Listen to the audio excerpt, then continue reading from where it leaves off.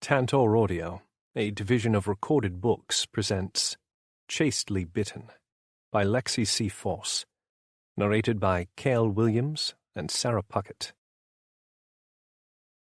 Once upon a time, humankind ruled the world, while lichens and vampires lived in secret. This is no longer that time. Welcome to the future, where the superior bloodlines make the rules. Proceed at your own risk. The Blood Alliance. International law supersedes all national governance and will be maintained by the Blood Alliance, a global council of equal parts lichen and vampire. All resources are to be distributed evenly between lichen and vampire, including territory and blood slaves. Societal standing and wealth, however, will be at the discretion of the individual packs and houses. To kill, harm, or provoke a superior being is punishable by immediate death. All disputes must be presented to the Blood Alliance for final judgment. Sexual relationships between lichens and vampires are strictly prohibited. However, business partnerships, where fruitful and appropriate, are permitted. Humans are hereby classified as property and do not carry any legal rights. Each will be tagged through a sorting system based on merit, intelligence, bloodline, ability, and beauty. Prioritization to be established at birth and finalized on Blood Day. 12 mortals per year will be selected to compete for immortal blood status at the discretion of the Blood Alliance. From this 12, 2 will be bitten by immortality. The others will die. To create a lichen or vampire outside of this process is unlawful and punishable by immediate death. All other laws are at the discretion of the packs and royals, but must not defy the Blood Alliance. Part 1. Chastely Chosen. Darius. Item 17 is a 22-year-old Caucasian female with mahogany hair and chocolate-colored eyes. Human is 5'7", 130 pounds, and speaks English, Spanish, Japanese, and German. Her other intellectual aptitudes are detailed on page 9 of your guide. I studied the brunette on the podium and recalled the qualities I memorized an hour earlier. Her profile suited my tastes and purpose: intelligent, multilingual, gorgeous, and innocent. Just what I needed. The voracious gazes in the room confirmed this would be an expensive venture, but I enjoyed a challenge. Shall we start the bidding at 1 million? The portly announcer seemed quite pleased with this amount. I doubled it with the wave of my paddle. Her sweet blood sang to my baser senses, which was entirely the point. She came from a rare breed of human who resembled ambrosia to my kind, and her virginity only enhanced the allure. The loss of her innocence would temper the taste slightly, but not by much. Hence her value. I could keep her for days, months, years, or eternity, if I chose. A beautiful pet to own and do with as I wished. And I would, not just in the way everyone anticipated. I smiled as I raised my paddle again, tripling my neighbor's amount. This woman would belong to me by the end of the night, to fuck, to eat, to kill, whatever I wanted. Poor thing. I almost felt sorry for her, but she seemed strong enough standing nude on the platform for all of us to examine her every attribute. I doubted she saw much beyond our legs, given the spotlight illuminating her gorgeous assets and face. So pretty, and so very much mine. Chapter 1. Juliet. Sleek black shoes. That's all I knew about my future. No name, no face, just a vampire who bid the highest in the room for my body and blood. Remember your purpose, my matron murmured as she pulled a flimsy white dress over my head. It left me feeling more exposed than I had on the altar moments ago. Yes, madam. The words burned against my dry throat. Standing naked on ceremony for a room full of society's most affluent monsters had nothing on what would come next. 22 years of training taught me what to expect and how to behave. Bow. Do not make eye contact. Obey. 3 rules of etiquette all blood virgins followed. If I was lucky, he might let me live afterward. My matron draped a deep red cloak over my shoulders and tied it at the neck, hiding my sheer gown, a false sense of propriety that served as a way to preserve my innocence for my new master. "You are ready, my child," my matron said as she secured the hood over my brown hair. The cape and gown were the only items I was permitted to keep outside these walls. I couldn't even take a pair of shoes. "Thank you, madam." An automatic reply brought on by years of strict discipline. If I performed as expected, I could one day become a matron too, and instruct future blood virgins on proper protocol. But I had to endure and survive my own initiation first. My palms heated as the doors of the ceremony room whispered open. 2 vampires stood waiting in the stark white hallway. They weren't escorts, but guards meant to ensure my cooperation. Running was never an option. Neither was fighting. Survival meant following procedure.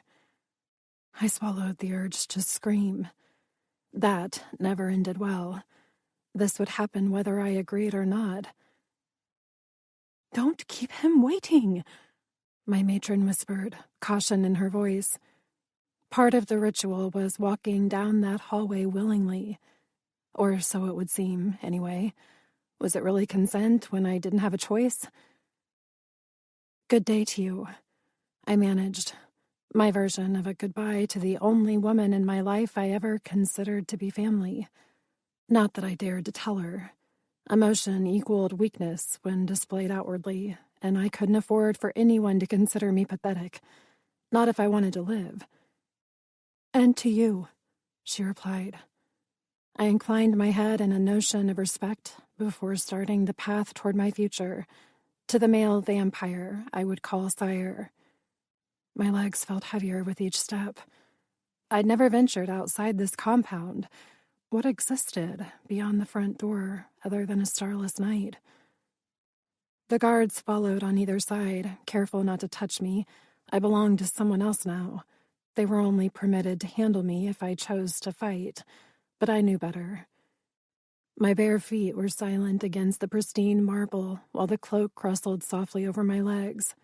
I could feel the guards inspecting me. They had all seen me naked on that altar, like an animal put up for auction, which was exactly how society perceived me, an animal without rights. I paused at the building's primary entrance and examined my destiny. A door handle. Once I twisted it, there would be no returning, not without my sire's permission. But there isn't a choice. I never had one. My unique bloodline placed me here at birth. The guards beside me shifted, an indication that my hesitation had not gone unnoticed any longer, and I would be at risk of insubordination. I didn't want to end up there again. My heart beat unsteadily as I pulled open the door to reveal the late hour of the night. A limo waited ominously in the driveway. No external lights. Vampires preferred the dark. Only the hallway behind me illuminated the outside.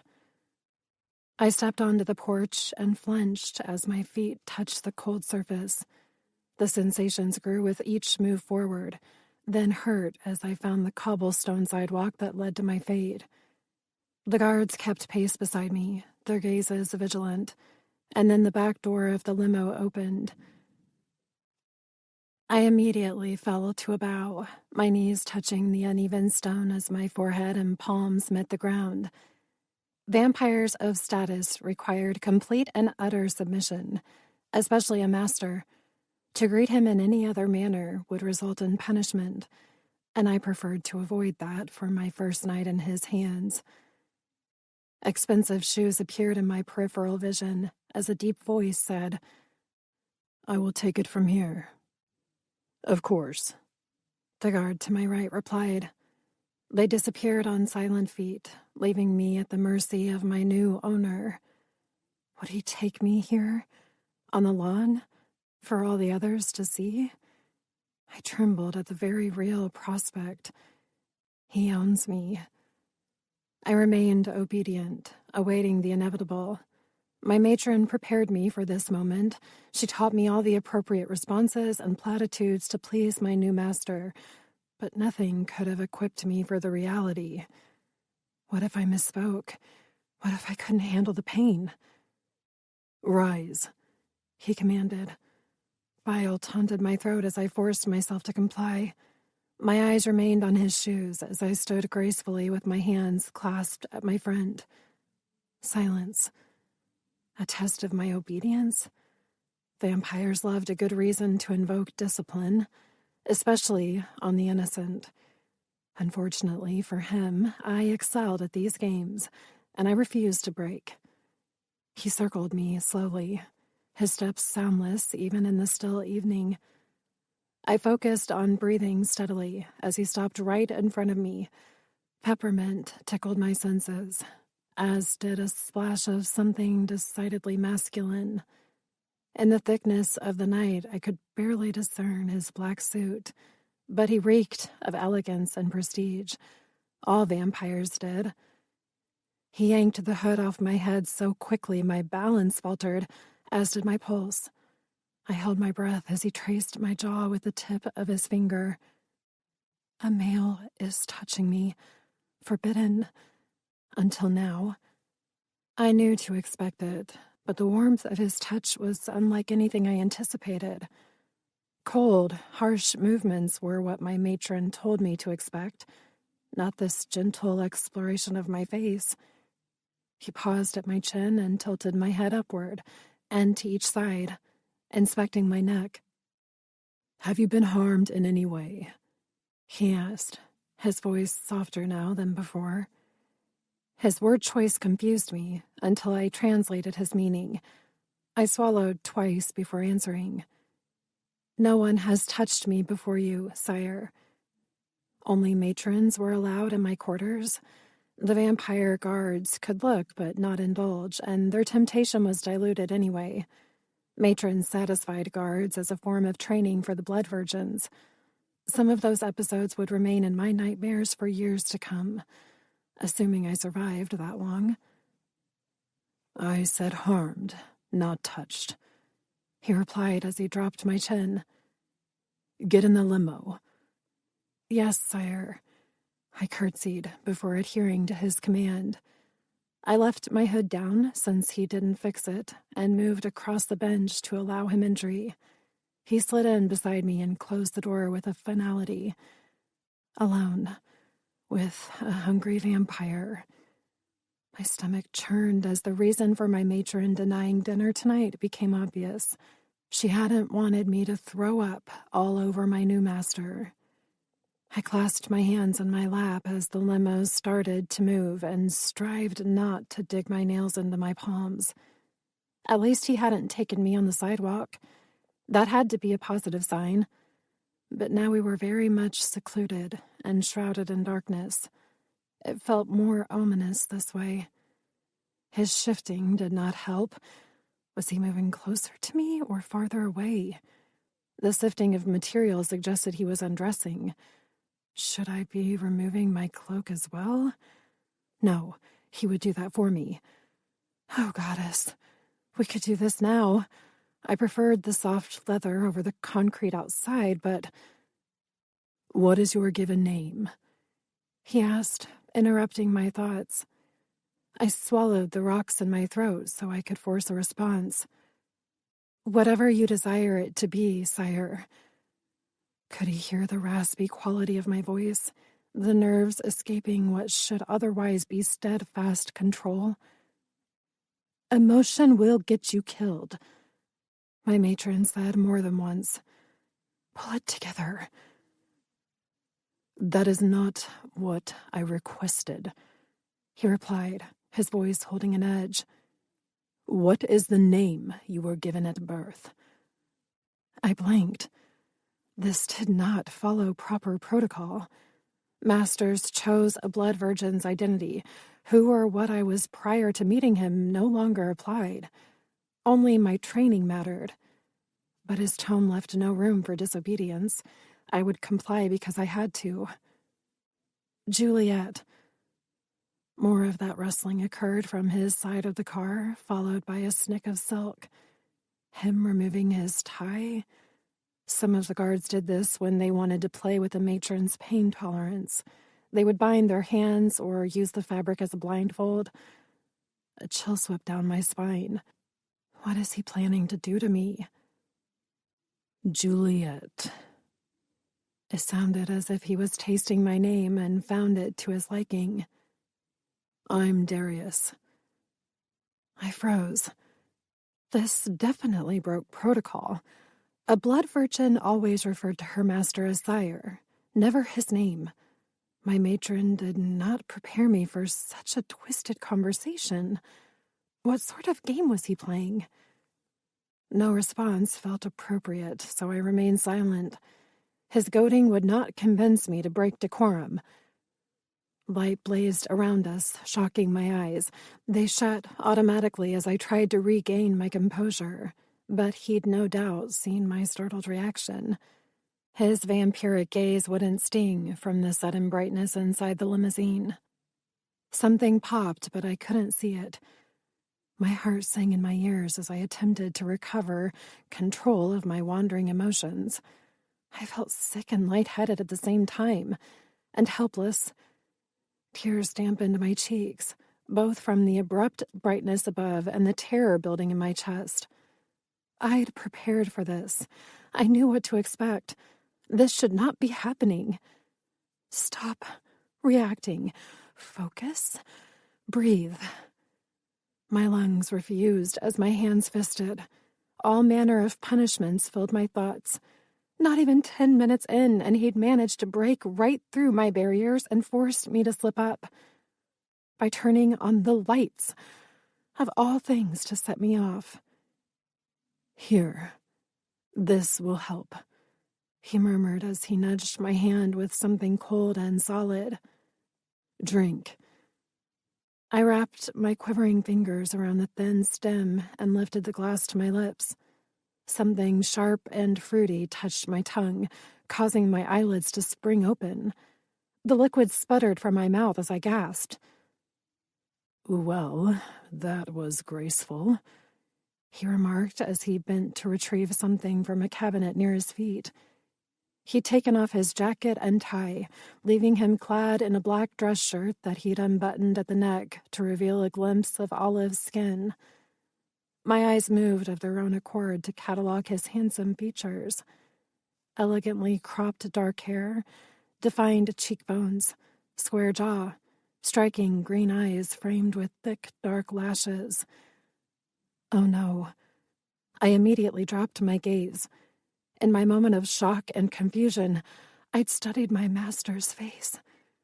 Could this go any more wrong?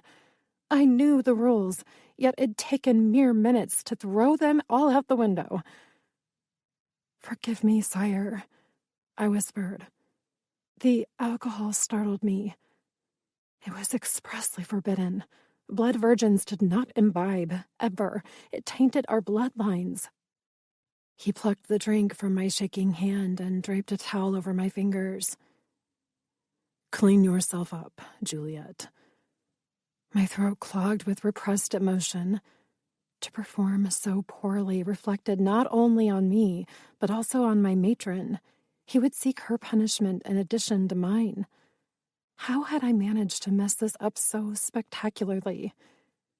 I used the cloth to clean up my hand and cloak and started to kneel to wipe up the droplets on the floor, but his hand on my wrist held me in place.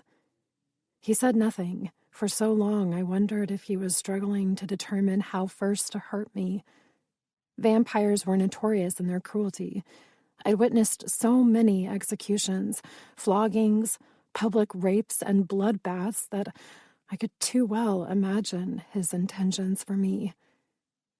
He let go of my wrist to switch off the lights. I sat still in the shadows of the limo, waiting. My limbs shook with confusion and fear, too fierce to hide. Not that it mattered anymore. I'd more than earned my sentencing. A little emotion sprinkled on top would neither improve nor worsen my pending chastisement. "You are forgiven, Juliet," he said quietly. "We will be traveling for some time. I recommend you sleep." "You wish for me to sleep, sire?" The waver in my voice couldn't be helped. He claimed to forgive me, but vampires excelled at lying. I knew better than to let those words placate me. "Yes, rest." "As you wish, sire." Did he intend to wake me cruelly? Would that be my penalty for misbehaving? That seemed rather docile, but it depended on his methodology. I closed my eyes in a false attempt to follow his command, but knew my heartbeat gave me away. He would know the truth, but I had to try. Anything to appease him. My master. It was my duty to obey, my duty to accept punishment, my duty to give my body and blood, only to him, until he no longer had use for me. There was no escape, nowhere to run. Follow the rules or die. I didn't want to die. Chapter 2. Juliet. "Miss?" A sharp shake, followed by, "Please, you must wake up." I blinked, startled by the unfamiliar voice. It didn't belong to my matron or any other woman in my history. I sat upright in the foreign bed and took in my surroundings. Royal blues and golds flourished throughout the oversized room, all illuminated by candlelight. Where am I? Master Darius's home. A stout woman with graying hair informed. He mentioned you may be drowsy from your long sleep, and also as a side effect of compulsion. Perspiration dotted my brow and hands. The last thing I remembered was attempting to sleep, then nothing. I didn't even know how long we drove or where he'd taken me. "Master Darius requests you for dinner," the older woman said as she laid a revealing black gown over the bed sheets. "You are to wear this." I studied her. "Are you my new matron?" Her age indicated her humanity, but I didn't recognize her as one of the blessed. No. I'm one of Master Darius's housemaids. There are several of us, as well as other servants who maintain the manor." Her blue eyes crinkled. "You may call me Ida, love. Darius informed me to call you Juliet." My brow furrowed. "He did?" "Yes. Is he wrong?" "Oh, of course not. If he has chosen Juliet, then that is what I am to be called." How bizarre, though, that he would select my given name. Perhaps he liked it? Ida looked me over with interest. "I've heard rumors of your kind. Master Darius is in for a treat." I shivered at the underlying meaning of her words. My body would be his treat for dinner. I supposed that was better than the lawn outside the Covendus or in his limousine. "I shall prepare myself," I said quietly as I slid out of the silk sheets. Someone had removed my cloak, leaving me in the sheer white gown from earlier. I pulled it over my head and traded it for the black dress. It was no less revealing than my previous outfit, with its sheer bodice and slitted skirt. Both my legs were exposed to the hip, and my breasts were pronounced beneath the translucent material. Typical blood virgin attire, although usually a woman in my position only wore darker colors after losing her virginity. Unless... had he taken me while I slept? Goosebumps filed down my arms at the very real prospect. Perhaps that was the true purpose for knocking me out. I spied a mirror in the corner near a door leading to tiled floors.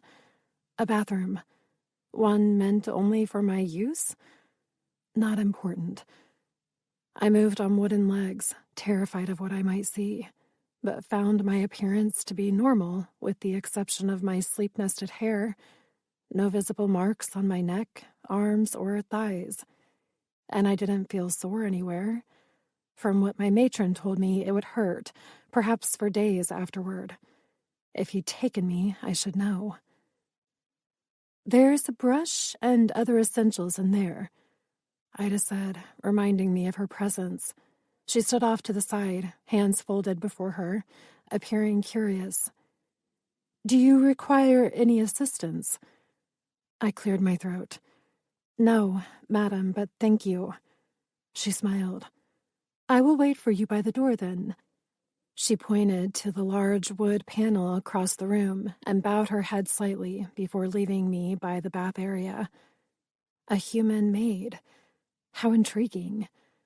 I supposed vampires and lichens would employ them. My bloodline was too cherished and rare to be influenced by humanity. We were owned from birth and protected by vampire guards. Or perhaps incarcerated was the better word. Not that I could use it out loud. I found a brush in the bathroom and went about fixing my brown hair into voluminous waves. My matron claimed it to be my best feature, so I would showcase it accordingly. Once finished, I brushed my teeth and added a few other feminine touches. I was already prepped and shaved from the auction, so it didn't take me long to return to Ida. She smiled kindly, her eyes crinkling at the sides. I wish we could all be so confident. She handed me a pair of 4-inch heels with the words. I beg your pardon? I asked, confused as I slid on the stilettos. Nothing, darling. Master Darius is waiting. He has 2 guests with him as well. My heart sped up as we walked. Guests? Yes, Master Trevor and Master Ivan. I swallowed the tremor bubbling up my throat. Both are here for dinner? To enjoy me? Yes, she replied as she escorted me down a very wide staircase leading to a grand foyer below. 3 vampires at once? I nearly missed a step at the thought.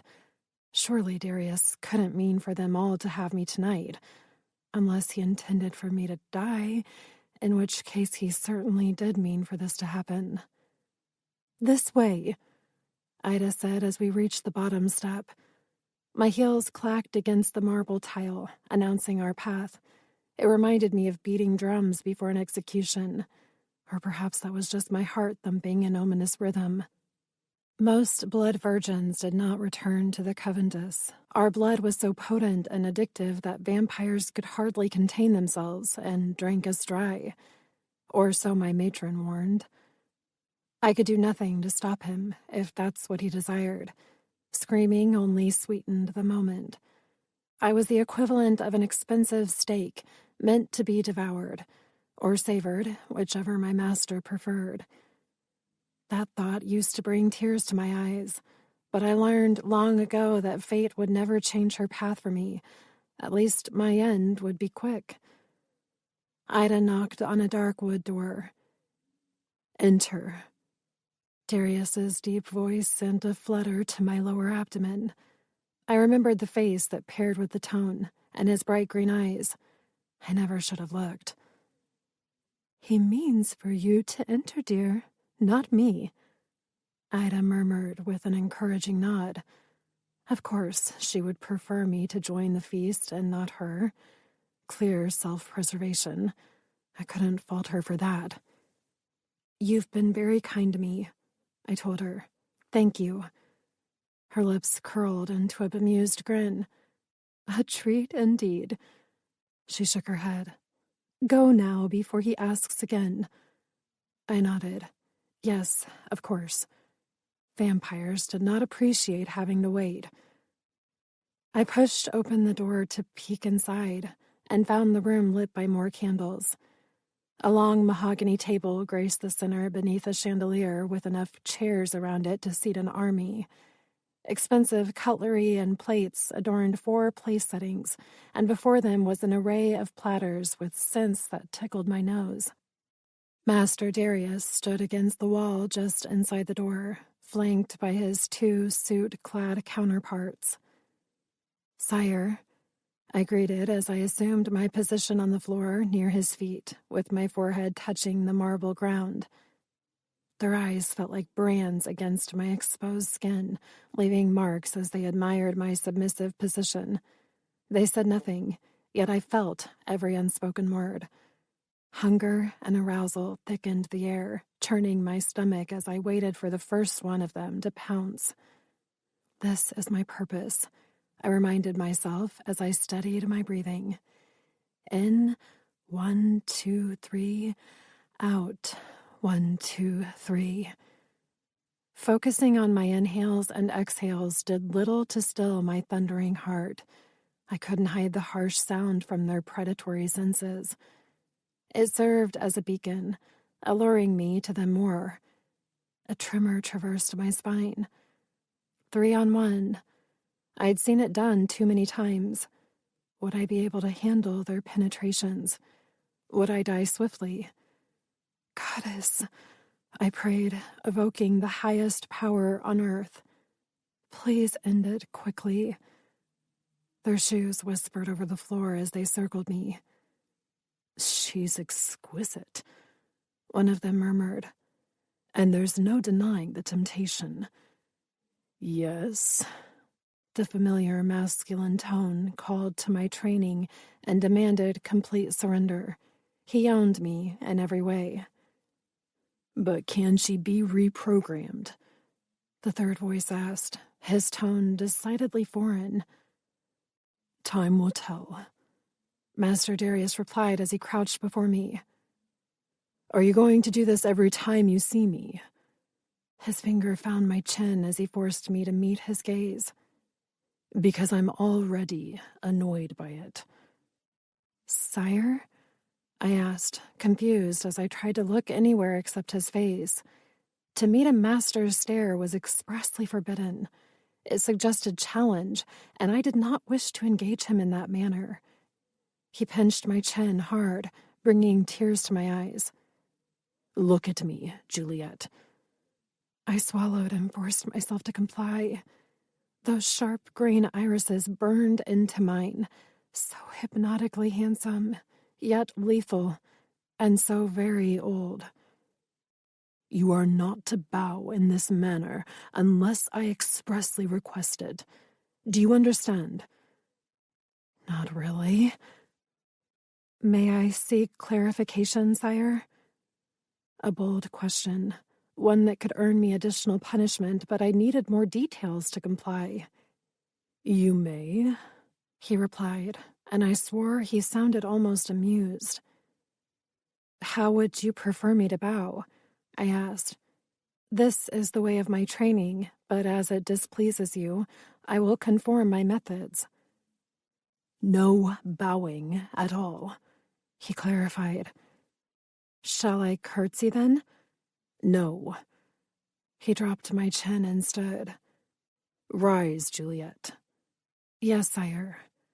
I rose swiftly to my feet and averted my gaze once more to the floor. Silence. I didn't quite know what he wanted me to do with my hands, so I left them at my sides while the 3 of them admired my dress. "She's truly lovely," one of the males murmured. "Indeed," my master replied. "Shall we eat?" My stomach churned at the casual words. No more platitudes or demands, just dinner.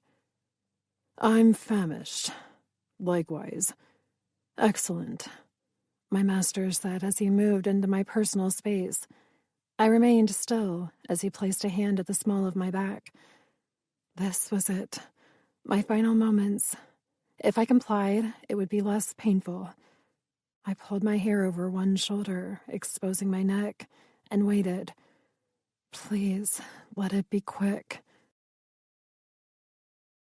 Chapter 3. Darius.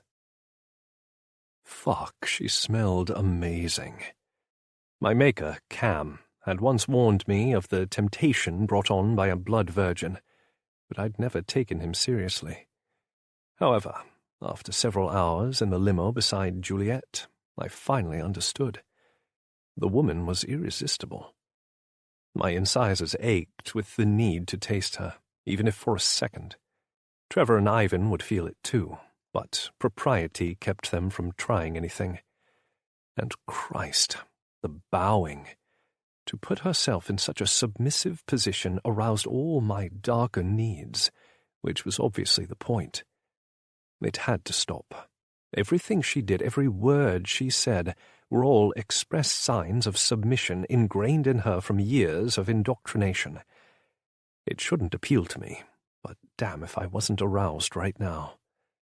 Ivan's amusement rolled off him in waves. Of course he was enjoying this.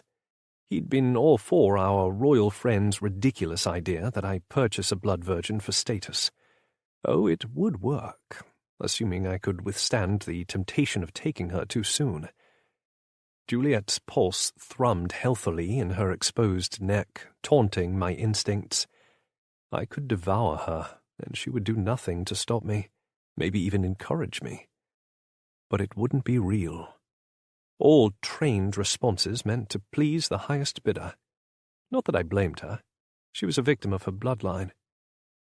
I flexed my palm on her lower back to pull her slightly closer, and lifted my opposite hand to curl around her nape. She leaned into the touch and closed her eyes, but her lips trembled slightly. Fear. It seemed no amount of preparation could properly ready her for this moment. Not surprising. I flicked my thumb over her pulse, and her jaw clenched. A fighter lurked beneath the surface. She wanted to live in a world where most humans preferred death. Fascinating. I leaned in to inhale her addictive fragrance, so sweet and alluring. Knowing I didn't have to resist only deepened my desire to taste her, to take her. My lips found her pulse and kissed her neck coaxingly. She seemed to melt against me, her body recognizing its purpose. But her jaw remained tense. I'd chosen well. Very, very well. I nibbled her tender skin, careful not to break the surface, before placing my lips at her ear. Bow or curtsy in my presence again, and I will bite you next time, Juliet. I nuzzled her cheekbone as she shivered, before pulling back to meet her gaze. And I expect you to look at me when I'm talking to you. She blinked, as if dazed. But decorum states, I nipped her pulse, silencing her trained response. I don't care what decorum states, Juliet. I laved the scratch created by my incisors, and closed my eyes as a speck of her essence met my tongue. Fucking heaven! What I wouldn't give to sink my teeth into her vein and take my fill. But I needed her alive, and I desired her acquiescence. It would make taking her all the sweeter, because I would have her and her permission, eventually. I allowed myself one more taste as Trevor and Ivan watched with envy in their gazes. It wasn't just her blood that teased them, but this revealing dress. I'd chosen it to show them how lucrative she could be, and their expressions confirmed my every suspicion. I apologize for displeasing you, sire, Juliet whispered. I suppressed the urge to growl. My aristocratic brethren fancied this obedient behavior. Submission I understood and enjoyed, but her subservience was evoked by fear of harsh punishment. I preferred the pleasurable kind of reprimand, something Juliet would soon learn. But I had a few walls to break down first, and 22 years of ingrained etiquette. You are to do as I say, correct? Yes, sire. Then you will obey my requests not to bow or curtsy in my presence unless otherwise requested. I forced myself away from her neck and tilted her head in a way that made it impossible for her to avoid my gaze. And you will make eye contact with me whenever we are speaking with one another. Do you understand? She swallowed visibly, but held my stare warily. "Yes, of course, sire." "Excellent." I released her nape and pulled her toward the table. "Take a seat." "You always were gifted with the ladies, Darius," Trevor remarked, his humor evident. "We should take notes," Ivan agreed. "For when we buy our own fuck dolls?" Trevor asked, a smile in his voice. "Absolutely. I want a redhead." Yeah. I'm craving a brunette right about now. I think we all are, mate." "Enough," I growled, as I helped Juliet into her chair. She sat very still and kept her focus on the table while I took a seat beside her. It seemed the eye contact thing would take some work. Trevor and Ivan sat across from us, their expressions matching ones of amusement. "Why did you both drop by again?" I demanded. "You know why," Ivan replied. "Trevor wanted to see your new toy." I rolled my eyes. "She's not a toy." "She's a walking fuck doll with delectable blood," Trevor murmured. "Definitely a toy." Juliet didn't react to the crude description and remained outwardly complacent with her hands folded in her lap. That sort of control would come in handy later. I reached for a platter of roasted duck and slid a few slices onto Juliet's plate before serving myself. Trevor and Ivan followed suit, taking several sides and lathering their dishes with Gladys's fine cooking. They frequently tried to buy her from me, but I always refused. I had one of the best chefs in the region, and did not plan to give her up any time soon. All my servants were my own. I protected them fiercely, just as I would the beauty beside me. She eyed the food I placed in front of her, before shyly glancing around the table. I grinned as understanding slithered through my thoughts. Juliet expected to be the main course. A definite temptation, one I might indulge another night when we were alone, assuming she was willing.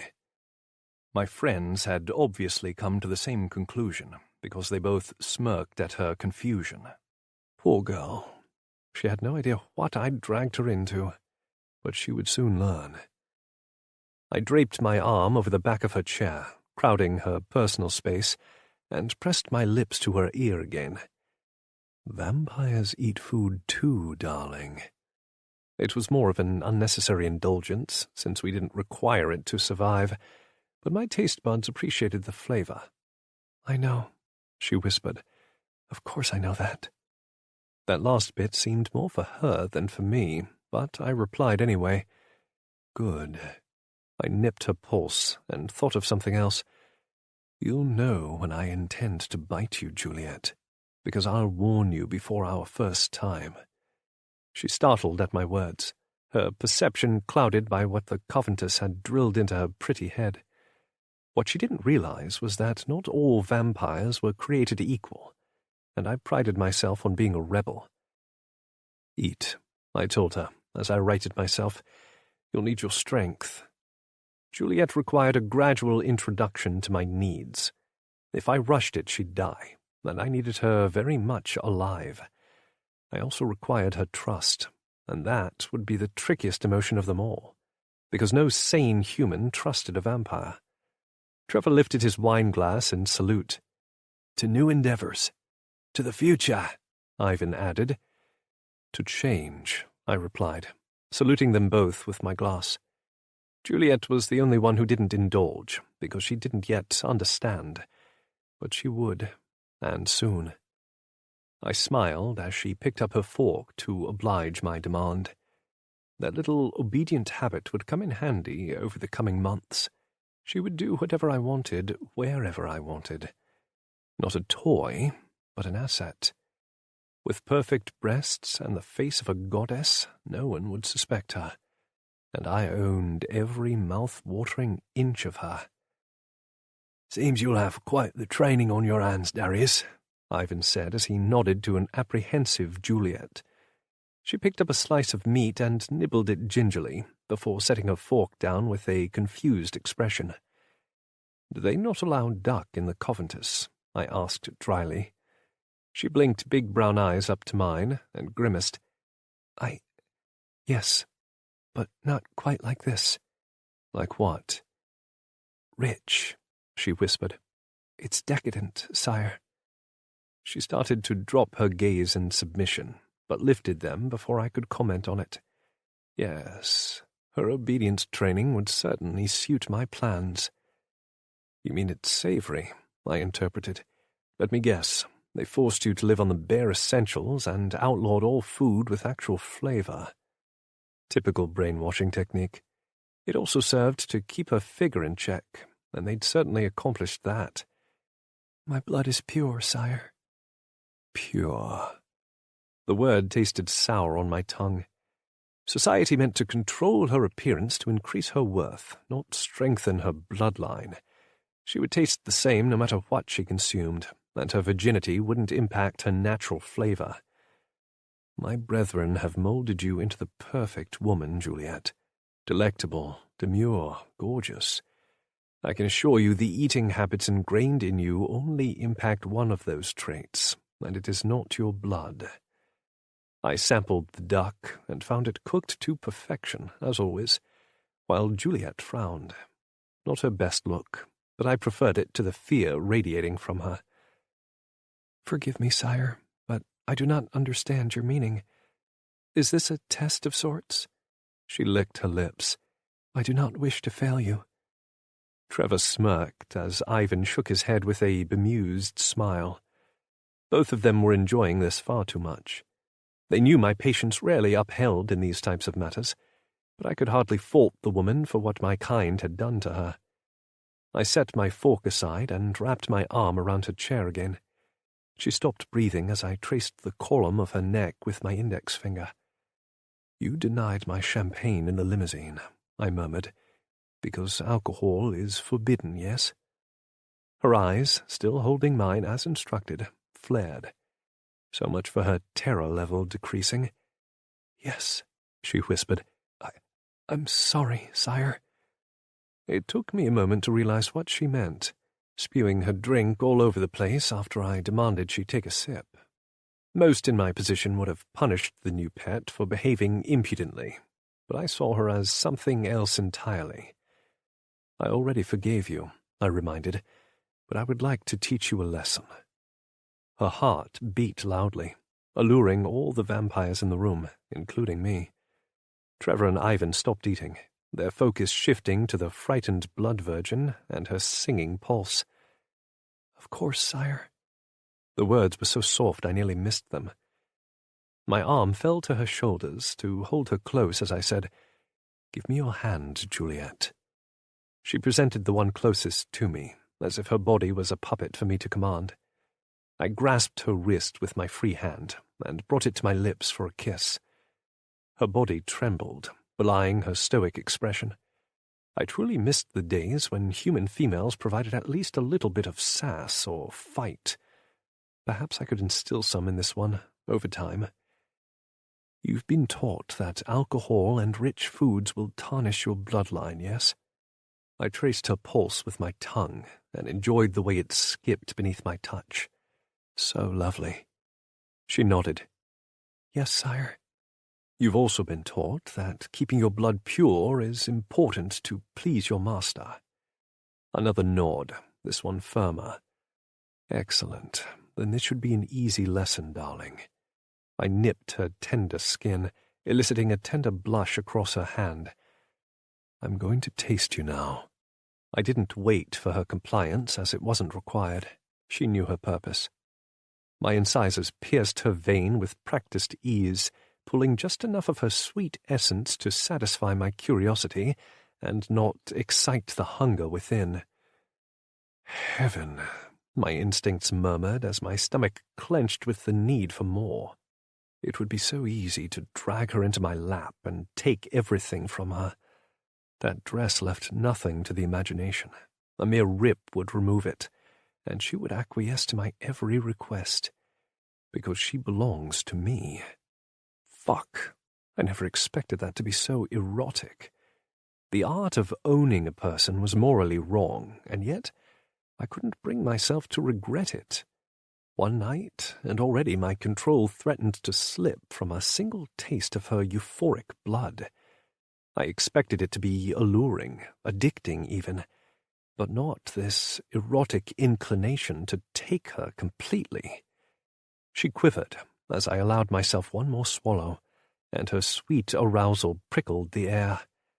I had chosen unconsciously to introduce pleasure with my bite rather than pain. Her little trembles almost encouraged me to continue, but we had a lesson to finish. I released her vein, with considerable effort, and licked her wound while holding her drowsy stare. "Try the wine," I told her, with a hint of compulsion underlying my tone. "Now." She lifted the glass with her free hand and brought it to her lips before realizing what I demanded. "Sire?" "Now," I repeated. Tears glistened in her gaze as she followed my command and sipped the red wine. Her throat convulsed around it as she swallowed, and her eyes closed. I didn't chastise her for the disobedience, but instead laved at her wound and gently bit her again, this time a little deeper for my own personal enjoyment. Her lips parted on a moan as I infused endorphins into the bite, my way of praising her for adhering to my demands. The crystal glass in her hand shook, and her head fell back against my arm. No terror now, just pure, unadulterated bliss, and it was seductive as hell. If it weren't for our audience, I would have pushed her further. They'd more than received a show tonight, one that would only solidify my plans for her. I eased her return to reality by slowly withdrawing my incisors and healing her marks with my tongue. Some of my kind preferred to leave the wounds open as a way of declaring ownership, but I wanted her healthy and unmarred. Her creamy skin was too beautiful to damage. Her thick lashes fluttered as she opened her almond-shaped eyes and met my gaze again. So well behaved. "You're just as sweet now as you were moments ago, Juliet," I murmured. "The alcohol only alters your mental state, and in excess could cause weight gain, but it holds no power over your delicious blood, love. I will taste you again tomorrow if you require more proof." I kissed her pulse once more before returning her hand to her lap. "Now eat your dinner, and stop fretting about rules that hold no meaning in this house. I will tell you what I expect, and you will comply, understood?" Her pink cheeks deepened to an appealing crimson as she muddled her way through the cloud of desire. I imagined it was a foreign feeling, one her matron wouldn't have taught her because she wouldn't have known it existed.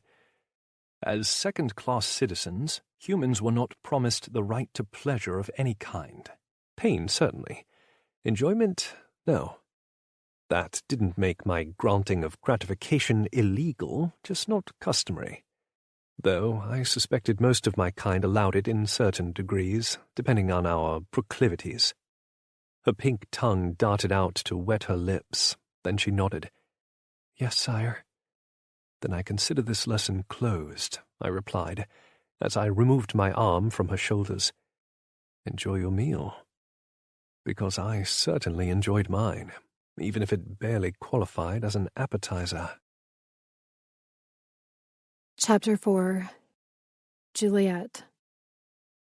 The moon shone brightly outside the balcony doors of my room.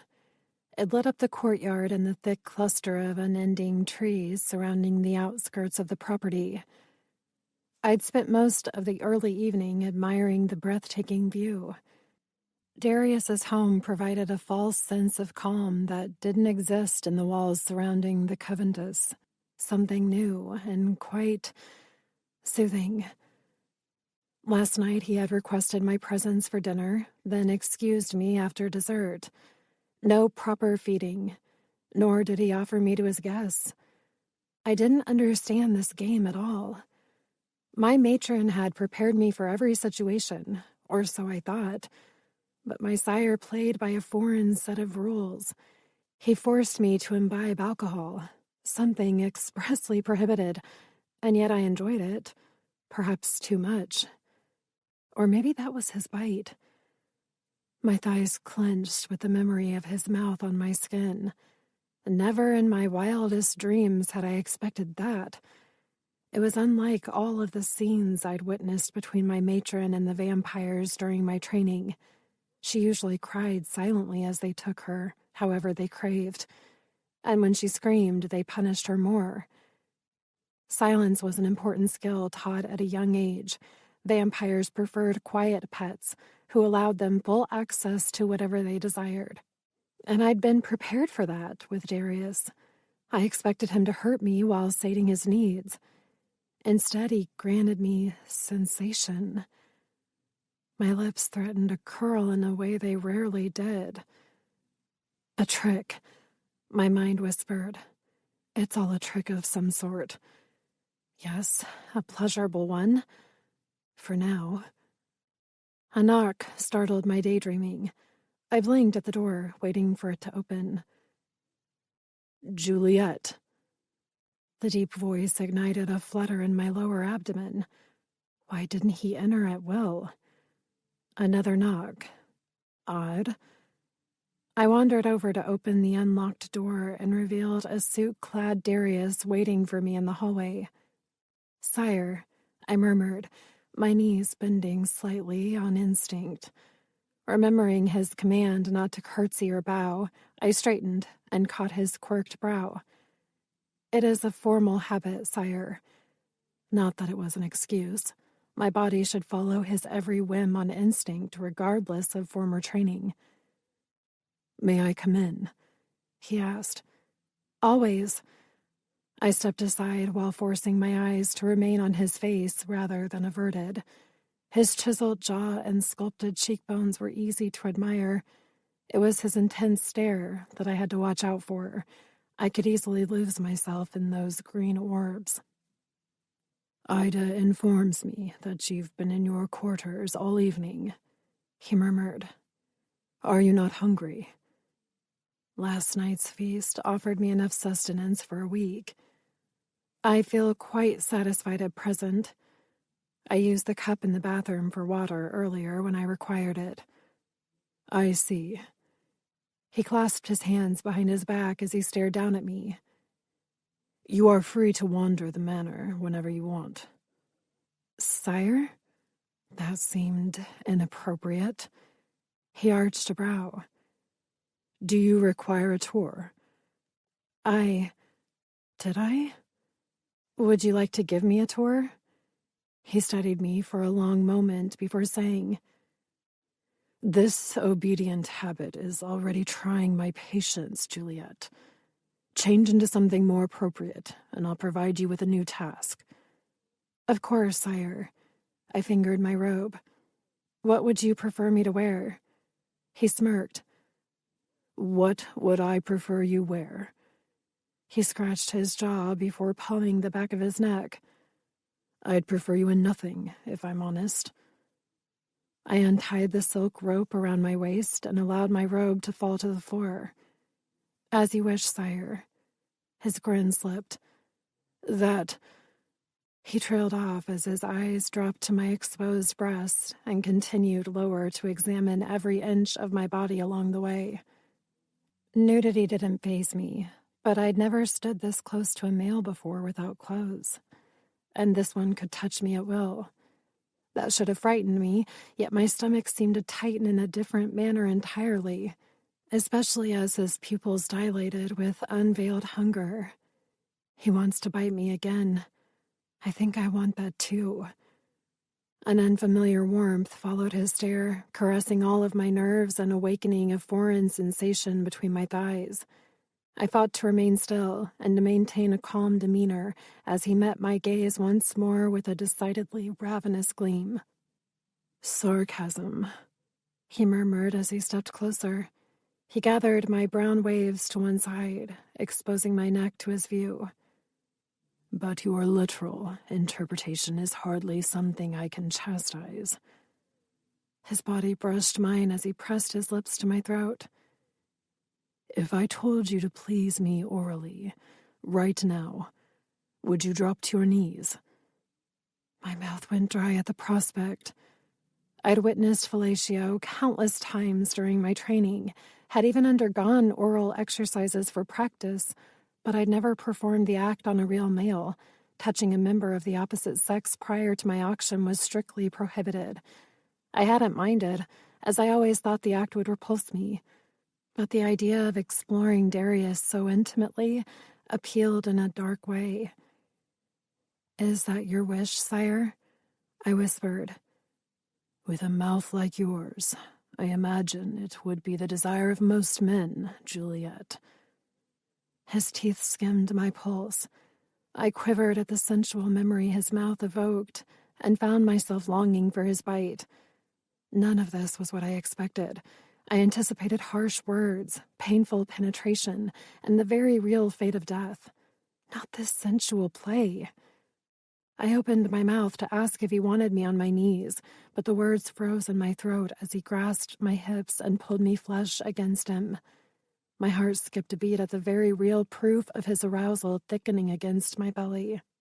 A silent demand for me to act? I wasn't sure. Perspiration dampened my palms as I lifted my fingers to trace the edge of his belt. He caught my wrist and whirled me around, pressing my back to his chest.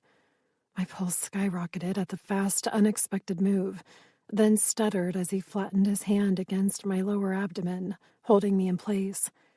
I couldn't breathe, not with his lips tasting my neck. Oh, goddess. His tongue traced a hypnotic pattern that left me delirious in his arms. A wave of heat rolled over me, centering in my stomach and spiraling outwards. A whimper escaped me as I fought to understand all these sensations. Hot, cold, tension in every limb. His palms started downward, slowly. The breath caught in my throat, uncertain as he explored the freshly groomed space between my hips. I'd been shaved everywhere prior to the auction, something my matron stated my new master would prefer. "Time for a new lesson," he whispered. "Sire?" I didn't. My knees buckled as his fangs pierced my skin. Intense, sudden, and much harder than last night, but also really good. He held me against him with one arm wrapped around my chest and a hand on my stomach. I shuddered at the possessive hold and the warmth swimming through my veins. Most vampires didn't infuse their bites with endorphins, but Darius did. And I was very thankful for it. His name almost slipped from my lips as he drew my essence into his mouth. It burned in an intense way that caused my thighs to squeeze in response and my eyes to close. This was my purpose, and it felt so right in his arms. The fear I expected in this moment was replaced by a passion I never knew existed. Humans weren't meant to feel like this, or perhaps allowed was the more accurate term. The forbidden nature of our embrace only enhanced my enjoyment. His hand ventured lower, to a place I didn't realize I wanted to be touched until now. I knew he belonged there, and understood that he owned my body, but the reality far surpassed my assumptions. I grabbed his forearm, needing something to hold on to as he parted my slick folds. My limbs shook as he slipped a finger inside me and penetrated me from above and below. It was so overwhelming and powerful. I didn't know how to think, couldn't remember how to breathe. All I could do was feel his mouth, his hand, his heat. I rocked against him wantonly, unable to stop myself from seeking more, needing more. Darius. My legs trembled uncontrollably, his arm around my breast the only thing keeping me upright. I felt caged, protected, and owned. He took a dangerous pull from my neck, so hard that I saw stars while pumping more of that euphoria back into me, both with his bite and his fingers. I couldn't move, so captivated by all the sensations that my entire body just seemed to freeze. And then I broke on a rapturous wave that left me panting and pleading and crying. He'd ripped me in half, torn the air from my lungs, seared my skin, and left me shaking wildly. "That's it, Juliet," he whispered, his lips brushing my ear. "Feel." I shuddered against him as my limbs refused to function.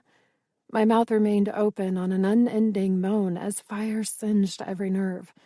It seemed to take forever for the overwhelming sensations to subside, and several more minutes afterwards for me to realize Darius had lifted me into his arms. We were on my bed, with me curled in his lap. His mouth brushed my forehead and temple as he continued to whisper reassurances in my ear. I blinked, dazed. What just happened? Darius tucked my hair behind my ear and cupped my cheek.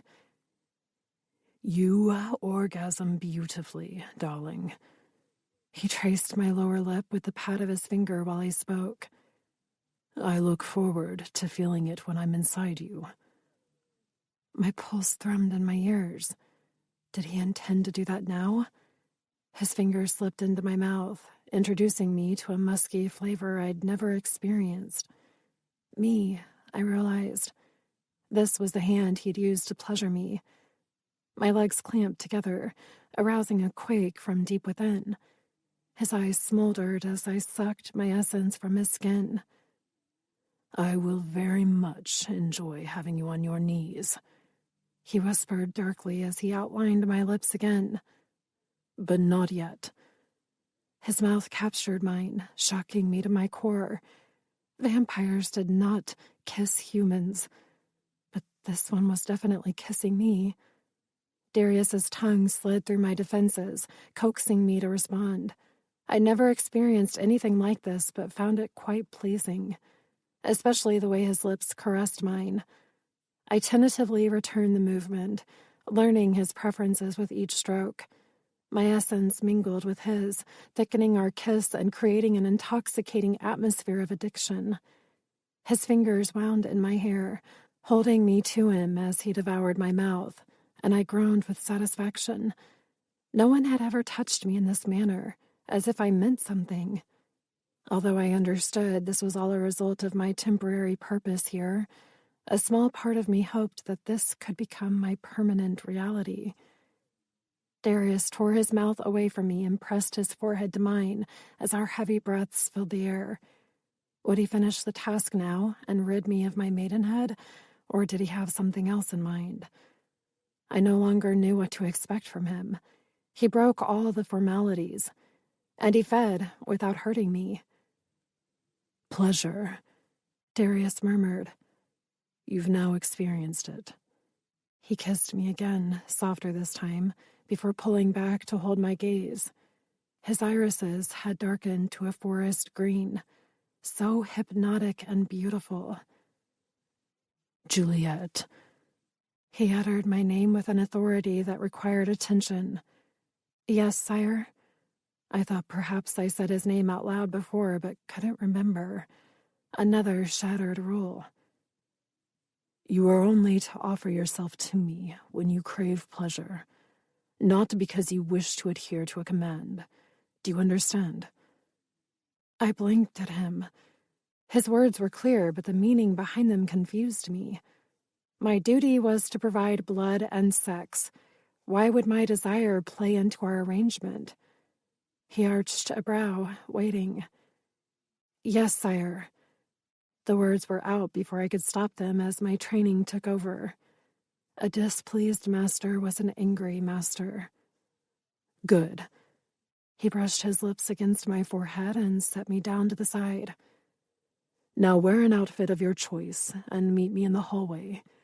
I want to show you something. Chapter 5. Darius. That went well. Shit.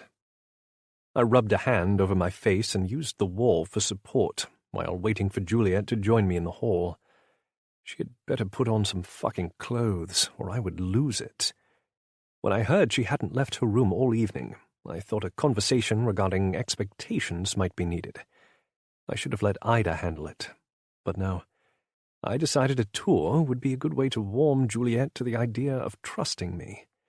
Instead, I nearly fucked her. What would you prefer me to wear? I'd said the first thing that came to mind, and she took it quite literally.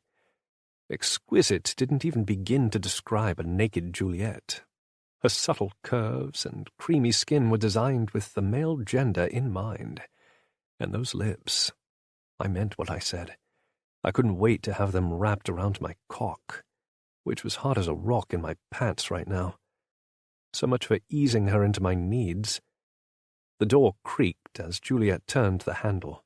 I held my breath. What did a woman bred to model translucent gowns prefer to wear when given a choice? I'd left Ida in charge of Juliet's wardrobe.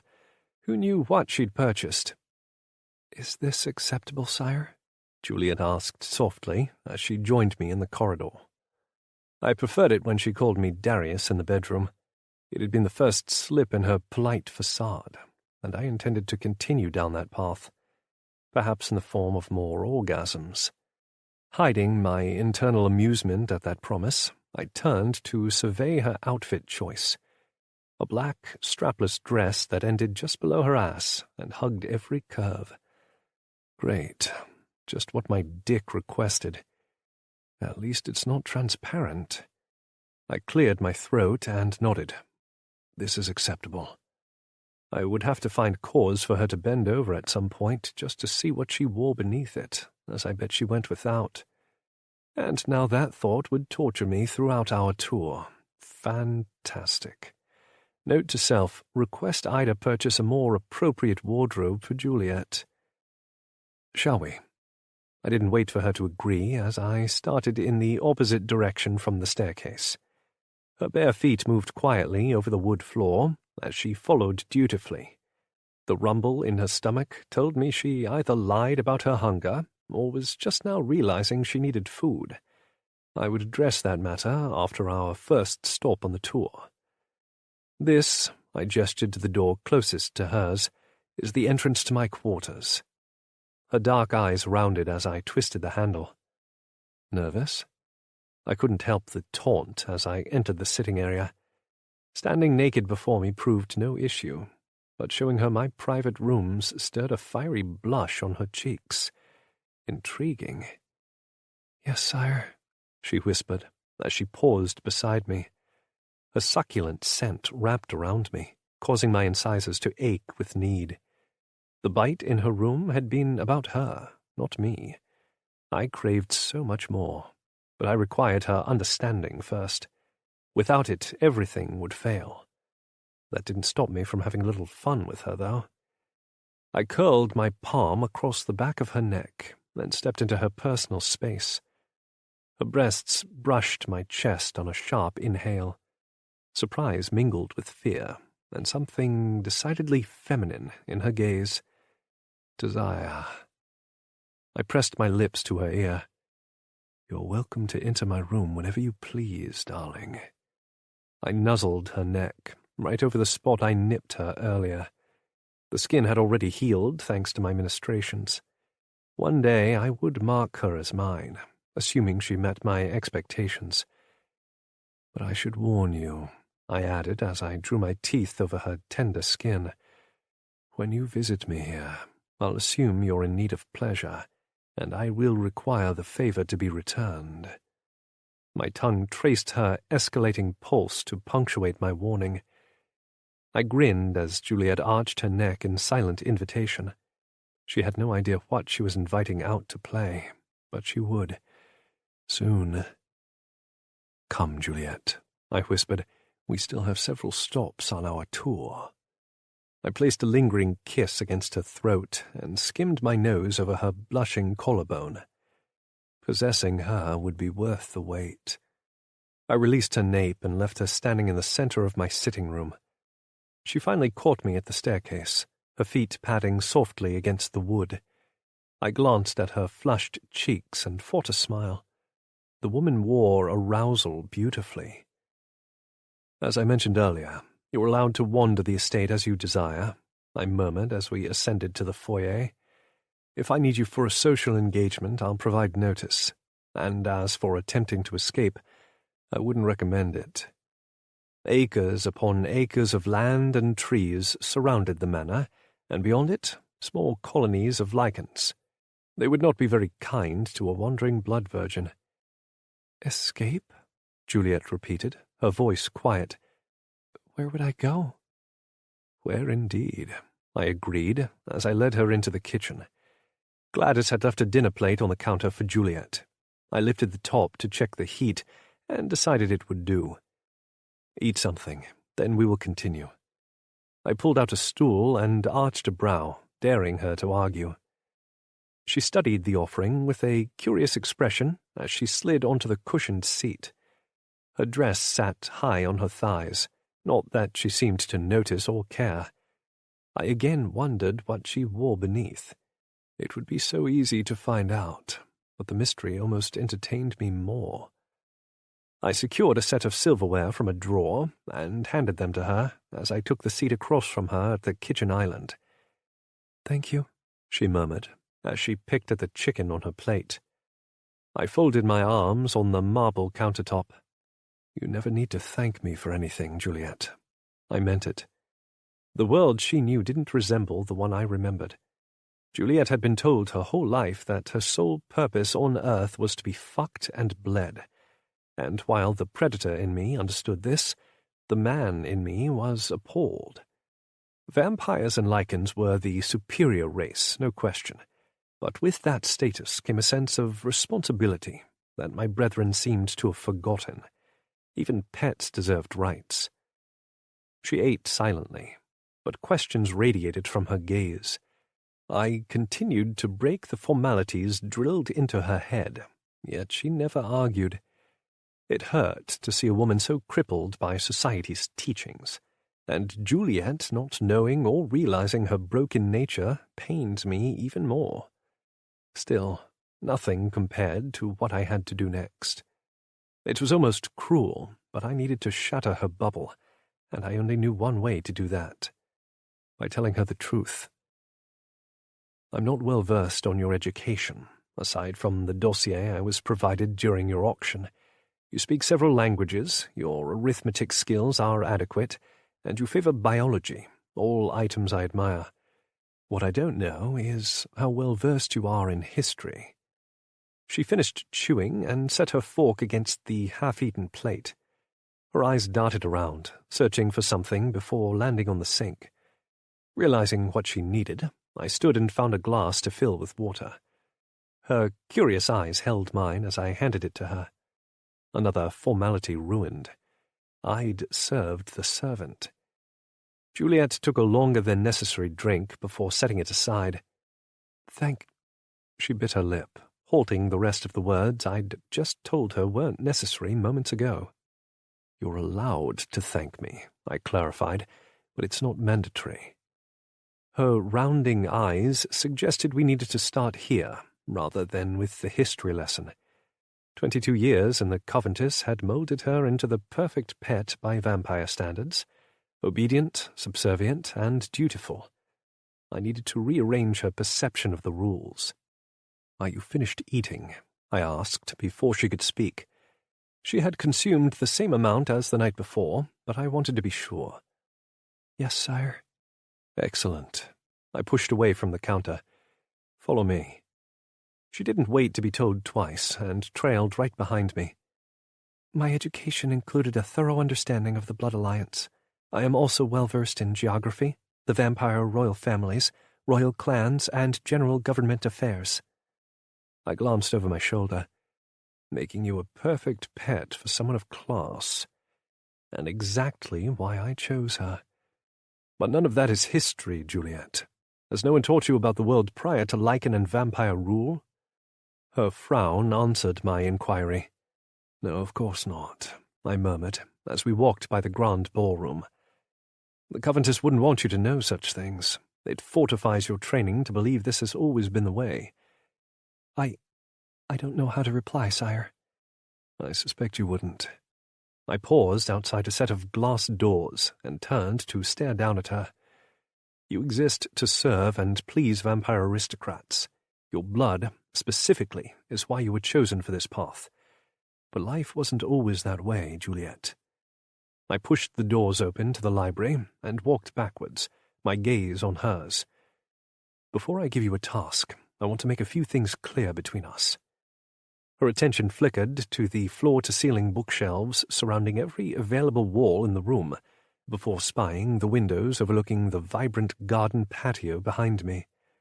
She swallowed as she found her way back to me, her cheeks reddening with remorse.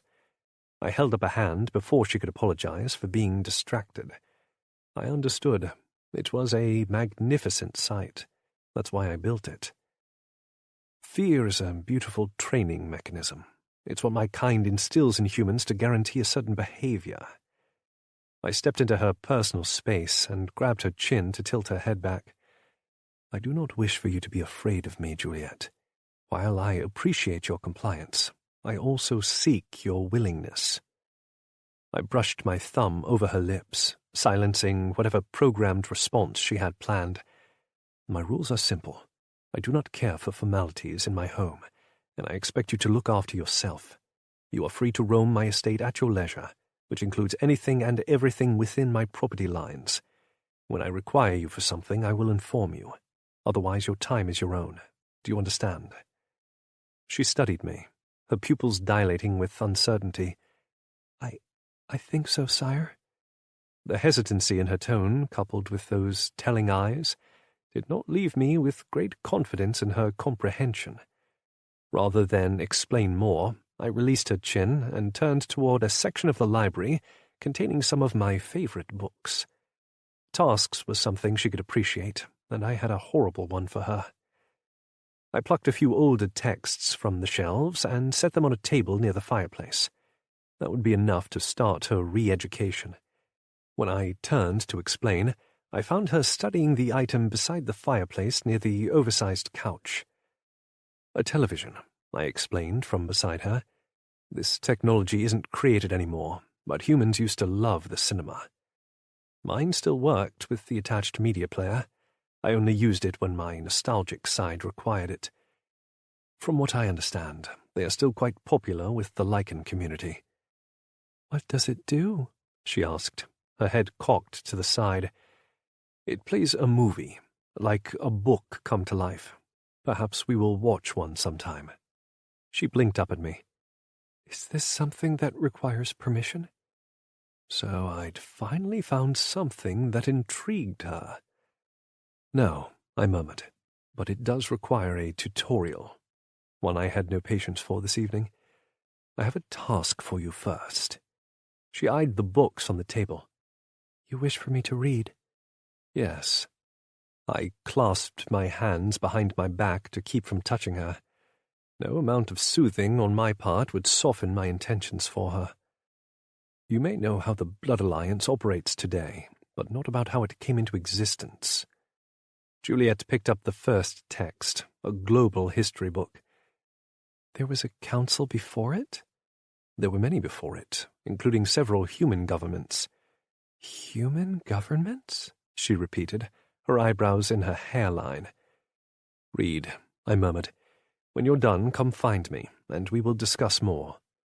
I made to leave her, but paused as I passed another shelf and thought better of it. "When you finish with those, select a few books from this row. They should provide you with the evidence required to believe." The manuscripts contained various pictures, all of which depicted the various world wars, and a few regarding the attempted purge of immortal bloodlines. The humans failed, miserably. "I have no travel planned for the next 3 weeks, Juliet, nor do we have any engagements, so feel free to take your time and come to me when you're ready." I started toward the door, then paused again. "And you can read wherever you feel most comfortable, and do not forget to eat. Remember, you're allowed to explore my estate without an escort." "Yes, sire," she said, her focus on the book and not on me. Let the retraining begin. Chapter 6. Darius. "Where's the door?" Ivan asked as he strolled through the glass doors. I lowered myself to the ground and back up. "You mean Juliet?" "Door seems more appropriate, but yes." He came to stand beside me, his hands tucked into the pockets of his trousers. I completed several more push-ups before hopping to my feet. Exercising wasn't necessary, but I needed the distraction today. "She's in the library, reading." Ivan snorted. That's what you said last week. And she's still in there. I stretched my arms over my head and rolled my neck. Want to go on a jog with me? My best friend looked me over and shook his head, bemused. Why don't you just go fuck her? Isn't that why she's here? Leave it to Ivan to think with his cock over reason. You know why she's here. Yeah, I do, and part of that requires fucking her. He waved a hand over my track pants. I mean, this is absurd, mate. You don't even like to run. True, but I needed a physical distraction to keep myself from seeking out the delectable scent calling to my every instinct. Juliet had been in the library for 10 days now, rarely leaving even to sleep. I had to stop myself several times from stalking in there to remind her to eat. Fortunately, Ida had managed that part for me. When I mentioned 3 weeks, I never anticipated Juliet taking that long. I merely meant for her to read a few books, then come to me with questions. But no, she just kept flipping through the pages without the slightest hint of concern. I had wanted to use the truth to fracture her conditioning, but it did not appear to be working at all, which meant I was starving myself for no reason. I could walk in there and fuck her, as Ivan so eloquently put it, then compel her to do my bidding, and I would if it came to that. Ivan folded his arms in that condescending way he favored. Have you tried talking to her? My words won't be enough, not with the training she's undergone. I ran my fingers through my hair and blew out a breath. Blood virgins are broken at a very young age, and servitude is ingrained in their psyche. That sort of brainwashing is not easily overcome. But you think a few textbooks will do it? It provides Juliet with a historical context of what humans used to mean to this world, and creates doubt. Once I had that, I could rearrange her thinking and spark a need for revenge. But she's read over 15 books now and hasn't asked for any clarification. Does she think it's all fiction? Ivan wondered. I'd considered that possibility as well. If she does, I don't know how to convince her otherwise. Vampires and lichens had completely restructured the world to hide all hints of humanity's rule. Hope no longer lived here. All of my textbooks were considered illegal propaganda, not that I had any intention of ever giving them up. Will you discard her for a new one? Ivan's tone suggested he didn't give a damn, but I knew he cared deep down. Assuming she's defective, I mean. If she proves untrainable, then we'll have to determine an alternative, I admitted. The new plan wouldn't require a replacement so much as a more drastic approach. But my goal is for it not to come to that. Right, because you want her compliance, which I still say is a waste of time. His dark eyes glinted in the moonlight as he narrowed his gaze. You have the means to complete this task, but you're refusing to do what needs to be done. Just force her to drink a few times and fuck her, Darius. Then she'll be your Erosita, and you can control her. I palmed the back of my neck to keep myself from punching him. The bastard was right, of course. I could solve this problem in a handful of nights if I put my mind to it. But I craved her consent. I didn't require it. I owned her. But I wanted her to be a willing party, not a coerced one. You're playing a mind game when you don't have to, Ivan continued, because you're bored. Or perhaps I want to be better than the men I intend to kill, I suggested, as I rolled my neck again. Seriously, I need to go for a run. Anything to distract myself from walking into that library and doing exactly as my friend suggested. No, you need to feed, Ivan growled. I just enjoyed the company of a pretty little blood whore, and yet my fangs are aching at the scent of your Juliet. Oh, you worried about me, that's cute. I jogged away, knowing the dolt would choose to follow me. He always did. You're an ass, he muttered as he met my pace. A fucking lunatic, too. You curse too much. Fuck you. I grinned, point taken and ignored. As if that shocks you. He rolled the sleeves of his expensive sweater to his elbows, more out of habit than necessity. And you can run all you like, mate, but we both know what you need to do. My hands fisted. The coronation is in 6 months. I have plenty of time to reprogram her. It'll be fine. Fine, he repeated. I'll admit Juliet is gorgeous and smells divine, but she's a shell of a woman and nowhere near capable of what you need to get this done. You'll end up compelling her anyway. I increased the pace and pounded my frustration into the ground. Ivan wasn't saying anything I didn't already know. Juliet had the assets, but if I couldn't convince her to use them the way I needed, I'd have to force her. She was too expensive of an investment to just throw away, and purchasing a replacement would create speculation I couldn't afford. I had to proceed with the process. The first step was breaking her conditioning. The second step would be convincing her to work with me. And the third would be retraining all her instincts. In 6 months. Not the best timeline, but it could be done, assuming I had picked the right blood virgin. I ducked as I hit the trees lining the edge of the courtyard and found my preferred forest trail. Ivan cursed beside me about his shoes, but didn't back down. Neither of us required the workout. We were forever frozen in our 30s thanks to vampire genetics, but I still enjoyed a good bout of physical exertion. It expunged unnecessary energy and kept my reflexes in check. I swear you're part lichen, Ivan muttered as he jumped over an extended root. Next thing I know, you'll fucking shift on me. You complain too much. Next time I'm calling Trevor. Oh, right, like he'll muddy his shoes for you. True.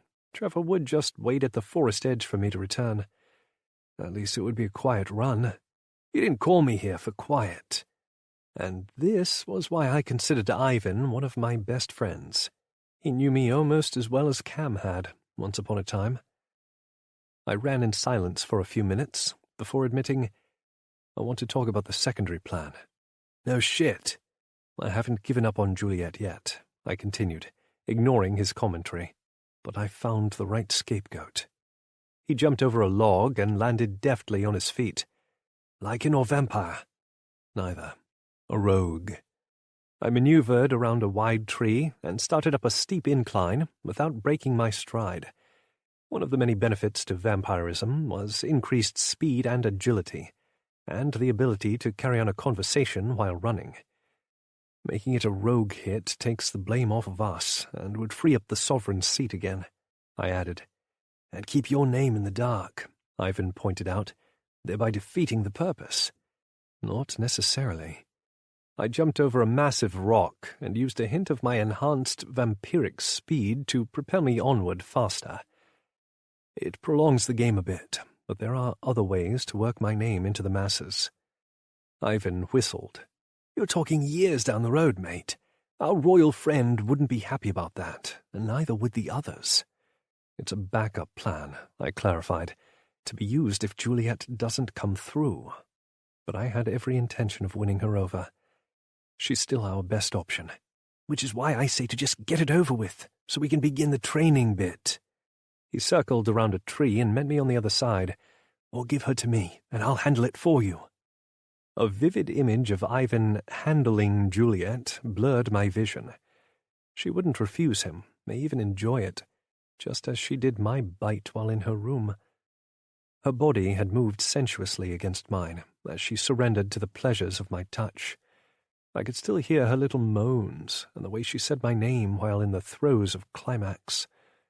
My cock twitched with the sensual memory, then died at the thought of Ivan's suggestion. I could picture it clearly, his body taking hers while his fangs penetrated her creamy neck. Fuck no. Negative energy zipped through my veins, heating my blood and clouding my better judgment. Mine. No one other than me would touch Juliet's innocence. I elbowed the jackass mid-stride, sending him cascading to the ground with a grunt. To even think he had the right. My hands fisted as I considered hitting him again, only harder.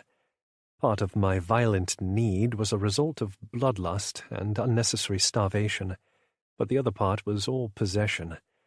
She's mine, Mikhail, I warned, using his surname. The only one handling Juliet will be me. Proprietorial ass, he grumbled, as he pushed off the ground. It was an offer, not a request. I refuse.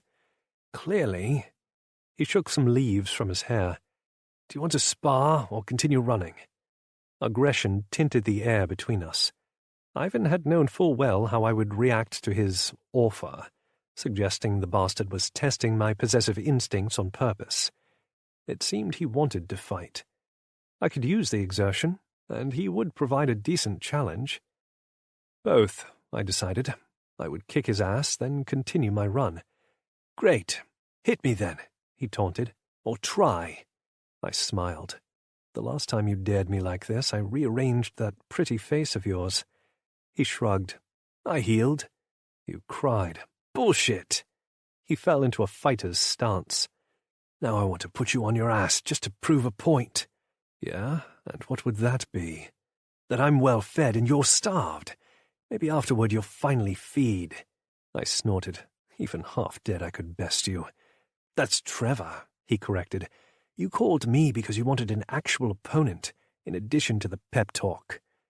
I couldn't deny that. Stop talking out your ass and hit me, Ivan. He smirked. Gladly. Chapter 7. Juliet. 17 books were sprawled out over the library floor, all describing a world where humans ruled. Yet none of them mentioned lichens or vampires, except for the one in my hand. I'd found it, buried in the shelves, the masculine scrawl across the cover having caught my eye. The Formation. It seemed to be a notebook rather than a reference text, but as I flipped through the handwritten pages, I finally caught some words I recognized. I curled into the oversized chair near the fireplace. It'd become my preferred spot over the last week and a half, and began flipping through the handwritten pages. It started with a description of a world war between humans, something I'd read about 5 or 6 times now in the other textbooks. It's where most of the books ended, but this one began. Another sign that I had picked something new. I skimmed the familiar words concerning nuclear weapons and agreed with the stark comments regarding humans clearly wanting to destroy the world. Then I slowed as I read a new passage regarding lichens. The Cyrus clan outed us first. They were discovered in the late 21st century by a paramilitary unit searching for a missing woman from a nearby town. Apparently, the Alpha took a liking to the governor's daughter and kidnapped her. So truly, everything changed because of a woman. This was definitely a journal. I continued reading about how humans attempted to experiment with lichens in various ways, all of which resulted in failures to understand their biology. A few governments attempted to use their genetics for militaristic means, but failed.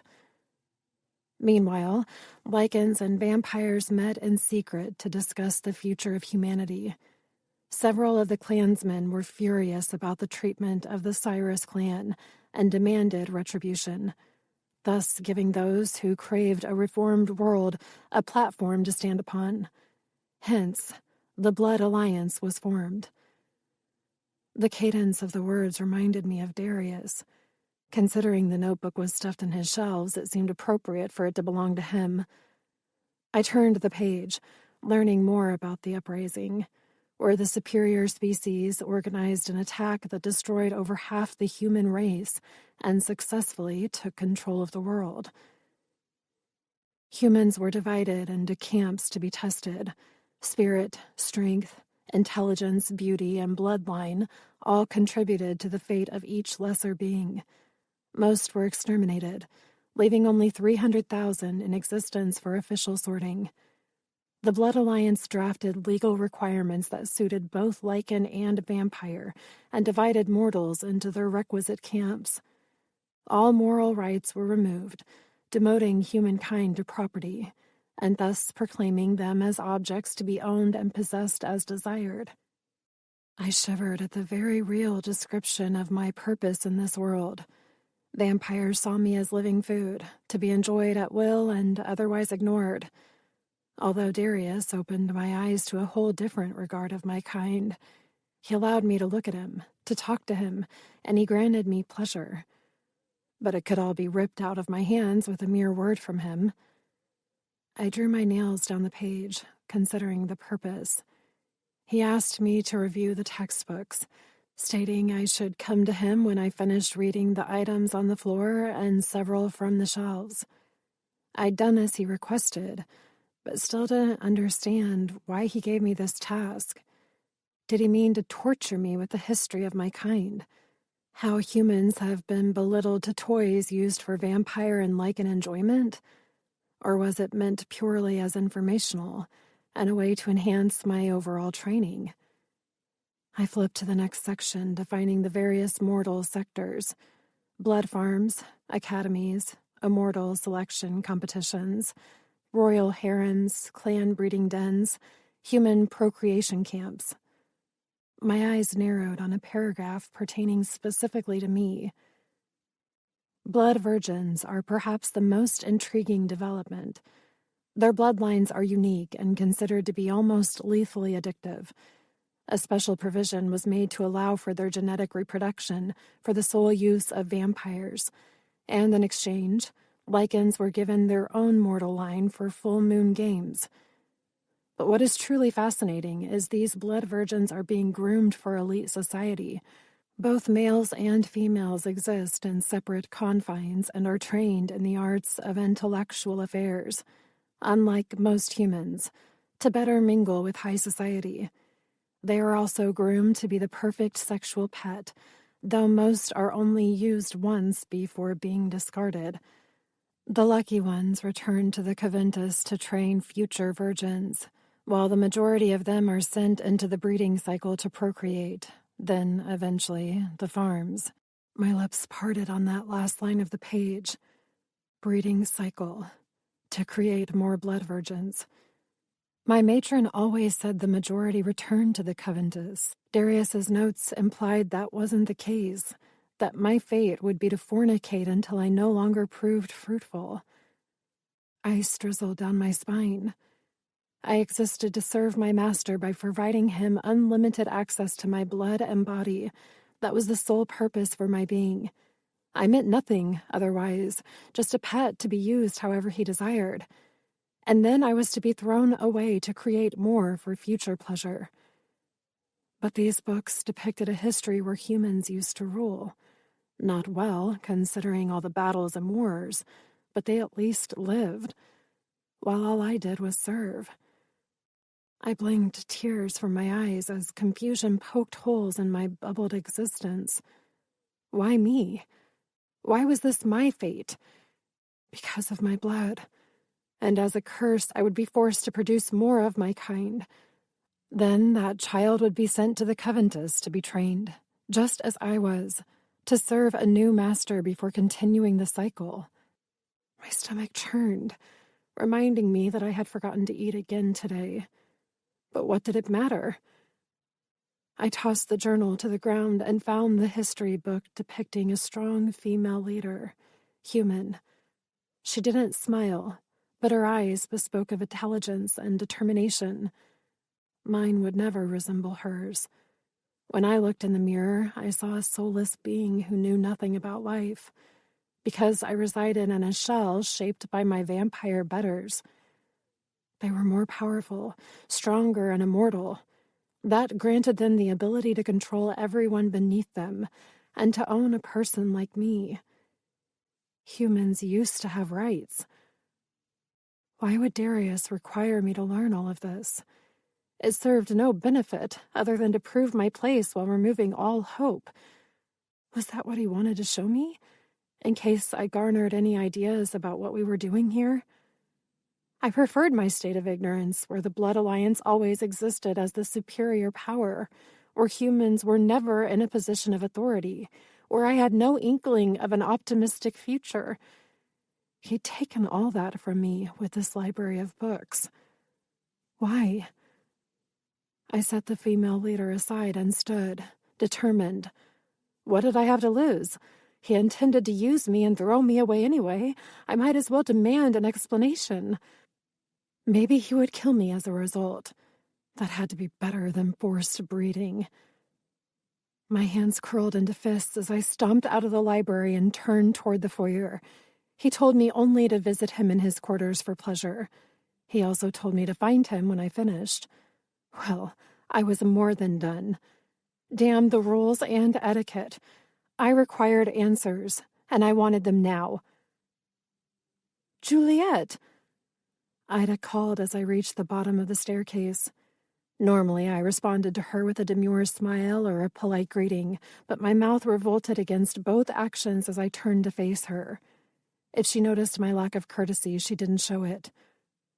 If you're looking for Master Darius, he is out back with Master Ivan. She winked and wandered away in that oddly chipper way of hers. Darius obviously hadn't given her the same reading assignment as me, or she wouldn't be nearly as content with her fate. Then again, she wasn't going to be sent to the breeding camps to produce more blood virgins. My lips thinned. Outside. I'd yet to venture beyond the doors of this large home. Darius had given me permission to wander at will, but I feared it might be a test.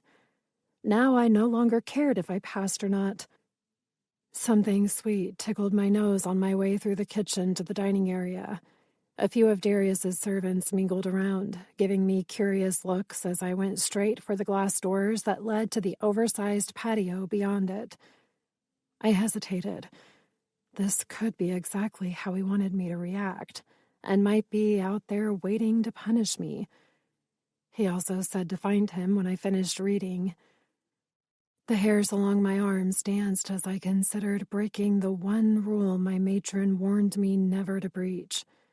Demanding the audience of a vampire typically earned the human a harsh punishment, even death. But he instructed me to locate him after I completed my task, and I was done with those books. I'd rather die than be forced to breed. And the farms? I shuddered. The term alone painted a picture I didn't want in my head. Not my future. I refused. Because you have a choice? The human's eyes flashed in my mind again from the photo of the female leader who clearly lived. What would I look like if I stood up to Darius? A warrior? Or would I stare lifelessly up at the evening sky? Would it even matter? My lips flattened as I twisted the handle. I had nothing to lose. No life to value living. Just rules that dictated my every action. Darius had shattered several already. What was one more? The stone patio chilled my bare feet as I wandered outside. It took me several steps before I realized the gravity of what I'd just done. The only other time I had ventured outdoors was when the guards escorted me to Darius's waiting limo, and yet I'd just walked outside as though it meant nothing. No alarms, no guards. I blinked. If I'd even managed to reach a door at the Coventus, I would have been surrounded as soon as I touched the handle. Not that I ever considered trying. It just wasn't done. Why would I escape? Where would I go? The moonlight illuminated a path to the trees, almost beckoning me to follow. I knew from my window view that the forest went on, but it had to stop eventually. Where would it take me? To a worse fate? A better one? I stepped forward and paused at the new texture below me. Grass. How quaint. I knelt to touch the cool blades when a whisper to the left jolted me upright. Juliet. The murmur caressed my ear, announcing Darius's presence just as he materialized behind me. He'd enveloped my body as he pressed his chest to my back and wrapped his forearm around my lower abdomen. Hello, darling. He pressed a kiss to my neck, just as Master Ivan appeared before him. I'd barely even considered running, and already 2 powerful vampires had trapped me between them. Ivan stood close enough to touch, but didn't. Lust shone bright in his brown gaze as he stared down at me with an arrogance I could never match. He knew he could overpower me with a flick of his wrist, and he thrived on that knowledge. His lips quirked up in a grin, drawing my attention to the blood glistening on the corner of his mouth. It lent a ravenous appeal to his otherwise handsome face. "No bowing and eye contact," he mused. "Even with a guest, I'd call that progress, Darius." His words dumped ice water over my head, freezing me in place. I hadn't meant to look at his face or meet his gaze, but I'd fallen into a casual cadence after spending however many days in the library. I'd been lost in a haze of history and forgotten all my training. Or perhaps I chose to forget it. "Indeed." Darius's lips brushed my pulse with a single word. "Have you ventured outside to feed us, darling?" "Feed?" I repeated, my throat dry. Ivan ran his fingers through his dark hair and appraised me thoroughly with his flaring pupils. "I think your Juliet had other intentions. Pity. Is Ivan right? Did you seek my audience for a different purpose, Juliet?" Darius pulled my curls to one side, exposing the full column of my throat while I fought to remember how to breathe. "Have you finished reading?" His teeth scraped my sensitive skin, causing my abdomen to clench. I knew the sensations that accompanied his bite now, and a dark part of me craved another. It seemed like just yesterday he'd held me in my bedroom, but I knew that wasn't right. Maybe a week ago, I'd been... "Juliet." He nipped my neck in warning, bringing me back into the moment. "Did you complete the task I gave you? Is that why you've joined us?" I swallowed, or tried to anyway. His warmth at my back dismantled my resolve. I'd wanted to demand answers, but the intention and inevitable recourse didn't resemble one another. He could snap me like a twig, or send me away to create more humans. "I read," I said slowly, my voice hoarse. "Blood virgins go into the breeding cycle prior to being sent to the farms." I swallowed again before adding, "That is my fate." A sour note crept into my tone, one I'd never heard before. He didn't give me time to contemplate it. You found my journal." He whirled me in his arms with that lightning-fast speed and twined his fingers in my hair. The moonlight cast eerie shadows across his face while highlighting his green irises. They blazed with a hunger I could almost taste, and he appeared to have a fading bruise on his right cheek. It rather satisfied me to see it there, though I couldn't determine why. "You sound displeased with your fate, Juliet," he continued. "Any particular reason why?" "Displeased," I repeated, trying the word. "That I am to be forced to create more of my kind? That my progeny will be offered up to the highest bidder, then forced to continue the cycle, and that I will inevitably go to a farm?" Each word strengthened my voice, raising me from a whisper to a pitch I'd never heard from my mouth before. After learning that humans used to have rights, why would he teach me this? Did he mean to torture me? To poke fun at my fate? To taunt the poor human girl with a false hope that no longer existed? "I'd say she sounds displeased," Ivan remarked, a smile in his voice. My hands curled into fists in response, a violent reaction I'd never before considered. "It would seem that way," Darius agreed, grinning. That smug amusement drove my nails into my palms. How cruel they were to pick on the weakling and laugh at my plight. I never had a choice. I was more than displeased. My head spun with an inferno of details that clouded my thoughts in a haze of red. Foreign emotions streamed through my conscience, heating my blood.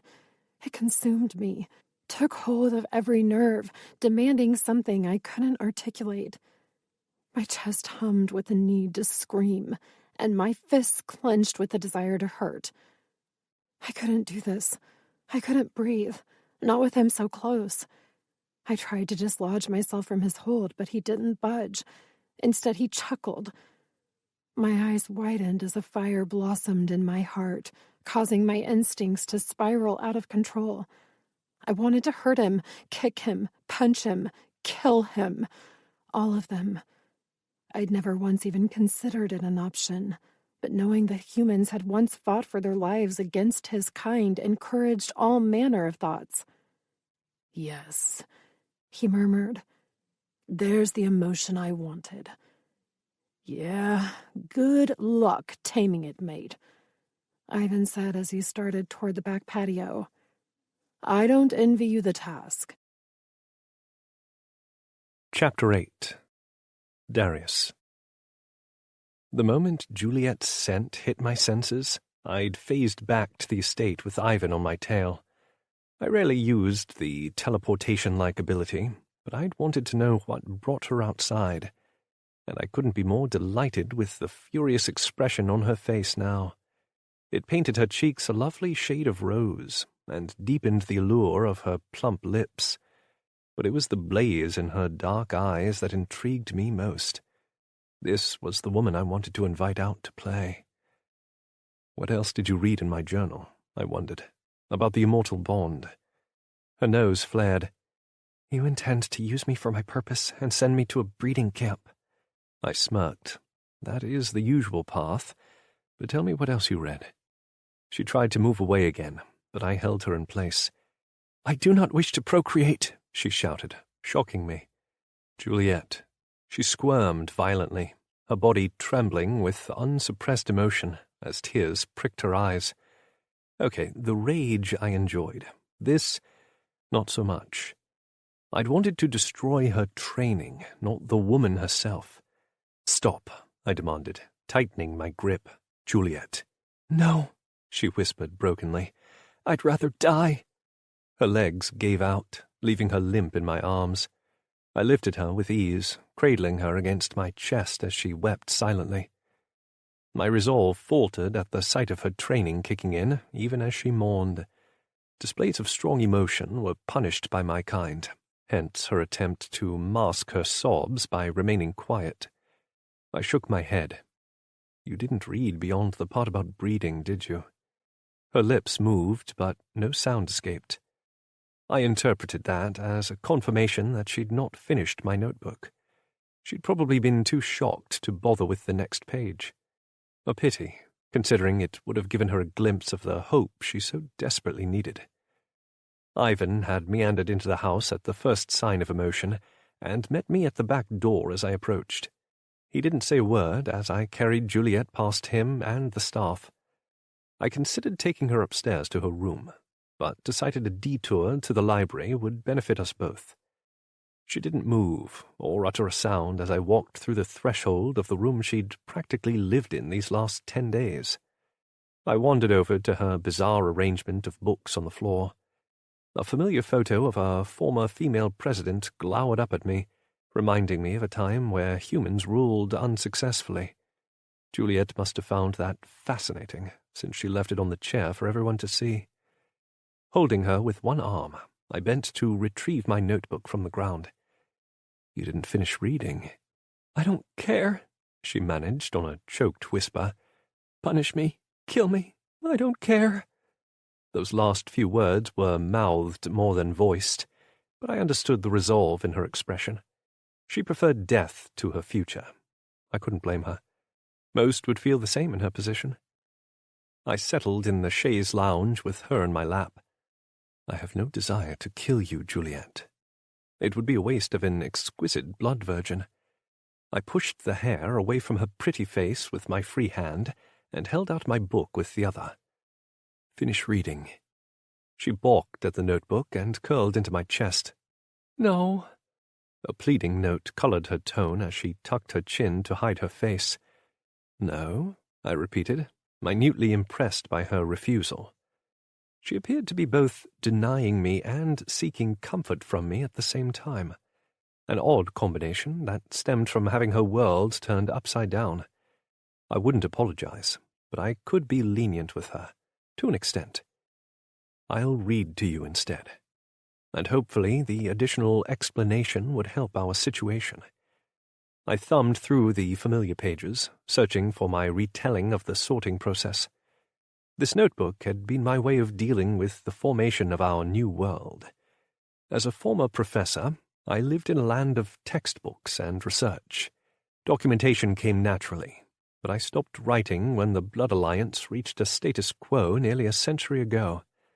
Their operation was seamless, due to 100 years of sharpening the edges and removing all those who opposed the movement, such as Cam. Whispers of a revolution had died with my maker's proclaimed demise, leaving me with nothing new to document. Until recently, anyway. I found the section I wanted, ending with the line about the farms. Juliet hadn't confirmed it, but I felt certain this was where she had stopped reading, so I flipped to the next page. Then there are those select few who are gifted with an eternity of servitude.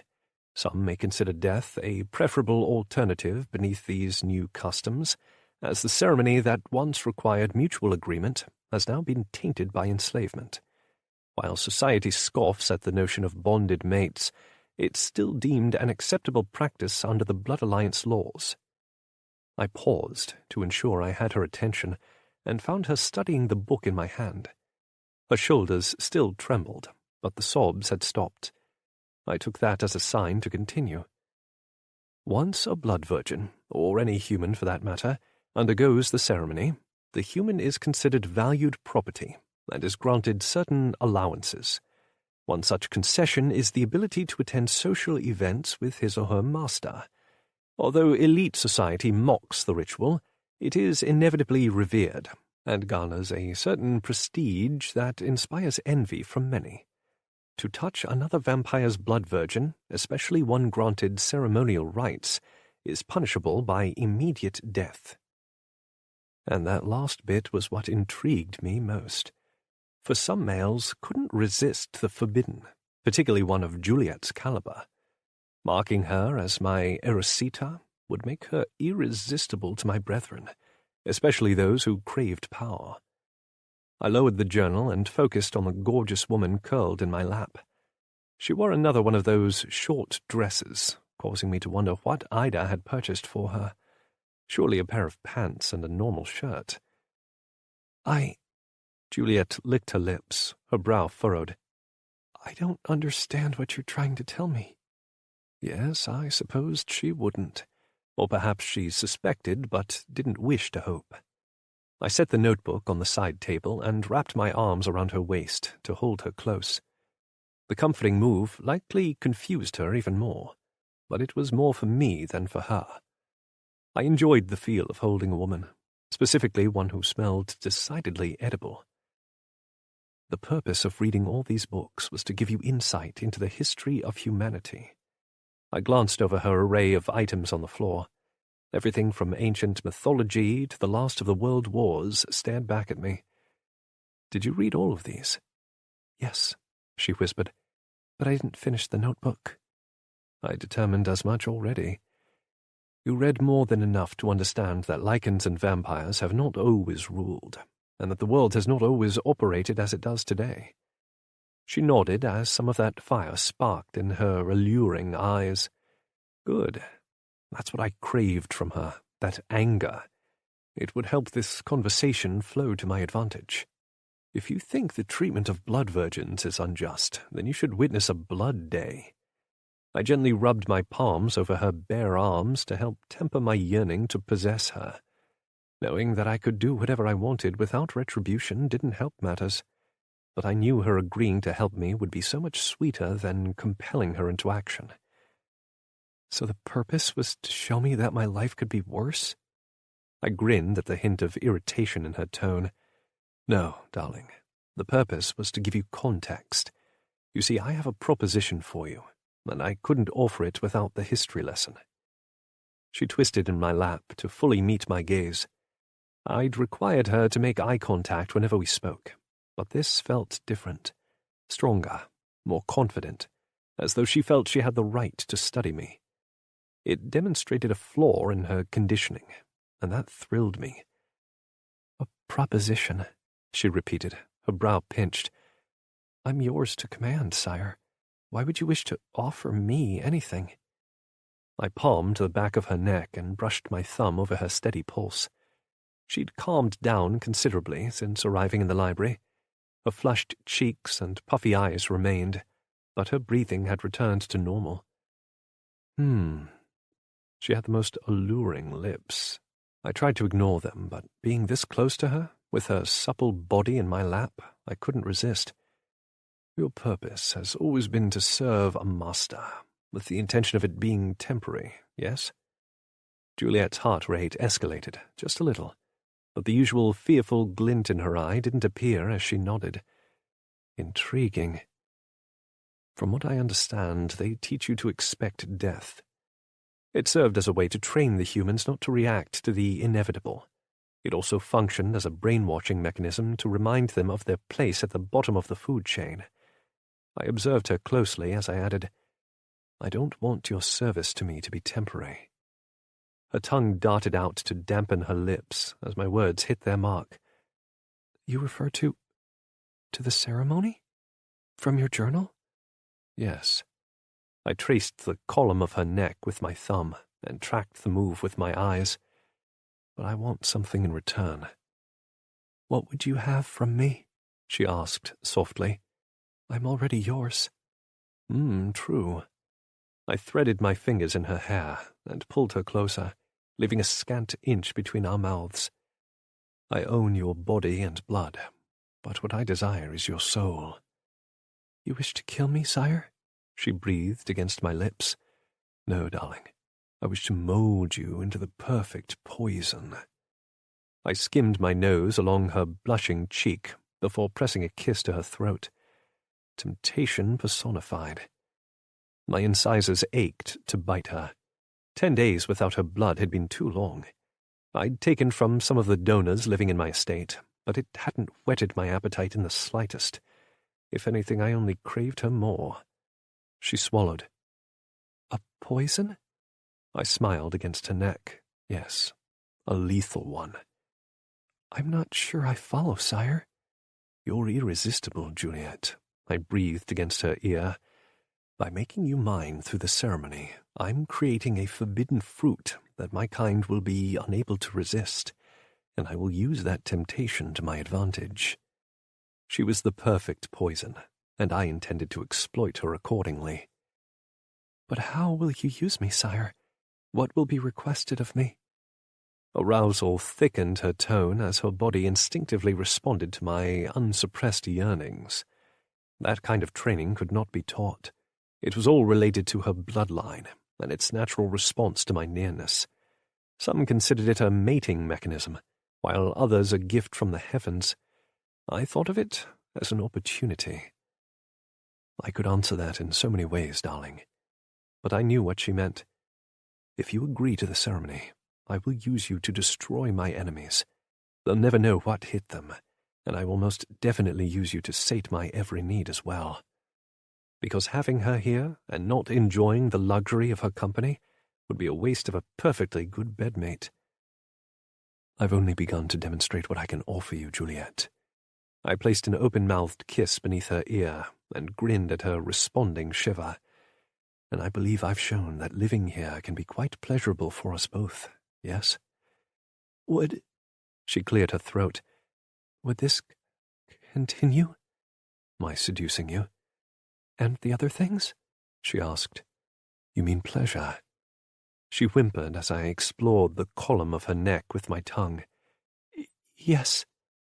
I couldn't tell if she meant that as an invitation to continue or in response to my clarification.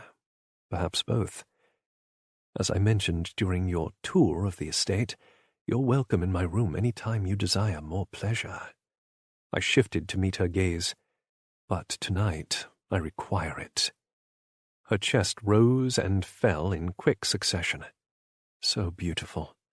I wanted to tug down her dress to reveal those gorgeous breasts and nibble every inch. This time I would take as well as give. My purpose is to sate your needs, whatever they may be, she said softly. But I insist you give me everything, Juliet. I pulled away from the temptation of her blood to capture her hypnotic gaze. You're trained to mingle with high society, to converse in various languages, and to seduce with a glance. All admirable traits. But what I desire to teach you is vastly different from what you already know. She gazed up at me with an innocence I planned to destroy. I supposed that made me the villain in her story, or perhaps a savior. Will you agree to learn more, Juliet? I loosened my hold in her hair to run my fingers through her thick locks. In exchange, I can offer you the initial ceremony.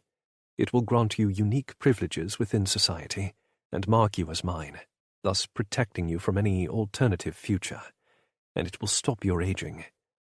At least temporarily. The blood exchange had to be repeated several times prior to my claiming her body, but even the initial stages would gift her certain rights and strengths. Stop my aging? She repeated. Yes. The bond between us will grant you immortality, darling. Her pupils flared. Immortality? A note of awe touched her soft voice. She clearly hadn't understood my comment regarding eternal servitude from the journal. And, what does the ceremony require? Your willingness to meet my needs, I replied. As for the ritual itself, you'll drink from me. And I'll eventually fuck you to oblivion and back. Her eyes widened. That's forbidden, sire. I smiled. No, only the turning is outlawed. The ceremony is very legal. You'll understand after we attend our first social outing. Several would ridicule my actions, but most would envy them. Blood virgins, especially one as tempting as Juliet, were rare and coveted. Purchasing her was the first step in drawing attention to my re-emergence into society. Keeping her would be the second. Sometimes one had to play the game before destroying it. I gathered her curls over one shoulder and forcibly relaxed into the chair. Touching her was an obsession, and I needed to focus. Immortality, pleasure, and safety, Juliet. That's what I offer. In return, I want your compliance and cooperation in everything I desire. It won't be easy, and you will do things for me that you will not enjoy, but I believe the benefits will outweigh the negatives in the end. The decision, however, is yours. Chapter 9. Juliet. The decision, however, is yours. False. Nothing in my life was ever my decision. I existed to provide sex and sustenance to a master, something I always accepted. It wasn't a debate or an option, merely a fact of life. Except the books sprawled out around us painted a different world, one where humans were given choices and allowed to live as they wanted. That world no longer prevailed. I had no rights here, no choices. I lived for Darius's pleasure for as long as he wanted me. My matron prepared me for the inevitability of being discarded, though she never mentioned the alternatives. The notebook clarified everything. Blood virgins weren't necessarily killed by their masters, so much as sent elsewhere to procreate, and a select few were offered the ceremony. Darius didn't explain what all that entailed, but I inferred enough to understand his proposition. If I refused him, he would return me to the Coventus or send me somewhere worse, or maybe even kill me.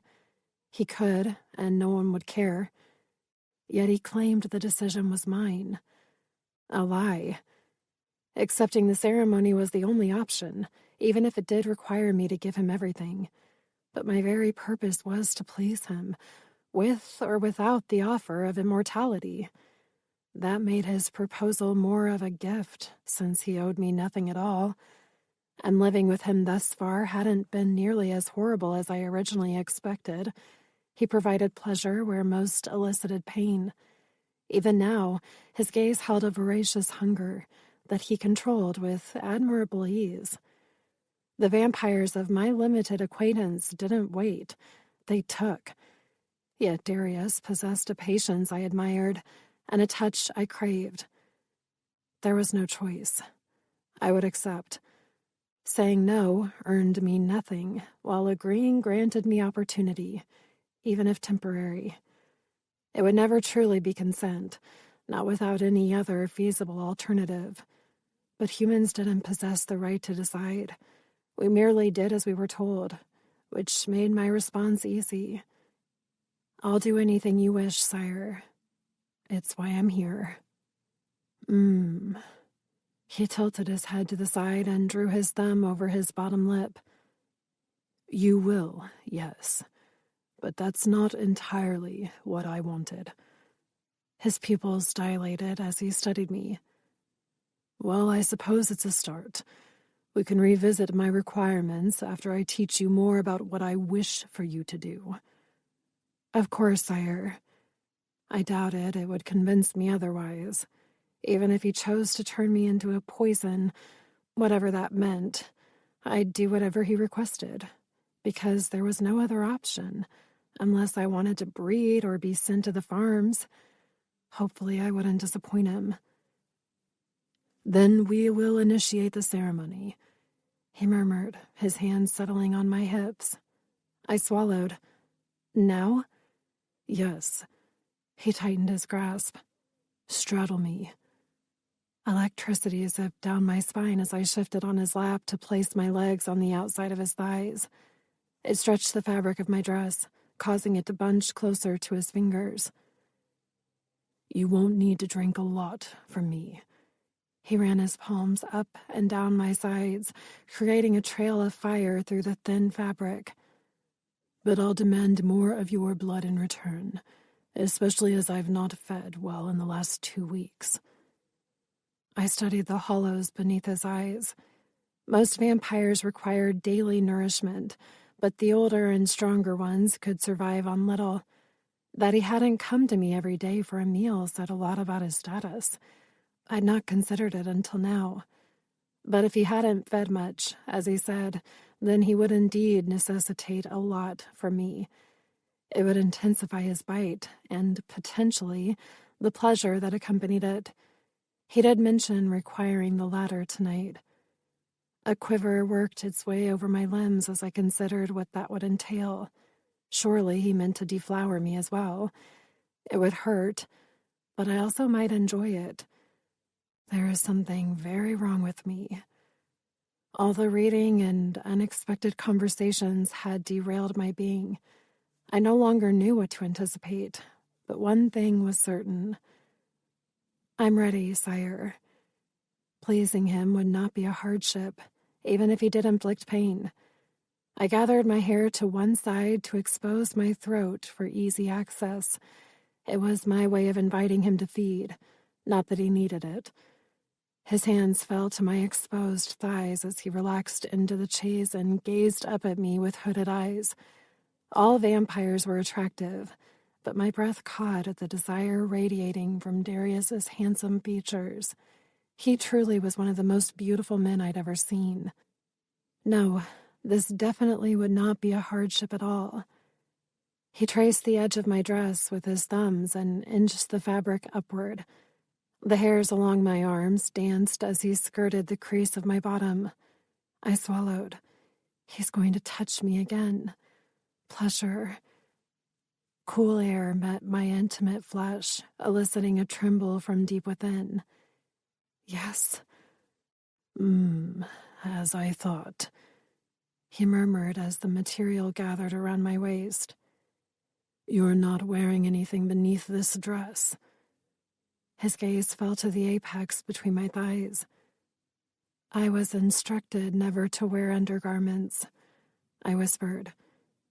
A rule that can remain, he said as his hand explored the zipper along my spine.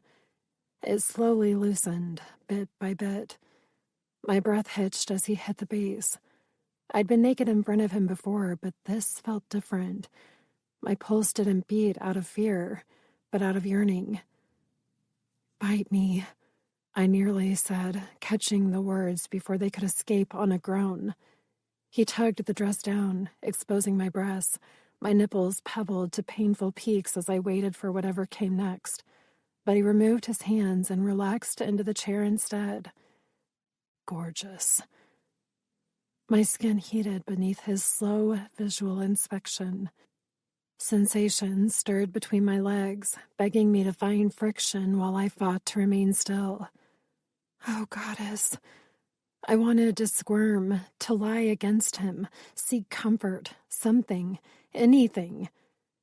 Sire, I managed, my voice sounding foreign to my ears.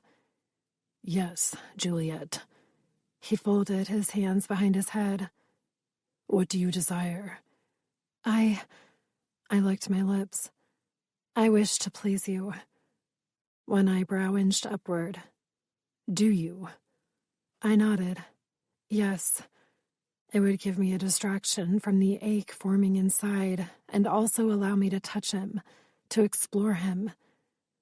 Oh, yes, very much. The words flowed without my permission, but I couldn't take them back even if I wanted to. Amusement radiated from him. Very well. On your knees, Juliet. The command in his voice soothed me and provided the guidance I craved. I slid from his lap to the floor and assumed a submissive position as requested. This was the training I understood. He shifted to place his feet on either side of me, bracketing me between his strong thighs. You may please me in 2 ways, he murmured as he loosened his pants. They weren't his usual suit trousers, but of the athletic variety. I thought he meant to remove them, but he lifted his wrist to his mouth instead and bit down hard enough to draw blood. Drink. For the ceremony, I breathed. Yes. He lowered the wound to my lips. Now, before it closes. Yes, sire. I couldn't refuse him, not when he used that tone. I grasped his hand and tentatively licked the area he desired. His sweet essence touched my tongue, surprising me. That isn't horrible. Actually, it's quite pleasant. I closed my lips over the laceration and drew more into my mouth. His hand fisted in mine as his opposite palm clasped the back of my head to hold me against him. I interpreted that as a sign to continue drinking and complied. A humming simmered in my mind, causing my eyes to fall closed. It compelled me to take more, to suck harder. I responded instinctually, pulling more and more of his blood into my mouth and swallowing, until he threaded his fingers in my hair and yanked me away from his wrist. My breaths came in pants as my body desired more, but he held me with ease. I want you to do that to my cock. His sharp tone snapped me from my daze and forced me into action. He released me to tug down his pants. My heart skipped a beat at the sight of his prominent erection. Not all men were created equal, and Darius put many of the others I'd seen to shame. And he intends to put that inside me. My thighs clenched in response. Your mouth, Juliet. Now. Yes, sire. I managed roughly. I can do this. My matron taught me several techniques, both through demonstration and by having me practice on similarly shaped items. But I'd never held a man in this manner. I grasped the base and gave him a hesitant stroke. So hot. I hadn't expected that, or the soft skin. He pulsed in my palm, encouraging me to glide my hand over him again, this time with more pressure than before. Stop teasing and suck my cock, he demanded. I leaned forward to take him deep into my mouth the way I knew he would enjoy. His head fell back on a groan of approval that I felt through every fiber of my being. I swallowed as much of him as I could before retreating and starting again. Fuck, he growled, his hands grabbing my head to help guide my ministrations. An intense craving built between my legs as I pictured him entering my body as he did my mouth. Oh, goddess, I never thought I would want that, but I did. My thighs clamped together as I moaned around his thick shaft. Do that again, he said, his voice hoarse. Moan my name. I did, Not because he told me to, but because I needed to. Darius rolled off my tongue onto his bulbous head before I sucked him so hard he hit the back of my throat. He fisted my hair on both sides and shoved himself into me even farther, making it impossible to breathe. I grabbed his hips for support as he began roughly plunging himself between my lips. Darius grunted my name and a string of curses while I fought for air. Each harsh thrust haunted the ache throbbing inside me, stirring a yearning for him to take me in the same savage manner. It would hurt, but so did this, and I enjoyed it. Tears stung my eyes as his fingers curled even more harshly, tugging at my strands. His movements sharpened in a sign I recognized. "Breathe deep, Juliet," he rasped. I inhaled as much as he allowed and relaxed my throat as best I could to accept his pleasure. He went impossibly deeper, forcing my lips to hit the base of his shaft as he emptied his seed with a possessive groan. My legs trembled as I endeavored not to choke on his ruthless invasion. He loosened his hold just enough to give me room to gasp and swallow while remaining in my mouth. I met his gaze as I finished, causing his lips to curl. "You are worth everything I paid for, and more, darling." He combed his fingers through my hair as he slowly eased my mouth off of him. "But I still need to feed." "Yes, sire," I whispered through my aching windpipe. He smiled. "Remove your dress." I gathered the fabric at my waist and pulled it over my head to set on the floor while I remained kneeling before him. He stood and tucked himself back into his pants, only inches from my face. His palm caressed my cheek as he stared down at me. "You looked so beautiful with my cock in your mouth. We will be doing that again very soon." I was about to agree with his wishes, but Darius pressed his thumb to my lips, silencing me.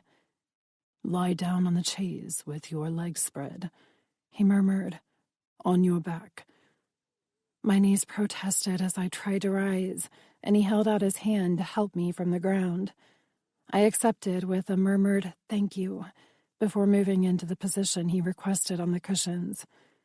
He admired me for a moment, his gaze touching every exposed angle.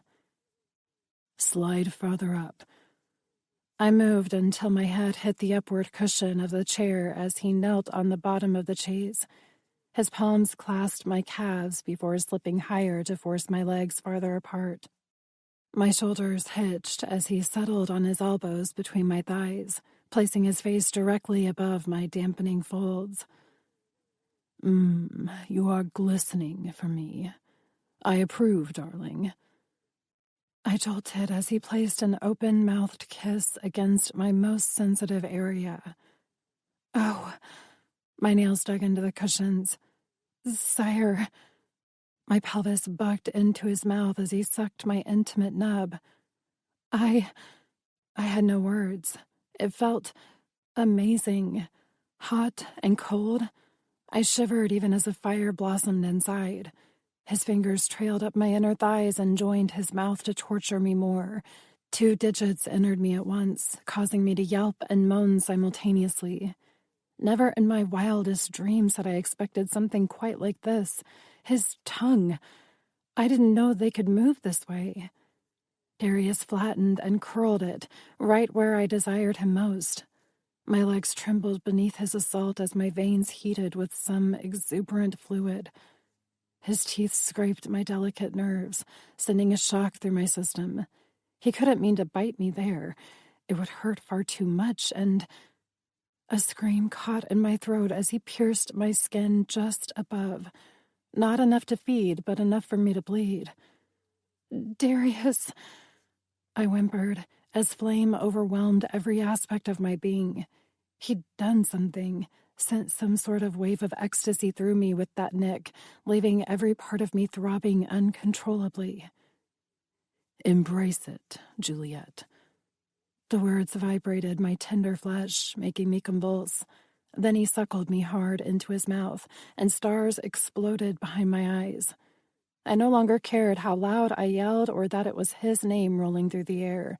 He'd done something so incredible, so powerful that I couldn't even begin to comprehend. My soul detached from my body, returned, and escaped again. It left me shaking and moaning and crying. I couldn't stop. Wave after wave of euphoria hit me, and I barely even registered that Darius had moved from my center to my thigh. His thumb circled my inflamed nub while he drank directly from my femoral artery, weakening me by the minute. But I couldn't focus enough to care. I just felt, and floated, and luxuriated. Darius, I breathed as darkness dimmed the stars. Some part of me knew we were heading down a dangerous path. I struggled to emerge enough to warn him, to beg him.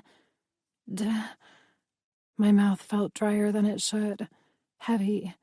I tried to lick my lips, but couldn't move my tongue.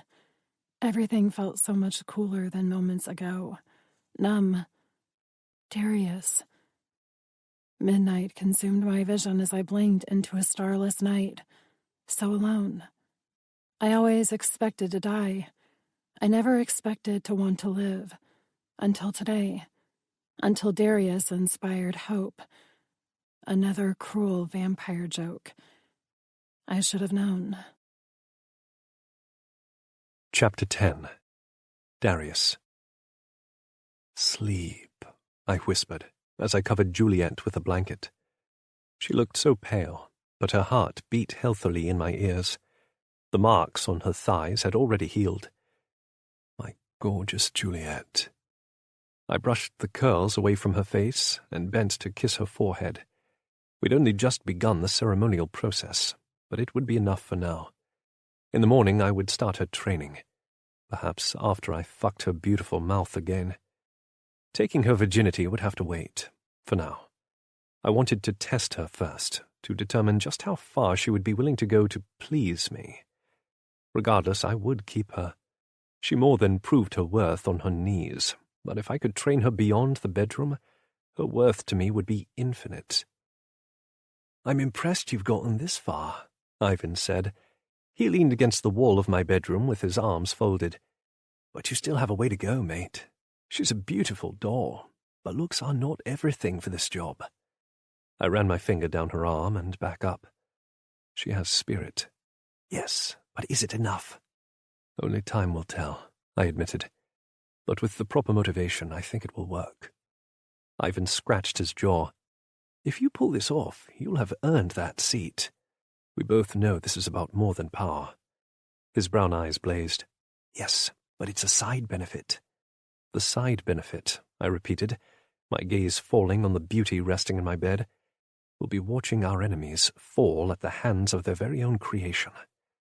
It would be the sweetest revenge, and so very deserved." "If anyone can pull this off, it's you," Ivan said, as he pushed away from the wall. "You always did fancy the impossible." I grinned. "I prefer to call it a challenge." "Sure, mate." He left with a backward wave, leaving me alone with my future Erosita. Poor Juliet wanted to please me, yet had no idea what I truly desired from her. "You'll learn," I murmured, as I ran my knuckles over her cheek. "And when I succeed, you'll be the most lethal weapon in my armory. Both alluring and deadly, and mine to train. Fuck the Blood Alliance." Part 2.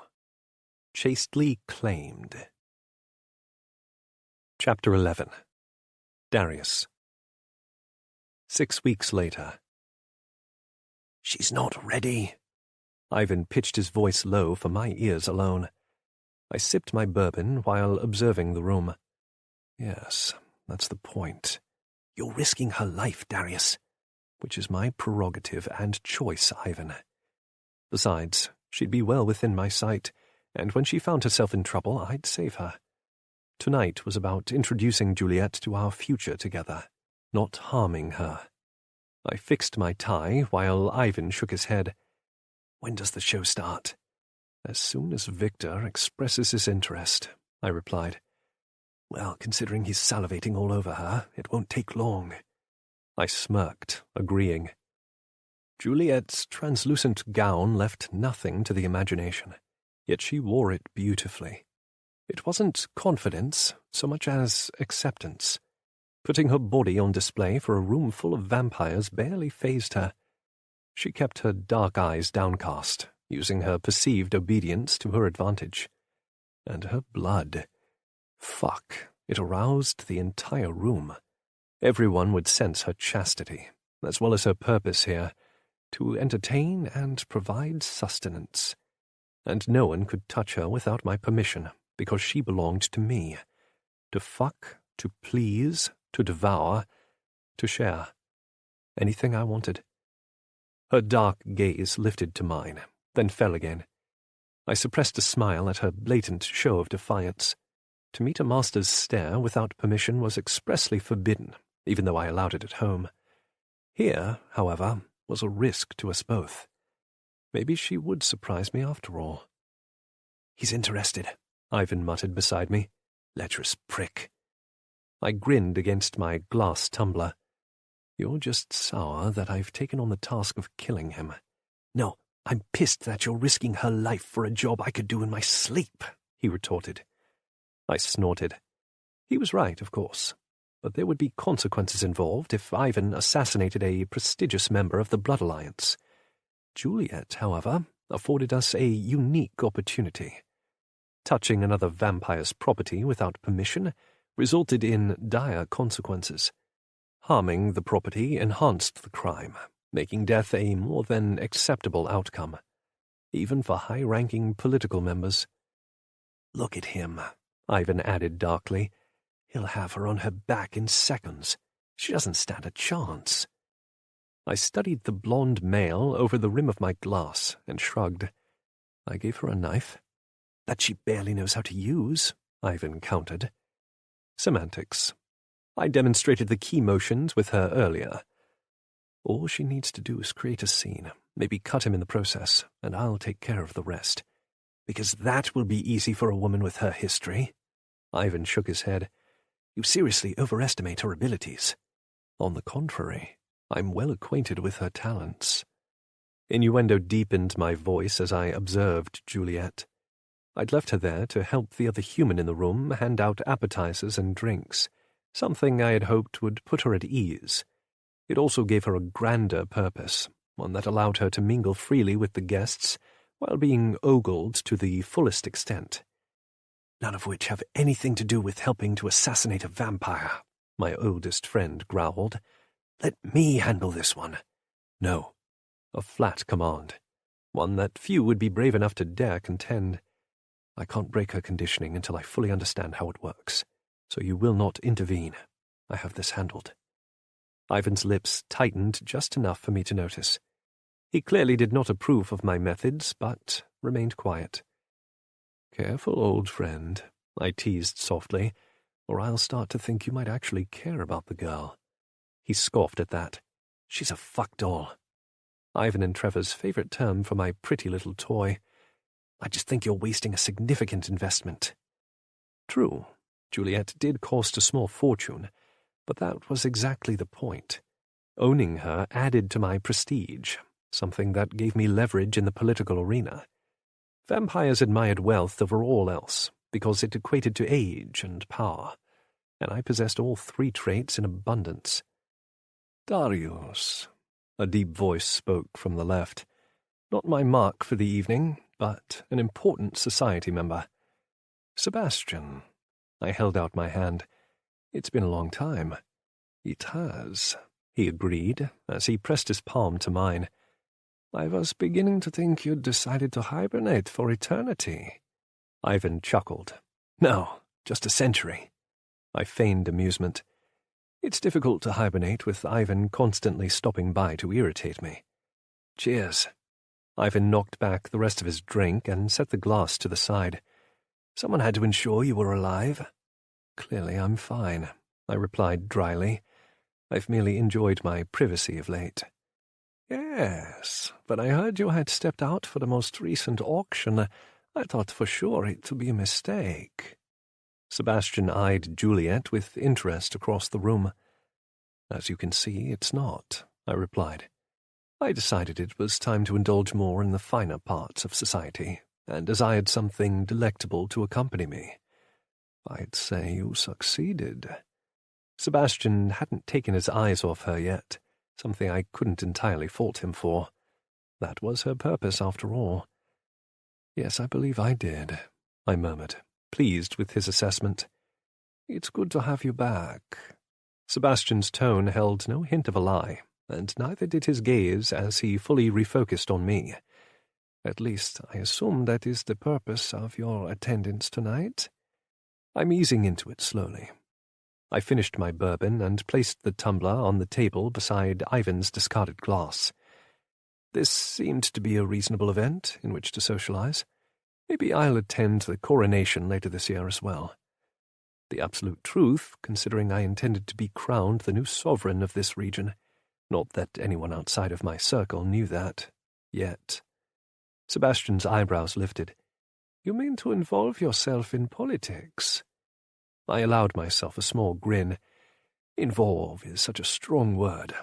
Let's just say I'm interested in mingling with old friends, and winning over their favor in the process, starting with tonight. Victor was one of the candidates up for consideration, and I intended to rectify that by using Juliet as bait. Well, should you decide you want to play, be sure to talk to me. I think the Alliance could benefit from a man with your skill set." I hid my resulting smile. Sebastian carried significant weight in the political arena. Having him on my side would certainly be a benefit, and exactly the kind of support I intended to recruit. "I appreciate the vote of confidence," I replied smoothly, "and I will take your suggestions under advisement." "Do," he encouraged, handing me his card. "We should catch up formally, perhaps over dinner sometime this week." His gaze shifted to Juliet as he spoke, his underlying request clear. "Of course," I murmured, pleased. Already Juliet was serving her purpose in helping me recruit allies, and all she needed to do was exist. "I'll give you a call to arrange." "Brilliant." He held out his hand, and I accepted it. "I've missed you." "Likewise," I lied. Ivan stood silently beside me as Sebastian took his leave, then asked, "Am I invisible?" I grinned, only to a man of status. "You're a man of status, and you seem to notice me just fine, because you refuse to leave my side, like an irritating gnat who buzzed permanently around my personal space, except I actually liked him." "Jackass," he muttered, causing me to smile. Very few would dare to call me such a name, but Ivan did it with a skill I greatly admired. It was why I'd selected him as a best friend.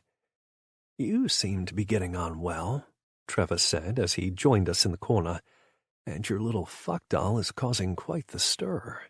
"Is she?" I mused, following his gaze to Juliet. She stood beside the bar, holding a tray of drinks, all of which were laced with blood. I hadn't noticed. Trevor chuckled. "Liar. You'll have her naked over your lap the second you depart." "True. She does wear that dress rather well." "Is that what it's called?" Ivan asked. "Because it reminds me of lingerie." "It flows to the ground," I pointed out. "It just happens to be translucent and slit up to her hip on both sides. Easier access to the femoral artery that way." I snapped my fingers, and her head lifted immediately, her dark eyes catching mine for a split second before she started toward us with the tray. No one tried to stop her, but several of my kind observed her ambulation across the room. When she reached me, she curtsied. "Sire?" "Are you all right, darling?" I asked softly, as I took a flute from her tray. Ivan and Trevor followed suit. "Yes, sire," she whispered.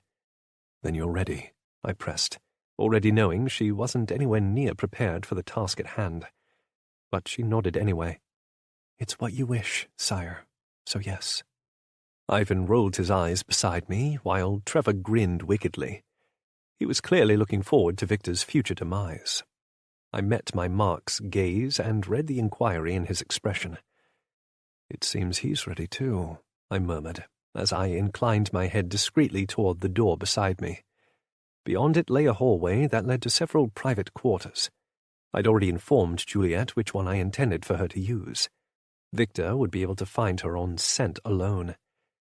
I pressed a kiss to her temple as I passed her tray to Ivan. "Don't fail me, Juliet," I whispered against her ear. To Victor, it would appear that I'd just given her a command while the rest of the room merely witnessed me conversing with my pet. This was all a very delicate dance. If anyone caught the subtle exchange between me and Victor, the plan would fail, which was why I had Trevor and Ivan there to observe. They both gave me understated nods of approval, confirming no one had noticed. "Yes, sire." "Remember my warning," I added, my lips brushing her pulse. "Now go." "Sire?" She curtsied again before disappearing through the door. I fixed my tie and smiled good-naturedly at my closest friends. Punishing her failure later will be fun. Ivan swirled the contents in his flute, his gaze hard. "You're a sadistic ass, Dee." "More like a genius," Trevor corrected. "Don't worry, Ivan. I'll ensure she enjoys it too. Or I would try anyway. It depended on just how badly she fucked this up." Victor approached, his gaze darkening with ravenous hunger. My smile fell slightly as I considered what I was about to unleash on Juliet. If that look was anything to go by, then it would take significant effort not to act too soon on her behalf. "Thank you," he whispered as he passed me on his way toward the exit. I lifted an eyebrow as he wandered through it, both an act for the room and in response to his perceived rudeness. His conversational skills leave a lot to be desired. "He appears to be in a hurry for something," Trevor replied, playing his role perfectly. His voice was pitched just high enough for a few to overhear, but not too high that it was obvious. "Rude," Ivan agreed, sipping his flute casually. I joined him in enjoying my own flute of bubbly liquid, feigning an ease I didn't quite feel. My senses were tied to Juliet's, waiting for an ounce of panic to ripple through our tentative bond. The ceremony linked us initially, just enough for me to feel her emotions, such as the rising panic and self-doubt spiking through our connection. Yes, it seemed she would fail miserably. Oh, my darling Juliet. I slowly finished my drink and set it on a nearby table. Then I made a show of loosening my tie and eyeing the door Juliet and Victor had escaped through. "If you gentlemen will excuse me, I'm in need of a different kind of refreshment." Ivan smirked. "I knew you wouldn't be able to last the night without indulging in a little foreplay." "Can you blame him?" Trevor asked. "I certainly can't," a male commented from nearby, his lips curled in amusement. "Neither can I," his companion said. "She smells fantastic." "Well, I'm glad you all approve," I remarked dryly, as I started for the door. "Because you're all in for quite a show. Let the games begin." Chapter 12. Juliet. Breathe in, breathe out. My hand shook. "You can do this." There was no other choice. Darius commanded it, therefore I would complete the task, even if it meant taking a life. My lips curled in an inviting smile, while my insides turned to ice. "Well, you are a tempting morsel, aren't you?" The deep tenor sent a shiver down my spine, and not the good kind. I demurely stared at the vampire shoes, as was the etiquette by one in my position. A blood virgin, a possession, a human without rights. "So pretty." The male's smoke-laced breath lingered over my lips as he traced a finger along the deep V-neck of my sheer black dress. Darius had chosen the outfit and piled my dark hair up on my head to better expose my throat. I wore nothing beneath the thin, see-through fabric, something the vampire touching me appreciated thoroughly. "How generous of your master to share you with me," he continued with a sharp pinch to my nipple. I bit my tongue to hold in the yelp his touch inspired. The blade, strapped to my inner thigh, begged me to act, but my instincts held me steady. Not yet, I whispered to myself. Coward, my conscience replied. You're not ready for this. Straddle me, the vampire demanded. My body moved of its own accord, adhering to his will as if I were a puppet. All the while my brain rebelled, dared my new learnings to override the old, but my every action felt entranced by his command. Humans obey. Then obey your master's command. My eyes threatened to close as a war raged through my heart and mind. To harm a vampire was strictly forbidden, as was to disobey a master. Either way, I broke a cardinal rule. The vampire's palms ran up my sides as I slid onto his lap on autopilot. His arousal settled between my legs, a hot invitation I had no desire to accept, but if he took me, I'd have to comply. Master Darius put me here, to challenge the being beneath me, not to pleasure him. A test. One I would fail if I didn't slide my fingers beneath the fabric of my dress, find the dagger, and plunge it into this vampire. Oh, goddess, how had this become my life? The auction seemed like a lifetime ago. I was meant to be a new master's blood virgin, to provide sustenance and sex, not to become an accomplice to murder. My stomach revolted as the vampire drew his fangs across my collarbone and up the column of my neck. It felt wrong. Only my master Darius was allowed to touch me there, except he had given me to this blonde male without a name and left me with a single demand to create a scene. Use the blade. Goosebumps pebbled across my flesh. No, it's only there for protection. Hot air seeped into my skin, the vampire readying my pulse for his bite. Darius had told me not to let the male strike, to defend myself as needed. Grab the knife. Oh, Darius would be so angry with me if I failed. I'd yet to earn his wrath and punishment, but it would ensue if I didn't pull the weapon out and wield it. What if I missed? What if I wasn't fast enough? What if someone caught me? Hot and cold fused in my blood, paralyzing me. Then the prick of a fang pierced my skin, and I fell victim to the compulsion to obey. 22 years with the Coventus overruled my master's 2-month tutorial. Muscle memory was a powerful tool. Succumb, allow, yield. Pain flickered through the fog of my mind as the vampire deepened his lethal kiss. Darius was the only other ever to taste my blood, and he always infused it with euphoria. This was not Darius. My lips parted on a scream I forcibly swallowed. Showing signs of pain only encouraged them. I knew this from observation during my mini lessons. Rough hands went to my dress, ripping the fabric from my chest to my waist. His mouth followed, clamping onto my breast in a cruel bite that scalded my insides. No pleasure, only excruciating pain, a preference most vampires seem to share. Not Darius. My hands scrambled for the knife, but the vampire took too much too fast. My limbs had gone cold in a matter of seconds, leaving me helpless on his lap. And very, very alone. One command. To reject the male's feeding by screaming or fighting back. Something, anything to garner attention. And now I could barely scream, let alone yell. I'd failed. Hadn't even removed the dagger from its sheath around my thigh. And this would be my punishment, to endure the fate I always feared, death by overzealous vampire. My blood was intoxicating, and from the fanatic way the male suckled at me now, he'd definitely fallen beneath the spell. No one would care, not even Darius.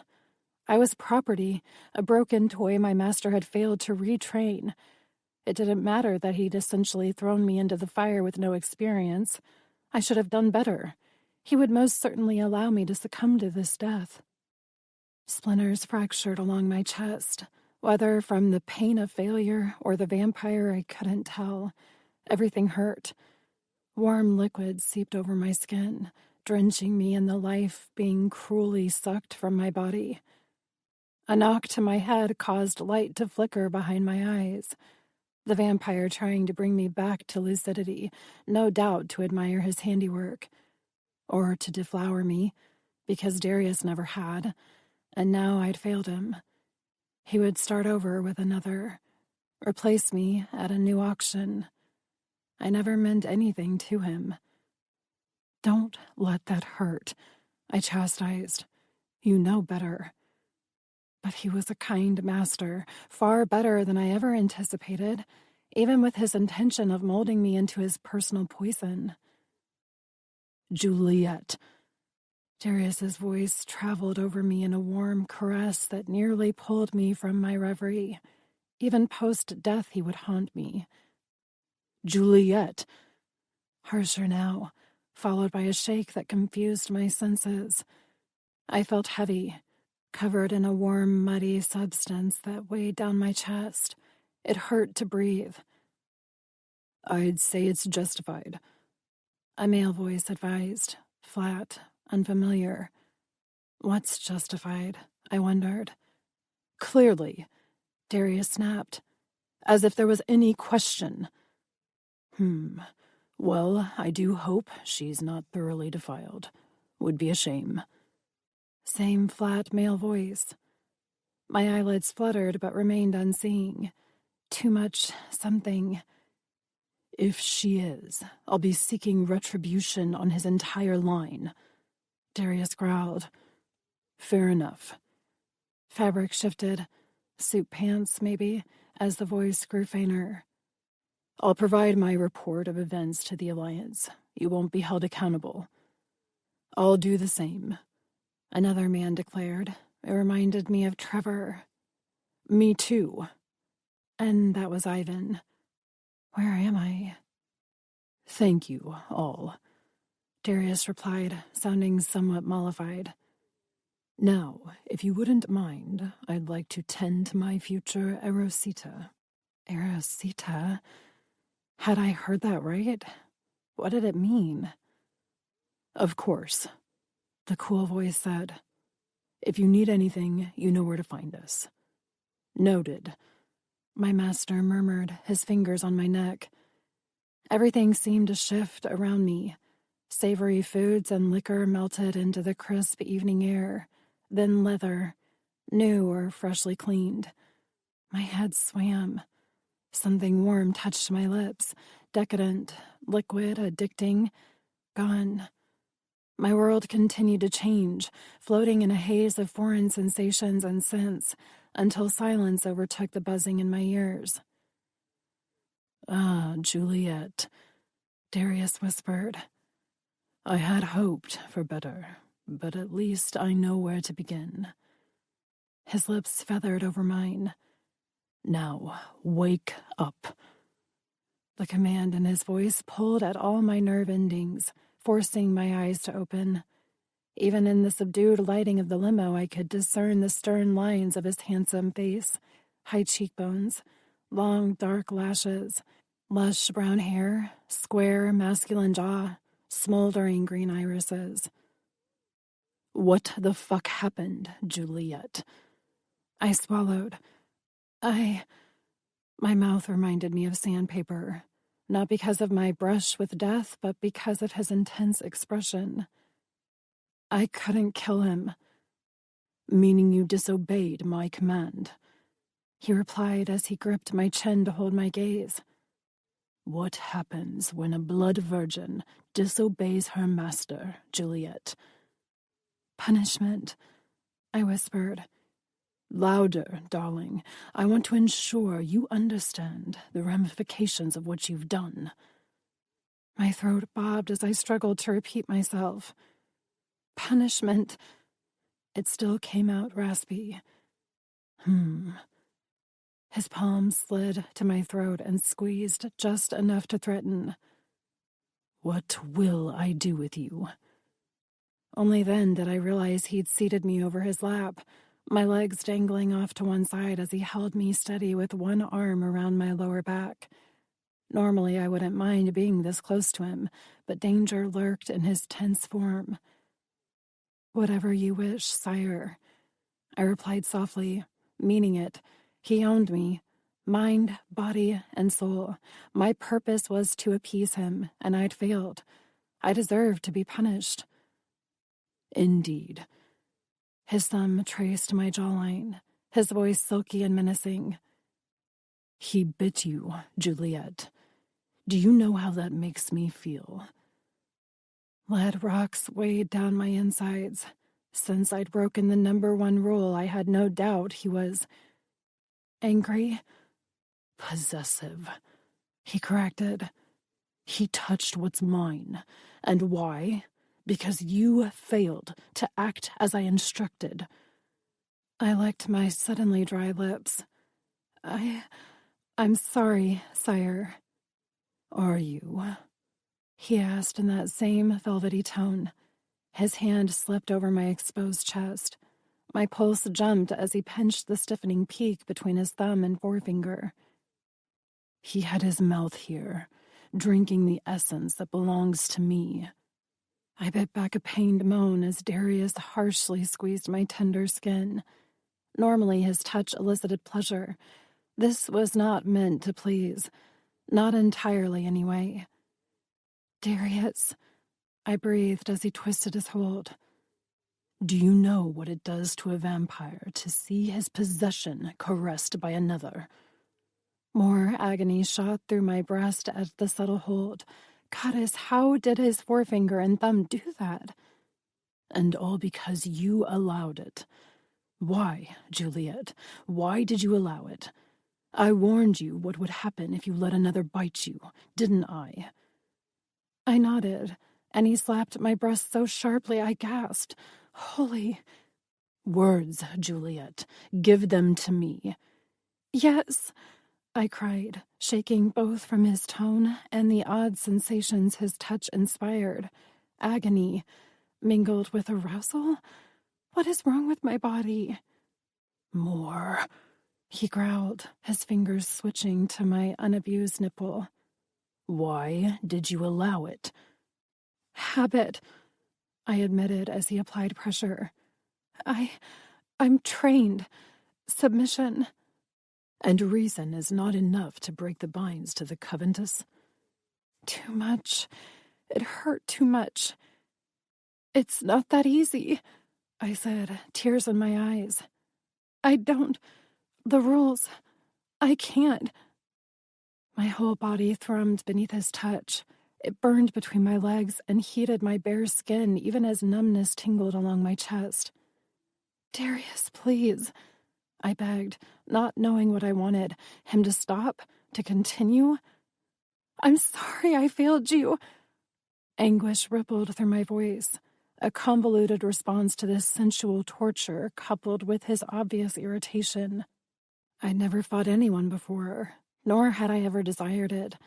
Even knowing that vampires and lichens had destroyed humanity, relegated humans to specific factions, removed all our rights, and essentially created my bloodline specifically for vampire enjoyment. "I'm not a fighter, Darius," I whispered, my eyes closing. "I can't do it." Chapter 13. Darius. That's where you're wrong, Juliet. A warrior lurked beneath her skin. I just had to coax her out to play. Testing her tonight was the first step. Her punishment would be the second. I released Juliet's breast and suppressed a smile as she squirmed in my lap. Even pained, she still sought to please. Perfect. Gorgeous. Mine. Yet, despite all my warnings, she'd readily allowed another to bite her. Had I not been waiting for Victor to lose control, she would have died. I caught the exact moment when her indoctrinated thoughts took over, forcing her to succumb to Victor's needs.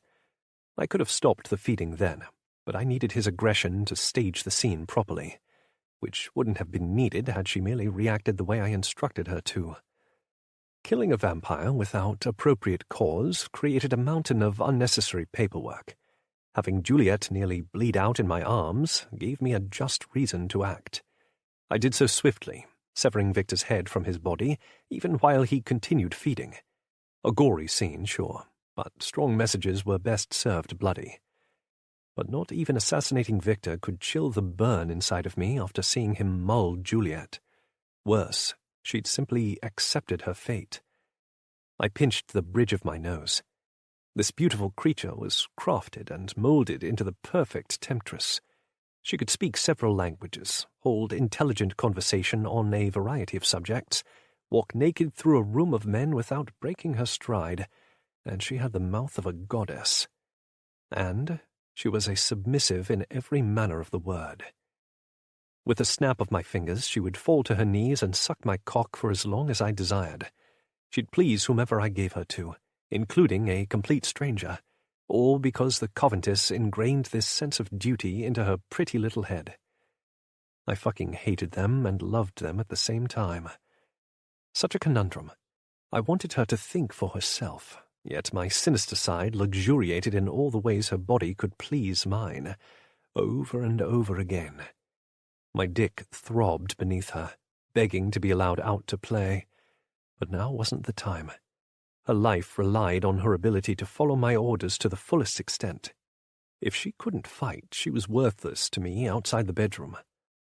I slid my fingers into her long, nearly black hair and wrapped the strands around my fist. She yelped as I tugged, hard, forcing her gaze once again to mine. I gave you my blood, Juliet. That's the only reason you're alive right now. My immortality healed her quickly and efficiently, but that belied the whole point of this exercise. You would have happily died beneath his fangs, pleasing another master. How disloyal of you. No! Her dark eyes flared as they met mine, the first spark of challenge flashing in their depths. I cocked a brow when she didn't continue. No. You gave me to him? The breathy, slightly sullen quality of her voice suggested her wavering resolve, but the words were clear. To fight, not to fuck and feed. She'd been naked in the vampire's lap, her breasts exposed to his mouth, and she'd not even screamed for him to stop. Because she expected it, accepted it, embraced it. Fucking Covenantess. It had been a miracle that Victor hadn't seen the knife strapped to her thigh. It had been the first item I had grabbed before killing him. The whole scene was a nightmare. I'm a blood virgin, she whispered brokenly. That's our purpose. That's not your purpose, Juliet. I loosened my grip slightly. But if all you wish to do is please me, then get on your knees. She stiffened. Now? Yes. My cock would enjoy the attention while I taught her a lesson. I released her completely and raised a brow. Are you going to make me wait? No, sire. She scrambled off my lap to the floor and placed her shaking palms on my thighs. Having her like this between my legs helped tamper some of the fury rioting inside me. I meant what I said about possessive instincts. She belonged to me, no one else, and that vampire had touched her in places only meant for my hands and lips. We would be rectifying that error right now. Do your job, Juliet. Cruel words, but effective. Yes, sire. Her blood-coated chest heaved with a deep breath as she trailed her fingers up to my belt. The clasp came undone beneath her expert touch, followed swiftly by the button and zipper. My dick practically leapt out to meet her, but I withheld all emotion from my face. This lesson was not meant to be enjoyable. Her tongue darted out to dampen her lips as she stroked my shaft from head to base.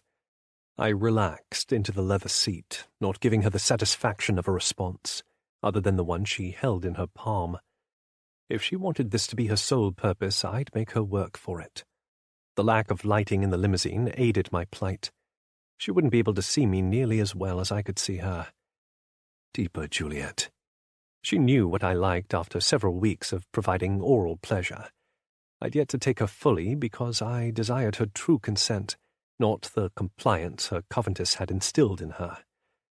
My cock hit the back of her throat as she sucked hard. I nearly growled, but I swallowed it at the last minute. Fuck. The woman possessed the most talented mouth I'd ever experienced. No gag reflex, no hesitation, just pure, unadulterated understanding of exactly what I craved. It took considerable effort to remain relaxed and unfazed on the surface, especially when my blood started to boil from her ministrations. So perfect, so hot, so damn amazing. Electricity hummed through my veins, heightened by her constant eye contact. Yearning brightened her gaze, giving her a goddess-like appeal. The woman was gorgeous even when covered in another man's blood. Shit. I focused all my energy into remaining neutral, even as my groin throbbed. Maybe Juliet truly did belong on her knees, servicing me, because fuck if I wanted her anywhere else. My fingers itched to curl in her hair, to force her to take me to the hilt, hard, over and over again.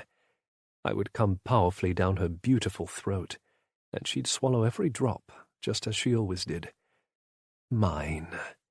She was crafted for my pleasure, trained in all the arts of sex, including the darkest desires.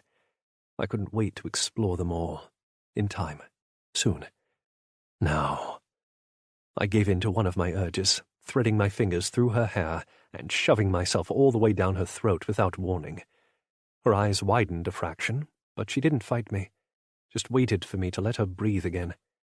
Submissive to her core, trusting, not wavering. Tears gathered at the edges of her irises, the only indication she needed air.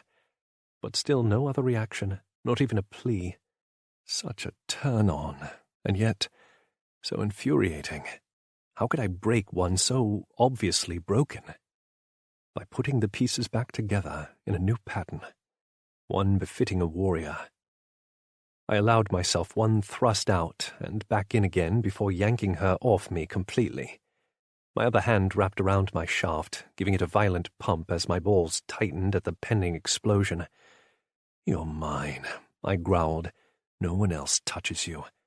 "Yes, sire," she agreed, her pupils enlarged as I glowered down at her. With one final jerk of my cock, I unloaded onto her chest while gripping her hair in a way that forced her to watch. Her name teased my tongue, but didn't meet the air. I refused to indulge her when I felt so fucking unsatisfied. "Rub it into your skin," I demanded, as soon as I finished. I wanted it to erase any other man's presence, to mark her in the most degrading way as my property. But she didn't move or respond. I tugged sharply on her hair.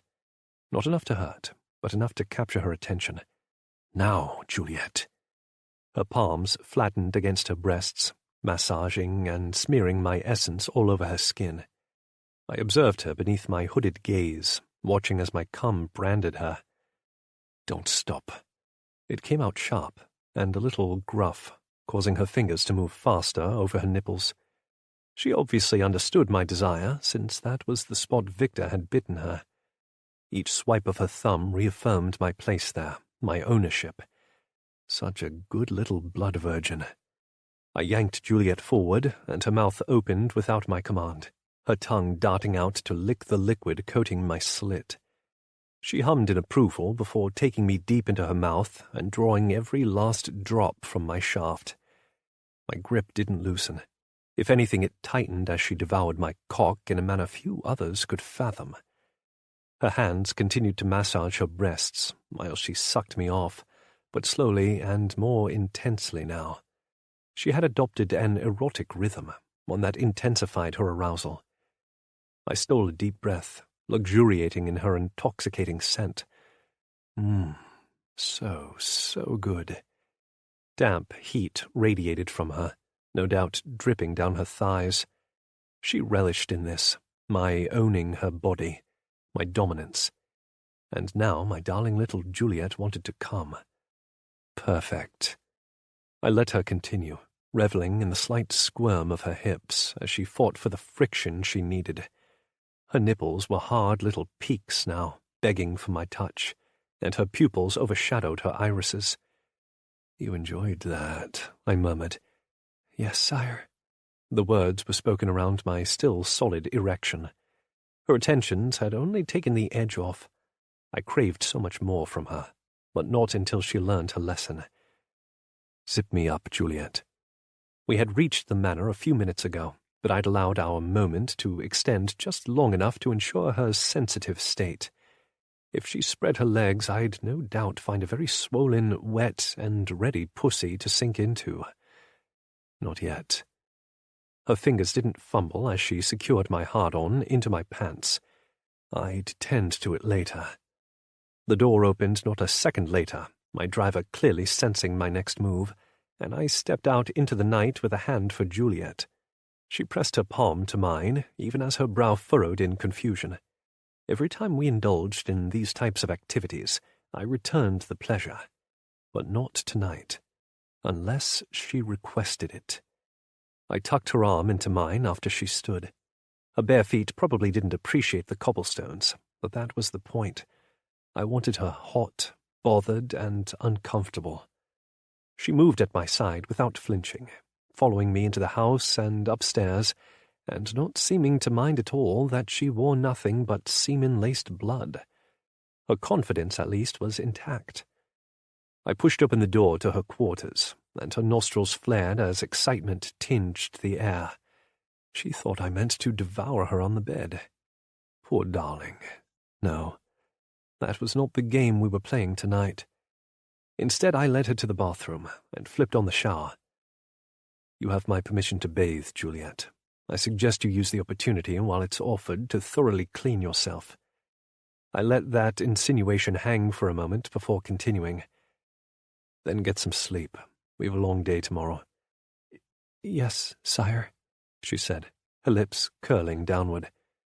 Unless there is something else you require, I prompted, one eyebrow raised. She blinked, frowned, shook her head. No, sire. I will bathe and sleep.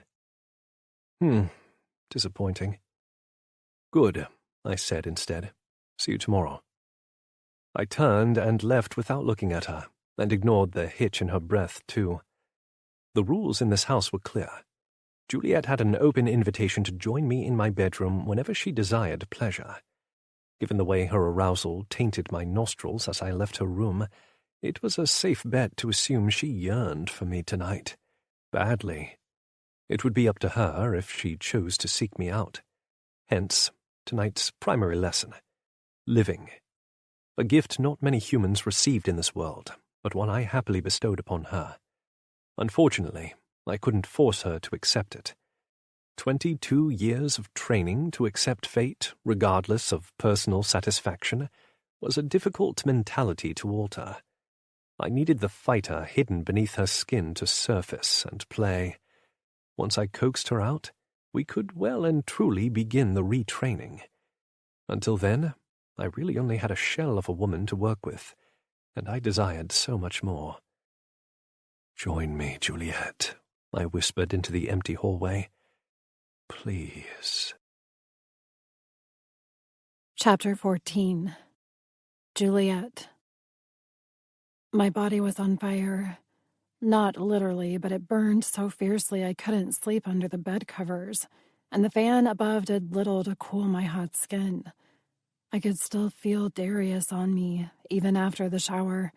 His essence scorched my very being, imprinting on my soul. He well and truly owned me. I knew that from the beginning, but to feel it in such a way was intoxicating, addicting, frustratingly arousing. I kicked the remainder of the blankets off of the bed and huffed in irritation. How had I gone from expecting to be used within an inch of my life to anticipating Darius's pleasurable attentions? I was here for his needs, not my own, yet he'd always returned the favor. Except tonight. Why? Because I'd failed him. Was this his version of punishment? I bolted upright. The Coventus introduced me to various methods of reprimand, all of which resulted in severe pain and sometimes death. None of those applied here. A test, then? For what? I whispered to myself. What do you want? I examined our ceremonial bond, curious to see if I could sense anything from him. It was there, a psychic connection shrouded in darkness, as if we were on the verge of linking our thoughts, but not quite. Darius had mentioned it wasn't yet complete, that it would require several more rounds of exchanging blood to hold. Perhaps that's what he meant. Still, I knew he was awake as if he were a part of me already, but his emotions were shut off. He's waiting. I frowned at the thought. A guess or an instinct? Does it matter? He told me I could enter his room whenever I pleased. But I should warn you, he had said. When you visit me here, I'll assume you are in need of pleasure, and I will require the favor to be returned. I shivered at the vivid memory of his incisors brushing my pulse with those words. A promise and a threat rolled up into one. My sex pulsed with craving, urging me to take him up on the standing offer. If this ache between my thighs was meant to be a punishment, would he send me back to my room unfulfilled? Or reward me for asking him to care for my needs? I bit my lip, considering there was only one way to find out. You're insane, a small voice whispered. He can kill you with a flick of his wrist or worse. True. However, in our nearly 2 months of knowing each other, he'd never truly hurt me. His version of pain always mingled with pleasure. My core ached with the memory of the limo. Some of it had hurt, but it had also created an inferno inside of me that still burned. I moaned as my nipples hardened against my flimsy nightgown. Even silk felt too heavy right now. I hadn't bothered with underwear. There was a whole drawer of untouched undergarments I chose not to use, likely because they were forbidden at the Coventus. The only ones I even considered were the sexy pieces. Darius would like those. My eyebrows lifted. If I went to his quarters wearing one of those sets, he might be more inclined to indulge me. Maybe. I pushed off the bed to look for the most enticing lingerie in the drawer. Darius seemed to prefer darker colors. A black negligee caught my eye with its translucent material. I swapped my silk shirt for the thin fabric and shivered as it tickled the top of my thighs. A pair of matching panties completed the set, but they suffocated my aroused center to the point of discomfort. I tore them off, gasping at the relief that small action afforded me. My legs quivered as desire overwhelmed my being. Goosebumps filed down my arms despite the heat boiling within, and a moan parted my lips. I could handle this on my own, or try to, anyway, but I coveted Darius's expert skill. Only he would be able to truly relieve me of this incessant throbbing. His touch was an addiction my body now required. Without it, I would continue to burn. A pair of 4-inch heels and a silk robe completed my outfit. I'd lose the latter as soon as I stepped into his room, assuming he granted me entry. With a deep, steadying breath, I started down the hallway toward his quarters. The words he spoke during my initial tour bolstered my steps, reminding me that I had an open invitation to seek him out for this very reason. He might still be displeased with me for earlier, but he never told me I had to stay in my room, just bathe and sleep, which might have been a command. Stop. We're doing this. I paused before his door, hand raised and ready. Knock. Run. Introduce your fist to his door, softly. Go back to your room. You were a coward once tonight. Don't do it again. Choose sanity. Choose pleasure. My knuckles tentatively tapped the wood as my thighs clenched. I needed this. Him. Strength infused my muscles as I solidified my resolve and knocked with slightly more force. Come in. His voice carried through the door and seemed to caress every fiber of my being. I twisted the handle and stepped inside. He sat, shirtless, with a notebook in his lap, his back pressed against the pillows and the headboard of his oversized bed. "Juliet," he murmured, setting his pen down. "What can I do for you?" I quietly closed the door and moved into the soft light streaming down from his high ceilings. "I can't sleep," I admitted, dropping my robe. I need... His green eyes trailed over my form, taking everything in before meeting my gaze. "What do you need, darling? Tell me." "Pleasure," I whispered. He arched a brow in challenge. "Louder, darling." "Pleasure," I repeated, my throat dry and my thighs trembling. "Please, sire. I'm so hot it hurts." "Are you wet for me?"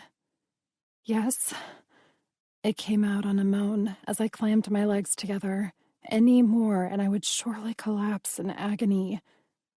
"Show me." His low voice, coupled with the request, stirred a volcano of sensation inside me. It was so intense I couldn't breathe, couldn't move, couldn't think. His muscles flexed as he moved the notebook from his lap to the nightstand and resettled onto his back. "I'm waiting, Juliet," he murmured, hands tucked behind his head.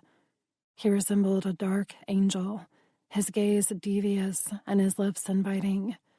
The meaning of his request slammed into my gut, forcing my feet to move before the words caught up with my brain. But then it was already too late. I knelt beside him on the bed, lifting the lace for his inspection. "Closer, love." His tone was an erotic caress that tantalized every nerve. My body succumbed to his every wish, doing exactly as he required without question. The pillows beneath his head dipped as I pressed my knees into them and positioned the hottest part of me directly over his face. His palms slid up beneath the translucent lingerie to grab my hips while I gripped the headboard for balance.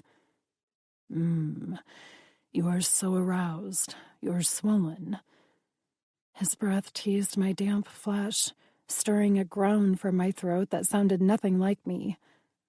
"Please, sire," I begged. "Please." "Only because you asked so sweetly." His grasp tightened as he guided my core to his mouth. The first touch of his tongue against my clit elicited a guttural scream from me that resembled his name. My body shook uncontrollably above him, his hold the only thing keeping me steady. I needed this, craved it. Oh, goddess. His mouth was pure magic, just the right pressure. "Darius," I breathed, my legs quaking violently. His headboard creaked beneath my palms. It was almost too much, but I couldn't stop the pleasurable assault, not when it consumed me so completely. Fire churned inside my lower belly, shooting sparks through my limbs. My indecent position above him only heightened the sensation. It gave me a false sense of power, some semblance of control never before experienced. His hands anchored me, his lips possessed me, and I felt like a queen. His queen. Molten heat pooled between my legs, frying my insides and creating a cyclone of energy focused on one single point. "Oh," I moaned, my body screaming for release. Something sharp, Darius's incisors, skimmed the center of my pleasure, piercing me ever so slightly and vaulting me into a sea of dark bliss. His name rent the air, sounding suspiciously like a growl as I came undone. Every sensor exploded at once, my body breaking on a crash of such extreme ecstasy that I could no longer think. My forehead hit something hard. My hands squeezed impossibly tighter. Savage spasms shot through me over and over. "Darius," I managed, my brain shattered, my heart in tatters, and my soul crushed. How could something so phenomenal hurt? "Shh," he murmured, coaxing me back to him. to reality. I still straddled his face, my shoulders curled in torturous pleasure, and my head pressed against the cool headboard. Light slowly filtered into my vision. The heat of his palms registered against my thighs, his mouth against my intimate flesh. Beautiful. Praise deepened his voice, sending a shiver down my spine. His hands skimmed my legs all the way to my ankles, where he deftly removed my heels. The pads of his fingers massaged the bottom of my feet, sending tingles up my calves. So good. "What did I tell you about coming in here?" he asked softly. My dry throat convulsed as I tried to swallow. "Reciprocation," I rasped. "Good girl." His irises darkened to a forest green as he smiled. "Slide down. I want to feel your arousal against mine." It took far too long for me to adhere to his command, but he didn't push me. His hands acted as a guide as I shuffled backward across his body to his bare waist and lower. He's not just shirtless, he's naked. I'd yet to see Darius nude. He always kept his clothes on, even when I serviced him. My palms went to his abdomen for balance and also to touch him. Solid muscle, gorgeous, sleek, a predator encased in hot, tan skin. All vampires were good-looking, but Darius redefined the meaning of the word. He perfected it. All lean, exquisite lines, handsome face, athletic figure, and beautifully proportioned. His erection was no different. It slipped between my damp folds, molding flawlessly to my body, as if we'd been created for each other. "Fuck," he whispered, his back arching slightly off the bed. "Ride me, Juliet. I want you to soak every inch of me." We'd not done this yet. It felt intimate, right, and slightly terrifying. His hard member would more than fill me. It would rip through my maidenhead and definitely cause discomfort. I had to be ready for him, especially if he intended to finally take me tonight. My body belonged to him, to be fucked as he required, and I would allow it, whatever he wanted. My hips shifted, drenching him as he commanded, spreading all of my subsequent pleasure over him and dampening his hot arousal. Every time his head met my cleft, I flinched. He'd left me too sensitive, too used, but I had to give him what he desired.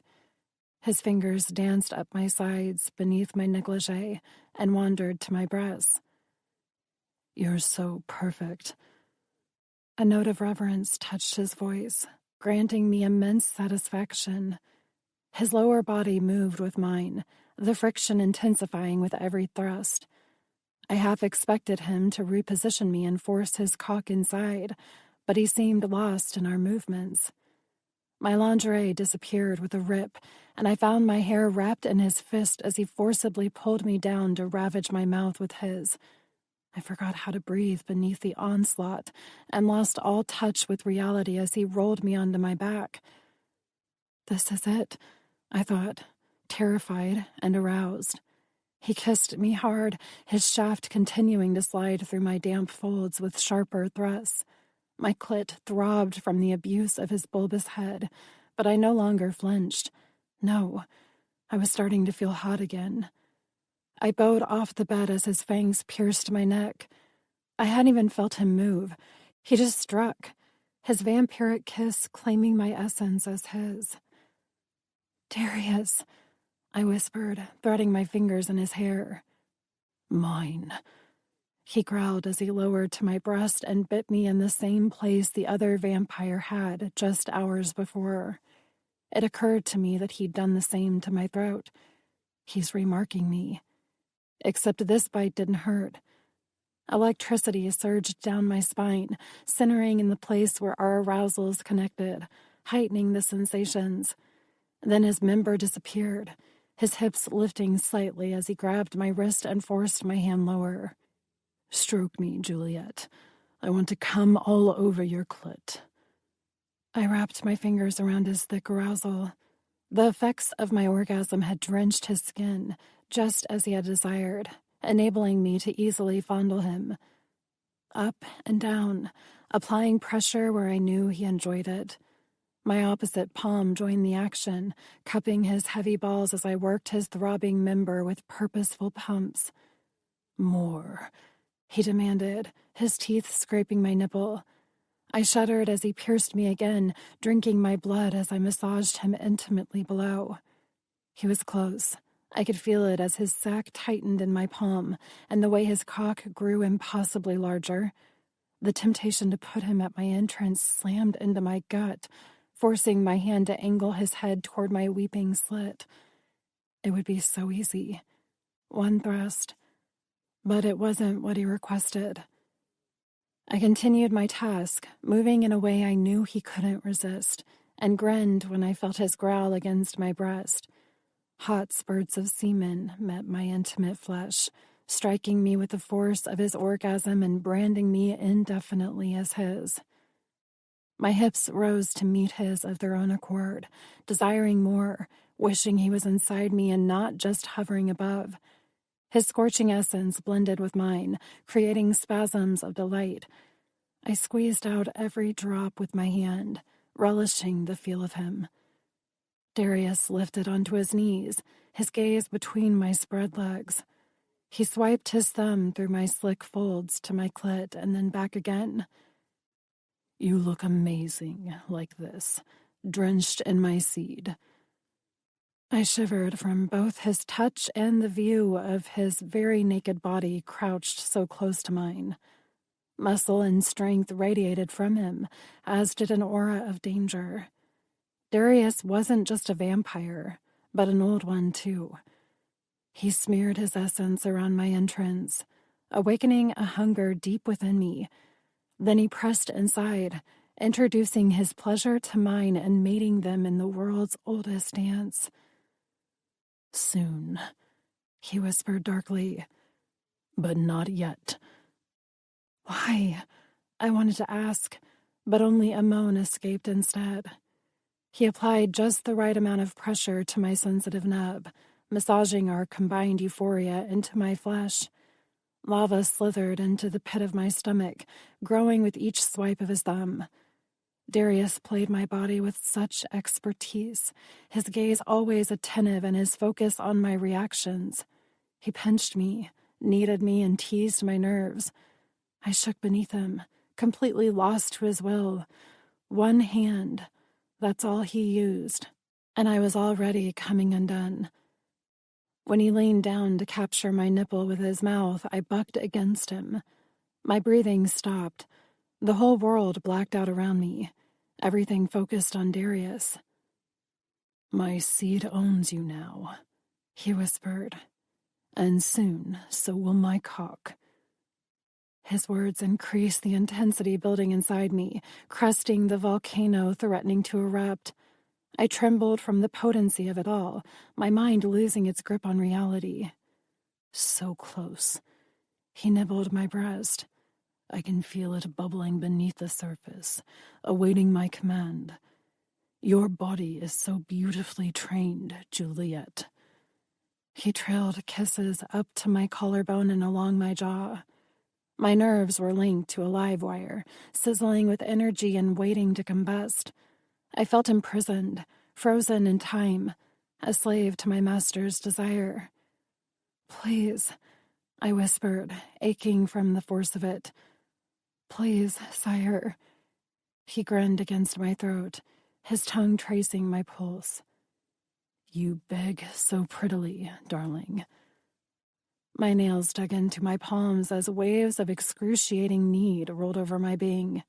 I was gasping his name, writhing beneath his attentions, dying for the release he held in reserve. His lips brushed my ear, his exhale heavy and intoxicating. Come for me. Agony, coupled with gratification, exploded inside me, destroying my ability to move and think. Flashes of light, fractures of my consciousness, a world of discomfort and euphoria.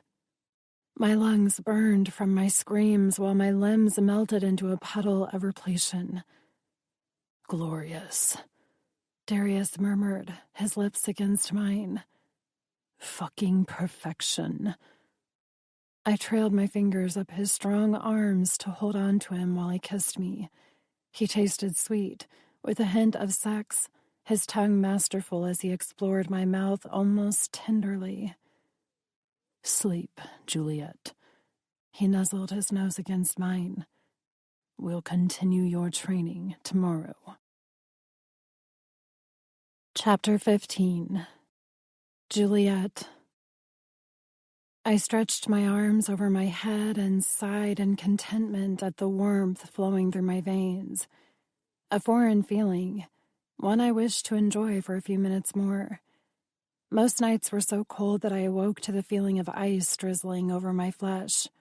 It numbed me before the day began, helping me to endure whatever new trial the Coventus threw at me. Waking with Darius was different, new, intoxicating. His lips were on my neck, his bare chest pressed to my back as he slowly coaxed me from my dream state. I wiggled my hips, loving the sensation of his hot erection pressed into my backside. "Careful," he murmured, "or I'll accept that invitation, darling." I might enjoy that, I thought, but I stopped moving for the sake of my sore body. Darius had used me so completely last night that I felt exhausted today, despite the decent sleep. When he took me for the first time, he wouldn't be gentle. No vampire ever was, and Darius had more than shown his penchant for rough sex. I expected it to hurt, a lot. He caressed my chin and tilted my head back to meet his kiss. Long, fluid strokes of his tongue against mine. I could become addicted to this treatment, so gentle, caring, almost reverent. "Good morning," he whispered when he finished. "Or I suppose I should say evening, since it's well after midnight." Yes, a typical vampire schedule. The sunlight didn't particularly bother them, they just preferred the night. Lycans, however, embraced the day, or so I'd been told. I'd yet to meet one. "Hi," I managed, my throat sore. He nudged me onto my back to lie beneath him and smiled down at me. "I'm proud of you, Juliet." I blinked. Me? Why? His mouth brushed mine. "Because you came to me last night and told me what you needed. I want that to happen more often." So it was a test, or rather a lesson of some kind. Everything Darius did seemed to have some sort of motive. He kissed me again, this time with slightly more force as his erection pulsed between my legs. I dampened for him automatically, had probably slept in that state most of the night on instinct alone. Hold that thought." He pressed his palms into the pillow on either side of my head and lifted himself up while holding my gaze. "We need to discuss your comments about not being a fighter." Ice slithered through my veins, freezing me beneath him. "I'm not." "I agree that you're not," he replied. "Yet." He rolled off of me and held out his hand. "Come with me." His tone brooked no argument. My palm met his as he assisted me from the bed. Rather than head toward the hallway, he directed me to his oversized marble bathroom and flipped on the shower. I stood beneath the already warm water, awaiting his instructions. "Your survival instincts have been beaten out of you," he murmured as he ran his fingers through my dampening hair. "I'm going to help you find your spirit and resolve." He selected a bottle and poured some of the clear liquid into his palm. "Vampires and lycans are superior beings," he continued as he massaged the shampoo into my hair. "There is no question on that front. But that does not mean all humans are weak. With the right training and mindset, you have the capability to be my lethal counterpart. The Coventus taught you how to tempt. I will teach you to fight." Darius pushed me under the water, his hands running over my damp strands until the last of the bubbles went down the drain. Then he started over with the conditioner. "We have 4 months until the coronation." His voice lowered with the words. "I need you to help me eliminate the competition." My eyes widened, both at his words and the inherent trust underlining them. Not once had he mentioned why he wanted my cooperation. "You intend to run," I realized. "No, I intend to win." He fondled a stray piece of my hair that had fallen over my breast. "The best way to defeat an enemy is to become the enemy." "You refer to the Alliance?" I pitched my voice low, uncertain. "Yes." He nudged me beneath the water again and repeated his actions from before, then rotated us so he stood closer to the showerhead. "The vampire you helped me assassinate last night was Victor Armentrov." He ducked beneath the spray while my jaw dropped. "He's aristocracy." It came out on a shocked whisper that of course Darius heard. "Yes, and an utter bastard who deserved his fate." He shook the droplets from his dark hair and stepped forward. "His favorite establishment is the whorehouse. I'm sure your Coventus explained that to you." Yes, the vampires in charge had used it as a potential threat should anyone misbehave. "It's a place where humans with less worthy bloodlines are sent," I said, quoting my text. "The average age of death is 25. "Because of men like Victor," Darius replied as he lathered his head with shampoo. "Trust me when I say he deserved a far worse fate than beheading." I considered that while he rinsed and applied conditioner. "Why do you wish to join the Alliance?" I wondered out loud. "You do not strike me as having political motivations." Perhaps that was out of turn for me to say, but given all of my learnings, Darius did not fit the mold. His lips curled into a dangerous smile. "I want to destroy it and reinstate our rightful leader." All the breath left my lungs. He'd mentioned the tidbit about enemies, but this... The Alliance was the glue that held our society together. Without it, lichens and vampires would go to war, leaving the humans as collateral damage. Everything would collapse. Darius pressed a bar of soap to my breast and began massaging it in circles. "Tell me, Juliet, are you happy?" he asked softly. "With this life, I mean. Do you enjoy being relegated to slavery, to being a source of food and pleasure for my kind?" My mouth opened and closed, no sound escaping. They weren't questions I knew the answers to, as I'd never even considered them. My purpose was defined at birth. I never had a choice. What other means of happiness was there for a blood virgin? "Humans used to have a higher place in society."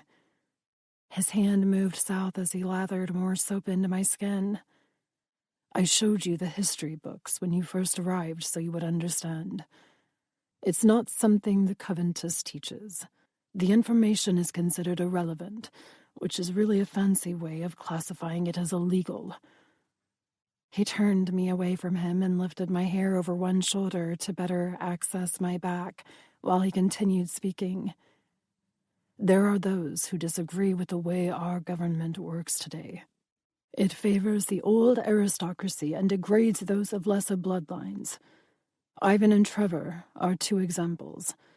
They don't qualify for a judicial position merely because they were born into the lower class as humans. It bars them from certain career paths as well, disqualifies them from events such as your blood virgin auction, and even prevents them from entering certain social circles without a representative." Darius's palm ran down my thigh as he kneeled behind me. As you've no doubt ascertained, blood is very important in vampiric hierarchy. And it's the foundation of the alliance. Turn. I did as he asked, placing my most sensitive body part before his eyes. He placed a kiss on my shaved mound before gently washing the area of his attentions from last night. How much do you know about lichens? He asked, his green irises meeting mine. Bloodlines are important to them as well, I replied. They have royal houses and hierarchy in their packs. A crude assessment, but true, he agreed. The alpha males control everything, including the females in their territories. Property can be exchanged for a woman of choice, and they very much believe in forced breeding. And as that's how they treat their own kind, you can imagine humans have it far worse. I shivered. Lichens were never the predator I had to worry about, so I hadn't spent much time studying them, but I knew their kind to be violent. There were rumors about what happened to humans chosen for the full moon. None of them survived. My point is that our system is flawed, and there are those, myself included, who do not agree with how everything is run, and we wish to fix it. He stood. Rinse. I stepped beneath the water again as he soaped himself off in a far more efficient manner, and then traded positions when he was ready to wash away the suds. They pooled at our feet, creating a swirling motion over the drain as I observed numbly. Of all the masters, I had been selected by the one who desired change. A world without the Alliance. I couldn't even begin to imagine what that would look like. Darius lifted my chin, his gaze capturing mine. My bloodline is purely aristocratic, identifying me as an ideal candidate for ascension. What happened to the former sovereign, Adrian Lofton? The name was a guess based on his comment regarding Victor. I remembered his region from my studies and knew he resided beneath Adrian. I'm impressed, Darius praised. And to answer your question, Mr. Lofton met an unfortunate end at the hands of a few misguided lichens. Tragic. He didn't sound all that upset about it. You orchestrated it. Another guess, one I knew was correct by the gleam in his green eyes. As I said, tragic. He turned off the water and pulled an oversized towel from the rack. The warm cotton covered me from my shoulders to my knees.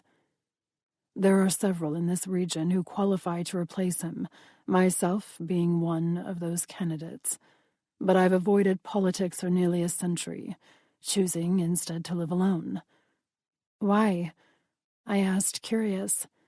His smile was sad. A story for another day, darling.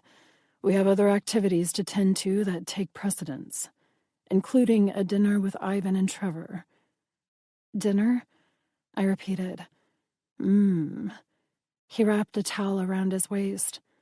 Yes, it'll be a practice run for later this week. What's happening later this week? The words were out before I could stop them, an indication of an error in my conditioning. To question a master was wrong. Not that Darius seemed to mind. If anything, he appeared amused. An engagement with Sebastian Cromwell. My eyes rounded. The regent? He was second in command to a sovereign and notoriously powerful. That couldn't be the vampire he meant. The very one. He replied. He requested it. Why? I just couldn't seem to stop my mouth from moving or speaking. Some of his amusement dissipated as he stepped closer, forcing me to back up against the wall behind me. He placed his palms on the marble on either side of my head, caging me between his muscular arms. A ceremony is rare, Juliet. So rare that the last one on record occurred over 5 decades ago. And while ours isn't complete yet, the initial stages have begun. which has inspired a certain amount of curiosity among my brethren. Meaning he's coming because of me, I inferred. Yes. He let that response settle between us, his expression patient as though waiting for an additional inquiry, but he'd finally silenced me. Do you know what purpose a mated blood virgin typically serves at a dinner party? I recalled all my texts and came up blank. None of them had ever discussed the ceremony, let alone the etiquette that followed it. No, sire. Sharing, he murmured. My brow furrowed, not understanding. Sharing what? You, darling.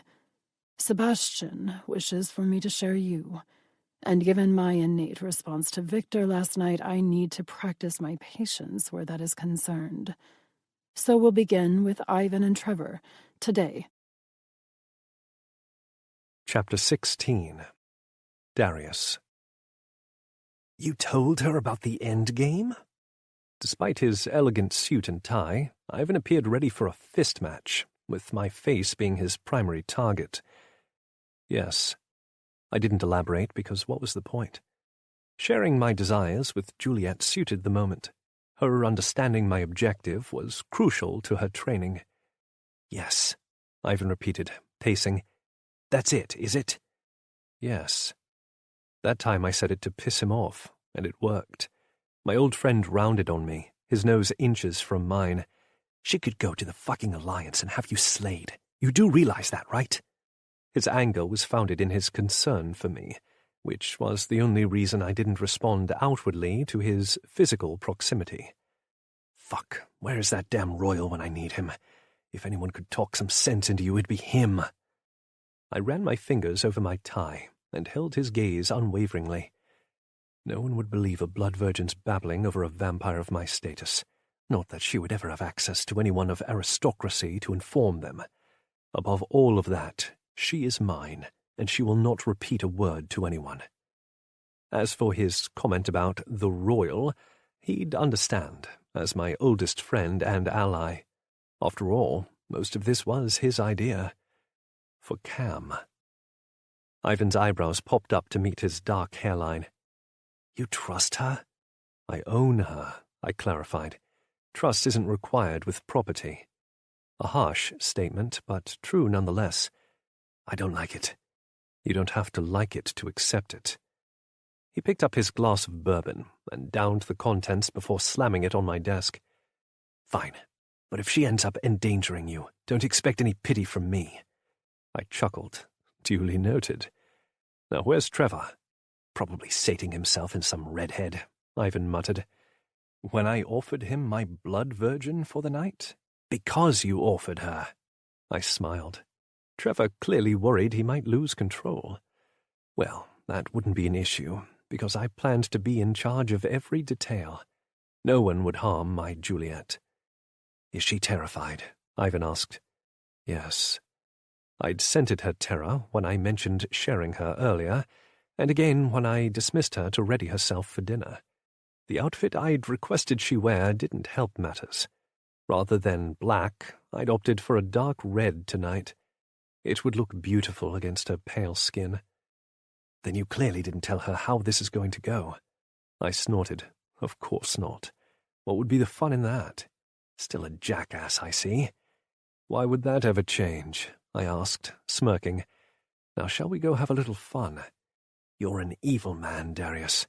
Another fact that will never change, I pointed out, as I led the way to the foyer. Juliet's scent had grown stronger, indicating she'd left her room, and I wanted to observe her reactions as she descended the grand staircase. Her glittery dress caught the light from the chandelier above, illuminating her curves as she paused at the top. Shit, Ivan growled beside me. I fucking hate you. We both know that's not true, I replied softly, as Juliet started toward us on her 4-inch stiletto heels. Never once did she falter despite her obvious nerves over what dinner would entail. Her breasts swayed with each step, making me quite pleased that I had chosen this dress for her to wear tonight. Thin gold chains held the fabric up on her shoulders, and the neck split to her belly button. There was no back. The slits on her skirt went up to mid-thigh, and, as with everything else she wore, the sheer fabric revealed everything beneath. "Juliet," I murmured, kissing her cheek as she joined us. "We're going to pretend this is a traditional affair, just for dinner, to practice for future events. So I'll need you to bow as you normally would as I properly introduce you to Ivan." They'd already met on a few occasions, but tonight was about preparing for our meal with Sebastian, and to do that we needed to pretend a little. Her dark eyes slipped from mine, her subservience immediately taking over. "Yes, sire." I lifted her chin, wanting to hold her gaze for a moment longer. "I'll be here the entire time, love, and I'll coach you through it, all right?" She swallowed. "Yes, sire." I cupped her cheek and kissed her on the mouth.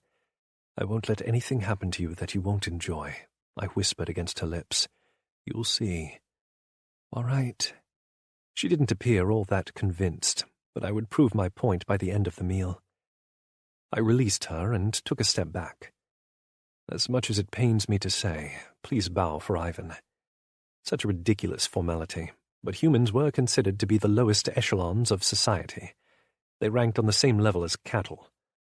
Juliet lowered to the ground with a practiced ease, her gaze again on our shoes. She wouldn't stand again until I granted permission. "When Sebastian arrives later this week, you will descend the staircase with the same confidence and bow as soon as you reach the foyer." "Yes, sire." Her voice held no hint of fear, this type of formality no doubt being typical for her. "Ivan," I prompted. He gave me a look that expressed his irritation before eyeing Juliet's submissive form.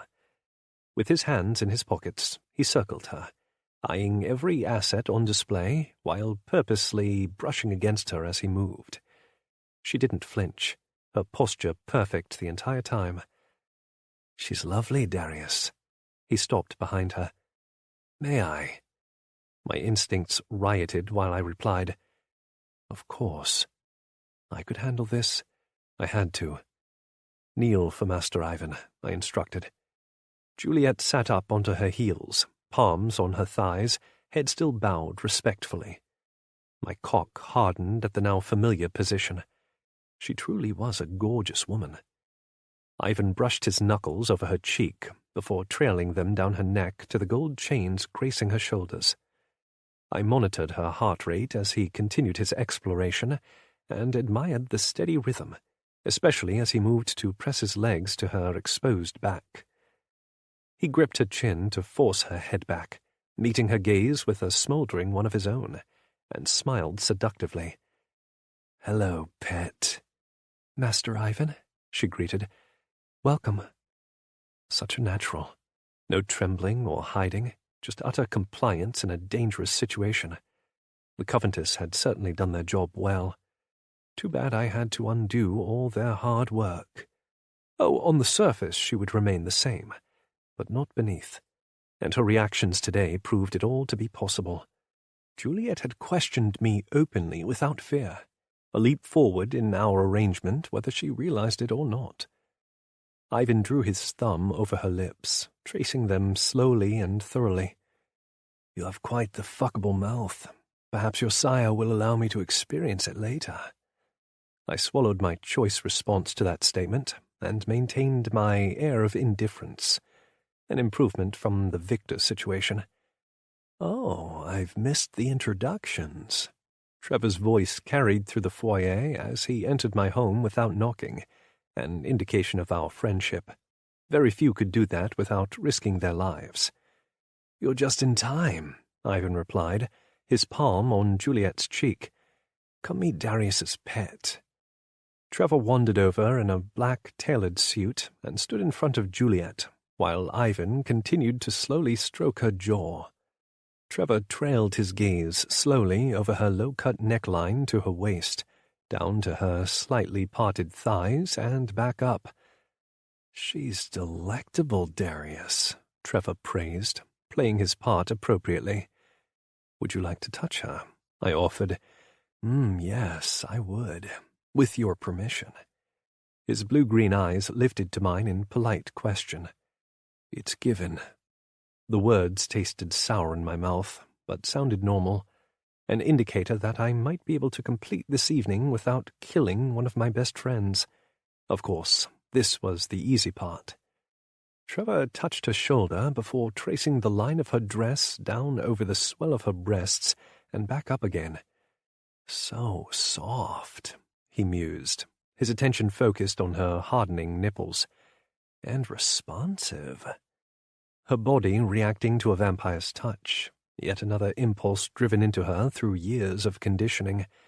Was that why she submitted to me so easily? Or was it something else? Does it matter? Yes. Shall we move to the dining room? My steady voice sounded nothing like the one rioting in my head. I'm certainly famished. Ivan released Juliet, but didn't move away from her. Your pet is exquisite. Meanwhile, Trevor continued his exploration, moving from her collarbone to her jawline. May I escort her? He asked with a glance my way. I forced a smile. Absolutely. Excellent. He held out his hand, palm up. Beautiful? Her eyebrows lifted a little in surprise at the nickname he'd bestowed upon her, while Ivan smirked at the clear social mishap. Not that Trevor cared. He more than embraced being snubbed by aristocracy. Juliet accepted his help up from the ground and slid her arm through his as he offered it to her. A pleasure, little one. Thank you, Master Trevor. He chuckled. Oh, how I do enjoy hearing those words from a woman's mouth, especially one as gorgeous as yours. I doubt Sebastian will be nearly this good-natured, Ivan drawled, as he followed the couple down the hall. I remained a few steps behind, my goal to show trust and respect. Trevor snorted. Certainly not. The man has a dick up his ass. Stick, Ivan corrected. No, I definitely meant a dick. Trevor led the way to the dining room, a grin on his face the whole way, while I shook my head. I told you we wouldn't last more than 5 minutes, Ivan said conversationally. Do you think perhaps it's the blonde hair? Bleached it too much during his surfing days. Seriously, a blonde joke? Trevor tossed back. I suppose I shouldn't expect much from a former Brit. Poor Mr. America doesn't understand our dry sarcasm, Dee, Ivan murmured. Do you think it's because his former political system didn't value education the way ours did? Absolutely, I agreed, even though I didn't grow up in the same era. Both of my friends were born much, much later than me. What do the nicknames mean? Juliet asked, her gaze meeting mine unexpectedly in the dining room. Everyone stopped smiling, the air cooling to a frigid level. Juliet's eyes grew wide as she realized her social faux pas, her lower lip trembling. If Sebastian were here, I'd have no choice but to publicly punish her for such an outburst. However, since Trevor had already broken all formalities, I could let this slide. Besides, this was the type of behavior I desired, a fracture in her conditioning that I could exploit. Trevor stepped away as I moved forward, and Juliet immediately fell into a formal bow. I bit my tongue to keep from chastising her for it. She thought we were still practicing, which meant I'd enforce her penalty now. But no, I had no desire to reprimand her for showing curiosity. Both Ivan and Trevor gaped as I knelt before her, my palms going to her face to lift her gaze. America is a former country, and technically where we live now. Brit is short for British, which relates to Great Britain or the United Kingdom. They disappeared with the fall of humanity. Now everything is divided into regions. Her brown eyes gazed deeply into mine. I read about those in the history books. So many wars. I hid a smile. Yes, they participated in several, but most humans did throughout the centuries. Remind me to let you read about the Crusades sometime. A devastating period that I did not enjoy living through. You are British? She asked softly. Actually, no. I smiled as I stood and held out my hand for her to join me. I was born in the Gaul region, which later became Western Europe. I'll show you on a map later, but my ancestry's Roman. I later moved to the Britannia province when it was otherwise known as Roman Britain. What he's trying to say is that he's fucking old, Trevor translated. I ignored him and focused once again on Juliet. Nearly 3 millennia, to be precise. She didn't appear shocked by that information in the slightest, suggesting she'd either anticipated it or been numbed to eternal beings. Likely both. "You look very good for your age," she replied, shocking me yet again. "Was that—" Ivan trailed off.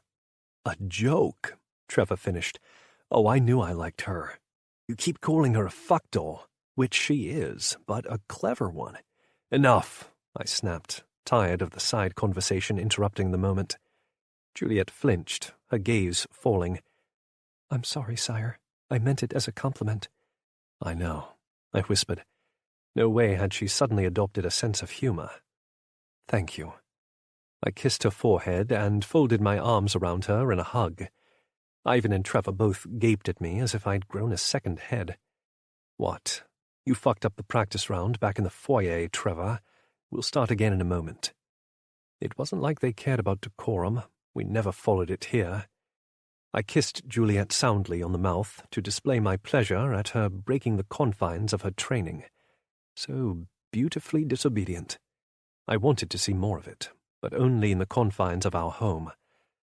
"You can't act like this around society members, Juliet."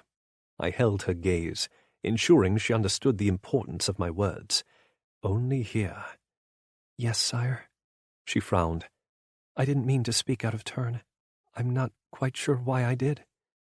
"Because you're learning how to live," I advised softly. "Now go take the middle chair. Trevor and Ivan will sit on either side of you, and I'll be across the table." We were nowhere near done yet. I still had to share her, physically and sexually. Chapter 17. Juliet. "Open," Trevor demanded.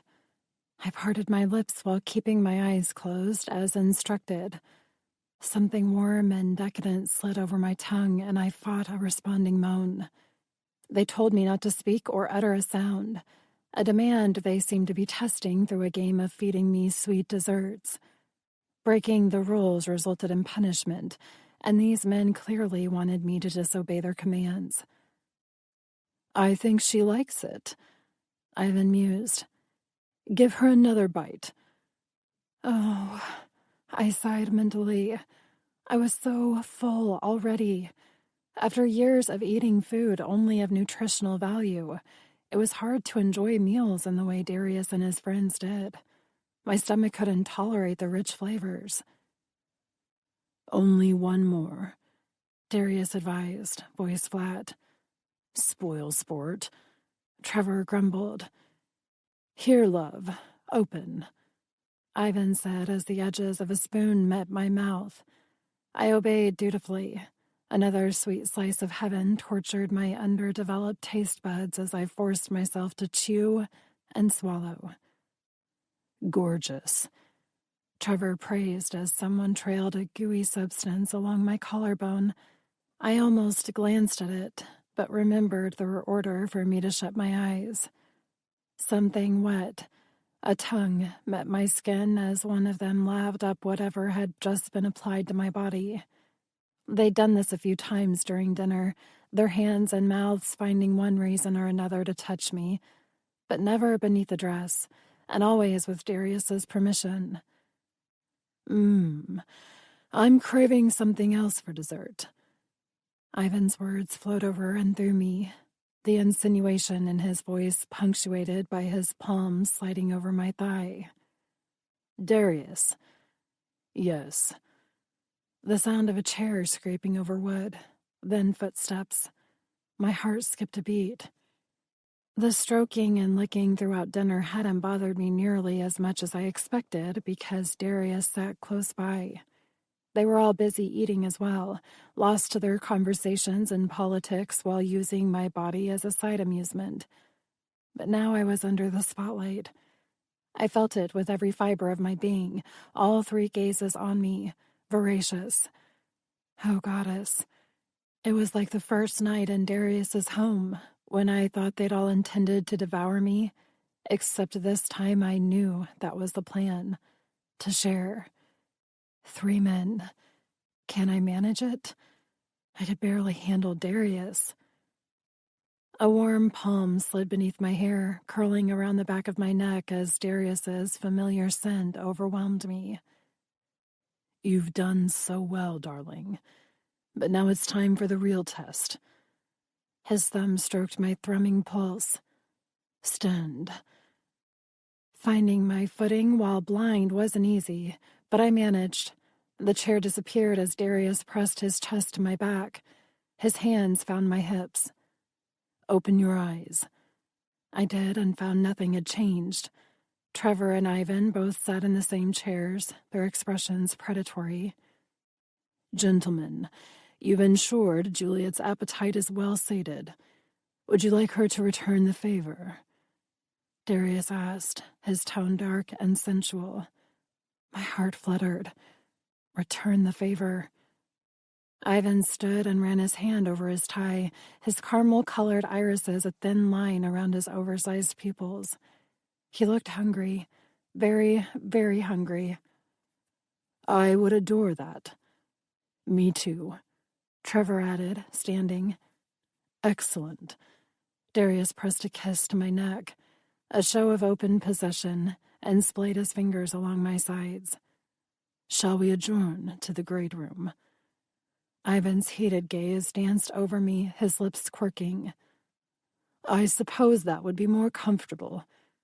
Trevor smirked and turned to lead the way, Ivan right behind him. Follow them, Darius whispered when my feet refused to move. I swallowed, my throat dry. Yes, sire. It took a moment for my legs to work, my limbs frozen with trepidation. The Coventus had well prepared me for what came next. While I'd never experienced it for myself, I'd witnessed several threesomes and foursomes throughout my training days. So much blood, and not all mortals survived. Darius needs me alive. Or that's what he had said anyway. Hopefully he and his friends remembered that. Trevor and Ivan stopped on either side of an oversized chaise lounge in the mansion's ornate living area. Plush chairs and couches decorated the immense room, leaving multiple other options for seating, suggesting they chose this spot with purpose. It provided ample angles for devouring their dessert. Me. I refrained from the urge to wipe my clammy palms against my dress and stood with my eyes downcast, awaiting Darius's instructions. His fingers lightly traced my arms, eliciting a row of goosebumps in their wake as his hands settled on my shoulders. Trevor slid out of his jacket and draped it over the back of a chair. What's the name of tonight's wine? He asked while rolling up the sleeves of his crisp white dress shirt. An old French wine that isn't made anymore. Darius's thumbs brushed my collarbone while his fingers toyed with the gold chains of my dress. Ivan mimed Trevor's movements as he murmured, That's a shame. Indeed. Darius drew the metal across my shoulder slowly, his lips near my neck. Shall I reveal your dessert? My heart slammed a chaotic rhythm against my ribs. They could already see right through my dress, minimizing the impact of my pending nudity. Yet the idea of Darius removing the only barrier between me and these 3 men. Yes. No hesitation from Ivan, not that I expected any. Absolutely. Trevor added, his tone taking on a low growl that rippled across my skin. Darius chuckled darkly as he drew the straps down my arms, exposing my breasts inch by inch. My nipples pebbled in reaction to both the cool air and the sexual tension igniting throughout the room. Gorgeous, Ivan murmured as the fabric reached my stomach. I could feel their gazes on me, memorizing my flesh, or more likely determining where to bite me first. My blood heated and cooled, my body at war with how to respond. Darius's vampiric kiss always elicited pleasure, but I knew that wasn't how most of his kind fed. How would Trevor and Ivan feel? Would it hurt? Would I like it? Darius's thumb skimmed my hips, the dress following his lead, and slowly slipping from my body to pull at my feet. "Leave the heels on," Ivan said, his tone laced with yearning. "Please." "Of course. Just one thing first." Darius twisted me in his grasp so fast that I would have fallen if his arms hadn't wrapped around my lower back. His opposite hand lifted to grab a fistful of my hair. A sharp tug forced my gaze to his. Two smoldering orbs of the deepest green. His mouth sealed over mine in a punishing kiss that left me wondering what I'd done wrong. Had it been the goosebumps? My thundering pulse? Both were considered mortal faults. The Coventus tried to break my kind of those instinctual reactions through hours of forced observation. Alas, I never managed to master the art of hiding my body's responses. Just as I couldn't deny the heat Darius provoked in me now, with the dominating swipes of his tongue against mine. I gripped his jacket for balance as he deepened his claim. My head stung from how tightly he held my hair, while my stiff nipples luxuriated in the feel of his fine wool jacket abrading my bare skin. It evoked pleasure and pain simultaneously, leaving me off kilter. I didn't know whether to scream or to moan, and that convoluted swarm of emotions only worsened as blood filled our mouths. My breaths came in pants against him, uncertain of this possession. The sticky essence coated my tongue and throat, causing me to gag. That only seemed to spur him on more, his arms squeezing me tighter as the fingers knotted in my hair loosened to trace my face. "Take a deep breath," he instructed, causing my heart to jump. Why? I wondered even while I complied. Then he gripped my nose while resealing his lips over mine. My eyes flew open. I couldn't breathe. More blood filled my mouth, drowning me, forcing me to swallow in heavy gulps while my lungs burned with the need for air. Tears flooded my vision, my body aching, my heart beating a mile a minute. Why? I blinked. What did I do wrong? My nails dug into his jacket while I gulped the thick substance lining my throat. I didn't dare inhale, but I would be forced to soon if he didn't release me. Domination. Darius owned me. Each subtle sweep of his tongue over mine confirmed his power, and the erection against my lower belly said he enjoyed his dominion. I was his to do with as he pleased, to fuck, to bleed, to suffocate, to kill. That notion of complete and utter control calmed me, despite the inferno etching a path through my lungs. He'll let me breathe. The confident thought pierced my haze of fear and stirred a quiver deep in my belly, so contrary to the act at hand. I should be screaming and fighting. Instead, I relaxed, my body yielding to his desires and trusting him in the most crucial of ways. I'm broken, shattered, his, just as the Coventus trained me to be. A human toy. Darius's lips slipped from mine as his hand drifted to my hair again, his grip far gentler than before. The unexpected reprieve sent a jolt through my system, shooting electricity to my nerve endings and heating me to my very core. I inhaled deeply, completely, my body shaking uncontrollably from fright and a lethal need for more. Fire laced my veins, setting my skin ablaze with conflicting messages while my lungs wept with joy. Arousal deepened Darius's irises to a dangerous forest green color as he studied me intently. "You enjoyed that." I shuddered, my body inflamed from his touch and kiss. What did he just do to me? He brushed his mouth against mine and smiled. "Yes, you definitely enjoyed that." I licked the blood from my lips and shuddered again as I swallowed. So sweet, so addicting. like life in liquid form. My eyebrows drew down at those errant thoughts and shot upward as understanding dawned. Not my blood. Darius had forced me to swallow his essence, not mine. Why? I mouthed. Would this further the ceremonial bond between us? He mentioned after the first time that we would have to consume each other again. Protection, he whispered, brushing his knuckles over my cheek. Now go lay on the chaise and spread your legs for us. Chapter 18. Darius. Juliet resembled a goddess with her dark hair fanned out against the lounge pillows. Her perfect breasts rose and fell with each breath, her pulse a constant thrum in my ears. She behaved so beautifully, so submissively. Her long, creamy legs were parted just as I requested, revealing every intimate inch of her to our gazes. Hunger radiated from Trevor and Ivan, their stances predatory.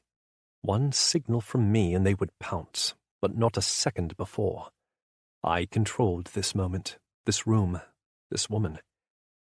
My blood sang as my essence settled inside her, coating her in yet another layer of immortality that deepened our bond. I could have asked her to feed from my wrist, but it seemed too chaste. The possessive man in me demanded a show, a declaration to those in the room that I owned her, that regardless of what would transpire in the coming minutes, Juliet was mine. I removed my jacket and added it to the pile on top of the chair. This is going to hurt, Juliet. A warning she likely didn't need. The look Ivan flashed me also said it went against protocol. So did my eternal kiss. Fuck if I cared. This was a test run for a reason. Yes, sire. Her pulse sang an entirely different tune from her tone. I knelt beside her and kissed her temple. Your fear is intoxicating, darling. I nuzzled her jawline, her neck, and nipped her thundering pulse. Divine temptation. I glanced at my friends. Ivan, Trevor, care to join me? Fuck you, Ivan seemed to say with his brown gaze. I thought you'd never ask. Oh, I definitely considered that option, I thought, grinning. Be my guest, please. With an arrogant lift of his brow, he lowered himself to the chaise and settled between Juliet's splayed thighs. Far too close for my liking, but we'd already agreed that he could feed from her femoral artery. Trevor remained standing, his focus on Juliet's breasts. Her breath hitched as he drew his finger between them. Jumpy, he murmured. Something to work on before Sebastian's visit. Ivan grasped her thighs, his attention shifting to her shaved mound. Although her arousal will please him. He dropped a kiss to her hip, then slightly lower, and smiled at her responding shiver. Oh yes, it'll please him very much indeed. I fought the urge to punch my best friend, and instead focused on Juliet's breathing, her heartbeat, her dilated pupils. She inhaled sharply as Trevor palmed her breast, then exhaled slowly. He pinched her nipple, hard from the looks of it, and smiled when she didn't outwardly react. That's better, gorgeous, he praised, while settling beside her. His blue-green eyes met mine, seeking permission to explore more. It was his way of deferring to his elder and superior before playing with the delectable toy. If I told them to leave, they wouldn't hesitate. Of course, Ivan would give me hell later for it, but my dominance in this room was absolute.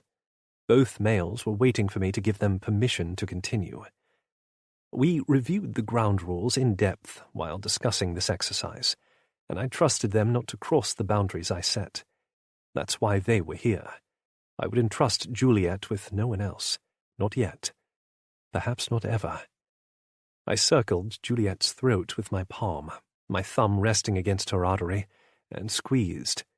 Look at me. She complied immediately, her big brown eyes locking on mine with a relieved expression. Had she craved my gaze this entire time? Pride blossomed inside me at the prospect, another crack in her conditioning.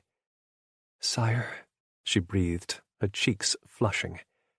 I lifted my opposite hand and drew my fingers through her thick hair. The thudding against my thumb slowed, her body surrendering to my will. We were developing trust, an important component to our future plans.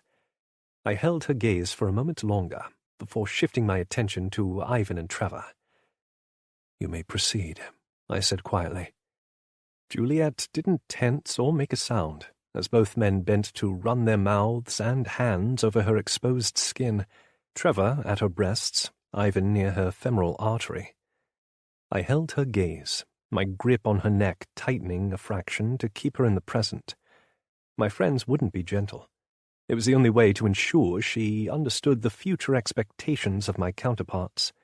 I couldn't afford for her to react negatively to Sebastian or anyone else. Her lips parted, her expression clouding with a mixture of pleasure and pain. I brushed my thumb over her pulse again, before glancing down her naked body to my feasting friends. Trevor had her nipple in his mouth, his fangs firmly lodged into her skin. A deep flush crept its way across her chest, leading back to her neck and up into her cheeks. My Juliet enjoyed a little roughness in the bedroom. Whether that was truly her, or a result of her upbringing, I would never know. She gasped as Ivan's incisors pierced her femoral artery, his mouth pulling hard and sharp. A typical vampiric kiss, providing no ecstasy for the victim, only for the predator. My kind notoriously thrived on cruelty, luxuriated in the agony of others. Fear was intoxicating to a predator, sometimes more so than a being writhing in the pleasure of climax. Tears glistened in Juliet's gaze, but her body remained relaxed, her breathing even. Such an impressive pain tolerance. Her lips trembled. I caught her bottom one with my teeth, hiding her reaction from my friends. Juliet could not show any weakness in front of my brethren. Kept humans were used to excruciating games, blood play, harsh sex, and domination. To be fazed by a mere bite would raise questions regarding our relationship that we couldn't afford. Part of this exercise was for me to learn how to help her survive in my world. Mated blood virgins were rare for a reason, and I fully intended to keep mine alive. I traced her tongue with my own, wiped the tear from her cheek, and tightened my grip around her throat. It wasn't meant as a punishment, but as a reminder of my presence, a way to hold her here with me and provide comfort. Despite the two males feeding from her breast and thigh, I was the one in control of her fate, and hopefully by now she realized I had no intention of losing her. She returned my kiss with graceful strokes, her body melting beneath my command. "Very good, sweetheart," I praised with my mouth. Her heart rate accelerated for an entirely different reason now, her blood singing an alluring song that prompted a delicious idea. I smiled against her lips, more pleased with her than words could express, and trailed my mouth along her jaw to her ear. "Needy little pet." I nipped the tender lobe in mock reprimand. She shivered in response, her throat working beneath my palm. I can taste your arousal, Juliet." It sweetened the air, taunting my carnivorous senses. "Naughty darling," I whispered, before tracing my lips down her neck to the breast closest to me. Trevor had moved to her opposite nipple, his fangs embedded deep into her skin.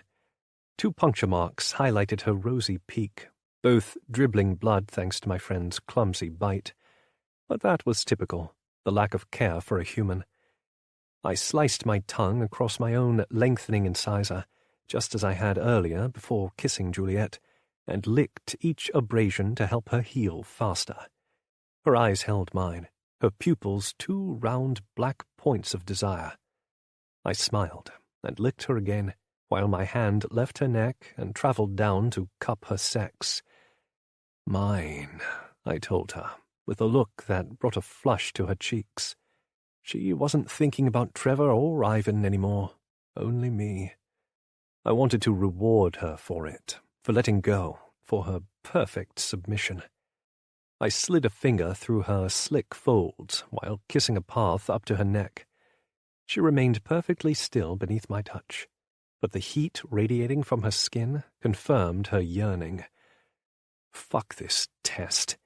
My age and stature in this society dictated I could do whatever the hell I desired, however the fuck I wanted, and I needed her to come. My incisors struck her deep, pulling her intoxicating essence into my mouth and coating my aching throat with her life. More decadent than any other food, the most delicious of blood, and it was all mine. The art of sharing was an old-world practice, one that solidified relationships and sealed business arrangements. Fine, I could handle that, but it would be under my terms. Her moan was music to my ears. It fractured the rules, playing her into my hands and my game the way I preferred, and as her back arched, I heard the hiss of frustration from Ivan. I ignored him, my fingers sliding into her waiting heat while my thumb circled her clit. Her inner walls clenched around me, causing my cock to ache with want. Soon, I promised. I kept my penetration shallow, not wanting to disturb her innocence, yet, and sucked hard from her neck. 3 vampires feeding from her delicate body would steal her consciousness quickly, but damn if I wouldn't provide her with a little ecstasy to inspire her dreams, for that was the only place she was safe from me, this world, and the nightmares surrounding us. It was the least I could do, a thank you she more than deserved. Her tension intensified, her groans growing in length. A glance downward showed why. Trevor and Ivan had joined the game. They weren't touching her outside their designated areas. Rather, they'd chosen to fill their bite with euphoria while continuing to drink. Sweat glistened across her oversensitized skin, her body shaking with restraint. She caught her lip between her teeth and bit down so hard she drew blood. I released her neck and lifted to lick the droplet away, then nuzzled her flushed cheek. "You look so beautiful like this," I praised, waiting for my command. She knew better than to let go completely without my permission. I hadn't even needed to say it or warn her. She already understood. So fucking perfect. Her dark eyes simmered with yearning, her body so tight I knew she would scream if I allowed it. I applied pressure to her clit, and she bit her lip again, her expression one of pure agony and bliss tied up in a gorgeous box of desire. "Come for us, Juliet," I demanded, my dick eager to join her, "and don't hold back." My name left her lips on a scream I felt all the way to my very soul as she shattered. So fucking hot. I doubted I'd ever tire of that rapturous expression on her face, or the way she trembled beneath the pleasurable assault. Waves of electricity radiated through our bond, her body grasping at my immortality to pour much-needed life into her being. Trevor and Ivan had begun drinking in earnest now, yanking from her reserves while she writhed in the throes of a climax that seemed unending in its brutality and ecstasy. I stroked her through it, my touch varying between gentle and harsh, while her eyelids grew heavy from the fierce sensations. Gone was the pinkness of her cheeks, as her blood flowed elsewhere into the greedy mouths of the men feeding from her addictive essence. Blue touched her lips next, even while she trembled beneath the astounding shroud of hedonism. Her pupils flared at the last instant, her brain triggering some fight-or-survival mechanism far too late, and a tear leaked from the corner of her beautiful eyes. I caught it with my tongue and pressed a kiss to her closing lids. A few lasting sparks ignited between us as the magic of my being swept over her, encasing her in a protective shell. Her breathing thinned and her heart slowed. My forehead fell to hers as a painful ache stirred inside my chest. Foreign in its intensity, unwelcome in its presence. I hate this. These rules, these practices, this monstrous side to our tendencies. Isn't this act exactly what I wanted to stop? I sighed. Changing the system took time, something I had on an infinite loop. This would be a long gambit, a harsh one, and there would be unpleasant sacrifices on both sides. She never had a choice, my conscience chided. Neither did I reminded on a growl. Enough, I said out loud, unable to bear the shuddering gasps spilling from her purple lips as she struggled to breathe. They'd nearly sucked her dry, which was the plan. An unmated mortal would die. No, she would have died already. But my old blood thrived inside Juliet, while her agony ripped at my heart. I could feel her fear, her sorrow, her confusion. She thought I meant to kill her, and didn't understand why. Then a hint of self-assurance chased that notion, reminding her that I needed her alive. To see inside her soul, inside her thoughts, was part of our connection. It would increase as I deepened our eternal link, to a point where we would be able to sense everything inside each other. My determination, my craving for revenge, my frustration at the current state of affairs, all of it would become evident. This was why I'd already begun confiding in her. She would know eventually anyway. Telling her up front merely solidified our partnership, helped encourage trust, and would hopefully recruit her desire to help the cause. "You royally fucked that up," Ivan said, his voice a low snarl. "But you already know that, and don't care." I took in every detail of her immobile form, including the lack of bite marks. My friends had already healed her. Good. I added my blood to the incisions on her neck before kissing her on the cheek. Now she just needed rest. Tomorrow she would be fine. "Grab that blanket behind you, Trevor." I gestured to the couch with my chin. He snatched the fleece material, arousal simmering in his gaze. "You're totally fucked." "Thank you," I said, both for pointing out the obvious and for handing me the item I requested. I wrapped it around Juliet before lifting her in my arms. "Join me for a cigar." It wasn't a request but a demand. I didn't bother looking to see if they followed me through the manor to the seating area outside. I already knew they would. Several plush chairs were situated around an already glowing fire. My servants knew us too well. They'd even left a package of cigars on the table, prepped and ready. Trevor lifted the bottle of aged bourbon beside it and poured himself a drink before collapsing in his usual spot. Ivan selected a cigar instead and joined him, his brown eyes smouldering from the dancing flames as I settled into a chair with Juliet in my lap. I refused to leave her alone until her skin regained its creamy color. "She comes beautifully, Darius," Ivan remarked before taking a puff. He blew out his breath slowly, expression thoughtful. "I can see the appeal, but others won't, especially not the regent." I considered his words while stroking Juliet's jaw. The icy quality left an unpleasant sensation against my fingers, leading straight to my chest. "Perhaps not," I agreed. "Perhaps I don't care." "Clearly." Trevor knocked back the contents of his drink. "Pretty sure that won't help you win the sovereign's seat. Or maybe it will." Ivan scratched his chin. "It's all a show of arrogance and prestige, yes? Darius breaking from decorum will shock them and inspire intrigue. It's one way to ensure his name hits the masses," says the former politician, Trevor muttered. "I was a political advisor," Ivan corrected, tone irritated. "Far more useful than a shitty surfer. Back to that again. One of these decades you'll get more creative. And perhaps you'll grow a brain. We can all dream." "Enough," I cut in, not needing to witness another of their bickering matches right now. Sometimes I wondered why I chose them as my best friends. "I will figure out our strategy for the regent's visit. A lot of our brethren seduce their unwilling victims. Perhaps I'll play into that lifestyle notion." "By telling him you enjoy forcing orgasms from her?" Ivan asked, gaze astute. "That might actually work. Or you could tell him the truth." Trevor shrugged. "Not all of us prefer resistant partners."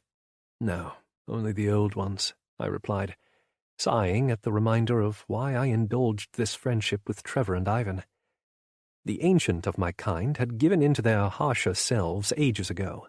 choosing to embrace the darker parts of our nature and thrive at the top of the food chain.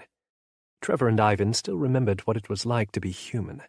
They preferred consensual sex, not that it really existed anymore. One of the many aspects of this world I desired to change. I traced Juliet's cool lips with my thumb. Testing my resolve was the primary reason for tonight's interaction. Juliet behaved admirably. I did not, at least not according to the rules governing higher society. But I was older than most, a direct descendant of the royal bloodline, and therefore a power in my own right. The regent may hold a position higher than me now, but if I win the sovereign's seat, he'll bow to me. I uttered the words out loud, despite them mostly being for myself. Why should I bend to his will? He has the trust of numerous sovereigns and royals. Winning him over will ensure your election. Ivan, the constant political voice of reason. And to be blunt, there is the matter of your ties to Cam. My blood cooled at the familiar topic. Severed ties, I corrected flatly, and I have support from other royals, including the one who desired me as his new sovereign. True. However, your rivals will point out the direct lineage, which means you can't afford to have anyone question your treatment of Juliet. Not if you want them to believe this charade. Any other obvious points you'd like to mention, Ivan? I asked, bored. We had discussed this part 1,000 times. Cam met his Erisita by chance and fell in love. By contrast, I bought my future Erisita through the proper channels, and treated her as everyone expected in social situations. Very different approaches. I've done everything to prove I'm willing to play by their rules, including denounce my blood ties, I added bitterly. Even as Cam's sole progeny, they have no reason to suspect me of being a sympathizer. Right, because you resolved the issue by denying his royal throne a century ago, Trevor added, waving his hand theatrically. I'm with Darius here, mate. Move along, puppet master, so I can enjoy my blood high. Ivan narrowed his eyes at the blonde. Political mastermind. Trevor's lips twitched. Sure. I'm working with children, I muttered, my focus shifting to the gorgeous woman in my lap. Juliet's heart beat steadily against my palm, the only indication of the life thriving inside her. I drew a line across her collarbone with my thumb. So delicate and beautiful, and far too fragile for the games ahead. Fewer than 4 months to coronation. Ivan cleared his throat. You've done everything right so far by purchasing a docile, obedient slave. She behaved admirably at the event over the weekend, at least in terms of their standards. But that brings us to the matter of sharing, specifically with the regent. I don't think you'll have to, at least not yet. Words I wanted to hear. I met his knowing gaze. Keep talking. His lips twitched. She's still a virgin. Use that to your advantage. It shows a restraint very few possess. I certainly would have fucked her by now, Trevor interjected, his electric gaze on the woman in my arms. Probably killed her by accident, too. Ivan snorted. Crudely accurate, and honestly, I'd do the same. Regardless, tell the regent you're savouring her. Perhaps offer to pour him a drink yourself, or give him a wrist. She's not afraid to dance naked, so give him a show. But keep his fangs off her. If anything, it'll encourage him to come back for more, thereby giving you cause to develop that relationship. A clever plan, I murmured, considering. It'll also grant me time to feel out his proclivities and human interests. Something I did with everyone in my acquaintance, for the desire for change expanded well beyond Trevor, Ivan, and me. I just happened to be the first pawn to move into place after decades of preparation, and we would need at least another 10 to 20 years to move the rest into their respective positions, if not longer. Well, at least this wasn't a complete waste of time.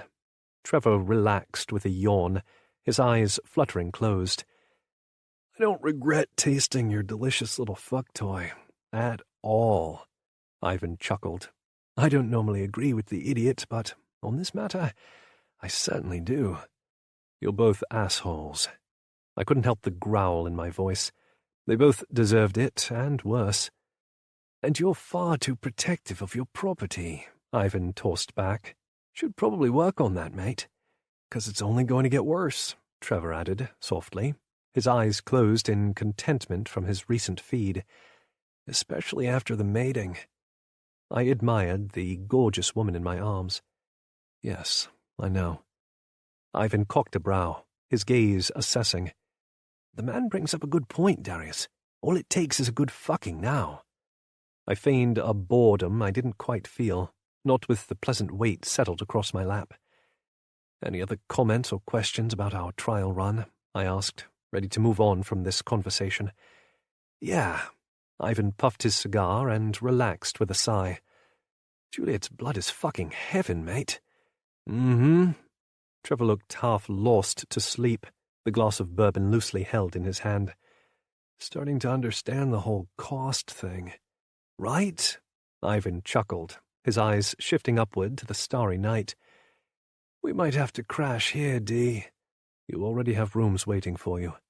My staff had prepared them, knowing they would need a place to sleep during daylight. Juliet's blood served as both an aphrodisiac and a drug, especially in younger vampires without any tolerance. Trevor and Ivan were only a few centuries old. Their tastes and temperance were still being refined, as was currently evident by Trevor chuckling at whatever he saw dancing behind his closed eyes. Ivan joined him, making them resemble a pair of drunken lunatics who would no longer provide any meaningful discussion tonight. Fair enough. There wasn't anything left for us to deliberate anyway. I'll leave you both to your personal fascinations. I stood, holding Juliet close to my chest. So you can go luxuriate in your own? Ivan asked, without opening his eyes. Fuck toy, Trevor added, grinning. Go get laid. I didn't bother pointing out that she was still half dead. Good night, lightweights. Fuck you, Ivan growled. Ancient one. Trevor laughed. So fucking old. I shook my head. You're both high as kites. And not sorry at all, Trevor replied. Maybe next time I can play with the fuck doll more. Her tits are fantastic. Her pussy is even better. Ivan sounded almost wistful. I walked away as he started detailing all the things he wanted to do to Juliet. If I stayed, he'd probably die, because no one would be touching her except for me. Mine, I whispered, as she snuggled into my chest, her body naturally seeking my warmth. I'll never share you again, Juliet. A forbidden promise, one that felt far too right leaving my lips. Societal obligations. The words ghosted through my thoughts, leaving a trail of doubt across my mind.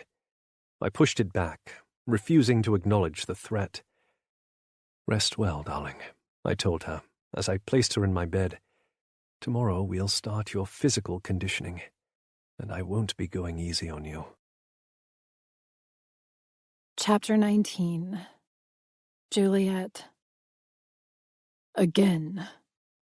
Darius's voice rumbled through me like a bad dream. I hated him, or rather my body did. Yet my aching legs moved on his command, my feet hurtling over the ground outside as I forced myself to complete another lap around the grounds. Every evening this week had started with a light breakfast and some stretching, followed by this insane series of activities Darius referred to as conditioning. It went on for hours until dinner. We only stopped when I needed water or food. 3 days of training and I was already done with it, especially the running. Sweat beaded against my skin, my breath labored from the endless trials. I thought the Coventus had been hard on me. Darius was slowly disabusing me of that notion. 20 push-ups, he said as I completed the circle. No. I collapsed to the ground and considered just lying there. What would he do? Bite me? My blood heated at the prospect. He hadn't touched me since Trevor and Ivan's visit. I'd woken alone in Darius's bed with a note that said to get ready and meet him at the dining table. Then I spent the last 2 sleeps in my own room, while he rested elsewhere. Despite spending most of our nights together exercising, I missed him. Push-ups, Juliet. My gaze flicked up to his as a denial tickled my lips, but the threat in his gaze sent me into motion. Vampires love to punish, and Darius was no different, although I usually enjoyed his brand of castigation. How would he react if I refused? He couldn't force me to run. Well, not entirely true. He could compel me. That might hurt more than operating at my own pace. Still, it could be fun to deny him. Listen to yourself, a logical part of me chastised. You've clearly lost your mind if you think challenging a vampire is a good idea. Not a vampire, but Darius. What are you doing? He asked, his voice holding a touch of irritation. I started doing push-ups again. Sorry, sire. 20 more. He growled. I narrowed my gaze at the ground and fell back to my knees to stare up at him. Why? What purpose does this serve? His eyebrows shot upward. Are you questioning my command? No, I'm requesting a purpose. I could hear the obedient version of myself screaming in my head, but I ignored her. I want to know why we're doing this. He crouched before me in his jeans, elbows braced on his knees. You're defying me. I swallowed from both his nearness and the intensity smoldering in his green irises. No, sire, He grabbed my ponytail, something he insisted I wear, and yanked me to him. You're defying me. I trembled at the lethality lurking in his tone. Oh, goddess. I'd managed to anger him, and on the night of the Regent's pending visit, what had I been thinking? I'm sorry. It won't... His lips touched mine gently, silencing me. Very good, Juliet. You're learning. I blinked. Sire? He kissed me again, his tongue parting my lips as he pushed me back onto the grass, his body stretching out over mine. My short, clad thighs parted automatically to embrace him, even though I didn't understand.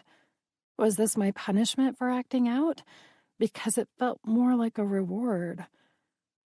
I like you, defiant. He tugged my bottom lip into his mouth, sucking lightly, before reclaiming me with his tongue. I moaned as he pressed his erection against me in the place meant only for him.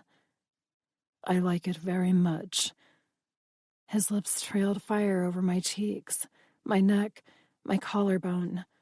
I arched as he bit my nipple through the material of the sports bra, my heart beating rapidly. Darius? Yes, pet? I'm confused, I admitted as I grasped his bare shoulders. Am I in trouble? He chuckled darkly against my breast. No, darling, you're learning. I swallowed. I'm not sure I understand. His fangs pierced my cleavage so unexpectedly that I yelped. He took a deep pull and groaned. Adrenaline mingled with bliss shot through my veins, all inspired by his bite and the way he felt on top of me.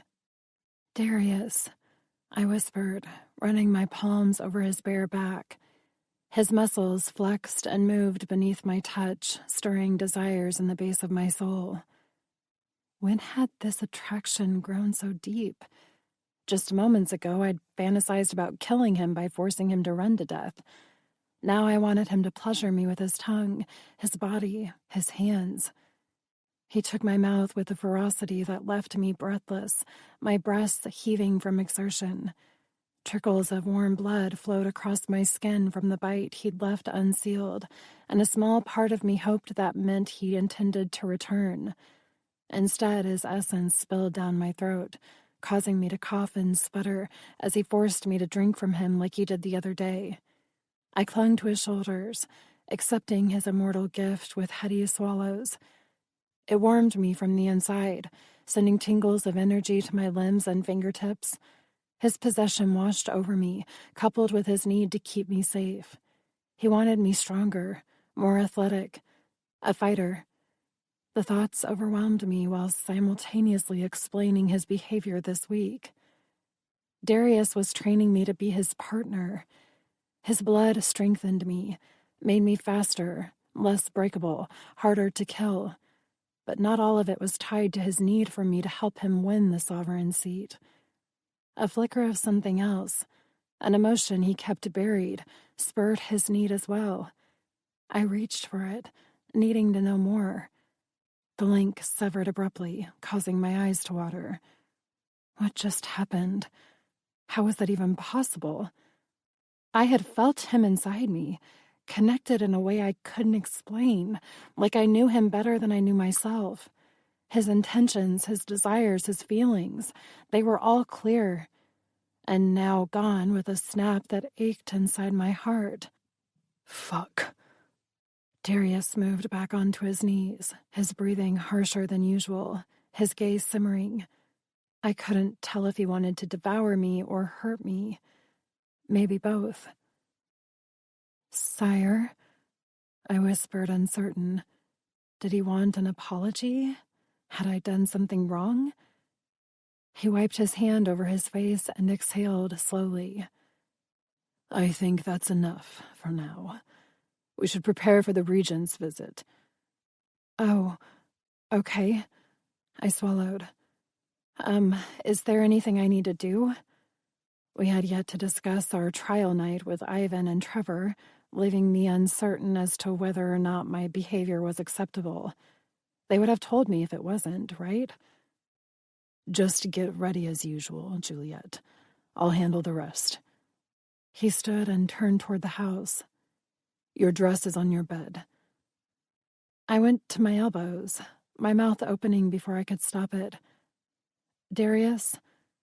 He stopped but didn't turn. Yes. Am I cleared my throat. Are you sharing me with him? Like Master Trevor and Master Ivan? I shivered at the memory, not entirely convinced I wanted to repeat it. The pleasure had been intense, almost painfully so. I'd floated through a cloud of ecstasy while my life had slipped through my fingers. Darius's eyes, the last memory I possessed before everything had gone black. I hadn't known if I would survive, and that fear nearly suffocated me in my last seconds before death overwhelmed me. Then I had awoken in Darius's bed, feeling renewed and full of life again. How many times could someone survive such an experience? He glanced over his shoulder. Would you like me to share you with Regent Sebastian? I stared at Darius. Was this another test? His way of gauging my submission after acting out earlier? My training kicked in, my response automatic. If it is your wish, then yes. His darkening expression told me that was the wrong answer. Then it shall be my wish, Juliet. The words sounded cruel on his tongue, as did the way he narrowed his gaze. Try not to disappoint me again. Again? Yes, sire. He turned on his heel and disappeared into the house, leaving me even more confused. When did I disappoint you the first time? I whispered, my lips trembling. I looked down, spying the blood trickling over my sports bra. Darius hadn't closed the wound. Another translucent dress. This one royal blue, with a slit up both legs to mid-thigh. The silver chains on my shoulders held up the fabric, while the deep V-line revealed my breasts all the way to my nipple. Darius's bite stared back at me in the mirror, almost as a taunt, to remind me to behave. I still didn't understand what I did to displease him, but I would do everything I could tonight to make it up to him. Ida knocked on my door as she entered, her motherly grin firmly in place. Master Darius asked me to bring you some shoes. She held up a pair of silver heels that matched the adornments of my dress. I pulled my hair over one shoulder and walked over to accept them. "Thank you." She frowned, her brow pulling down ever so slightly.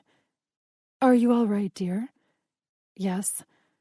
I slipped on the 4-inch stilettos. "No, I've done something to upset Master Darius." I covered my mouth, startled by my brazen reply. I knew better than to admit that out loud. What has gotten into me? I felt undone, a tad out of control, as if I couldn't rely on the rules any longer. "Oh, goddess," I mumbled beneath my hand. "I'm sorry, Ida, I had nothing else to say. Here I was, about to meet the regent and speaking out of turn. "I'm going to die tonight, painfully." "Darling girl, you have nothing to apologize for." She picked up a comb to fuss with my hair, her eyes far too kind. "If you upset Master Darius, it was probably his own doing. He's a stubborn old vampire, but there's a good man underneath. Surely you've seen that side of him by now." Yes, of course I've seen it. But earlier I did something. He said I disappointed him." She murmured, gently brushing my long, dark strands. "Well, I'm sure he will forgive you, dear. He seems quite fond of you." Her eyes twinkled with the words. "But he didn't tell me why I disappointed him," I whispered, confiding in her. "Then ask him," she replied, making it sound so easy to defy a master by demanding explanations. Except hadn't I done that during the push-up session? Demanded to know why he wanted 20 more on top of however many I'd already done? And he had rewarded me with a kiss, saying he enjoyed my defiance. Then when I asked about the sharing, he requested my input, and I yielded the decision back to him. Darius enjoyed my defiance. He didn't like me deferring to him on the subject of sharing. He wanted to know how I felt about it. I blinked. Why would Darius care?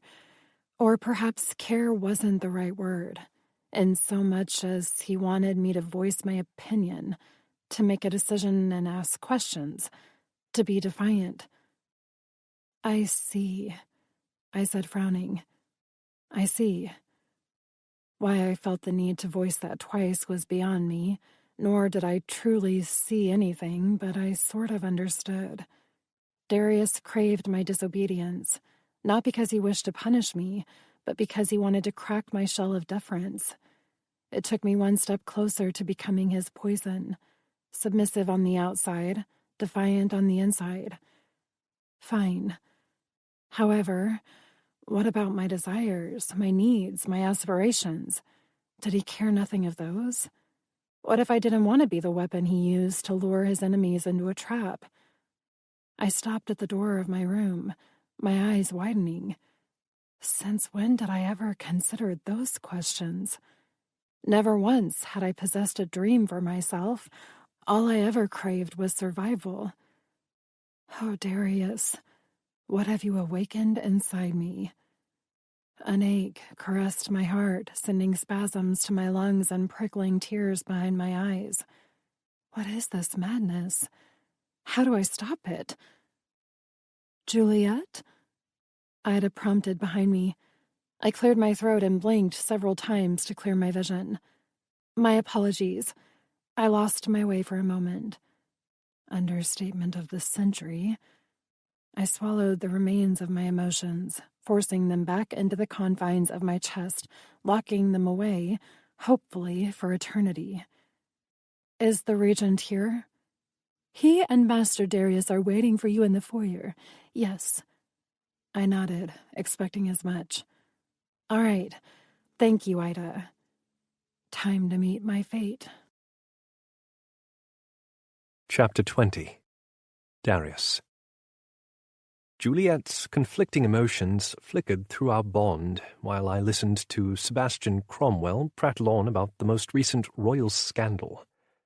Confusion and hurt poured through our connection, Juliet's thoughts a rolling wave through my head. I hadn't been fair with her earlier, when I allowed my frustration to get the better of me. But her brainwashing was just so damn frustrating. We finally had a breakthrough when she questioned my authority, demanding a reason for all the physical training. My rewarding response had been automatic, a kiss laced in blood. Except I gave her too much, granting her access to my mind without meaning to, and had abruptly cut Juliet off when I felt her prodding for more. Her intrusion hadn't upset me, not really, just startled me. It was her subservient response regarding sharing that infuriated me. I asked her what she wanted, and she gave me a practiced response. No trust, no truth, just a colossal step backward in our work together. Fuck. Even now I wanted to punch a hole through the wall, but instead I grinned at Sebastian and nodded along with his words. Something about Kylan killing his entire human harem out of boredom.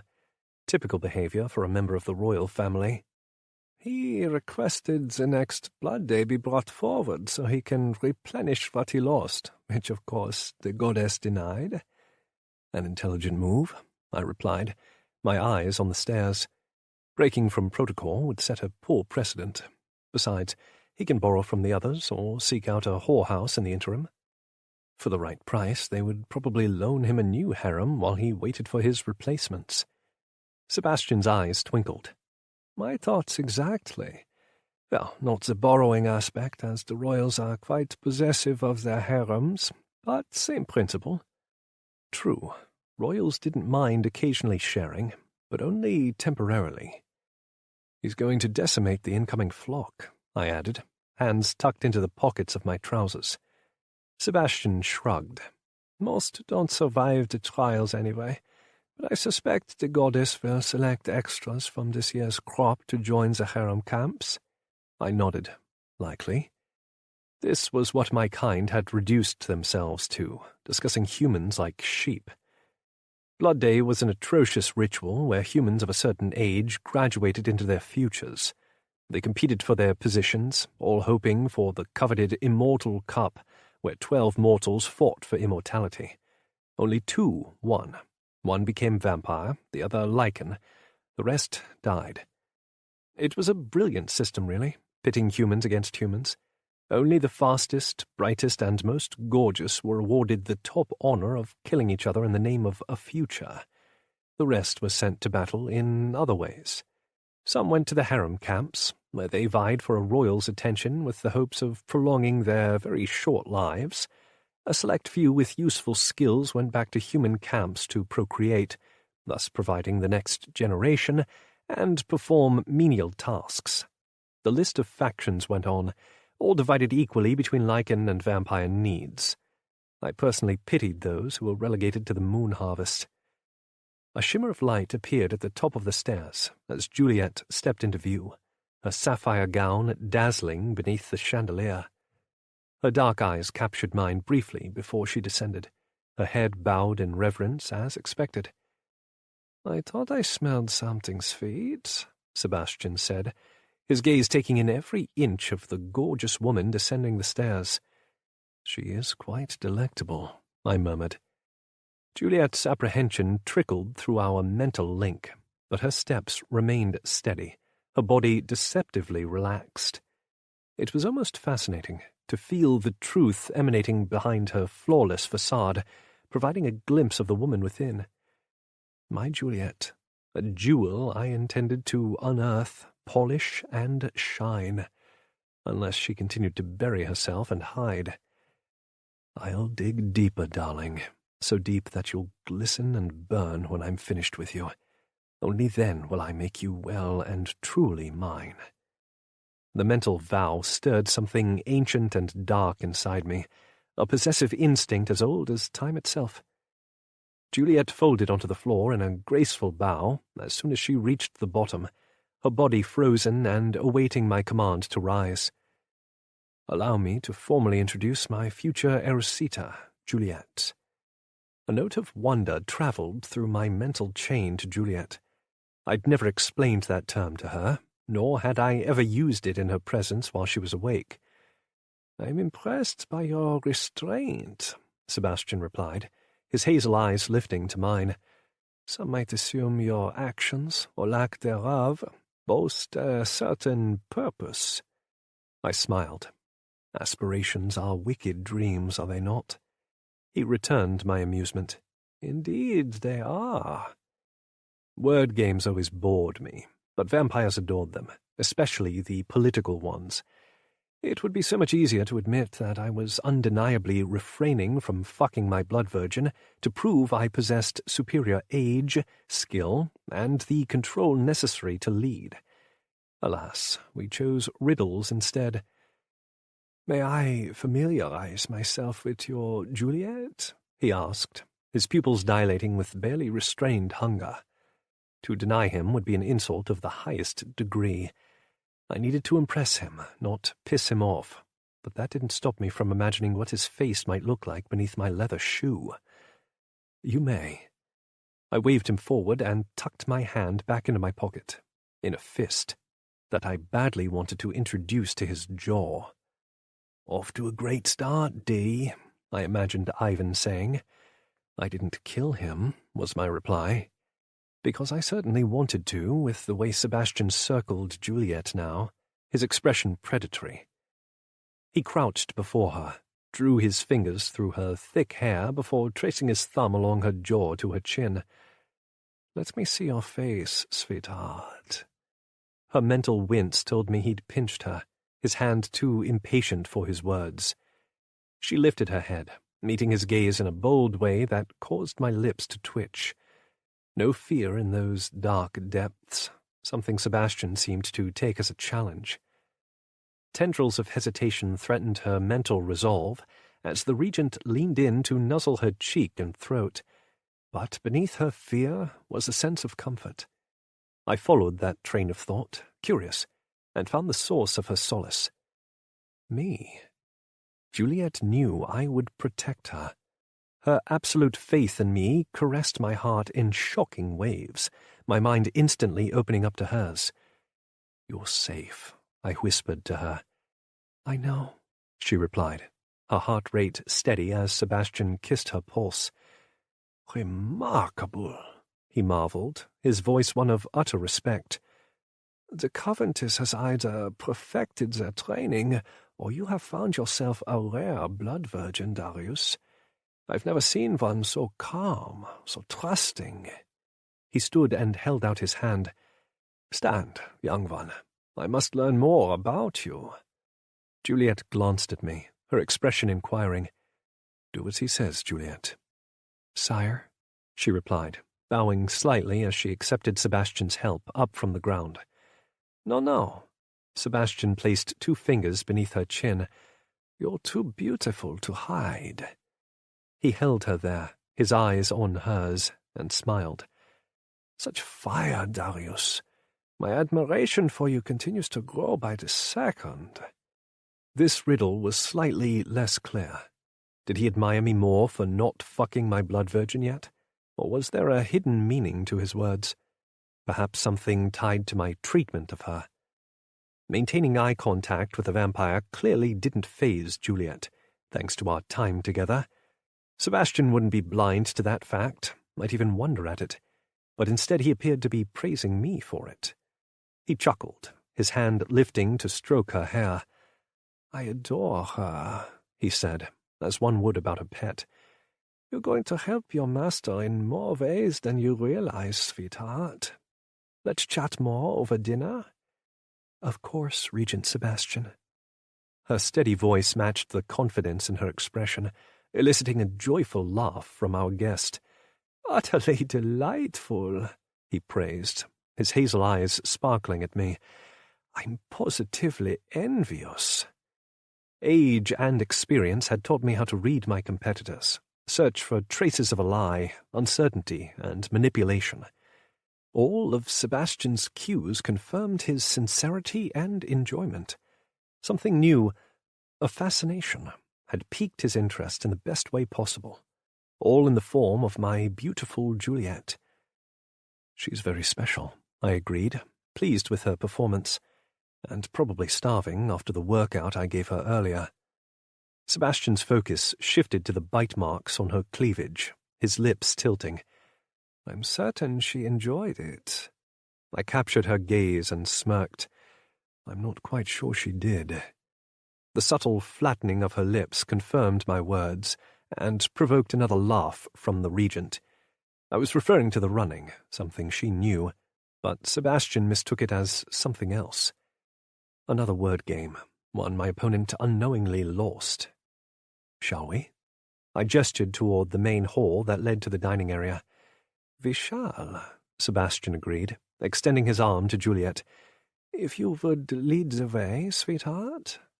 Thank you, Regent, she murmured, her steps sure as she escorted our guest. I admired her pert little ass in the translucent sapphire fabric. My cock stirred at the sight, irritated that I'd ignored my needs all week. Alas, she had needed her strength after the way Trevor and Ivan had fed from her a few days ago, and now she definitely required the energy to handle Sebastian. He would not go easy on her, might even kill her if I didn't monitor him carefully. We entered the dining area, a room I was beginning to dislike, and Juliet guided Sebastian to the chair Ivan had sat in earlier this week. Rather than sit down, the regent assisted her into the seat and smiled up at me. May I join her, Darius? Okay, yeah, I really fucking hated this room now. Please, be our guest, I said, waving at the space meant for Juliet. Sebastian flashed a pair of dimples that gave him a young appeal as he settled beside my blood virgin.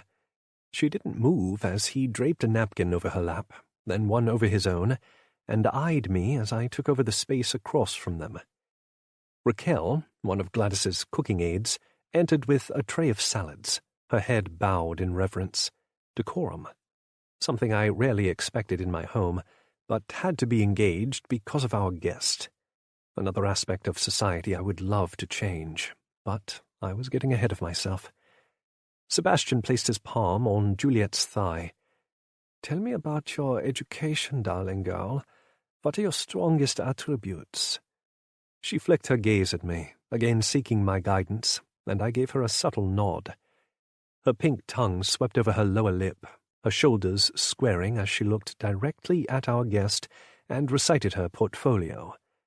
It reminded me of the auction, when the Countess's auctioneer listed all her traits and aptitudes. High marks in linguistics, history, logic puzzles, memory games, and government affairs. All the makings of a perfect blood virgin. What about the arts? Sebastian asked in fluent German, one of the languages Juliet spoke fluently. She replied with a flawless accent, studiously recalling her scores in dance, music, and choir. Sebastian ate his salad while she spoke, his other hand still firmly affixed to her thigh. I busied myself with my own food to refrain from the desire to break his arm. And sexual prospects? He prompted, his eyes darkening with curiosity. Juliet swallowed, the only indication of her discomfort. All those years of brainwashing kept her calm and collected as she detailed every aspect of her sexual education, from throat training to observation courses to female-on-female instruction. I knew all of this, but to hear it outlined so openly, to realize why she sucked cock so incredibly well, enraged my sensibilities. And yet, compared with so many others, Juliet's experience was considered easy. No vampire could touch her in the Countess, not as a blood virgin.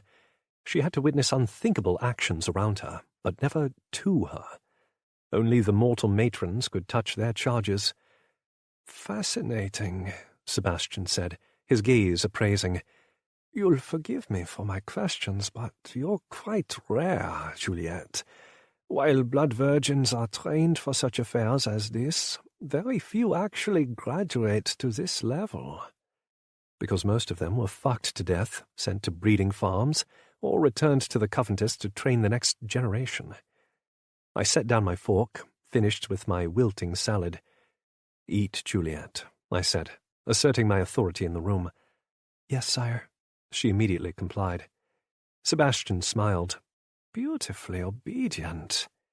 He finally removed his palm from Juliet's thigh and relaxed into his chair, his salad long gone. She's perfect for your platform, Darius. The royals will love her. Platform? I repeated, arching a brow. Enough with the posturing. He waved an errant hand. We both know you want the sovereign's seat. No point denying it. And here I thought we might play a few more word games, I said, amused and slightly relieved. I expected at least another hour of posturing and pontificating before we reached this point. Thankfully, it seemed my guest was done with the formalities and ready to progress to business. Your frank summarization means you have an opinion. What is it? I want you to run. No hesitation, no hint of a lie, not even a smile. I lifted my glass of wine, a dark red laced with blood, and swirled the contents. Why? The regent smiled. Because you're Cam's only blood heir. A surge of shock travelled down the connection, the only indication Juliet recognized the name. Her gaze remained on her plate, her mouth slowly chewing, although she clearly understood the implication of Sebastian's statement. You wish for me to assume a position because of my blood ties, I mused, and took a sip of the fortifying liquid. You're essentially royalty, Darius, and by far the most powerful of our kind in this region.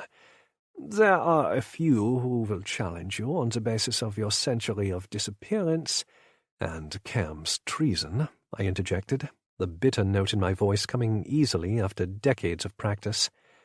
Can't forget that major detail. Raquel returned, switching our salads for the main course of roasted chicken, mashed potatoes, and a medley of vegetables. Juliet picked at those first, her old habits of eating healthily overriding her taste buds. Sebastian murmured a few words of appreciation about the meal and suggested we eat before continuing our discussion. I maintained an air of nonchalance, as if I didn't have a care in the world, and indulged in the rich food while memories whirred through my thoughts. Cam, my maker, a royal and the rightful heir to the goddess's throne. I'm sorry to lay this burden on you, Darius, but it's the only way. You must continue what I started, or all of this will be for naught. My death will mean nothing. My sacrifice will be in vain. Do you understand? You're humanity's protector now. You're the future's only hope. His strong hands had gripped my shoulders so hard they nearly broke. Then he hugged me for the last time and disappeared into the night. The next time I saw him, he existed inside of an urn. I denounced him that day, poured gasoline over his ashes, lit a match, and watched him disappear with dry eyes. The hardest fucking charade of my very long life. That was delightful, Sebastian said, patting his stomach. Juliet was only halfway through her plate and slowing down. I let her off the hook for tonight, but decided a bigger breakfast would be in order tomorrow. I finished my last bite and set down my fork, dreading what I had to offer next. They're calling it a harmonious future, saying it's the only way for lichen and vampire to live in peace, by enslaving humankind. But it's a classist system, meant to benefit the royals and alpha packs. It's a game of power, and blood, and death. We are the superior race. Of that I harbor no doubts. But that doesn't mean we must be cruel and torture our food. Cam's vehement words scoured my soul, leaving a bitter taste in my mouth. Play the game, my son. Move all the pieces into place, and strike from within. You know the chessboard better than anyone, including me. Use it. Embrace it. Own it. I fought the urge to clench my fists. Cam gave up everything for this future. Decades of planning since, and it was finally time to make my move. I couldn't afford to falter, not even for her, my darling Juliet. I sipped my wine, collecting my thoughts and easing my insides, then smiled indulgently. Can I interest you in any dessert, Sebastian? Desire lit the regent's features as he shifted his focus to Juliet. She pushed aside her plate, her throat working to swallow her last bite. "Yes," he replied, "you most certainly can." Chapter 21. Juliet. The chicken turned over in my stomach. I knew this was the plan, yet a deep pain echoed in my heart upon hearing Darius's words. "Can I interest you in any dessert, Sebastian?" My instincts rioted, hating the idea of letting yet another man bite me. And yet, that's always been your purpose, my logical side reminded. Why would that ever change? Because Darius asked me if I wanted to be shared, and you never told him no. I wanted to growl in frustration at that pliant voice, the one always spouting reason and reminding me to obey. Why now, of all times, I didn't know. Maybe it was exhaustion, or perhaps I'd hit a limit of some kind. An impenetrable wall lined with foreign words detailing a past where humans had rights, where vampires didn't use my kind solely for food and sexual gratification. Impossible. Go away. You're going to die. Do as you're told. I'll die anyway. A finger trailed down my neck to the chains of my dress, fondling the metal. "Do you have a preference, sweet girl?" Sebastian asked, his voice indulgent. "I'd like to drive a stake through your dead heart." The foreign thought popped through my head so suddenly that I nearly gasped. To think about killing a vampire was tantamount to treason. What is wrong with me? Ice cubes danced along my spine. Pull it together. Obey or die. Would that be so bad? Yes. The sound of a chair scraping over the floor, followed by Darius's familiar footsteps, had me glancing up at him. His scowl told me that was the absolute wrong thing to do. He grabbed me by my hair, yanked my head back, and captured my gaze. "Is something wrong, darling?" he asked, a growl in his voice. "Did you not hear the regent?" Had I missed something? I swallowed the oversized rock clawing at my throat, or I tried to anyway. "No, sire." His brow furrowed, his grip loosening slightly. "Are you feeling all right?" "Say no." Darius whispered through our connection, his voice clear in my mind. "Tell me you're unwell. Do it now." The command in his tone made me flinch. "I'm not feeling well, sire. My apologies." He tilted my head to the side, ran his finger over my pulse. Did I work you too hard earlier, darling? I noticed you barely touched your food." I'd only eaten about half of it because of the rich quality. It upset my stomach to eat too much. "I'm sorry, sire." He shook his head in reproach, his irritation evident. "She's still new to this, doesn't realize that she needs to tell me when I've drained her too thoroughly." He tugged on my hair, making me flinch, and cast an apologetic look at Sebastian. "Clearly, I have some work to do with her." I couldn't see the regent, but I heard the smile in his voice as he replied. "Discipline is important." "Indeed. I have half a mind to let you drain her dry right now for her impudence. But then I wouldn't be able to apply my own brand of punishment later." He sighed, long and hard. "What would you do, Sebastian?" "Spank her as raw, fuck her, and then drain her." The words sent a tremor through me. I'd seen that particular brand of discipline administered on my own matron more than once. It usually took her days to recover. Darius chuckled. "A delightful idea. But it would take up much of our remaining time together before dawn, and we still have a discussion to finish." His thumb brushed my pulse while he spoke, applying a subtle pressure that felt more like a brand. Ownership, possession, a way of marking me as his in the most basic of ways. Too true, Sebastian said, standing beside us. I suspect there will be more dinners in our future. Perhaps I will indulge in your offer of dessert then. She will be more experienced, Darius responded. In all ways. The implication churned my stomach. He was offering more than my blood. Experienced. In all ways. He meant sexually, as in he would share my body in the future to make up for this transgression. My mouth went dry, my heart hammering against my ribs.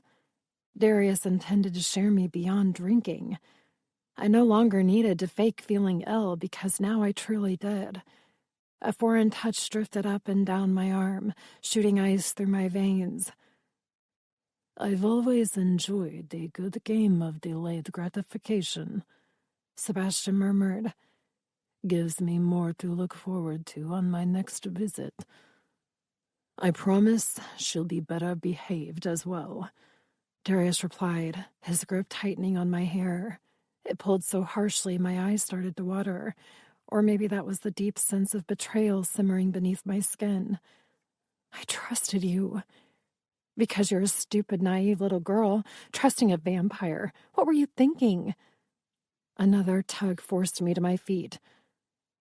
Go to my room, Juliet. His growl pierced the haze of my mind, settling across my shoulders. Wait for me. Naked. Yes, sire. It came out raspy, twined with fear. He truly meant to punish me this time. I could feel it in the angry lines of his body, the way he shoved me away from him as if I were nothing but a piece of meat, and the dismissive way he turned his back on me. Try not to disappoint me again. I had failed miserably, yet I didn't understand what I'd done wrong. My heels clacked over the marble, dragging me toward his room with heavy steps of dread. At least he would be with the regent for a while longer, discussing their future plans. Politics. Cam. The name sliced through the fog of my shame and terror, sending a jolt of confusion through my thoughts. Everyone knew Cam, the treacherous royal who tried to assassinate the goddess. He was Darius's maker? Regent Sebastian had referred to Darius as Cam's only heir, another term for progeny. That essentially made Darius royalty, the next in line. Why does he live here?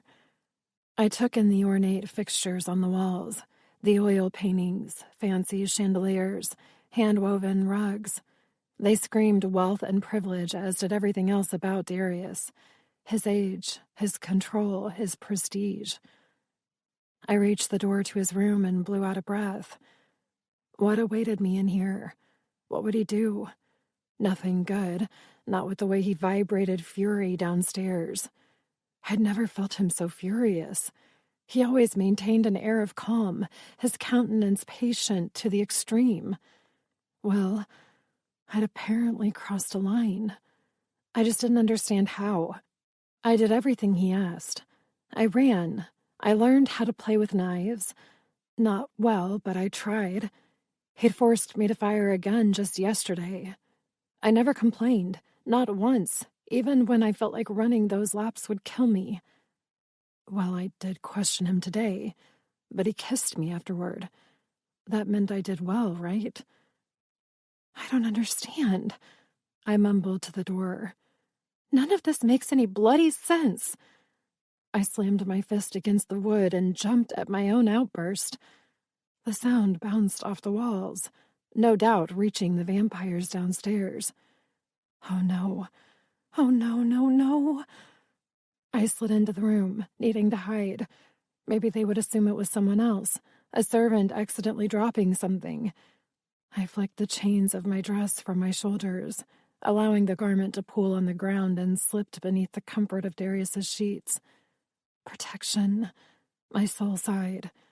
A lie, my mind replied. You're not safe anywhere. I winced and cocooned myself even deeper within the blankets. My shiver had nothing to do with the temperature, and everything to do with the immediate future. My eyes refused to close even as my body relaxed into the comfort of the plush mattress. Darius could enter at any minute, enraged and demanding penance. For what? My sins, my wrongdoings, my disrespect. I shuddered, my vision blurring. I hate this, I whispered. For over 2 decades, I simply accepted my fate, bowed to the will of the vampires around me, did as I was told to survive. And for what? To live in constant fear? To be bitten and drained to within an inch of my life over and over again? To be forced to sexually please whomever my master demanded? That wasn't living. It was walking death. I had it wrong this whole time. The rules, the decorum, the constant obeying. I followed them all to placate the superior beings and to keep them from killing me. What I should have been doing was rebelling to encourage them into ending my misery. I'm such a fool, I marveled. It was death I needed to court, not life, to put an end to it all.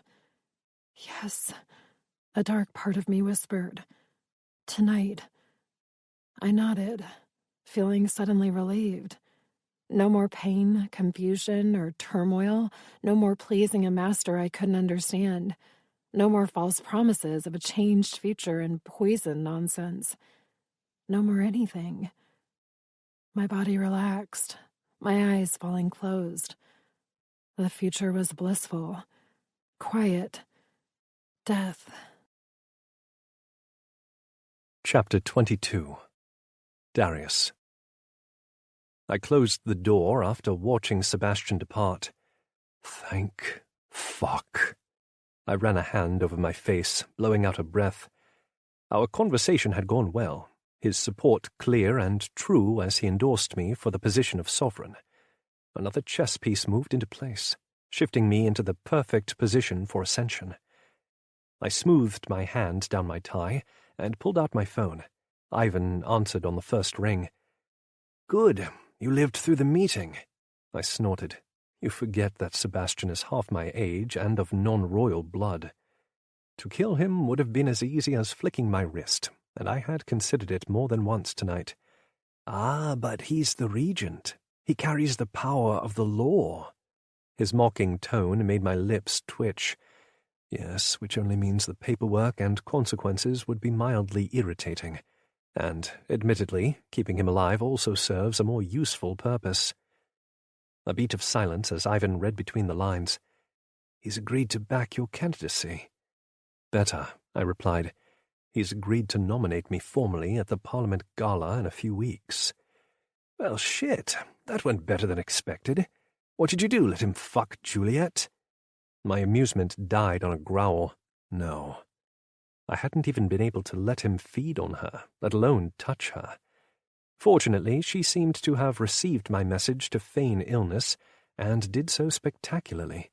I would be rewarding her once I joined her upstairs. He chuckled. "I'm sure her blood was enough then." I didn't bother correcting him, and started toward my room, eager to reconnect with Juliet. Focusing on Sebastian had required cutting off her thoughts, and oddly, I rather missed having her in my head. "I need you and Trevor to make the appropriate preparations for the gala," I said, as I reached the top of the stairs.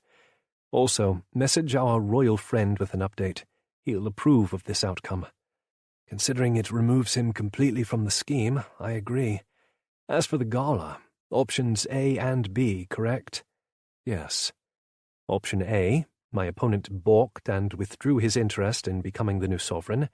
Option B, a lethal accident lurked in his future. I preferred the latter. Gaston was a sadistic ass who preferred his blood young, as in under the age of 10. "On it.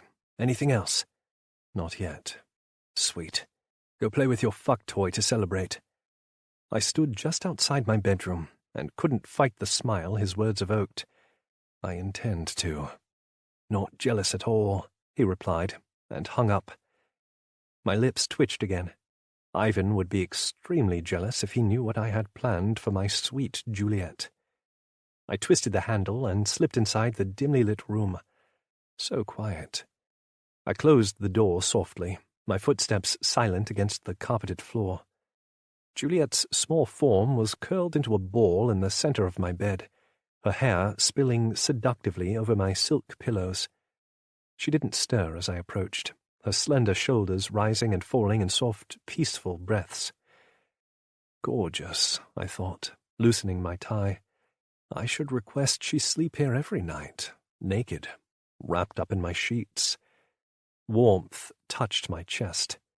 The only reason she slept elsewhere this week was to protect her from my harsher needs. She required rest. I required sex.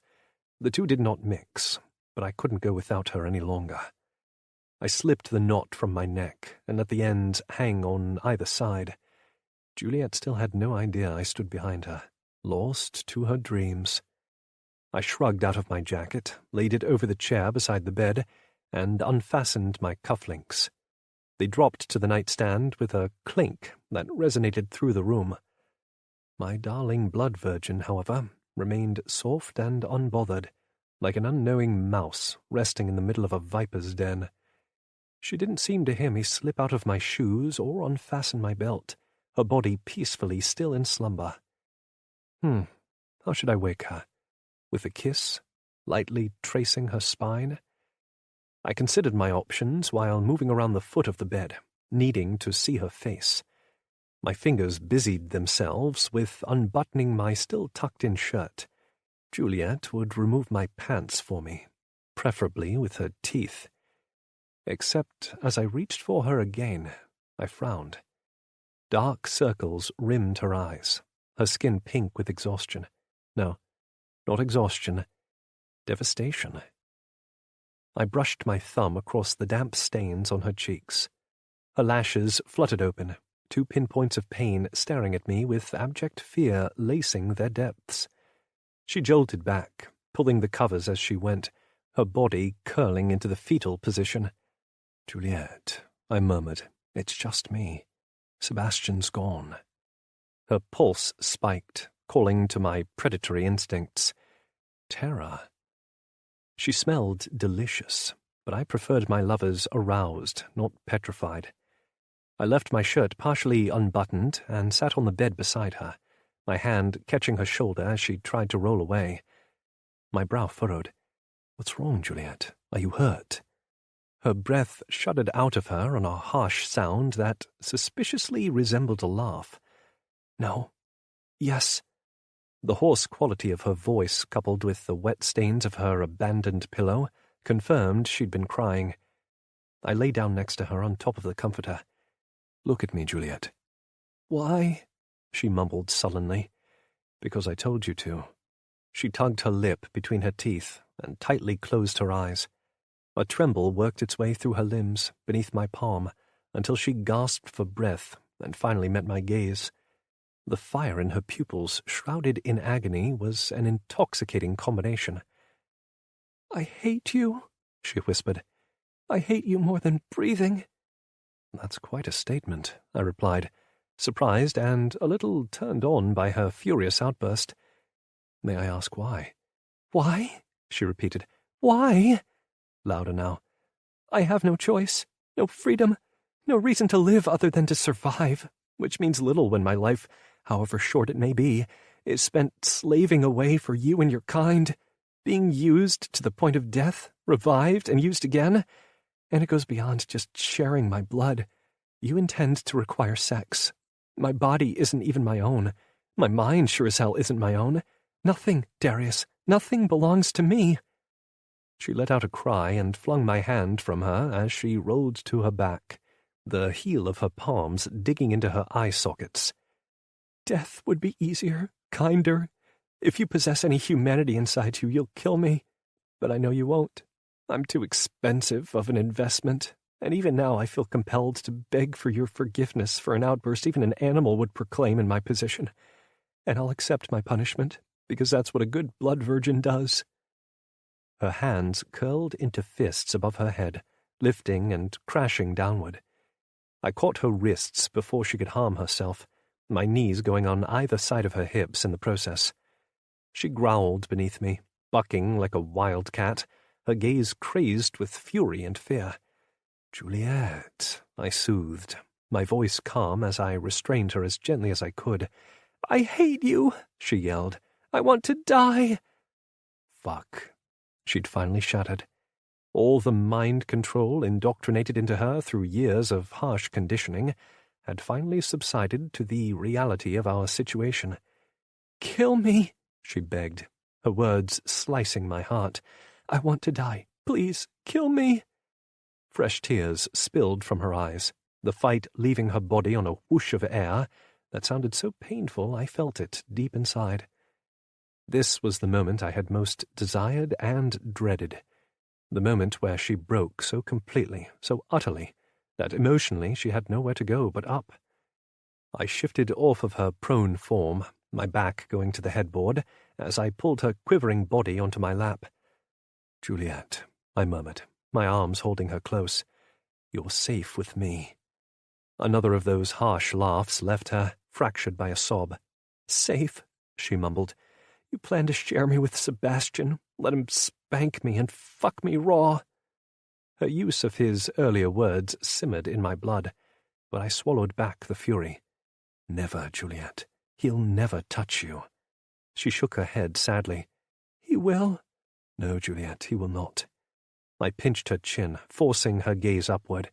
"You are mine, and I will not share you with him." "You already said you would." It came out soft and defeated, and suddenly I understood what had pushed her over the edge. I'd destroyed her faith in me with a few carefully worded phrases. It went beyond that, of course, her background having paved the way to this unavoidable end, but my statements tonight cracked what remained of her glass walls.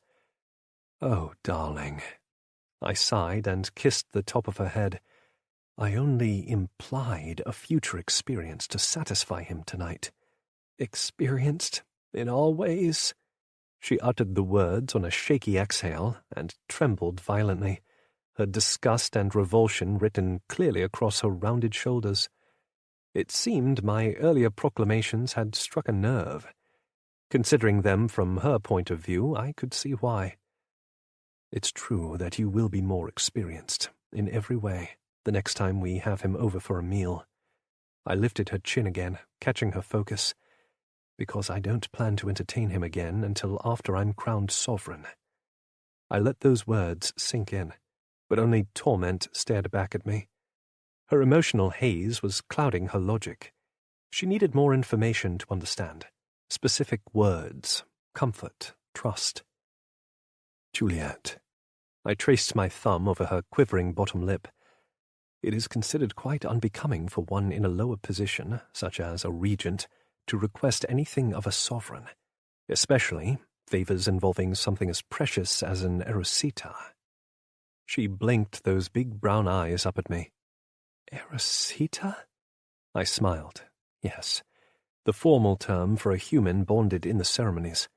It's a title of sorts that carries great respect among my kind, and a hell of a lot of envy. You will be my erosita once we complete the ritual." "More blood," she mumbled. "Yes, and the communion of our souls. Mind, body, and soul. We would share everything then. Our blood, our passion, our thoughts." I nuzzled her hair, my chest tight. "I'm sorry for earlier, darling." The apology escaped me without preamble. I wasn't even sure what I meant to ask forgiveness for, but the words felt right. They felt needed. None of this was fair to her. All her irate comments, her accusations and statements, were founded in truth. She never asked for any of this. None of her kind did. "I want to understand," she whispered. "I need to understand." My gaze fell to hers, the yearning swimming in her chocolate depths a palpable thing. "You need to see," I replied, agreeing. That had always been part of the plan, but not until she could truly appreciate what I had to show her. "You're right, Juliet. It's finally time." Tomorrow I would make the arrangements. Now that she had broken free from the shackles of her brainwashing, I could move to the next phase of her training. A firm introduction to reality. Not the one painted in her books, texts, and presentations given by the Coventus. but the real world, and what had become of it outside the confines of wealthy vampire society. I kissed her hair, holding her tight. This was just the beginning of her re-education. Poor darling. If she thought tonight's truth hurt, she had a lot more pain coming. Chapter 23. Juliet. We're flying on a jet in the starry night. Never in my wildest dreams had I imagined such an experience. The nearly full moon painted the dark sky in shades of alluring colors. I took in every detail, memorizing the scene in case I never saw it again. Midnight, Darius said, his phone at his ear. He sat beside me in a pair of black trousers and a cream-colored pullover that offset his darker features. I wore jeans, a deep red sweater, and boots. It was by far the most suffocating outfit of my existence. No part of me was on display except for the hint of my breasts at the V-neck collar. Main courses for 6. He continued, pausing to listen. No, room for 1. The others will handle their own accommodations. He reached out to grab my hand, pulling it into his lap to rest against his thigh. Yes, that would be acceptable. My attention drifted to the stars again. Darius had dimmed all the lights, granting us an undisturbed view of the exquisite scenery. Amazing. That is correct. Thank you. Darius ended the call and relaxed beside me, his thumb lightly brushing my hand. We should be landing in about an hour. I nodded mindlessly, unable to truly focus with the giant, distracting orb outside my window. The stars beyond it twinkled in the midnight sky, soothing my soul. I can feel your fascination burning through our connection, Juliet, he murmured. It's such an unusual sensation. Very little intrigues me these days. He lifted my hand to his lips and nibbled my wrist, causing my belly to flutter. Where are you taking me? I asked, my lips moving before I realized what I intended to say. My heart faltered for a beat at the bold inquiry, but my mouth refused to retract it or apologize. I wanted to know. No, I deserved to know. Chicago, Darius replied. I blinked, surprised at his easy acquiescence. Of course he replied. Why wouldn't he? I shook my head. If last night taught me anything, it was that I didn't understand Darius at all. I expected a beating, or worse, for my behavior, and instead he spoke to me in calming tones while holding me all night. He promised never to share me. He didn't yell at me when I ranted incoherently. He let me cry. He even kissed away my tears. And now he answered my question without hesitation. Chicago, I repeated. The name struck a familiar chord, but not from my studies at the Coventus. That was a popular city in the former United States, right? It came up numerous times in his history books. Does it still exist? Everything still exists. The question you mean to ask is, what has the city become? He lowered our joined hands to his thigh and sighed. You know it as Lilith City. My gaze finally left the window, my heart in my stomach. Lilith City? That was the heart of the vampire world. The goddess herself lived inside those notorious walls, maintaining law and order among her kind. Blood virgins only visited for political functions, or to undergo a trial and execution. Did Darius intend to hand me over to the vampire court for punishment? To have me put to death for insubordination? To make a public example of me? Goddess, I deserved it. Especially after last night. I'd broken every rule, allowed emotion to control my behavior, acted poorly in front of the regent, and considered death a better alternative to fate. The list of my transgressions was endless. Am I going to die? Would that be so bad? Darius leaned into my space, pressing his lips to mine. My thoughts melted into a warm puddle as his tongue slipped inside my mouth, binding me to the present. Safe, my soul whispered. An instinctual trust that surpassed logic. He could be flying me to my death or worse, and I couldn't stop myself from returning his kiss. "Relax, Juliet," he said softly. "I have no desire to punish you, not for doing exactly what I wanted." He kissed me again, this one slower, more intimate. His hand still held mine, his thumb drawing languid circles against my wrist. "Darius," I whispered, finding my nerve. "Yes, darling." "Tell me why we're going to Lilith City." It came out bolder than I expected, the request sounding more like a demand. He smiled against my mouth. I knew you were the right one." His alluring eyes brimmed with approval as he held my gaze. "What did the Coventus teach you about Lilith City?" "It's the revered home of the goddess and the vampire governance board." The words sounded textbook to my ears, but accurate. "Revered home of the goddess," he repeated with a snort. "Let me guess. You were forced to pray to her, right?" I nodded. "She is the supreme being." "More like a supreme bitch." He shook his head. "I've known Lilith for over 2,000 years. Goddess, she most definitely is not.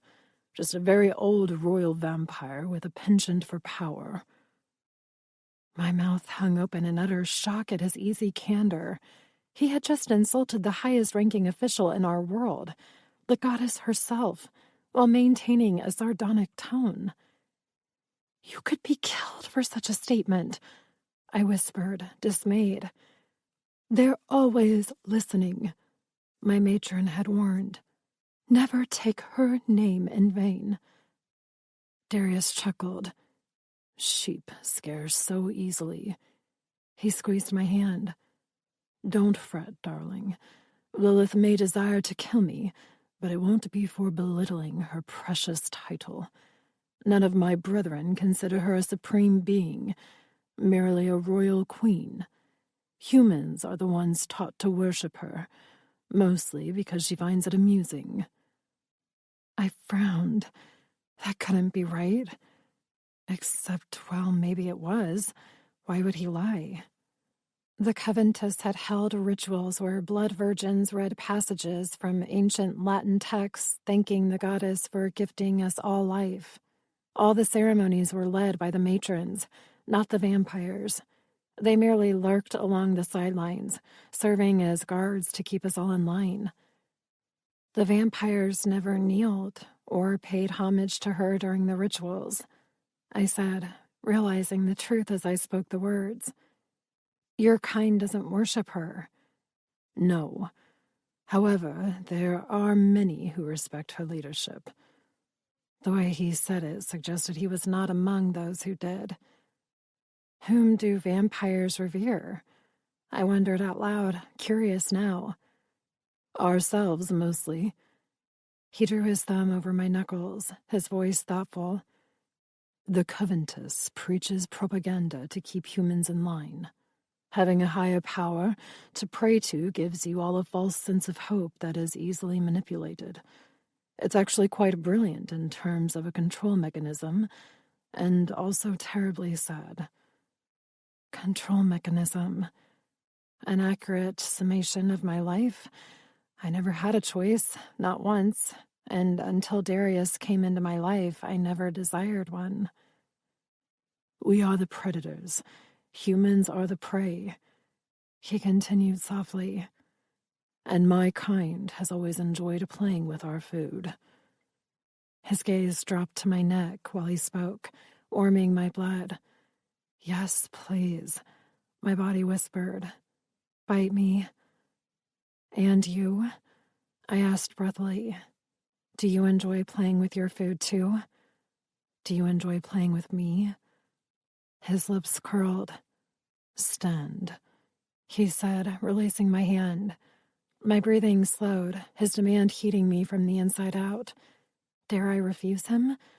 More importantly, did I even want to? The answer came as I rose, my legs sure. Even after my convictions last night, I still desired to please him. Not the vampire, not society, but Darius himself. Because I enjoy satisfying him. Straddle me, Juliet. I slid onto his lap, my thighs parting intimately over his as my hands fell to his flat abdomen.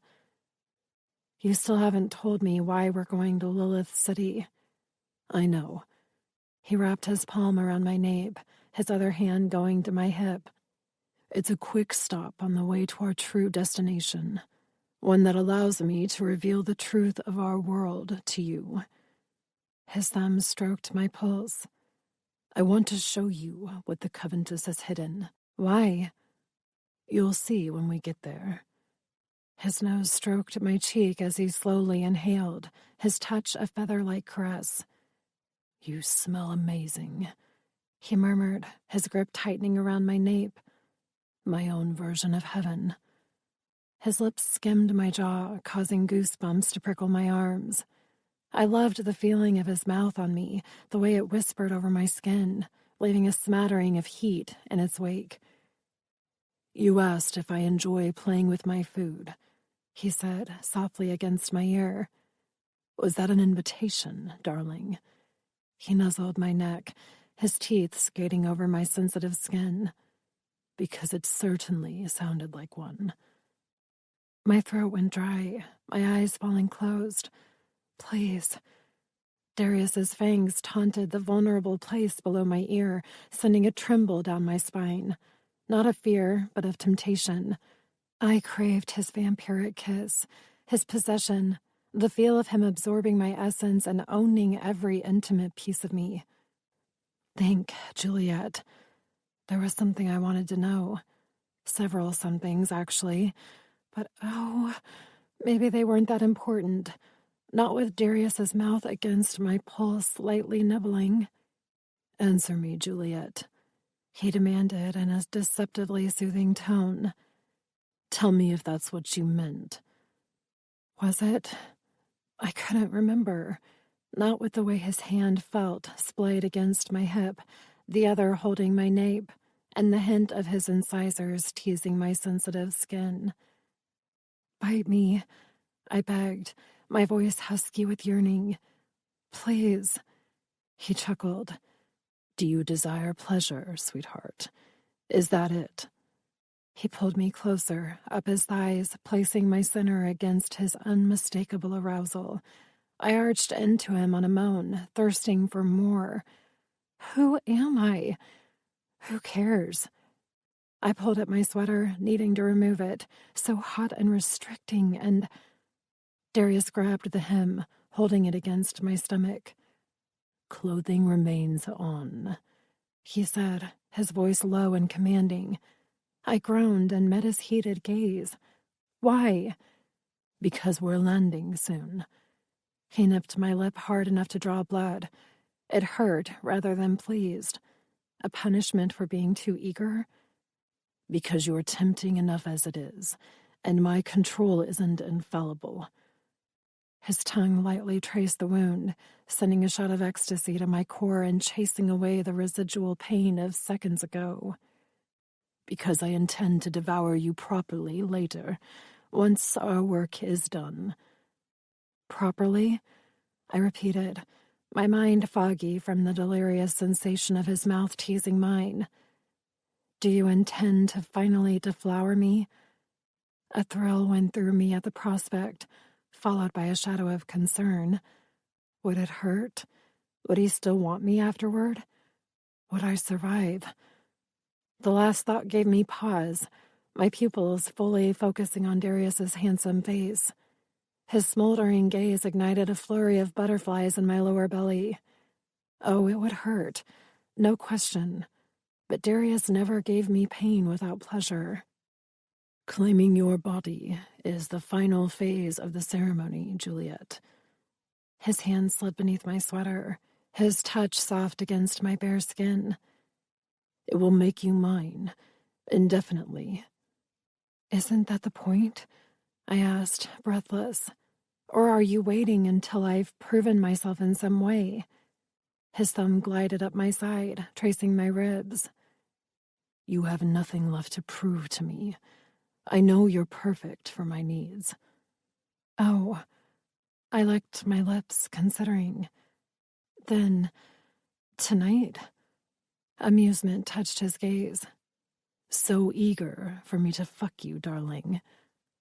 I just don't understand why you haven't yet. I cleared my throat. My matron prepared me for the night of my purchase, but I hardly touched you, he finished, his palm slipping up to caress my breast. No bra. Does this mean you are without panties as well? I pressed into his touch, desiring more. You told me the no undergarment rule still applied. His lips twitched. Indeed I did. He thumbed my nipple, exciting a tingling sensation between my thighs. Not fucking you has been a challenge, but it serves two purposes. First, showing restraint is considered a strength among my kind, an important consideration when vying for a position of sovereign. Second, the ceremony only works when blood is exchanged at least 3 times prior to the claiming. I frowned. So if you had deflowered me before I drank from you, we could never be connected. And if someone else had deflowered me? We could never be connected, he repeated. Even now, if another vampire were to take you, it would destroy the process. Because I would be bound to a new master? No, you would merely be ruined. He pinched my stiff peak, then massaged the hurt with his clever fingers. I fought back a moan while trying to process everything he just said, but it was difficult with his hand branding my tender skin. So, I cleared my throat, my attention shifting between arousal and information.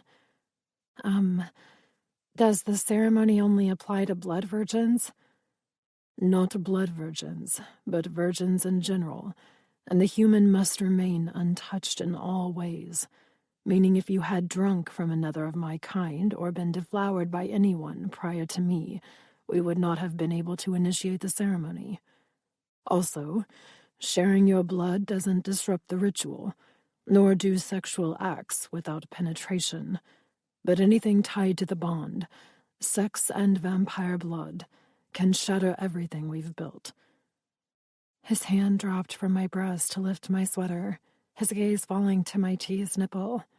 I didn't bother pointing out that he just demanded I keep my clothes on, not with the soothing air rushing across my skin.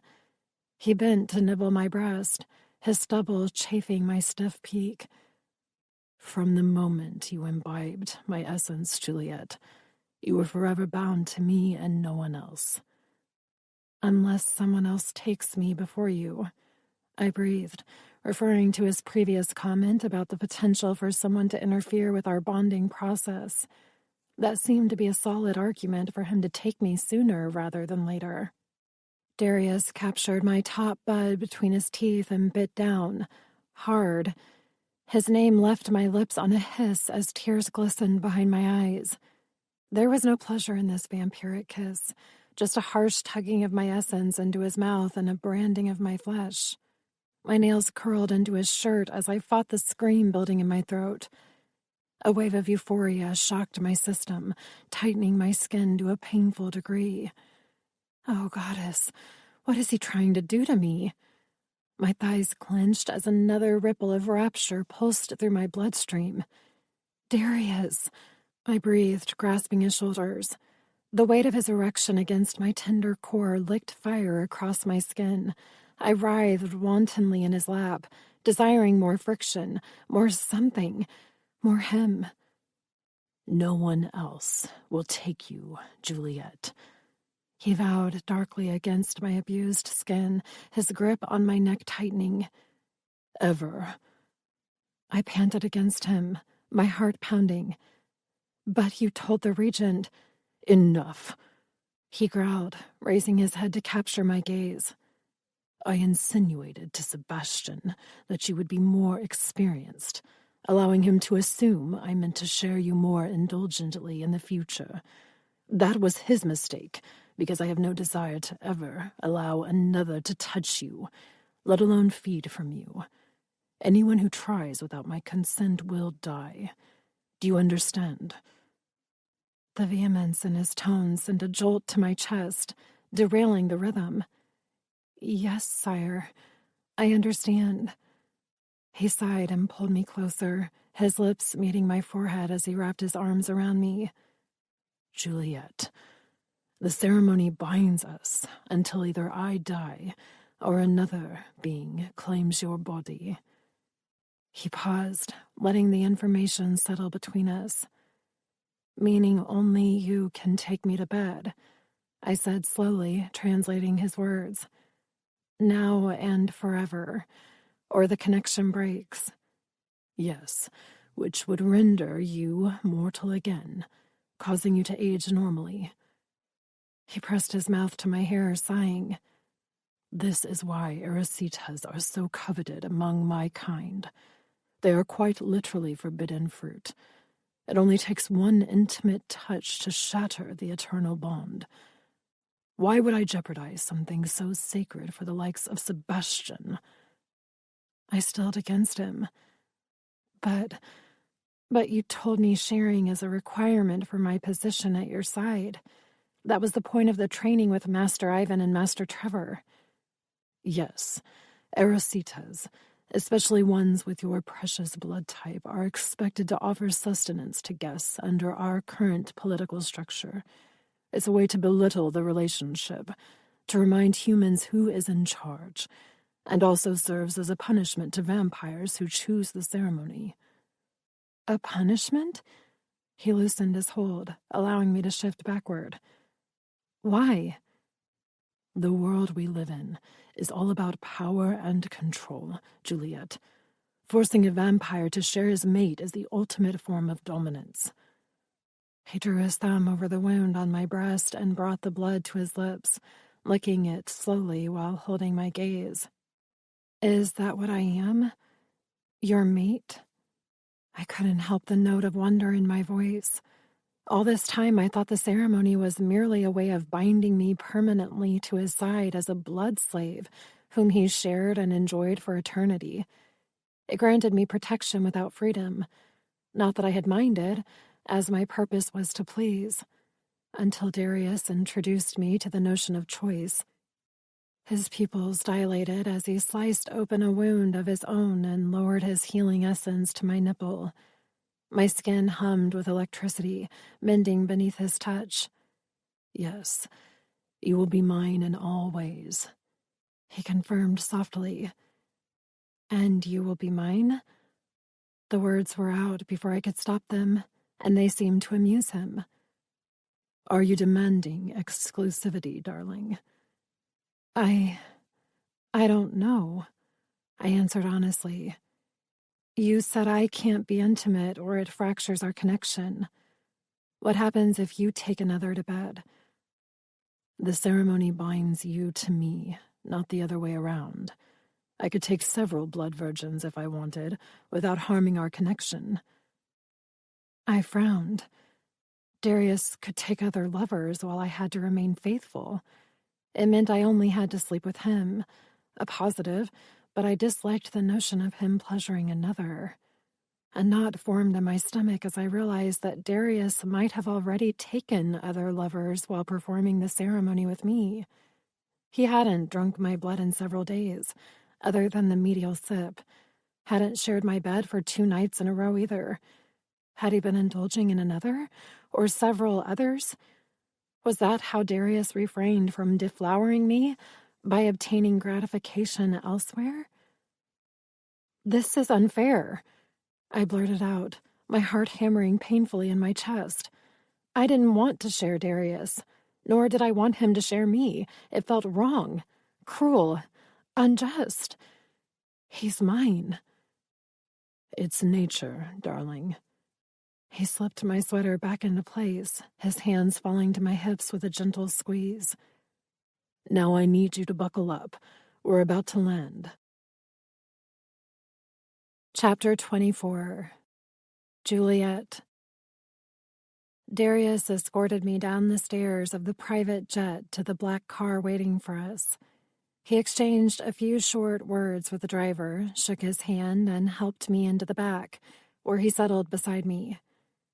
Lights unlike any I'd ever witnessed paved the way, leading to a horde of skyscrapers in the distance. So very different from Darius's isolated estate and the bare walls of the Coventus.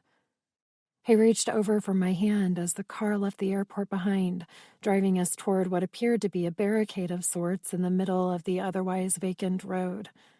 I peered through the windows, studying the odd formation. No, not a barricade. A line of soldiers dressed in black holding guns. Just like the Coventus. I froze. They're here for me, to take me back to... It's Border Patrol, Darius murmured, squeezing my hand and pulling me closer. Their job is to keep everyone inside the city limits. We slowed to a crawl, then stopped as the uniformed men surrounded the car. Darius rolled down his window, his expression bored. Evening, gentlemen. Sire, a deep voice replied. He's human, I realized with a start. How? His deep blue eyes met mine briefly before he glanced down at the clipboard in his hands. How long are you visiting? He asked. As long as I want, Darius replied, his voice underlined with authority. I own several properties here. The male flipped through his documents, nodding. Right. Yes, of course. He raised a hand, waving to someone. The soldiers surrounding the car immediately stepped back. Have a good evening, sire. Apologies for the intrusion. Darius didn't reply, merely rolled up the window and relaxed as the car began to move. Human guards, I whispered, glancing over my shoulder at them. There were at least 50, likely more. Yes, it is a coveted position among your kind because of the benefits. Benefits? I repeated, shifting forward again. Yes. Sex, decent food, reasonable living conditions. The vigils, as they are called, are given these luxuries in return for their service at the borders, where their primary job is to catch anyone trying to escape. His green irises flared as he met my gaze. You will see them all over the city. They maintain law and order and are allowed to administer punishments within reason. Humans, I said, astounded. Working for the vampires? I thought most were enslaved or in various camps. Those soldiers were wandering free, with guns. The vigils serve the lichens, too. As I said, it's a desired placement.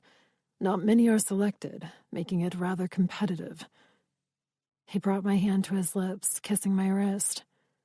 Force the masses to contend for a coveted position in society so they don't band together and rebel. It's a textbook control mechanism, and flawlessly executed.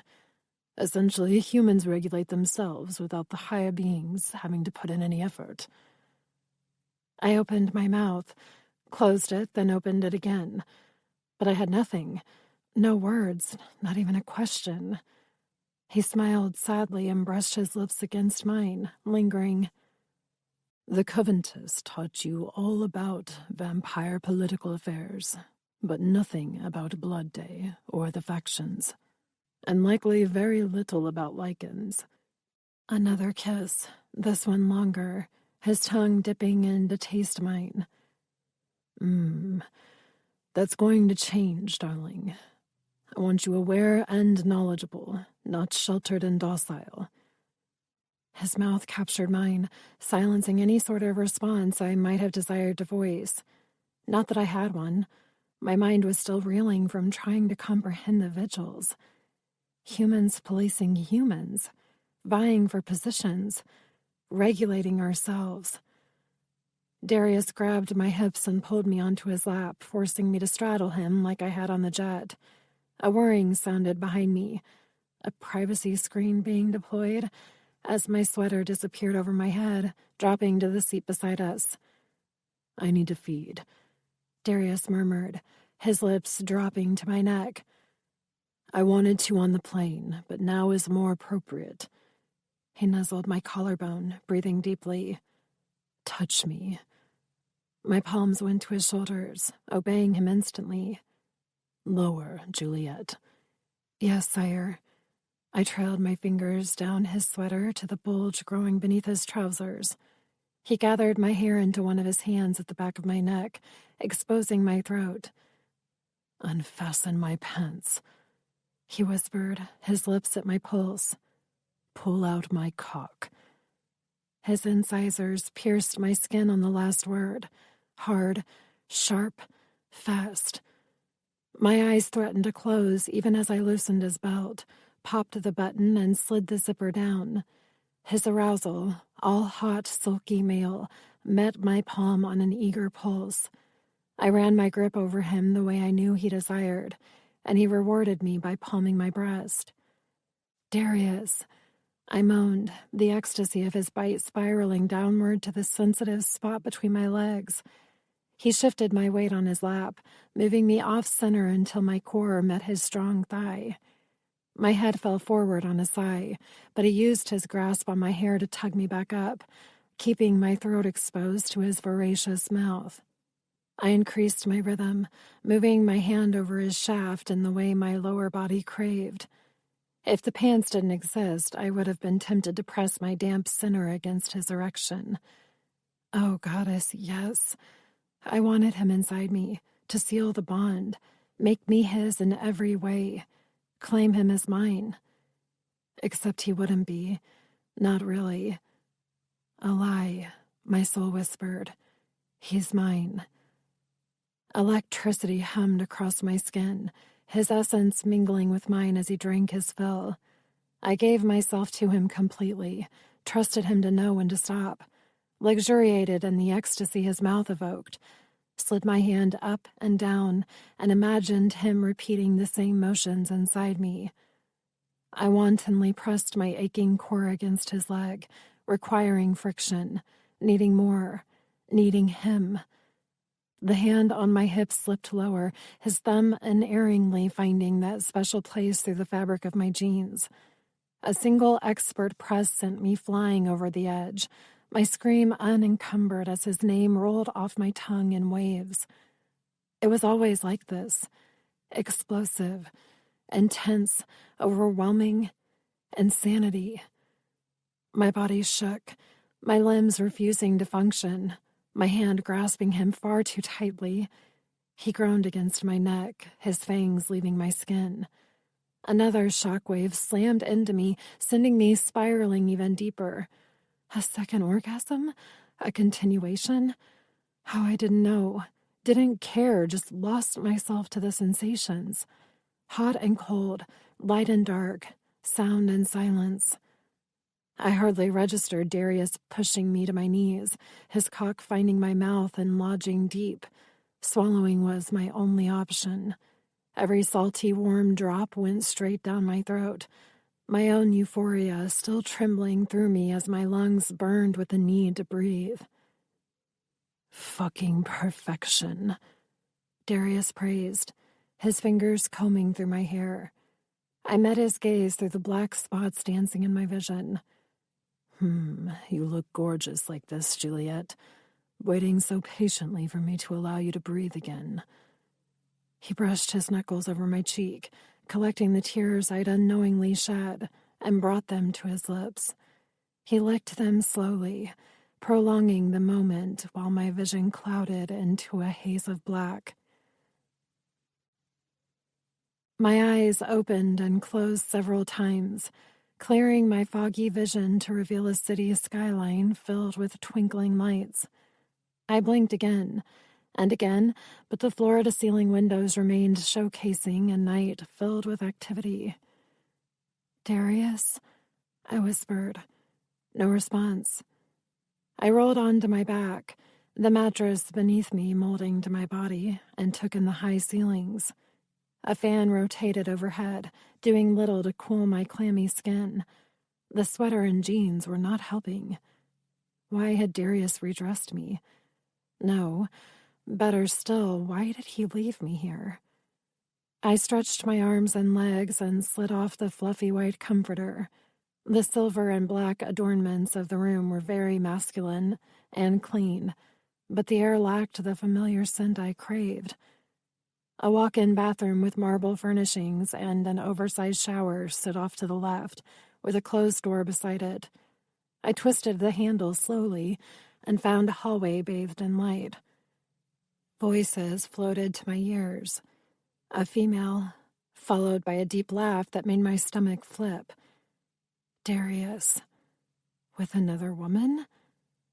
I started walking before I could stop myself and found him in the middle of an oversized living area, with his arms spread along the back of a couch. A gorgeous blonde sat in the chair beside him, her legs crossed and angled toward Darius, and her lips creased into a charming smile. Her bright blue eyes found mine and widened for a moment, as though shocked to see me. The feeling was mutual. Even more so considering I just pleasured Darius before arriving here. He had no need for another, and I was not sharing. If he required more blood, he could have mine, and my body, and my mouth.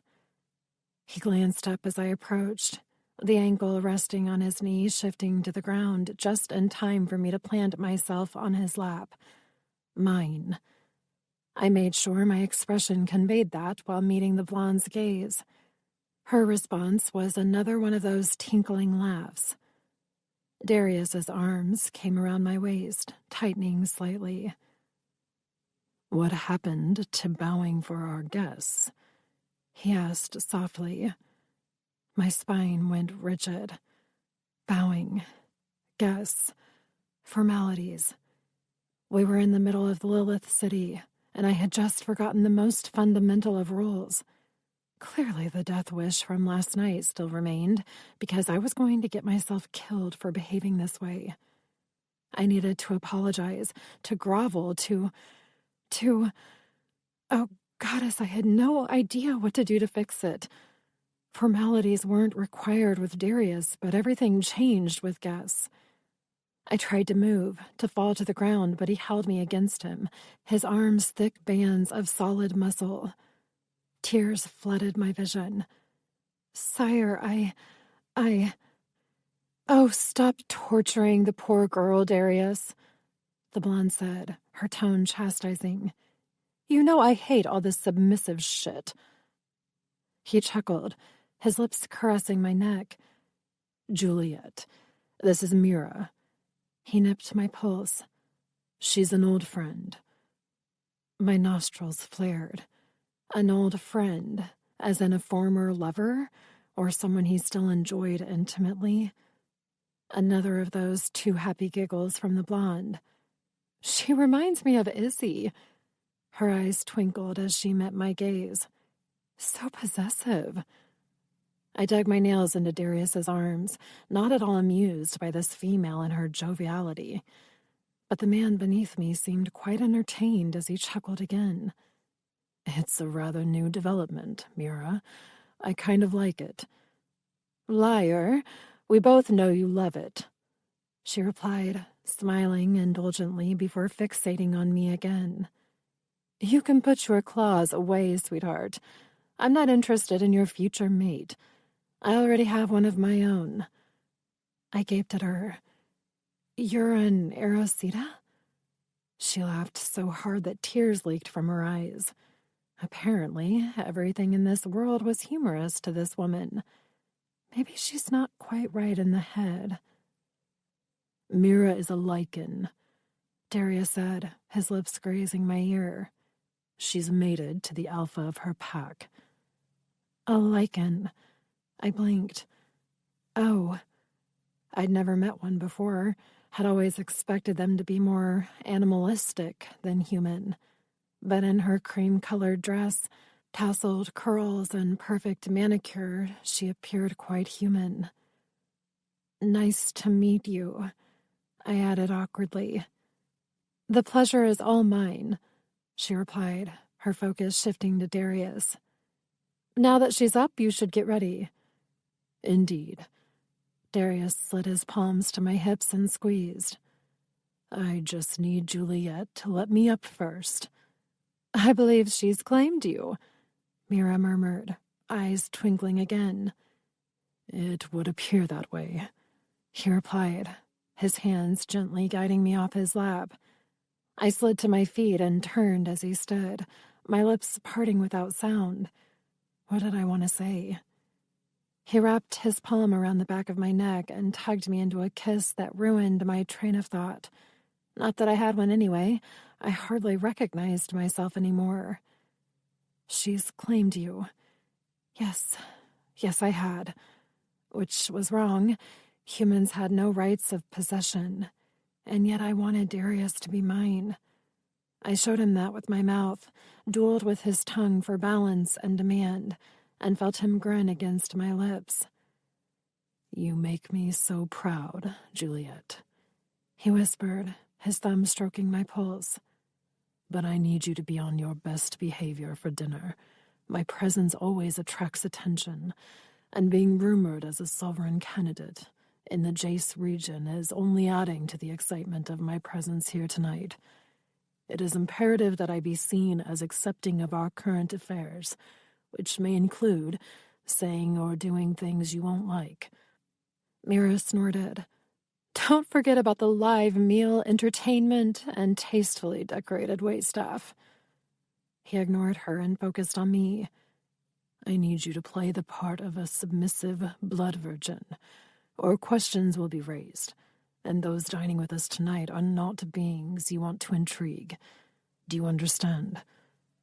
He continued to trace patterns against my throat, distracting me only slightly from his request. Another dinner. Darius smiled. Yes. And you wish for me to maintain formalities as taught by my matron? Yes, he repeated.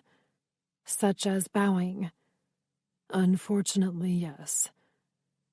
To adhere to my training and the codes set forth by my matron. Why did that suddenly feel like an impossible task? Because you know better now. But surely I could maintain decorum for a dinner. Unless... Will there be sharing? No. An emphatic response. You will be silent unless spoken to, eyes downcast, the picture of subservience. And you will refer to me as your sire, not Darius. But absolutely no sharing. His grip tightened, his mouth brushing mine.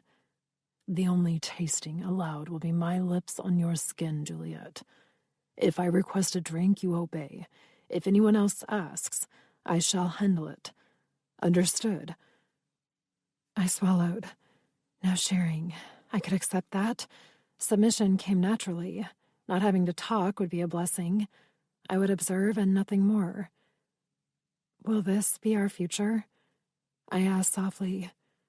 Events that require my silence and subservience? Once I am named sovereign, yes.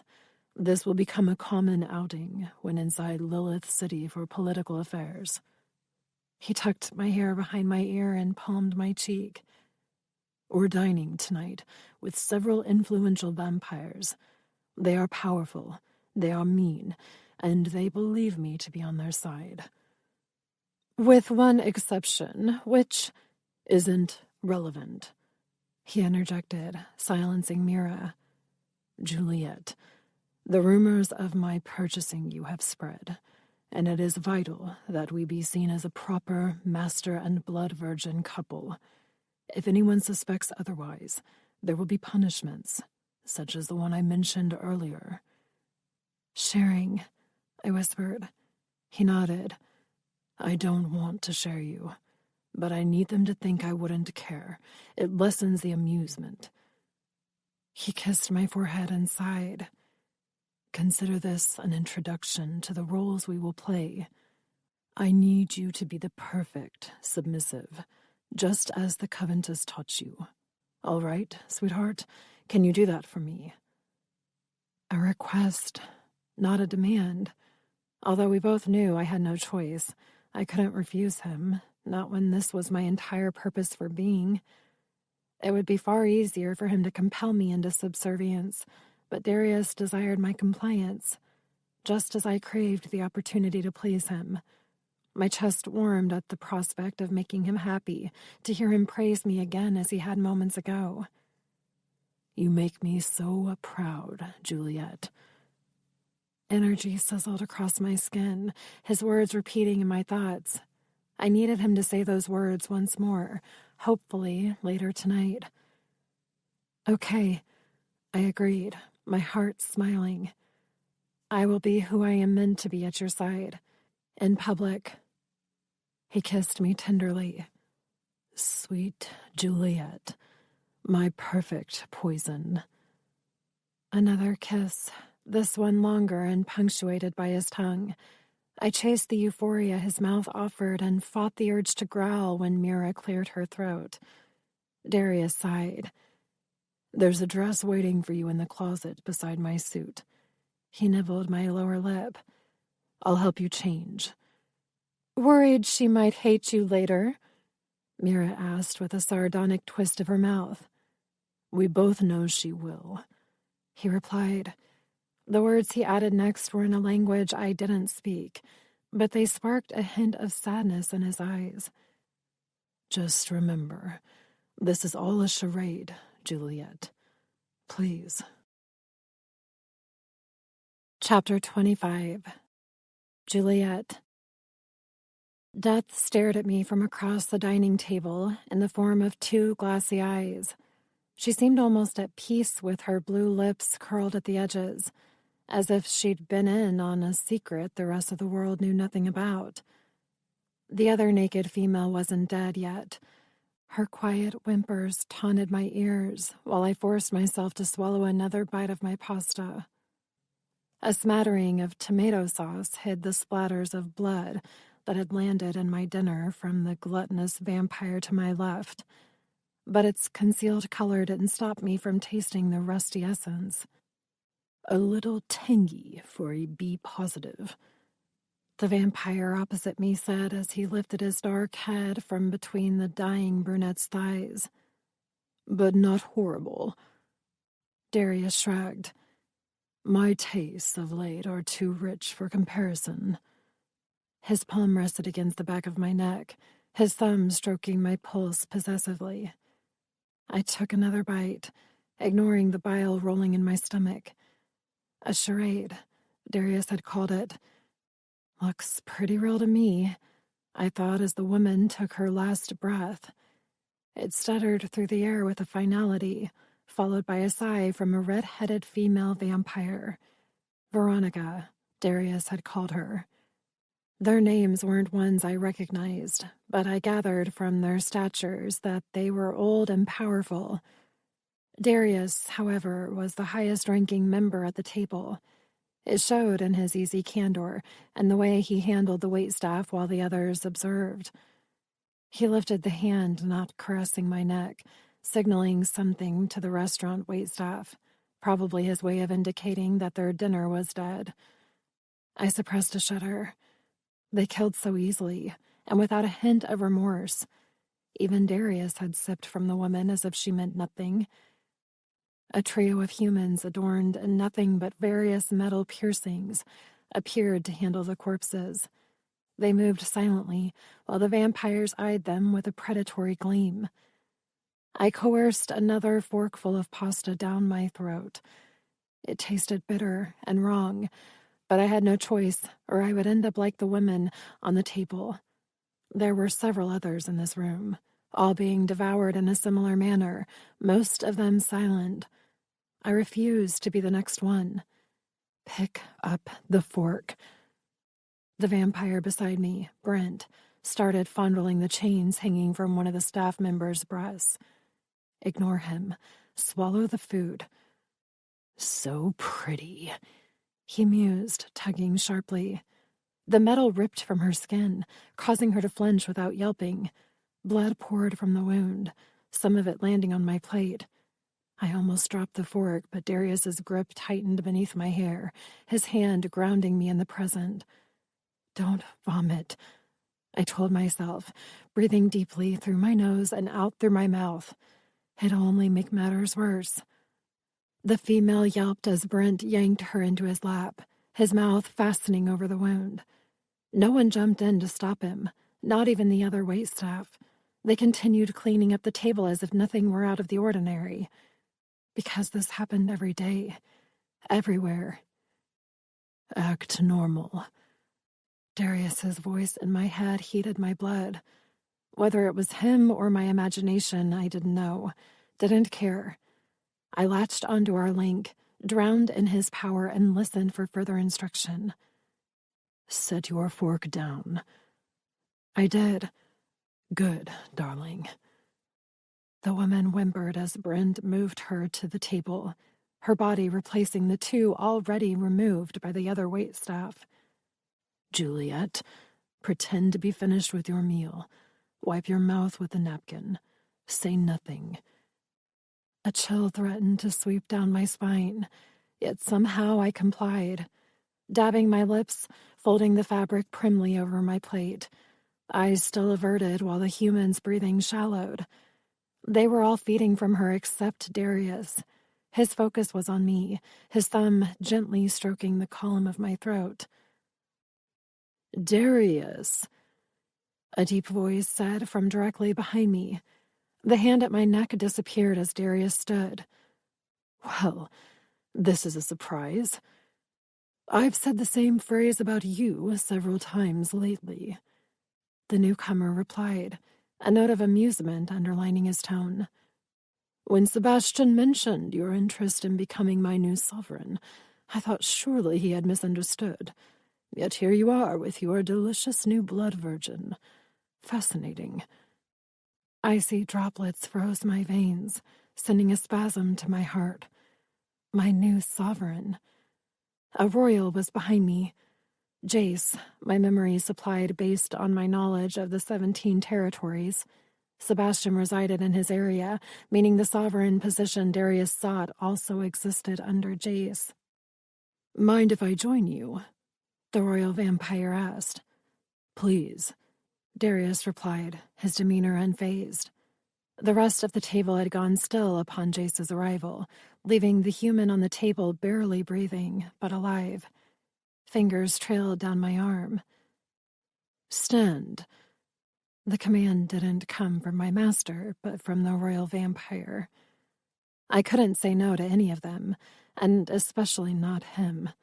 I did as he requested and fell into a bow, my head touching the ground in a severe sign of respect. His resulting chuckle was alluringly masculine, warming my skin. She's lovely, Darius, if a little too eager to please. I consider that a benefit, my master replied. But do what you wish.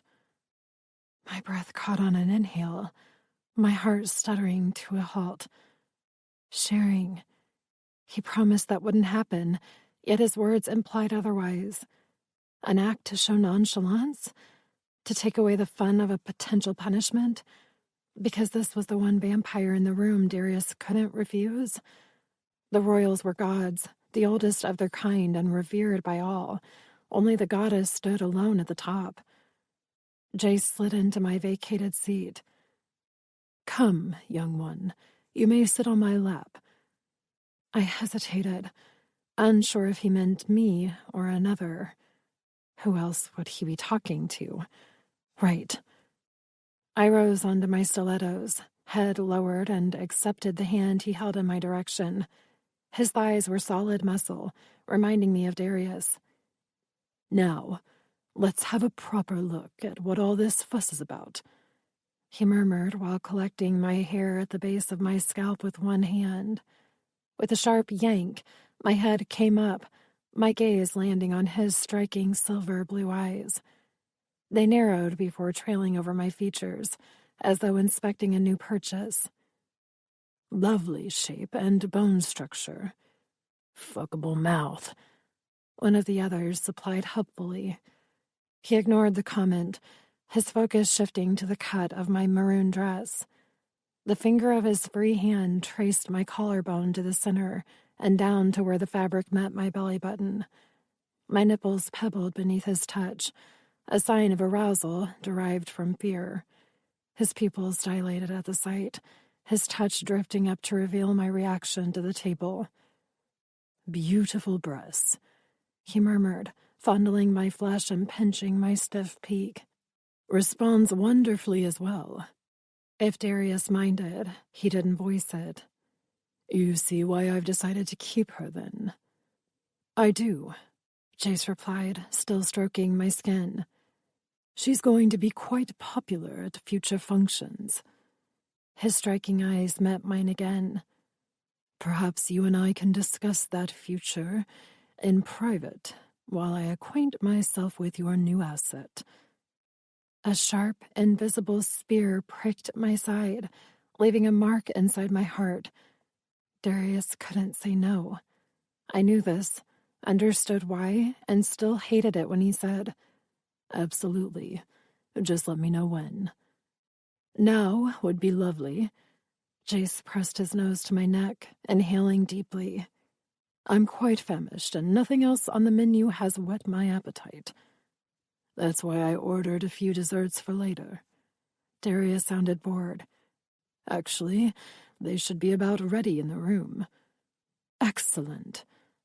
Jace lifted his head and smiled. "Tell me your name, beautiful."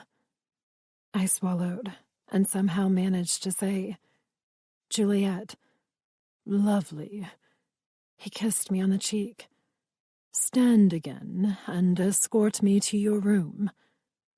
"Of course, Your Highness." I slipped from his lap, his hand in mine. Jace chuckled. "She's well educated." "Indeed." Darius pushed away from the table, saying a polite goodbye to his friends. They must have understood that he had no choice but to leave, not with the royal requesting his attention. He added a comment to the waitstaff on our way out, saying to add whatever other items they ordered to his bill. How many humans would they devour in one sitting? "Don't think about it," I told myself. "You're in far bigger trouble." The hand holding mine squeezed as I selected the button to our floor. Darius joined my other side, his posture aloof. I kept my gaze averted and focused on not screaming, or running, or crying, or demanding they add me to the menu downstairs so maybe I could join that smiling woman on the table. Maybe I'll die from the voracious royal instead. But I don't really want to die, do I? Conflict warred in my heart and mind, an innate part of me wanting something more from this life. An option, a choice, something. It's all just a charade, I reminded myself. Right? Darius had warned me tonight would be hard, that he would do and say things to maintain his status. Was this one of those things? No, surely not. He hadn't expected Jace, a royal, to crash our dinner party. This wasn't part of Darius's plan at all. The bell dinged, indicating our level. I led the way as requested, my steps far steadier than my heart. Darius promised not to share, but he had no choice. He couldn't refuse a royal. If Jace wanted me, he would have me. The ceremony would shatter. I wouldn't be bound any longer, nor would I ever be bound again. Wasn't that what Darius had said? That once taken, I was forever soiled? A human destined for the breeding camps. Or worse, the dining hall downstairs. My knees shook as Darius slipped his key into the lock. The doors slid open to reveal 3 naked women, all kneeling with their heads bowed. "Your dessert specials?" Jace asked. "As you said, the menu downstairs was distasteful." Jace chuckled, his chest warming my back. "One might think you knew to expect me, Darius." "Perhaps I did," he replied, stepping inside and shrugging out of his jacket. "Come on in and join the fun. I'll even give you first dibs." "How generous."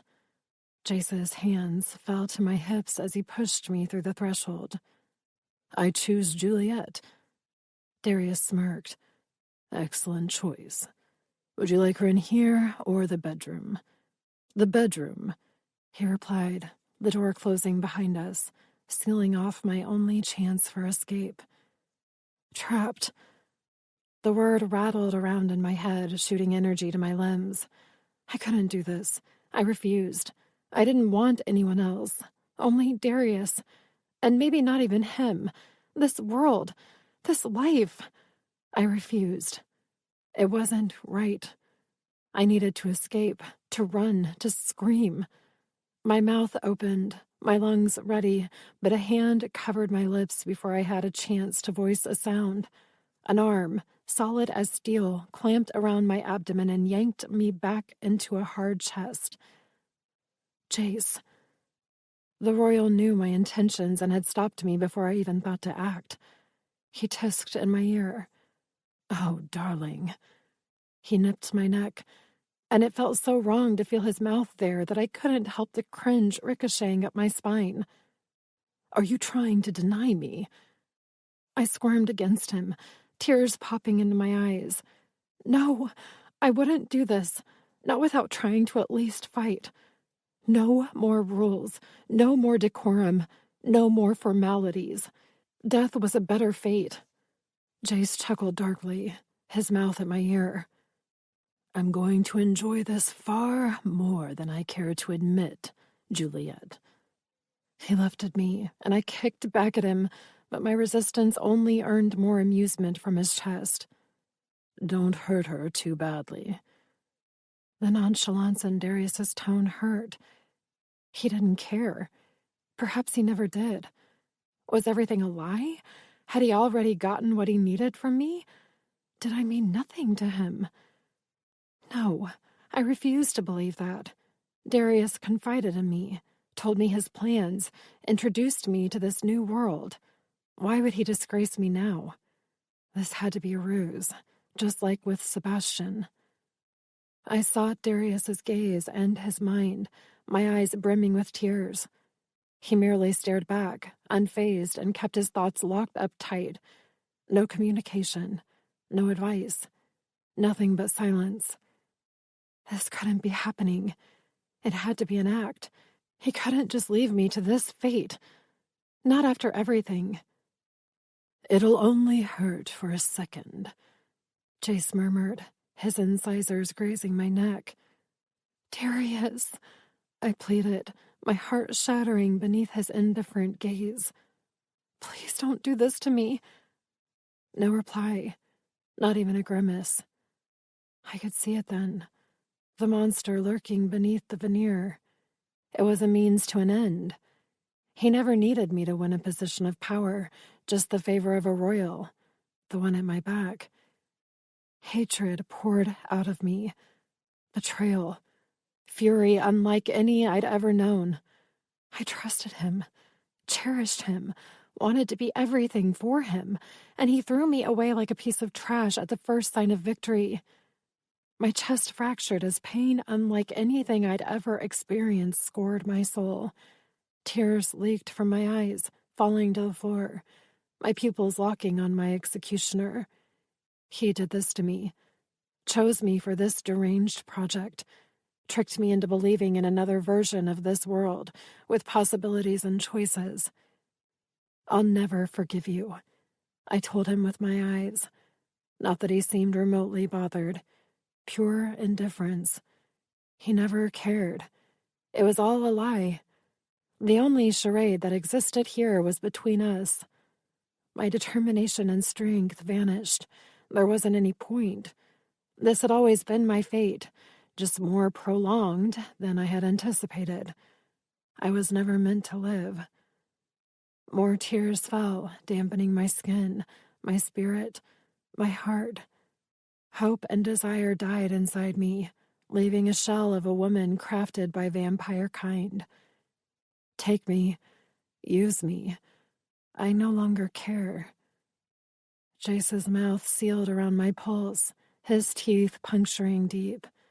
I didn't fight him, didn't whimper, didn't even move. Just held Darius's gaze, allowing him to see the woman he had broken. Congratulations, I thought bitterly. You'll make an excellent sovereign. Chapter 26. Darius. Enough. I sent a blast through the connection to Juliet, forcing her to lose consciousness. Jace caught her without preamble and flashed me an irritated glance at being cut off in the middle of his scene. If you hadn't gone off script, that wouldn't have been necessary, I told him with a glower. Asshole. He glanced pointedly at the indent in her neck.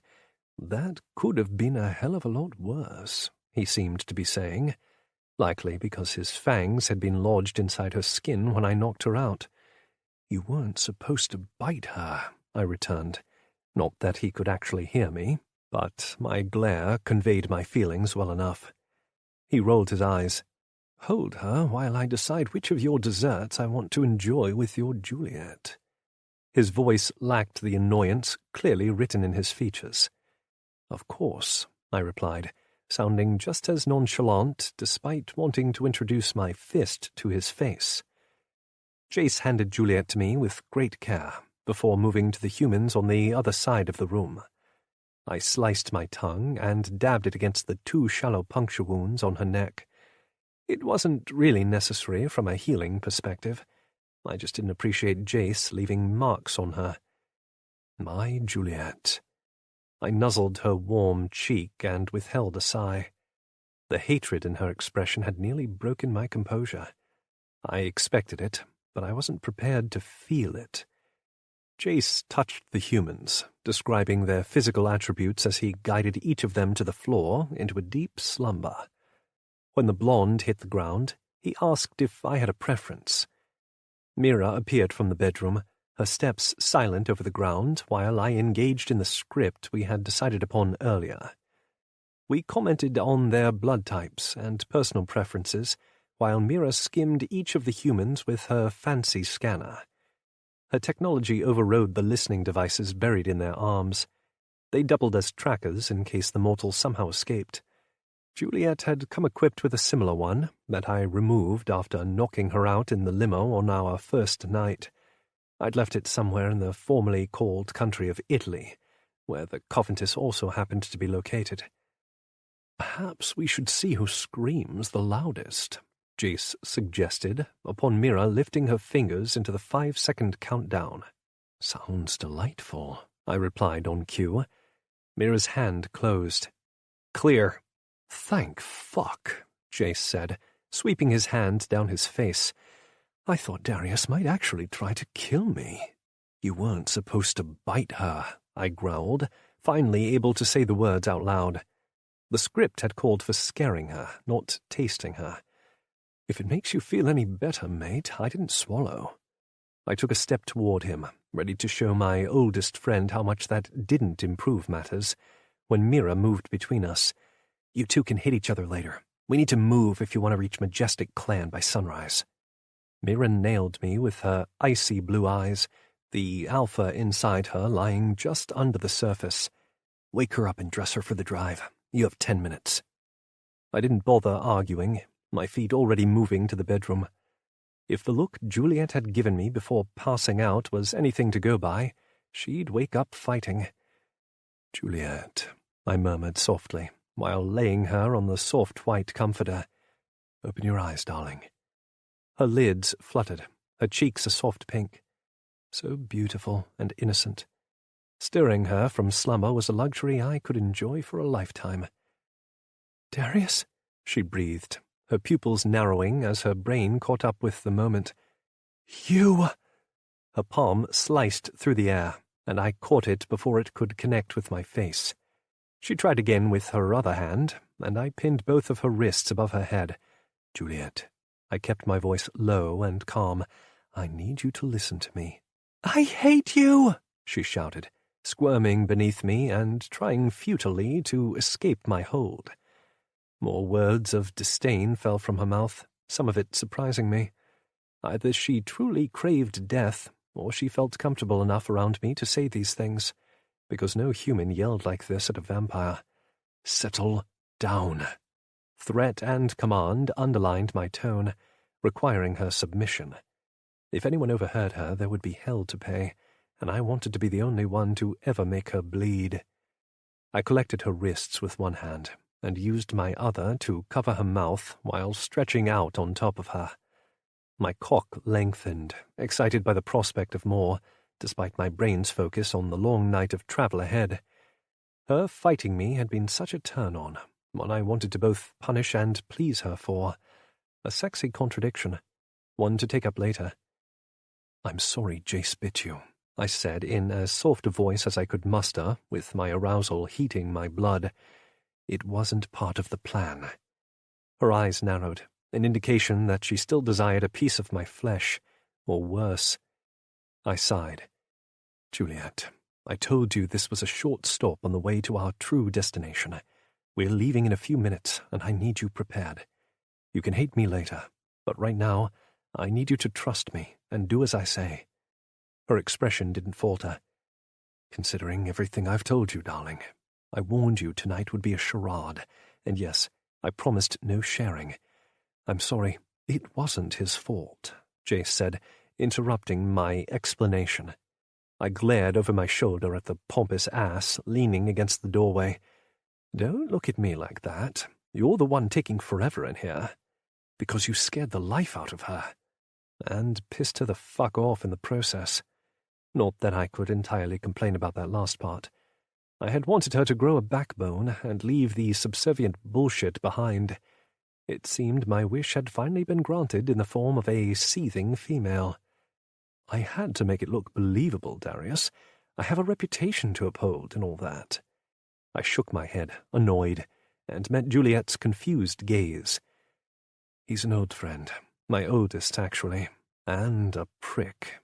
Yeah, well, this prick saved you from having to dine with those imbeciles downstairs for another hour. You're welcome for that, by the way. Remind me not to help next time, if this is the thanks I'll get." "You're both children," Mira growled. "Why isn't she dressed yet?" "Because Jace interrupted," I replied, again glaring over my shoulder. "Both of you out. Give me 5 minutes and she'll be ready." "She better be," Mira replied, completely unfazed by my tone. "You." She pointed to Jace and then the door. "Out." "I love when you go all alpha on me, baby. It's adorable." "Yeah?" She batted her long eyelashes at him. "I'll be sure to mention it to Luca." Jace chuckled as he left. "I'm not afraid of your alpha mate, Mira darling." "What about my claws?" she asked, following him. Fucking flirt. Royal vampire or not, Jace was going to get himself killed one of these days for pissing off the wrong lichen. I concentrated on the task at hand and found a much calmer version of Juliet beneath me. "I'm going to let you speak now." She blinked in response. My palm slid to her throat, circling it possessively. Her pupils flared, her tongue darting out to lick her lips. Now wasn't the time, but I wanted her. No, I needed her. Before she could move or voice her denial, my mouth claimed hers. I unleashed all my pent-up frustration from the evening with my tongue, brutally coercing her to accept my apology and comply. She didn't move at first, didn't react, but slowly she yielded to my kiss and returned it with a moan I felt deep within. Mine. I hated that Jace had touched her, had put his mouth on her. I needed to erase him and everyone else, remind myself that she belonged to me. I kissed her jaw, her neck, the spot where Jace had dared to mark her, and sank my teeth into her throat. She arched into me on a cry of pleasure, her body shaking beneath mine. This wasn't about blood or needing to feed, but about reaffirming her place at my side. "No one else," I whispered, more to myself than to her. "I'll kill anyone who touches you." I released her hands, my fingers trailing down her arms to her dress. I ripped it off her in one pull, leaving her exposed. "Fuck, I need to claim you, Juliet. I need you to be only mine." She threaded her fingers in my hair, yanking my head upward. "I won't share you." I smiled at her proprietorial tone. The ceremony was so rare, so few vampires choosing to take a mate, but I knew of one similar to this where the female felt just as covetous as the male. Esmeralda. The name was the splash of cold water I needed to break the moment, a severe reminder of our mission. I kissed Juliet soundly, promising her with my lips that we would revisit this discussion soon. "We need to get ready," I said, pulling away from her. "I'm taking you somewhere very special to me, Juliet, but it's very, very dangerous. You'll need to do exactly as I say." "It's not another dinner, is it?" she asked warily. I chuckled and helped her up from the bed. "No, only a few minutes have passed since the last one." "Oh." She glanced at her ruined dress on the bed. "I didn't pass out from blood loss?" "No, I compelled you to sleep." I brushed my knuckles down her cheek. "You were only out for the few minutes it took to organize the humans in the other room." "Organize?" she repeated. "Yes." I found her clothes from earlier, jeans and a sweater, and handed them to her. "Mira has a way to alter the devices implanted in their arms. Anyone listening in is hearing a lot of screaming and male grunts right now. It'll calm during the daytime hours, and pick up again in the evening." She pulled on the pants first. "Why?" I helped with her sweater, combing my fingers through her thick hair as it fell over her back. "It provides an explanation for my absence, as well as Jace's. We did this every time we visited Lilith City together. It helped us maintain our reputations while granting us the freedom to visit our obligations up north. Mira has a friend who keeps the humans sedated and healthy in our absence, but we only have roughly 72 hours at our disposal, which is why we're in a rush." Her brow crumpled. "Why would you need to pretend to be here?" There were too many answers to that question. I cupped her cheek and gave her the most straightforward response I could. "We're going somewhere vampires typically avoid." "Will you tell me where we're really going?" I smiled at her boldness and pressed my lips to her ear. "Majestic clan headquarters, where Mira is from." She gasped. "Lycan territory?" "Yes, darling." I nuzzled her neck, licking the mark I left there. "You'll understand when we arrive. But can you trust me and follow my lead?" Juliet met my gaze, her expression concerned. "Is Jace going to bite me again?" I snorted. "Not if he values his life." Her pupils widened. "But he's a royal, right? Don't you have to obey him?" "Yes, Darius. Perhaps you should bow more, kiss my hand, pray to me." My eyes lifted to the ceiling. Prick. "Have you forgotten how to knock? I heard my name from your sweet human's mouth and hoped she desired more teasing." He sauntered to my side, his silver eyes gleaming with mirth, as he extended a hand. "Sorry for the theatrics earlier, Juliet. I'm Jace, and delighted to officially meet you." She grabbed my arm, her nails digging into my shirt. The fighter I awoke only moments ago had lost herself again behind a sea of doubt. I pulled Juliet close, kissing her forehead. "You don't need to fear him. He's a royal jackass, but also a friend." "Love you too, mate." Jace clapped me on the back with the hand she rejected. "And it's Mira we should fear, because she's pacing in the other room. If we don't start moving, she might go wolfish on us." My lips twitched despite the severity of the moment. "One of these days she's going to kill you." Jace shrugged, unconcerned. "She's welcome to try. Now shall we? I'm eager to get this show started." That made two of us. "Juliet," I asked, rubbing a hand down her back, "can you trust me?" She didn't move, her gorgeous eyes transfixed on Jace, her body rigid. His expression softened. "I'm sorry for the fright, darling. I barely had my fangs in you before Darius knocked you out." His pupils narrowed up at me. "And it's a bloody good thing I caught her, by the way, or I could have ripped her throat out by accident." "Don't blame me. You're the one who bit her without permission. And you're never going to let me live it down, are you?" "Not any time soon," I admitted. "Now apologize to Juliet again." Her eyes widened at my demand, her lips parting on soundless words. Jace merely gave her his most charming smile. "I'm so very sorry, sweetheart. Will you Please forgive me so Darius can stop acting like an ass." Her jaw completely unhinged, all signs of composure gone as she remained frozen at my side. "I've done as you requested, but she doesn't seem keen on accepting." Jace frowned. "Is it because I'm a royal that she expects such horrid things of me?" "The Coventus definitely enjoys its propaganda," I muttered. "Clearly." Jace smoothed his hand down his tie. His jacket had disappeared in the living area somewhere. "Shall we go, then? Perhaps I can make amends in another fashion." "Juliet," I prompted softly, rubbing her back. "I need to know you'll follow my lead outside this room. Please?" She blinked those gorgeous eyes up at me. "I have a choice." It came out hoarse, but it was better than her remaining silent. Best to admit the truth, not lie. Not really, no. She didn't appear at all fazed by that blunt reply. Her gaze, now curious instead of petrified, flickered to Jace and then back to me. "You trust him?"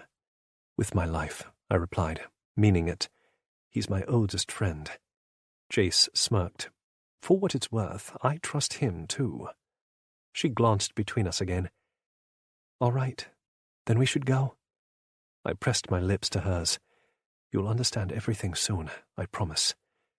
And then I'll claim you as mine, completely, in every way, forever."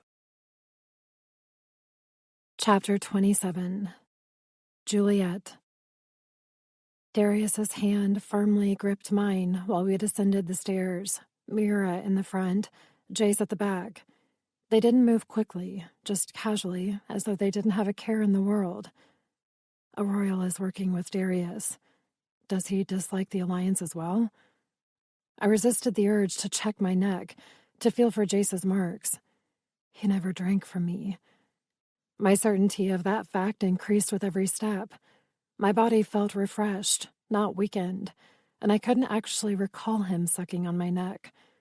I vaguely remembered the prick of his fangs as he had initiated his bite. Then everything went black. I glanced over my shoulder at him now, and he met my gaze with a smile in his silver blue eyes. He didn't resemble the terrifying royal from dinner at all now, just a regular male with an incredibly attractive face. No mistaking his vampire roots, not with a bone structure like that. Darius pulled my attention back to the stairs as we rounded yet another corner. The tennis shoes he'd given me felt foreign on my feet. They were so flat I almost felt unstable. Somehow I managed to move alongside him without stumbling, but I missed my heels. Mira held some sort of device that seemed to be directing us. When we reached the bottom, she paused, hit a few buttons, and led us through a door into a dull corridor. No one spoke, but I sensed Darius's alertness. Majestic clan. Lycan territory. What reason could he possibly have to go there? Vampires and Lycans worked together as the supreme world leaders, but notoriously stayed within their own domains. That didn't mean they couldn't cross borders, they just preferred not to. And yet this visit was of a clandestine nature. Why? We stopped at a steel entryway, Mira playing with the item in her hand again. The metal hissed open after a moment to reveal a garage full of cars. She moved with purpose toward a large black vehicle and smiled as another female slipped into view. They embraced with a hug and kiss on each cheek, but didn't say anything. Jace followed suit, while Darius merely nodded. The back doors opened to reveal two males waiting inside, dressed in jeans and t-shirts. They signaled for us to move. Darius lifted me into their waiting hands and hopped up on his own to join us. They gestured to a box-like compartment swathed in black. Darius lay down inside it first, then held out his arms for me to join him. A very different way to travel, but all right. I pressed myself lengthwise against him and jolted when something warm and hard met my back. A glance over my shoulder displayed a smirking Jace, his hand falling to my hip. A drum kick-started in my chest, sending goosebumps down my limbs. Why is this happening? Darius's finger found my lips, silencing my ability to ask for an explanation. His gaze burned with warning. Shh. He hushed through my mind. There are listening devices everywhere. Would have been nice to know that before we started. I thought back at him. His twitching lips suggested he either heard me or understood my look. A swath of dark fabric covered our bodies, followed by a case clicking into place over our heads. I shivered, despite the two warm males pressed up against me. It's so dark. I know, darling. Darius's murmur sent a shiver of delight down my spine. His mental presence felt so intimate, as though he belonged there. It's only until we breach the city limits undetected, he added. That part I still didn't quite understand. They were going through a lot of effort to conceal this visit, just to avoid some questions. Are you not allowed to visit the lichens? Oh, we're allowed, but it's uncommon and raises questions.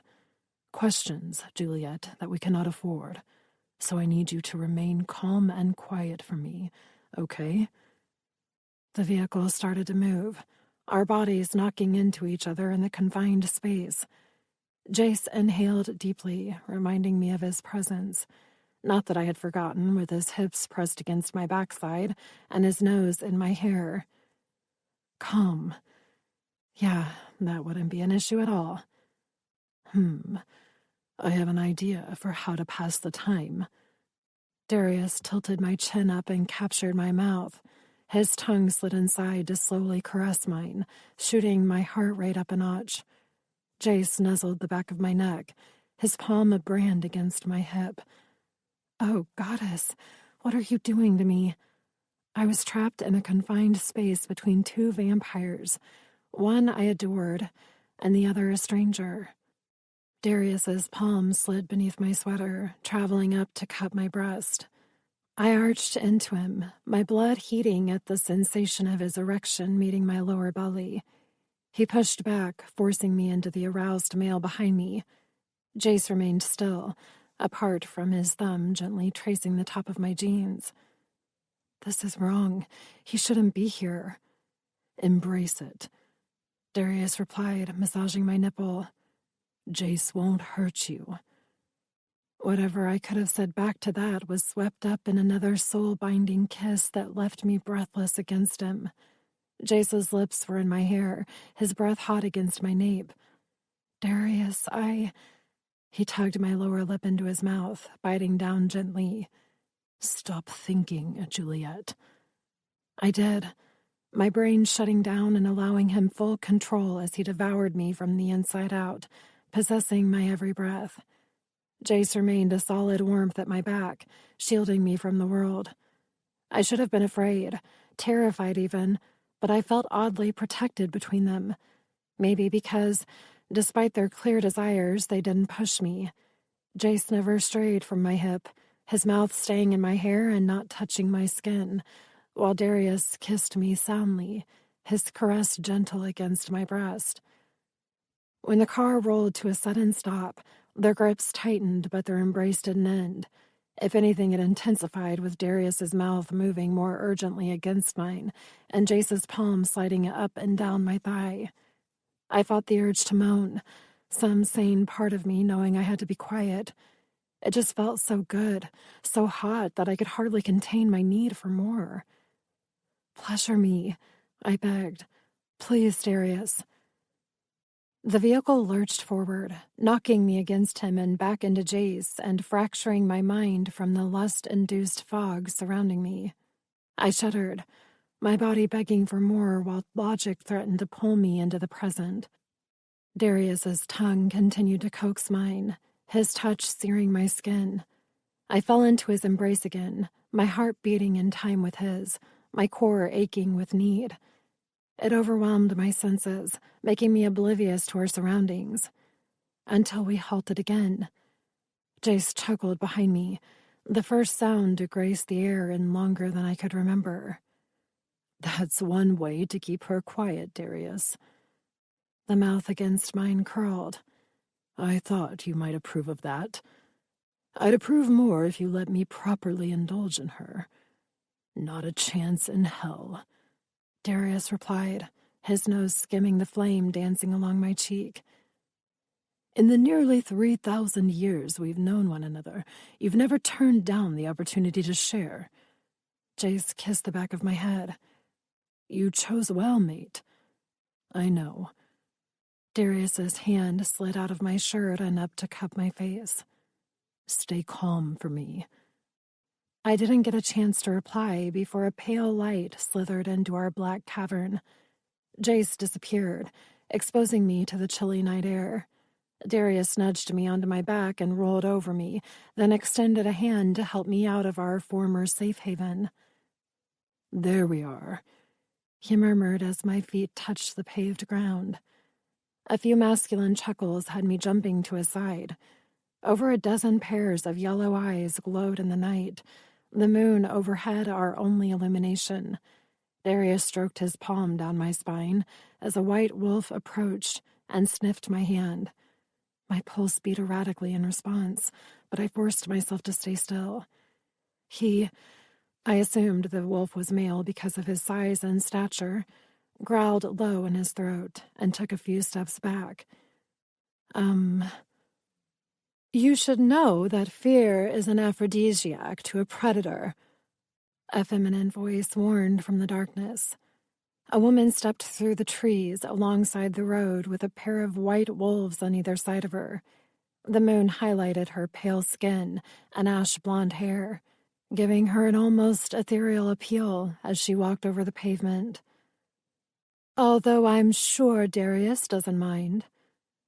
Esmeralda, he murmured, a fond note in his voice. You shouldn't be this close to the border. She tisked. When Luca told me you'd initiated emergency protocols for an unexpected visit, I knew there had to be an important reason. Now I see why. She walked up to him and kissed both his cheeks, her intimate knowledge of him clear in the way she hugged him. I've missed you, sweetheart. I've missed you too, he replied softly, holding her for too long of a second. The hairs along my arms rose in retaliation, displeased with this development. How dare he bring me here to meet it with a former lover? I made to step away when his arm came around my waist, keeping me beside him. Juliet, I'd like you to meet a very old friend of mine, Esmeralda. She smiled warmly. That's a name I only ever hear when you pay a visit, Darius. Everyone else calls me Izzy. Now, even Jace. It's shorter, Jace replied, as though that explained everything. Izzy laughed, her gorgeous face lighting up beneath the moon. Her light green eyes met mine and crinkled at the side. Welcome to Majestic Clan. Darius squeezed my side. This is who I wanted you to meet, Juliet, he murmured. Not only is Esmeralda human, she's also an Erosita. My lips parted. An Erosita? In the woods? Surrounded by wolves? Someone who understood my fate, could tell me the truth about what awaited me at Darius's side. It was almost too good to be true. A trick of some kind. If she's an Erosita, where's her sire? It's true. Cam is my mate. Her smile was sad. You may know him as Darius's maker, or perhaps as Jace's cousin. I knew him as both, but wait. Is? Present tense? My brow furrowed. Cam's betrayal and subsequent death was well known. The Coventus had described him as a corrupt vampire who unsuccessfully tried to take over the Alliance and was killed for his attempt. But if she's his Erosita, then she should be dead too, right? Darius's words from the plains slipped through my mind. Juliet, the ceremony binds us until either I die or another being claims your body. If Izzy was Cam's mate, then his death would have broken their bond and returned her to a human status several decades ago. Yet she didn't appear a day over 30. suggesting her immortality was firmly in place. He's still alive, Darius confirmed softly. but no one knows where. We've all been led to believe that Cam's dead, but Izzy's existence proves he's not. Jace added. And one day we will free him. Izzy smiled, but it didn't quite reach her eyes. Well, now that introductions are finished, perhaps I can accompany Juliet back to the compound, while you two ride in the back. It'll be dawn before we reach our destination at this point. Darius kissed my temple, his voice low as he asked, Are you comfortable with riding up front next to Esmeralda? It is your choice, Juliet. He whispered through my thoughts. She won't be offended if you refuse. I didn't need to think about it. My decision made the moment I realized who and what she was. Yes, I would like to talk to her.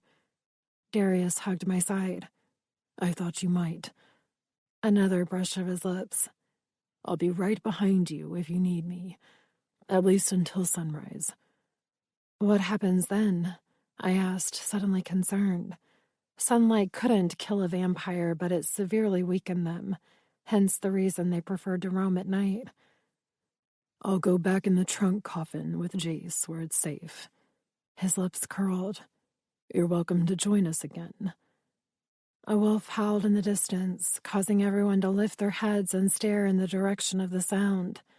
When a second howl graced the night air, the lichens began to move. We need to go, Darius said, propelling me toward the front of the car and Izzy. She grabbed my hand and guided me to the middle seat between her and the driver, while Jace and Darius settled behind us. The rest of the lichens disappeared in wolf form or on motorcycles. Nothing to worry about, Izzy murmured. Just a warning of human scouts on the horizon. They sometimes like to prowl along the border, usually because they're bored. But they won't venture too far into the territory, not without repercussions from our own patrol. You mean the vigils? I asked, recalling the formal term Darius had used. Yes, the human vigilantes who prey on their own kind to earn favors from vampires and lichens. She scoffed. Walking scum, if you ask me.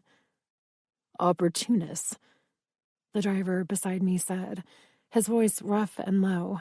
Definitely a lichen. Sure, she snorted. Anyway, you must be very overwhelmed. I considered her statement while Jace and Darius spoke softly to one another behind us. Their words were too quiet for me to hear, but I knew they would have no trouble understanding me even if I whispered. Am I allowed to speak freely? I asked, more to the beings in the back seat than those in the front. You may say whatever you want, Juliet, Darius replied, confirming my suspicion that he was listening. In fact, I encourage you to. How nice of you, Izzy deadpanned. She comes from a different world than you, Esmeralda. She asks permission because the requirement has been instilled into her through years of torment. He sounded irritated, reminding me of the time he told me to stop bowing. Fucking vampires, she grumbled. Lichens are not any better, sweetheart, Jay said. No offense, Hunter. The lichen beside me grunted. None taken. Ignore all of them and talk to me, Izzy encouraged. How do you feel? How do I feel? I suddenly had the urge to giggle.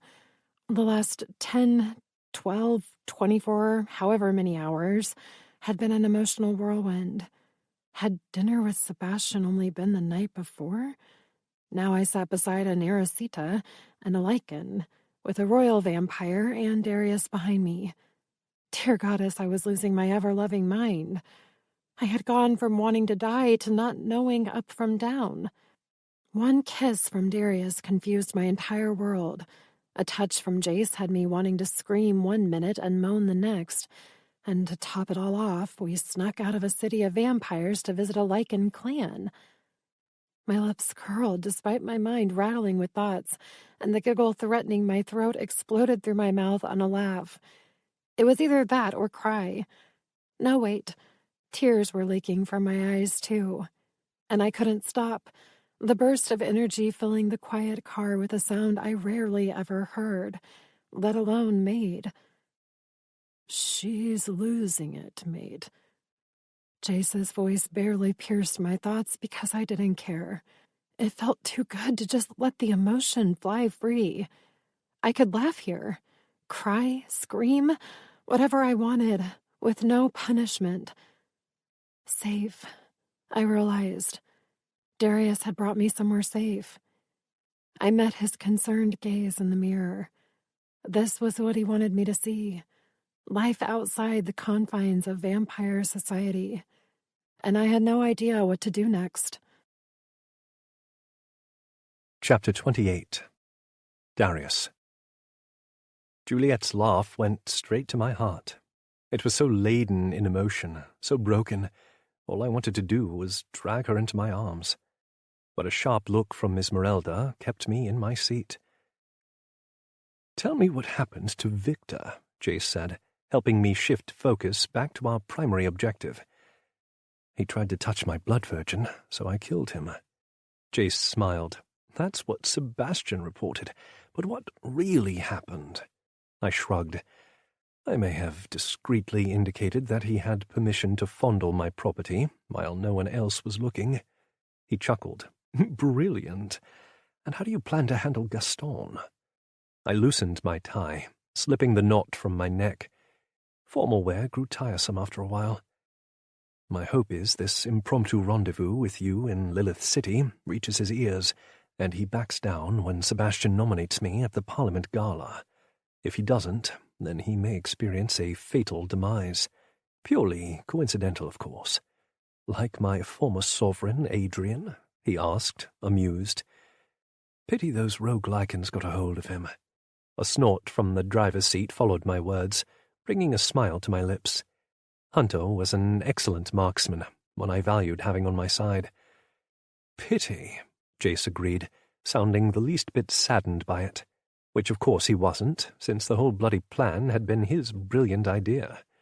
Jace was the first pawn put in place as a royal with inherited standing. When he took over the former northwestern United States, I chose to live at my estate in Washington under his rule, waiting for the next step. Over a century later, he orchestrated the plan of bringing me on as one of his two sovereigns, granting me power and authority over his land and vampires. There were other pieces in play elsewhere, all strategically lining up to eventually overthrow the alliance. My ascension was only the beginning, a sign to the others that the game had begun. All the while, we searched for Cam's whereabouts. He was the rightful king among our kind, not Lilith, the queen bitch who stole his crown. 1,000 years ago?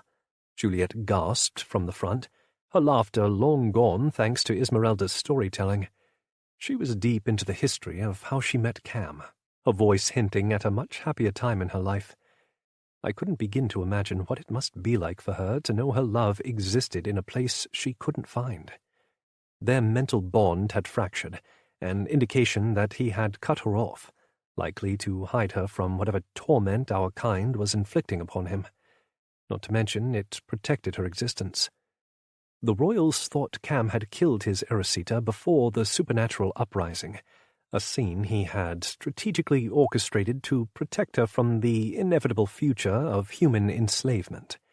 He hid her among the Majestic clan, some of our only lichen allies, knowing the vampires would never think to look for her there. And then he had been caught and tried for treason, not because of the treason Lilith claimed he had committed, but because of his potential threat to her power. A note of awe entered Juliet's voice as she asked Esmeralda about her relationship with Cam. She wanted to know about possessiveness, and if vampires typically took more than one mate. "I think she wants your fidelity," Jace murmured, listening. "It would seem that way." I smiled. She's grown quite proprietorial, but I don't think she understands why. The bond. I nodded. She's channeling my emotions for her. I had to keep all my instincts locked away out of fear someone might test them, and it seemed by doing so I'd shoved some of them into her through our connection. I think there might be more to it. He cocked his head to the side, listening as Juliet quietly spoke about our relationship progression. She likes you, because she has no alternative. He lifted a shoulder. I provided one in the coffin, and she barely knew I was there, something we both know never happens to me. With his dark hair, silver eyes, and striking face, no one ever denied him. Hell, some of the humans we ordered for sharing had actually appeared relieved to be chosen by him. Not to mention, the majority of those sent to the royal sex training camps desired his harem above all others. She's afraid of you, I pointed out. The Covenantess taught her to fear all royals and influential vampires. Yet she doesn't fear you, he mused. Fascinating, considering you are one of the most powerful of our kind. You have Cam's essence flowing through your veins, marking you as a true prince. Something she doesn't understand. Oh, I beg to differ. She senses it plenty, but trusts you despite her instincts, because her emotions are telling her you're safe. I considered her in the mirror, her flushed cheeks and thoughtful eyes. She was deep in conversation with Esmeralda, completely unaware of us discussing her in the back seat. They were going over the benefits of being mated, the immortality, the mental connection we'd only begun to explore, and the pleasures shared between Vampire and Erisita. Juliet blushed at that, her voice dropping to a whisper as she asked if Cam had waited a long time before deflowering Esmeralda. I smiled, sensing Juliet's frustration at my delay in culminating our own bond. Now that she knew everything, I would be able to provide her with a proper choice, something I hadn't considered in the beginning, but now desired. Having her at my side would prove beneficial so long as she actually wanted to be there. If she didn't, then she could live the rest of her days here, among the lichens and other humans they kept safe. There was a whole clan of mortals living mostly as they once did, with freedom and families, hidden among the trees by the lichens who controlled this territory. No one thought to scout the forests for stray humans, assuming them all rounded up or dead. Besides, what lichen would allow fresh meat to roam free? That's what the others thought, thereby marking this as the safest territory for mortals. And my Juliet, should she choose to stay. "How are Ivan and Trevor?" Jace asked, refocusing me on the present. I provided him a brief update, including Ivan's thoughts on current political affairs and who we might want to consider for our side. Jace listened to every word, nodding in agreement and adding his own ideas to the mix. We rarely had an opportunity to chat freely about our plans and used the time to our advantage.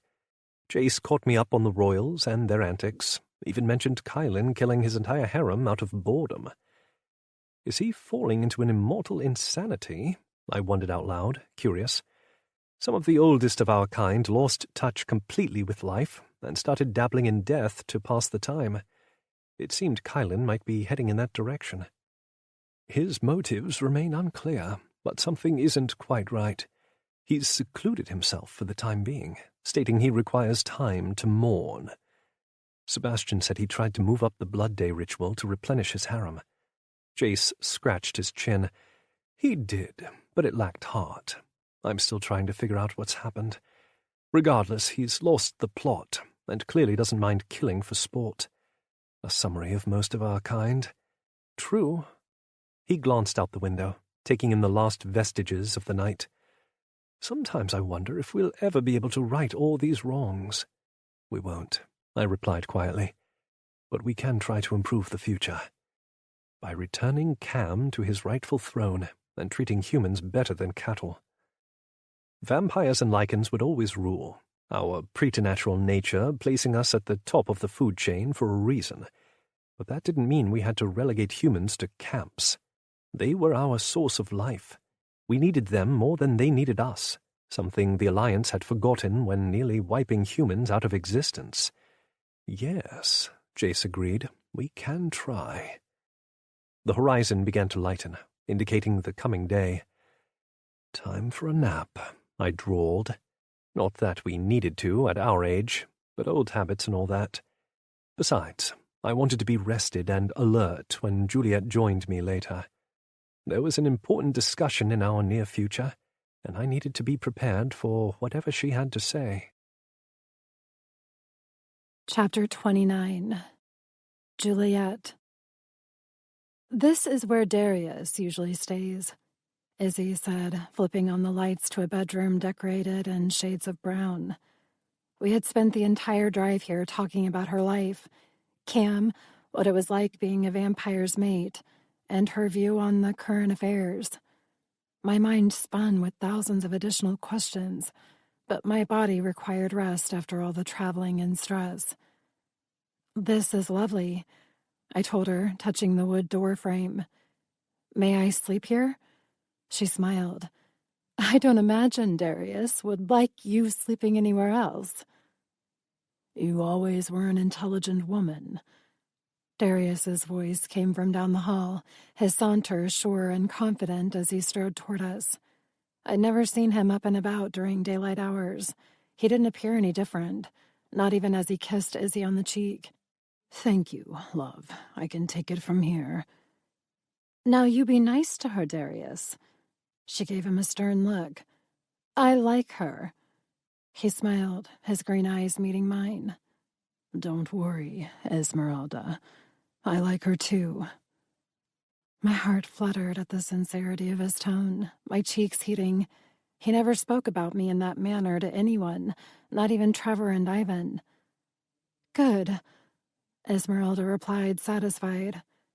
"Cam would approve too." The last was spoken a little wistfully as she patted Darius on the arm and walked away, leaving us standing alone in the threshold. "Are you all right?" he asked softly, his expression softening. "I imagine this is all a bit overwhelming." A bit overwhelming?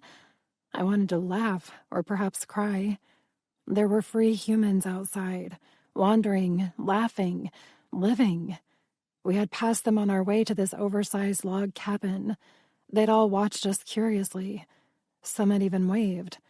And beyond them had been lichens, some in clothing, others in wolf form. "Welcome to the heart of Majestic Glen," Esmeralda had said. After everything she'd told me on our way here, I shouldn't have been surprised, but seeing her reality was far different than hearing about it. "I want to explore later," I said. "Please." My brow furrowed. I didn't know how to behave here, around him. Did decorum still apply? "Am I allowed to explore?" Darius tucked a strand of hair behind my ear and cupped my cheek. "You can do whatever you want here, Juliet. No permission required." I leaned under his touch, seeking his intimacy and warmth. His other arm came around me, pulling me into the hug I didn't realize I needed. He held me for a long moment, one foot inside the bedroom, the other in the hallway, and said nothing. "I'm not sure how to act," I admitted in a whisper.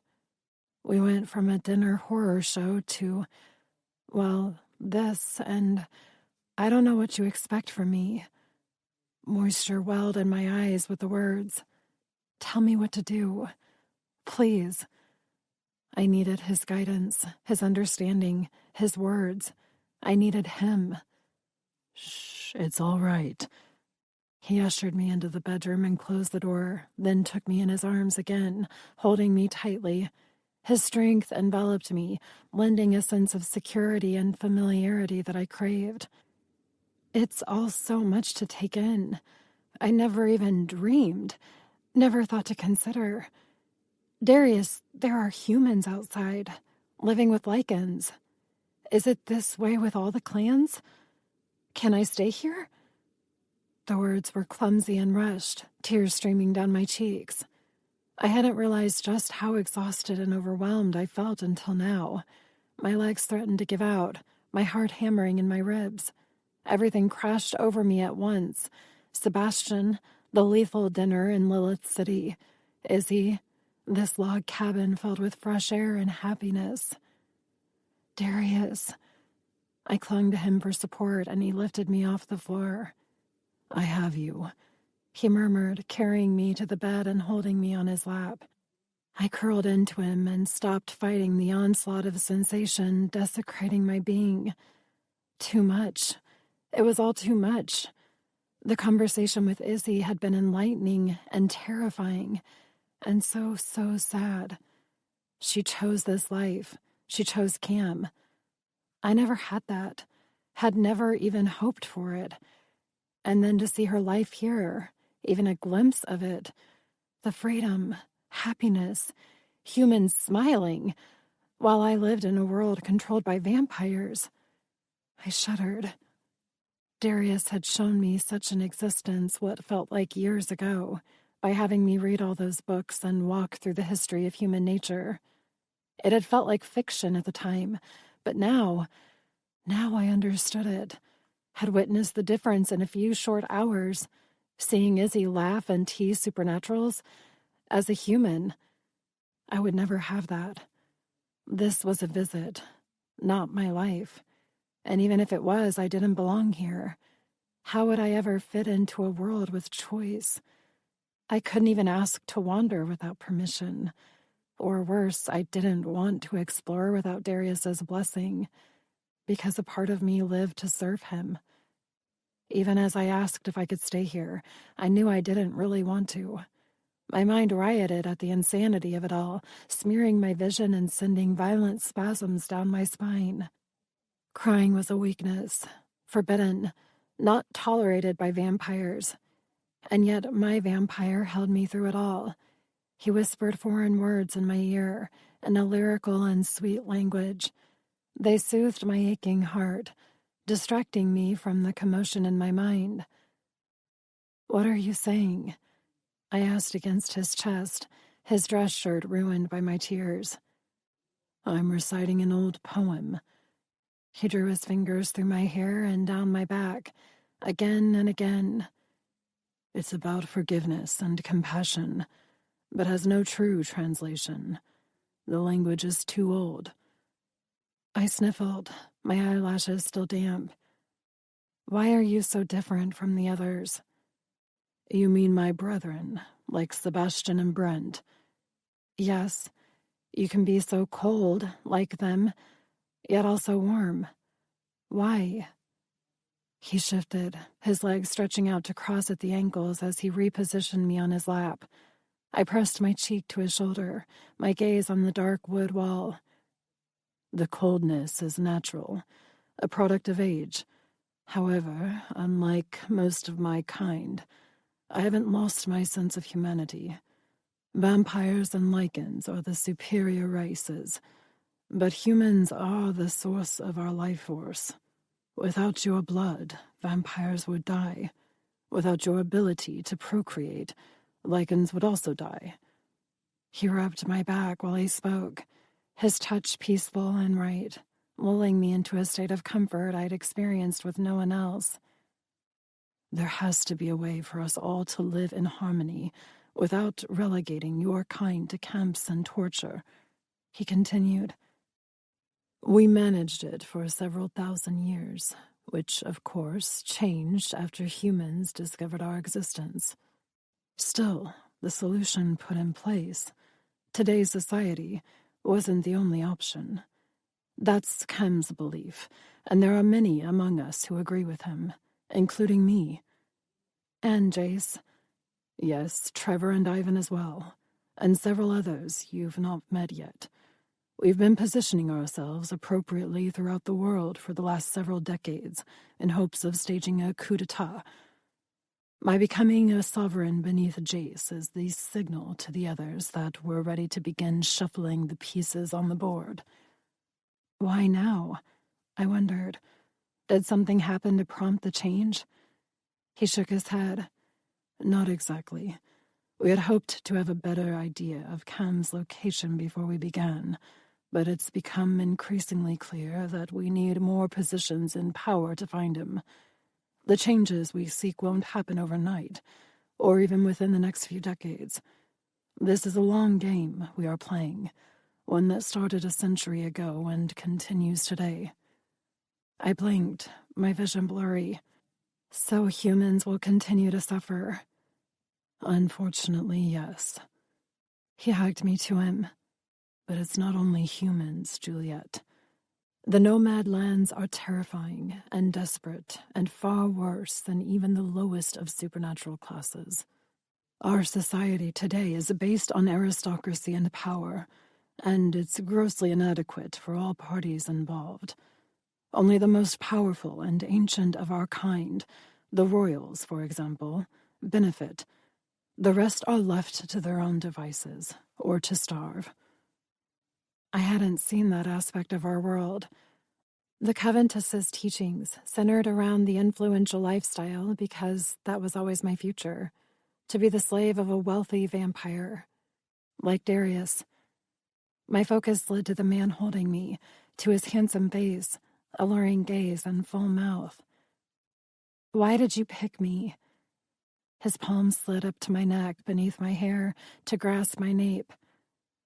When one in my position is interested in procuring a blood virgin, we are sent portfolios of all the candidates. I requested my first set 2 years ago and received a monthly dossier, but none of them piqued my interest. I had almost given up on the idea, as we were running out of time, but then your profile crossed my desk. His thumb stroked the side of my throat, skimming my pulse. Your intellectual aptitude and affinity for languages were the first marks in your favor, but it was your eyes. His irises sizzled with green fire. This sealed your fate. I knew you would be able to bring my enemies to their knees with a glance, and become my own perfect, intelligent, gorgeous weapon. I liked my suddenly dry lips. The Countess taught me to do whatever my master desires, meaning I would try to help you with anything you asked of me, regardless of the ceremony. So why bother with the ritual? Is it because you need me to be immortal like Izzy? The ceremony affords us a deeper connection and a way to communicate should we need to. And yes, your immortality carried an important purpose. I needed you less breakable for the situations I had originally intended for you, which is also why I started training you about weapons and self-defense. The hand not on my neck fell to my thigh, his fingers flying possessively across my jeans. But those plans have proven impossible. I swallowed. What do you mean? I can't put you in a situation again like I did with Victor. Hell, I can't even share you. Those last 5 words were spoken with a hint of frustration. I've tried, even managed to a little with Ivan and Trevor, but when Sebastian visited, I couldn't do it. That's why I sent you upstairs. I frowned. But I thought I displeased you. I went to your room expecting your punishment. Oh, darling, no. He pressed his lips to my forehead, his arms folding around me. Any frustration you felt was directed at Sebastian, not you. My words were all part of the charade we must play to survive. I had intended to pleasure you until you couldn't walk, but instead found you devastated. He pulled back, his gaze again meeting mine. Was that because you thought I intended to harm you? Yes. You said I disappointed you earlier in the night, and I thought I had again with Sebastian. My throat worked over the words, my emotions surfacing again. I expected pain. He sighed, his forehead falling to my shoulder. I've never desired to hurt you, darling. Not cruelly, anyway. He kissed my neck, my ear. I much prefer sexual games to punishing ones. I don't understand how to act anymore, I admitted. You asked if I wanted to be shared with Sebastian, and I didn't, but I'm trained to do as you wish. Then with our last dinner, you promised not to share me, but Jace bit me. I'm so confused, Darius. I don't know how to please you or what you want from me. I keep making mistakes, but I promise to do... His lips sealed over mine, silencing my despair. He kissed me softly, his mouth gently gliding against my own. I slid my fingers into his hair, holding on to him, desperate for him, breathing him like air. "I need you," I told him. "Please, Darius." He responded by shifting my legs until I straddled him, his hands seizing my hips as he deepened our embrace. My tongue parted his lips, demanding more. He didn't smile or react, but let me take what I desired, exploring his mouth as he always did my own. And I tasted every inch of him, claiming him as he did me and marking him as mine.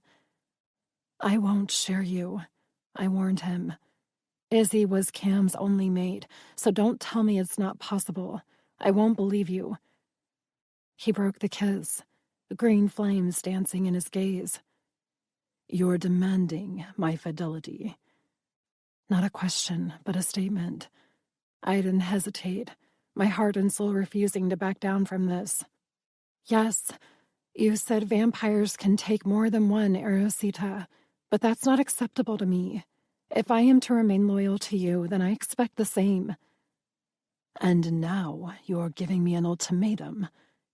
He rolled me off of him and onto my back, his body caging me against the mattress. "Have you forgotten who is the master here, Juliet?" I shivered beneath him, his position and tone reasserting his dominance. Not that I ever denied it. "If you take another, I'll kill her." I realized as I said it how true that statement was.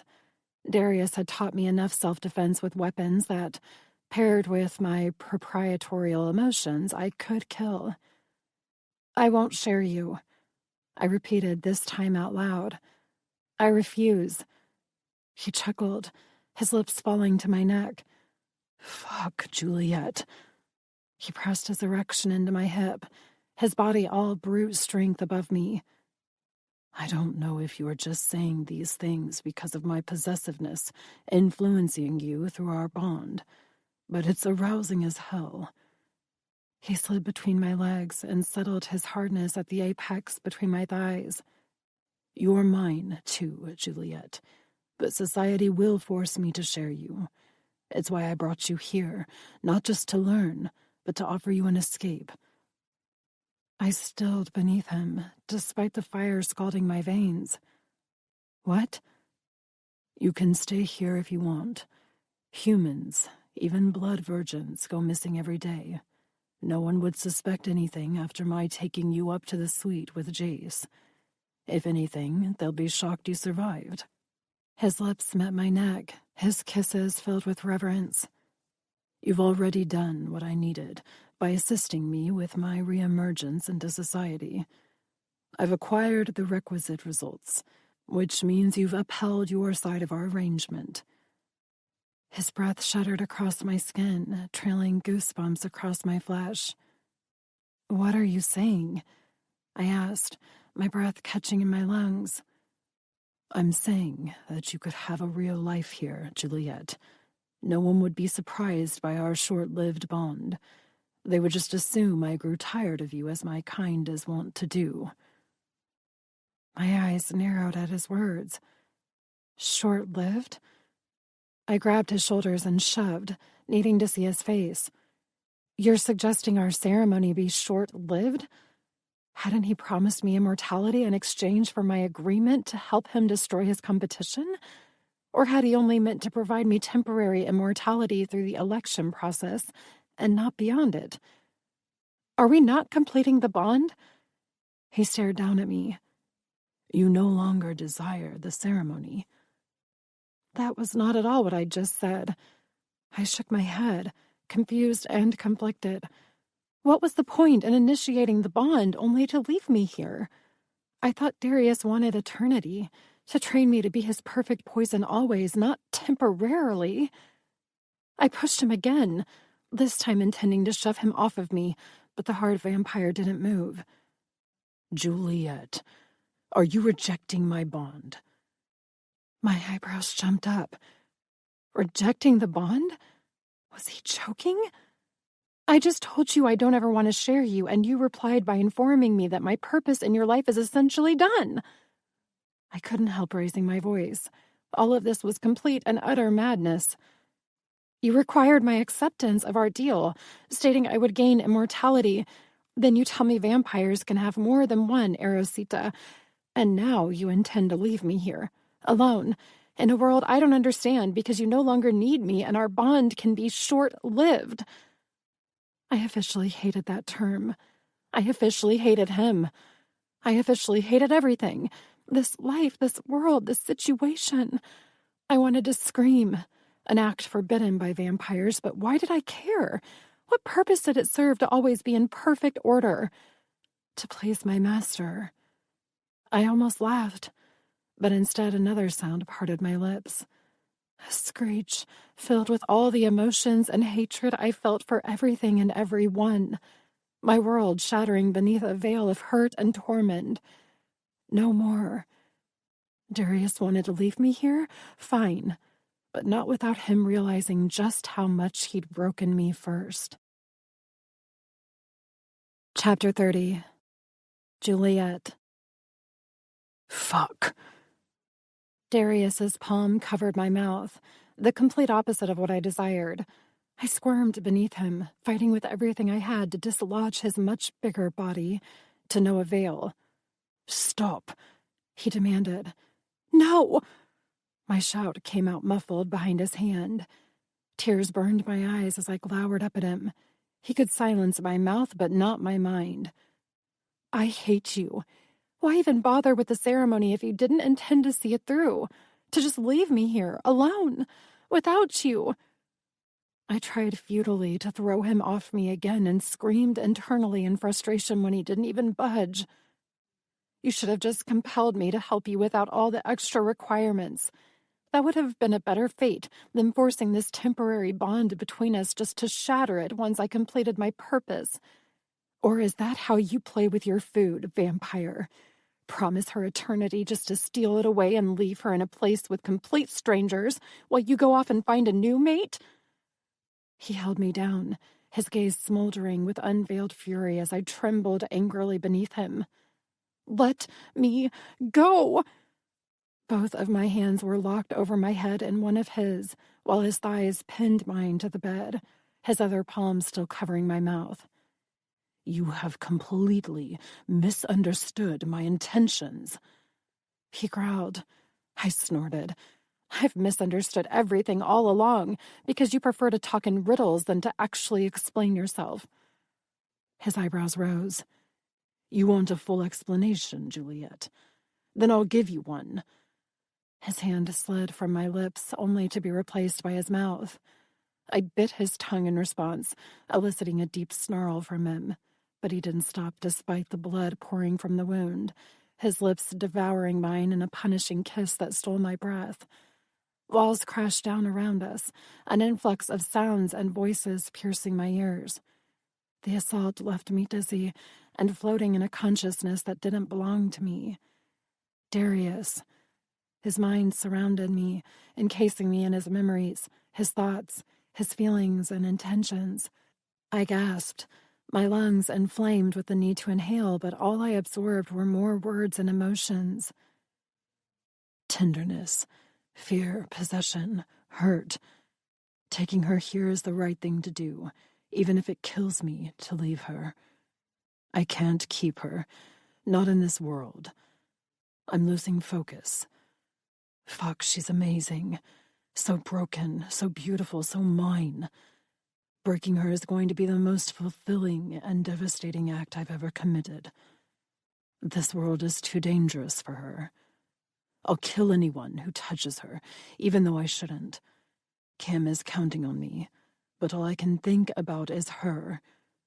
She'll be safe with the Majestic clan, even more so than with me, but I'll rarely see her. A sacrifice I have to make, for her. I'll be miserable without her, but how can I be so selfish? What if she remained at my side? It would hurt her even more. Society would make so many demands. I can't do that to her. What about the original plan? Have I forgotten everything?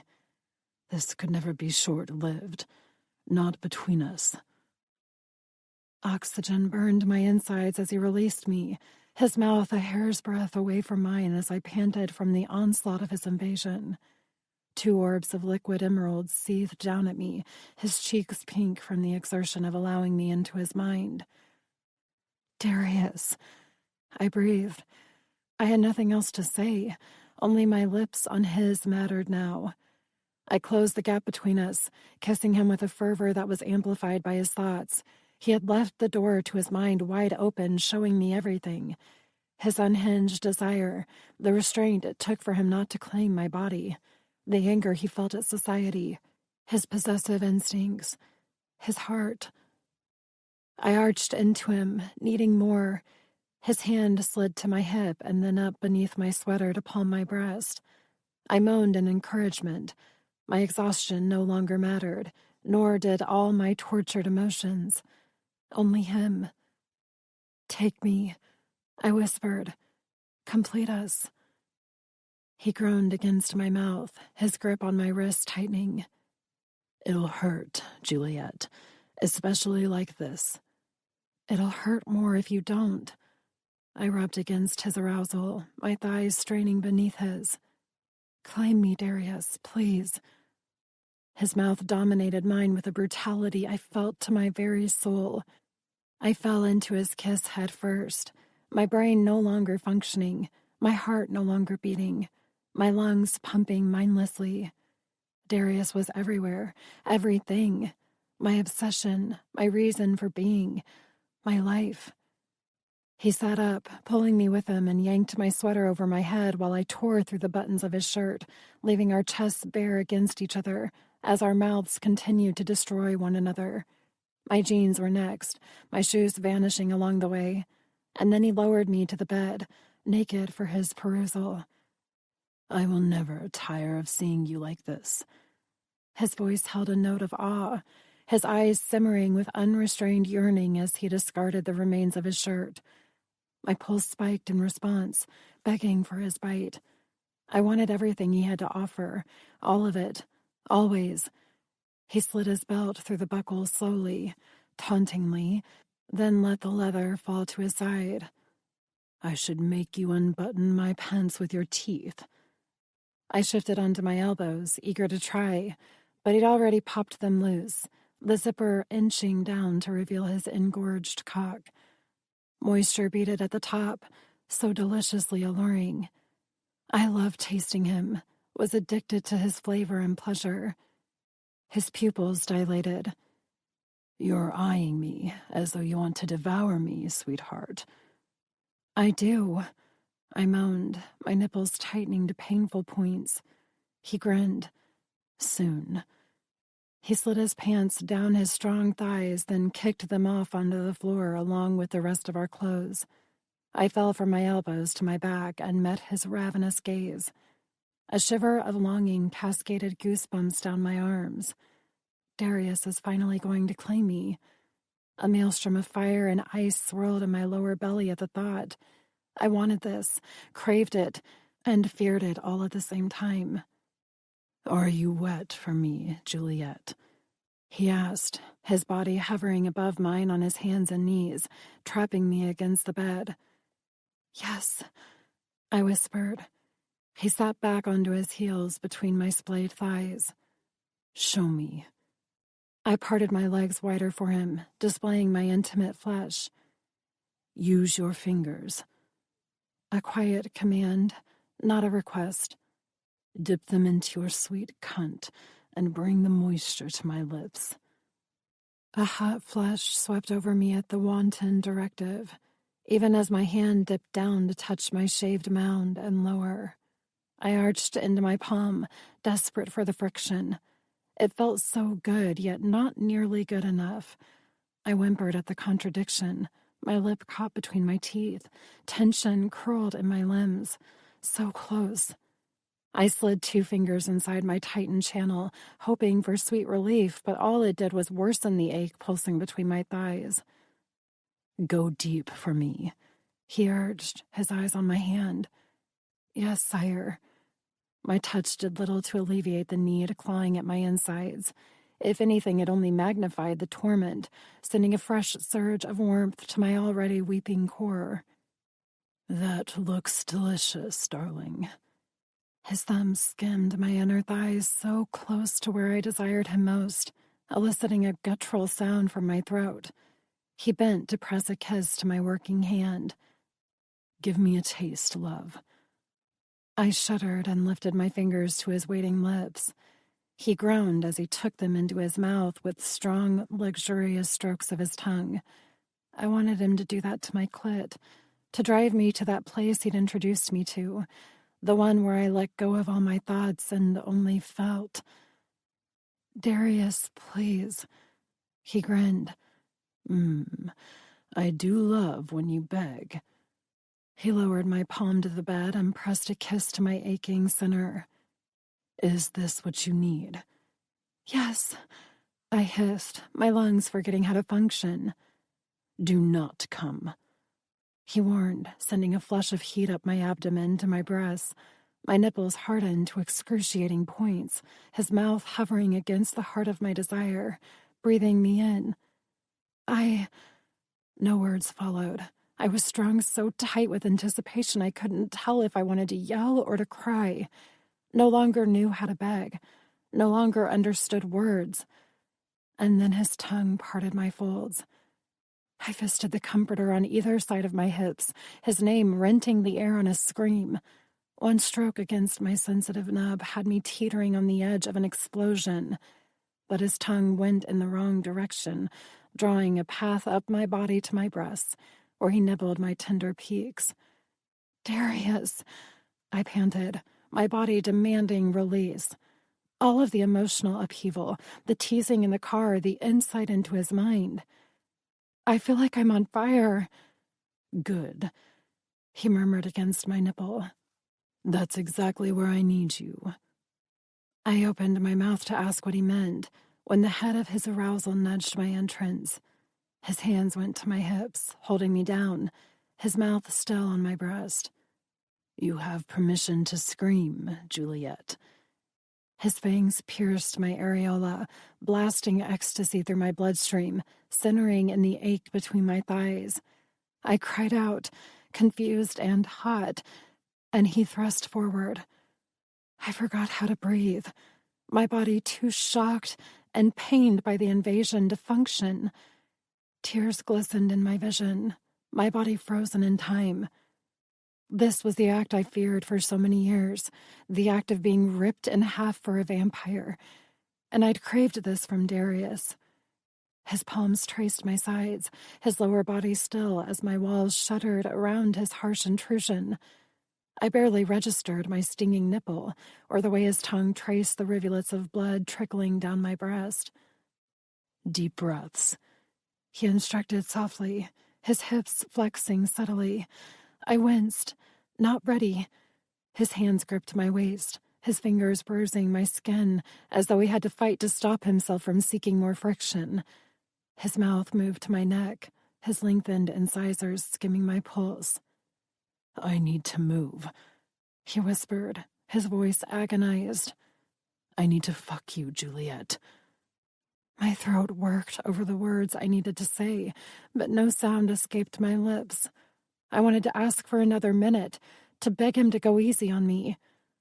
"Fuck," he groaned, his teeth sinking into my flesh. I flinched, startled.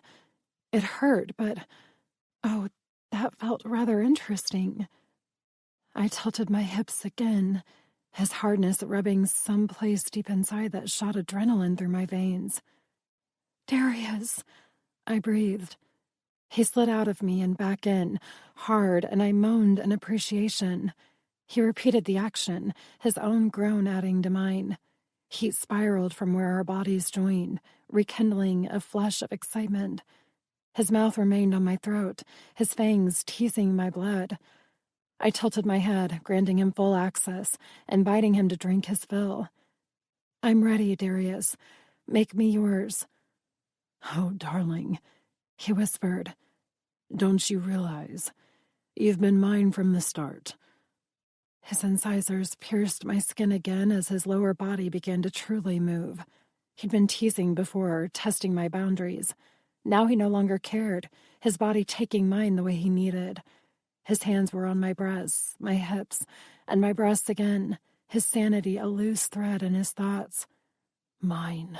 Finally. So fucking tight. So good. More. I screamed as he powered into me, his hungry thoughts and the sensations his body created, spiraling me over the edge into oblivion. My nails dug into his back, holding on as he owned me in the way only Darius could. His hips driving violently into mine, his mouth dragging the life essence from my body into his, and his hands possessing every inch of my skin.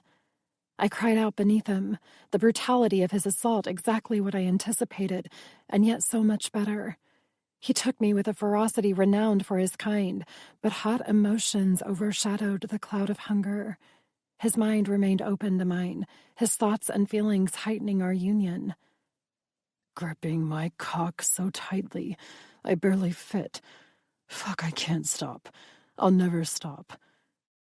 He picked me up, my legs going around his waist. I rode him, forcing him even deeper, as his thighs drove each thrust. Darius, I moaned, my body fracturing beneath the onslaught of pleasure and pain. He'd already pushed me through one climax, and another was already building. Drink from me, he demanded, lifting his wrist. He sliced his fangs across his flesh, blood welling from the wound. Finish the ceremony. A choice. If I chose not to imbibe, the connection would falter.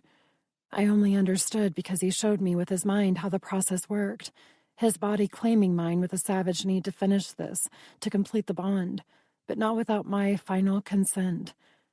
I was never going to refuse.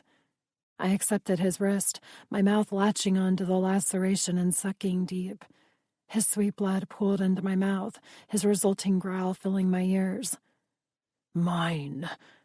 I heard him shout. Whether out loud or not, I couldn't tell, too lost in the feeling of our bodies, minds and spirits marrying one another in an eternal promise. His pace quickened, my hips bruising from his punishing grip and harsh assault, but pleasure mounted deep inside with each upward stroke. I released his wrist, my mouth finding his while his arm wrapped around my back. His other hand dropped to my waist, his grip firm as he propelled himself into my body. Fucking me, loving me, annihilating me. I returned the pressure in kind, meeting him move for move, needing to stake my claim too, and I felt him smile against my mouth. The perfect mate, he said, capturing my tongue with a bold strike of his own. You feel fucking amazing. More, I begged. Give me more. He flattened me on the bed, his cock lodged deep inside me. Hold on to me. I wrapped my arms around his neck, holding on for dear life as he took me to a new level of existence. My heart raced, sweat trickling down my brow, the pain almost too much to bear. But it also felt so good, better than I ever imagined. My body shook, the fire in my veins reaching a melting point. And still I needed more. Of what, I didn't know. I was lost to his movements, his speed. He rotated his hips in a way that stroked my clit, but it wasn't enough. So hot. No, too hot. Oh, Darius. He owned me. My entire being existed for this joining of souls and flesh. It burned, searing every nerve, singeing my heart. I couldn't breathe. My body trapped in the throes of an impending spasm that refused me. It hurts. Come for me, Juliet, Darius demanded harshly against my lips. Now. I pulled my mouth away from his on a savage exhale, his name the only one gracing my tongue as I shattered beneath his command. His resulting growl rumbled through my chest, clawing its way to my heart and soul. It wrecked me from the inside out, solidifying his claim and my own, while my body shook violently in the blissful agony of our addictive passion. Mine. Darius's fierce proclamation rattled the walls as he followed me into delicious oblivion, his rapture scorching through our connection and stirring another explosion from within. Black and white lights danced behind my eyes. my world flipping upside down in an instant. I lost consciousness, too absorbed in the bliss of my soul lifting to a new plane of existence to remain among the living. This is what it feels like to fly. I floated higher, happier than I'd ever been, and found myself staring up into Darius's grinning green eyes. His thick cock pulsed inside me, hot and very hard. "Are you ready to continue?" he asked softly. "Or do you need another minute?" "There's more?" I asked, dazed. "Oh, Juliet." His lips curled into a dazzling smile. "That was just the beginning." Chapter 31. Darius. Juliet slept so peacefully that I hated to wake her. We were well into the evening hours after having spent much of the day fucking.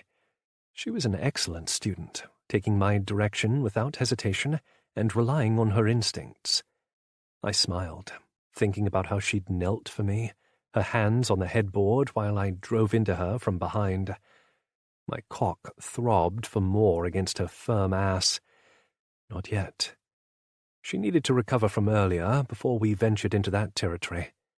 Her immortality was firmly established, her life force thriving inside me, but she still required sustenance to stay healthy. I nibbled her neck gently, my tongue gliding over her pulse.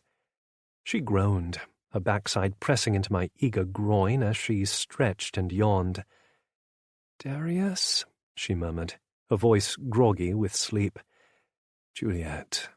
I kissed her bare shoulder. "It's after midnight." Another stretch that had me growling low in my throat. "Keep doing that and we won't be leaving this room today." She stilled, then repeated the action. Little rebel. I flipped her onto her back and knelt between her spread thighs. "Juliet, do I come off as the joking type to you?" I had meant my threat. She could go a day without food, especially with my blood running through her veins. No." She licked her lips, her brown gaze falling to the arousal between my legs. Her cheeks flushed, her pupils dilating with hunger. "Don't look at me like that unless you plan to do something about it." I grasped my cock and gave it a firm stroke, my muscles clenching with need. She shivered visibly, lifting to her elbows. Her stomach growled on cue, causing my lips to twitch. "Yes?" I cocked my head. "Are you desiring an appetizer, darling?" She groaned and fell back onto the bed, covering her head with a pillow. Her hardening nipples and glistening pussy told me exactly how she felt about my offer. I placed a kiss at the apex between her thighs. "You can't hide from me, Juliet." Goosebumps pebbled along her flesh, her lust thickening the air. I gave her a long, deep lick before crawling over her and caging her with my arms. She jolted as my erection prodded her slick entrance. "Are you sore?" I asked softly. Her mumble was unintelligible behind the pillow. I removed the barrier with a flick of my wrist and gazed down at her flushed face. So beautiful and turned on, but another gentle stroke against her folds confirmed my suspicions. I should fuck you to prove a point. I nipped her lower lip. "You need to tell me when I push you too far." She swallowed. "How?" "Just open up your mind," I murmured. "I'll listen." Her brow rose, her doubt filtering through the bond. My lips curled, amused. "I didn't say I'd stop, but I'll listen." I slid into her slowly, her sweet heat enveloping my cock in a sheath of damp arousal. Her cheeks reddened to a deep, luscious shade. I ran my nose along her soft skin, inhaling the sweet aroma while setting a luxurious pace. Her eyes rolled into the back of her head on a moan, all earlier hesitation gone.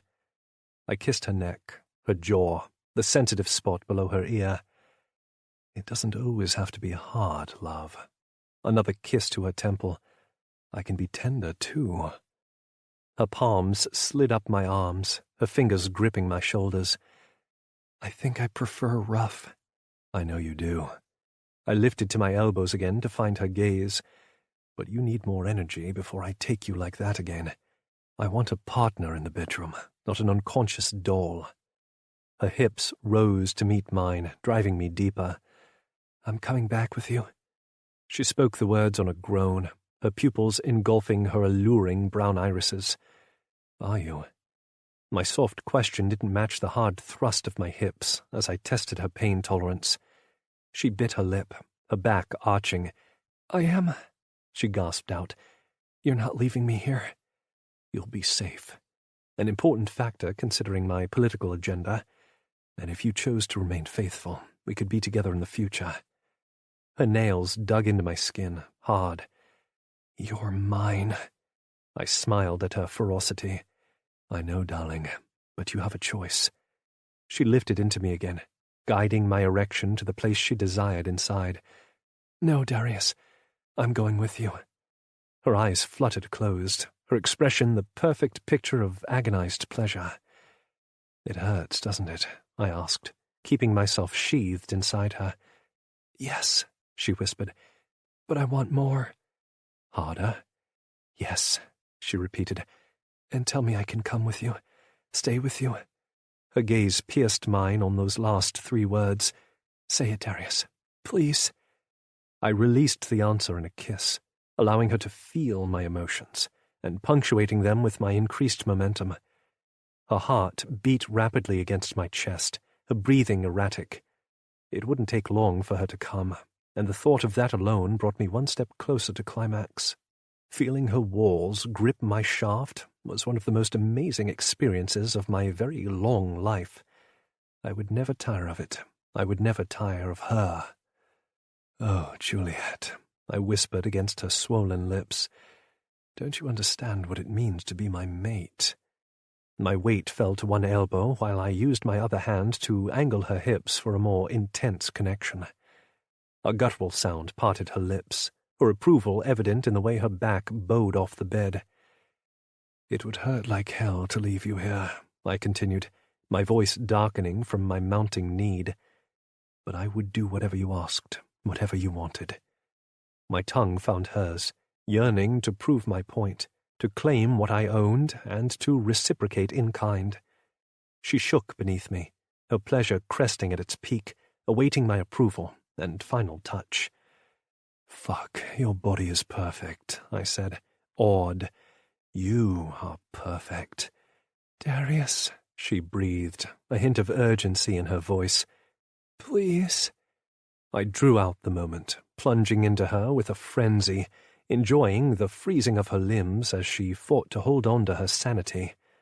A light sheen of sweat decorated her skin, her eyes closed so tight she had to be seeing stars. Gorgeous.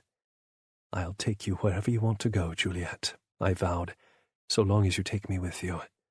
I kissed her deep, her limbs violently trembling around me.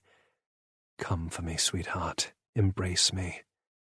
Her scream pierced the night, my heart, and my soul, and I followed her over the cliff with a mind-blowing orgasm that put all the others to shame. Fuck. I growled her name, my seed filling her so deep, staking my claim. My arms shook from the effort to remain hovering above her, my legs actually weak from the force with which I took her body. Her pleasure contracted around me, squeezing every last drop into her greedy little cunt. My forehead fell to her neck, my eyes glistening with tears at the impact. I would never desire another, not after Juliet. All those years of doubting the Irisita bond, wondering why Cam would ever choose to engage in it, and I finally understood. Juliet's the other half of my soul. It could be the bond talking, some magical twist of fate, but I doubted it. Not with the way my body and mind reacted to her presence.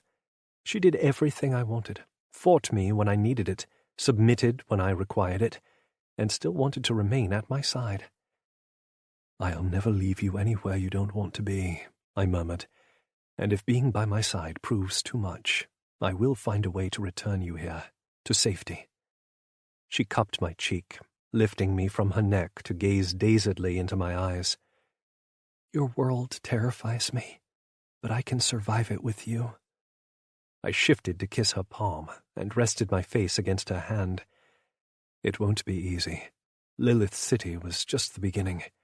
I know, and that would have been more bearable had you told me what was happening. I needed your reactions to be genuine. Then trust me to know how to act, Darius. Her eyes burned into mine. I spent 22 years learning about vampire politics and decorum. You want me to be your weapon, right? Use me, but communicate. I can do this if you believe in me. So fiercely intelligent, my Juliet. I don't deserve you. Not in this life, but perhaps an older one. But I'm keeping you anyway. Her eyes glimmered with a happiness that touched my heart.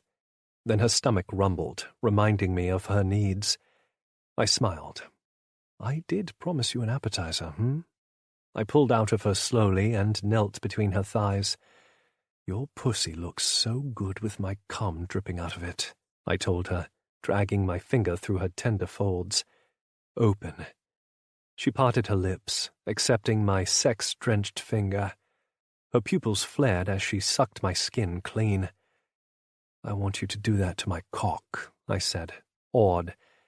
Yes, sire, she replied, voice husky. Her legs bent as she repositioned herself onto her knees and grasped my hips. I groaned as she bent to take me into her mouth, her head a tangle of dark curls mussed from our lovemaking. Fuck, I growled, tangling my fingers in her hair to force her lips to the base. Her tongue worked me over thoroughly, licking up every drop. My dick practically shone when she finished, her mouth puffy from my forceful attentions. I tightened my grip on her dark strands, giving it a sharp yank to tilt her head back from my rewarding kiss. She deserved so much more. But first, she required proper sustenance.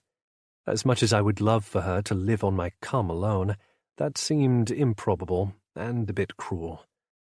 Her breaths came in pants as I pulled back, her pupils large and overwhelmed. I'm definitely going to fuck you again, I promised, after we eat. Something akin to disappointment flashed in her eyes. Another dinner?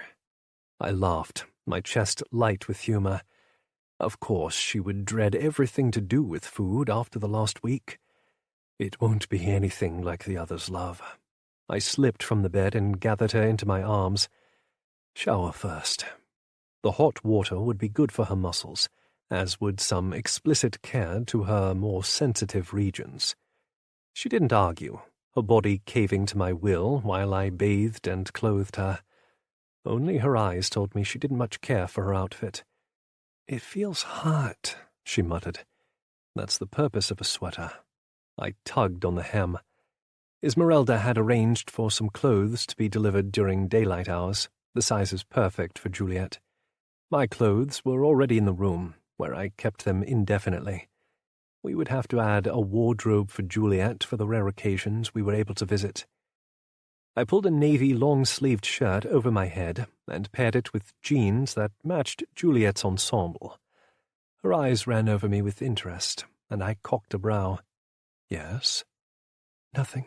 It's just, well, I like this look on you. I wrapped my palm around the back of her neck, beneath her damp hair. The feeling is mutual, Juliet. I kissed her for a second longer than was necessary. Let's go find food so I can strip you again later.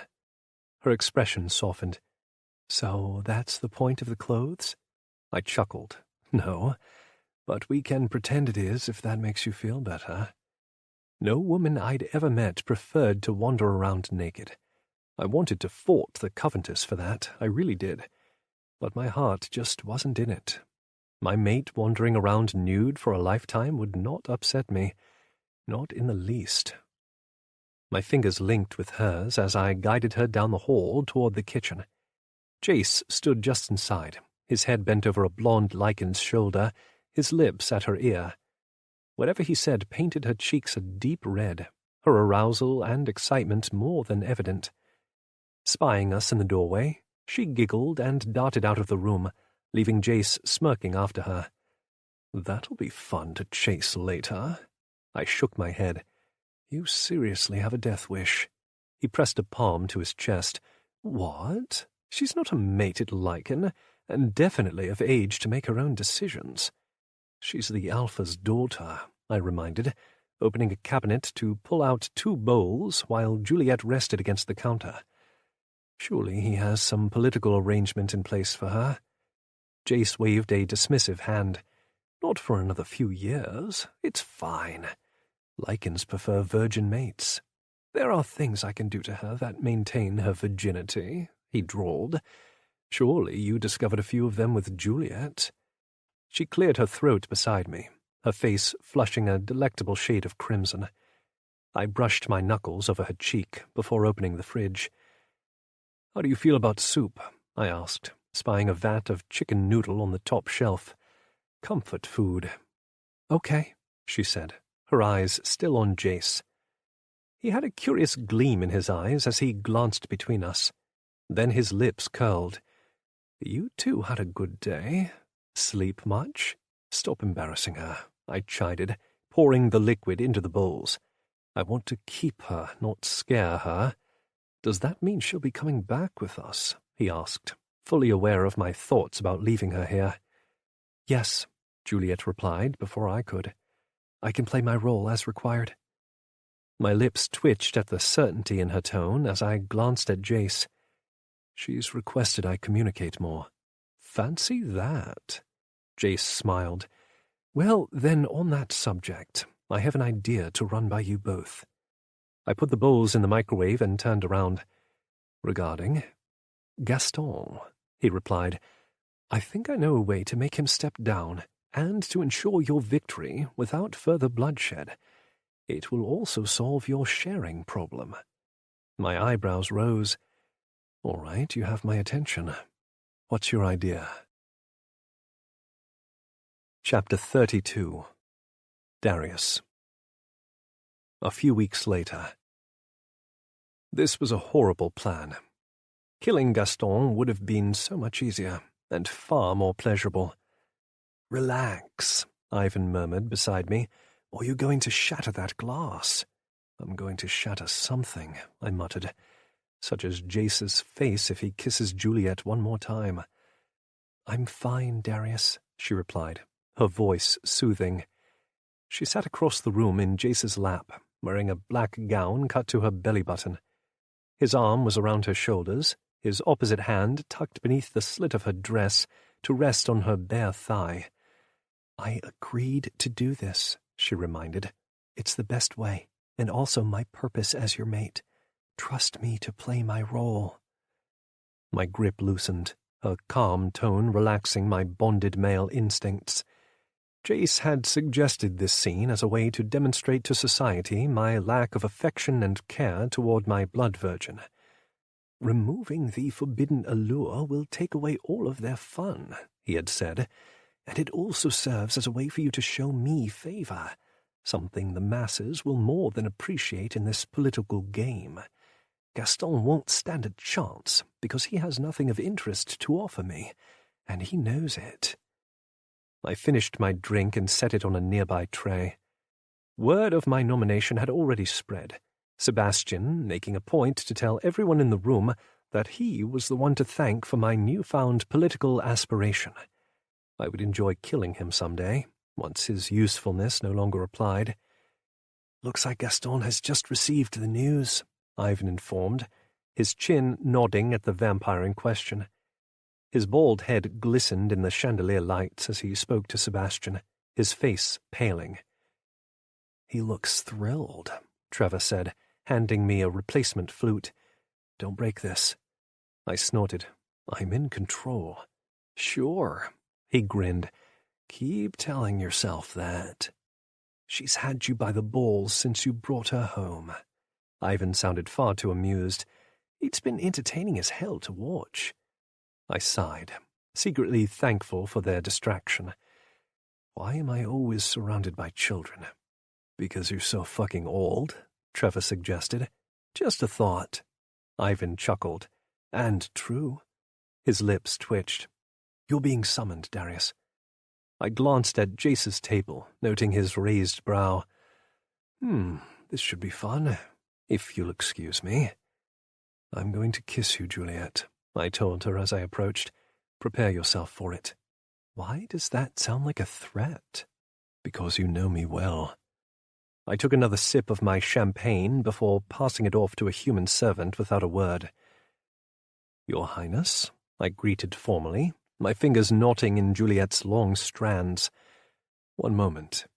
I tugged her back and kissed her as I promised, my teeth scraping possessively over her tongue. Her sweet essence filled my mouth. That's better, I murmured, releasing her as suddenly as I had grabbed her. Jace chuckled, his fingers combing through her now tangled strands. Was that an invitation to taste her again, Darius? A brilliant reference to our time in Lilith City for the benefit of the room. Some days I suspected Jace knew how to play this game better than me, perhaps because of his experience on the royal court. I lifted a shoulder, feigning nonchalance. You're welcome to do whatever you'd like to her. Cold words that I could only utter because I trusted him. Maybe this was a good plan after all. His silver gaze glimmered. I may just take you up on that offer later. I brushed my knuckles down Juliet's exposed arm, eliciting goosebumps in my wake.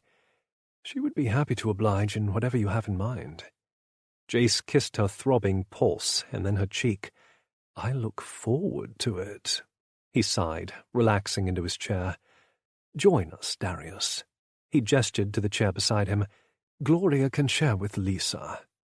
Gloria's expression remained stoic as she stood and moved to the chair on his other side, silently sitting on Lisa's lap. Both humans were members of Jace's royal harem. They were alluringly dressed in navy lingerie, but their collective beauty was nothing compared to my Juliet. Thank you, I murmured, sitting beside him. The symbolism was not lost on the room. Inviting me to sit at his side indicated his favoritism in my accepting the position as his new sovereign. I met Gaston's fuming gaze across the room. Message definitely received. Sebastian stood beside him, his lips curled in triumph. The power-hungry vampire assumed I would benefit him somehow. He would be sorely disappointed. I was just telling Benedict how thrilled I am by your interest in finally joining my political council, Jace said conversationally. Adrian left a rather large gap in my team, and it will be nice to have someone competent at my side to replace him. Hopefully I can live up to your expectations. A scripted response that he knew was intended to be sarcastic, despite my respectful tone. Oh, I believe you already have. Another stroke through Juliet's hair, trailing all the way down to her waist. I've never understood the allure of procuring a blood virgin, perhaps because I have my own harem, but I haven't been able to stop thinking about your Juliet's blood for weeks. I allowed myself a smile. She is quite addictive, which I imagine is why you chose her as an erosita, Jace added thoughtfully. Another aspect I've never comprehended, but can definitely respect where she is concerned. He smirked at the other aristocrats seated around us. She screams beautifully. Their lust-driven expressions said they desired a taste themselves, but no way in hell was that happening. Your Highness, a familiar voice said from behind us. May I have a brief word? Jace waited a beat before turning. Gaston, of course. He trailed a finger down Juliet's throat. Go back to your master like a good pet. Yes, Your Highness, she murmured dutifully, sliding from his lap to mine. I wrapped an arm around her exposed lower back and splayed my hand along her side. Her hair fell to one side as she taunted me with the column of her neck. Desiring a bite, darling? Only from you? She replied. I kissed her pulse and nibbled the tender skin. I'll take your femoral artery later. She shivered. Yes, please. How can I help you, Gaston? Jace asked, his body angled toward the older vampire. Fury flashed through my opponent's eyes at the blatant disrespect of his position. Most of our brethren would stand in his presence, but a royal could get away with remaining seated, and Jace took full advantage of that right while also delivering a very clear message. I don't support you. Gaston cleared his throat. As you may know, I've put my name forward for the position of your sovereign. Yes, I'm aware. Jace kept his voice politely curious, his charade flawless. In light of recent events, I believe it best that I withdraw my candidacy. It sounded like those words hurt Gaston to say, but he delivered them appropriately. Darius is far more suitable for the position. He couldn't conceal his grimace as he spoke the words. I hid my grin against Juliet's hair. On that, Gaston, we agree, Jace replied. I accept your withdrawal. Is that all you needed?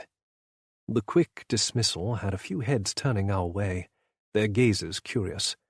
Royals were commonly rude to their constituents, but to be rude to one as old as Gaston would certainly reach the gossip circuit. Yes, Your Highness. That is all I have to say. Excellent. Nice speaking with you, Gaston. Jace turned around before the male could reply. Now, where were we? Oh, yes, discussions of later, and the things I want to do to your Juliet. I slid into the limo beside Juliet and captured her hand in mine. She said nothing as Jace joined us, his expression impassive for those watching our departure. The two members of his harem were riding with his driver and following us back to my estate. Well, that went as predicted, Jace said as soon as the door closed, but we'll need to keep an eye on him. Yes, your blatant rejection definitely wounded his ego a bit. Jace shrugged. Anyone who preys on children deserves to be taken down a peg or two. I couldn't agree more with that statement. Juliet relaxed into my side as the limo lurched forward, her arm wrapping around my abdomen.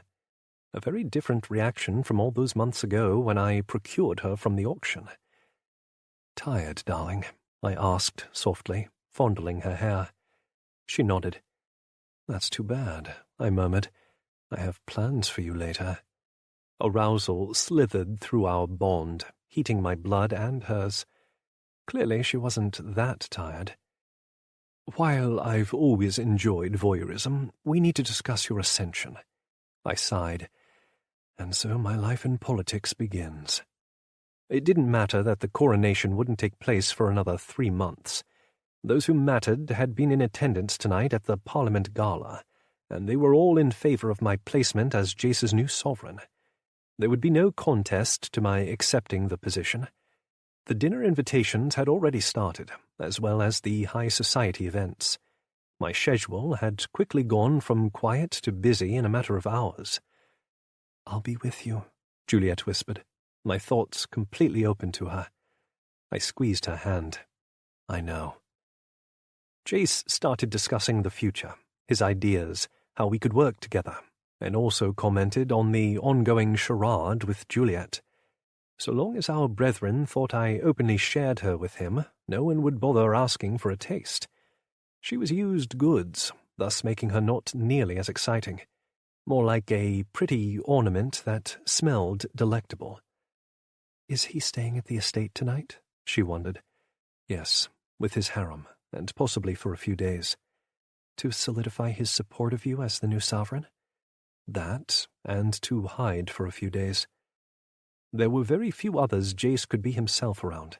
It helped that my home was also listening device-free, allowing him to say and do whatever the fuck he wanted.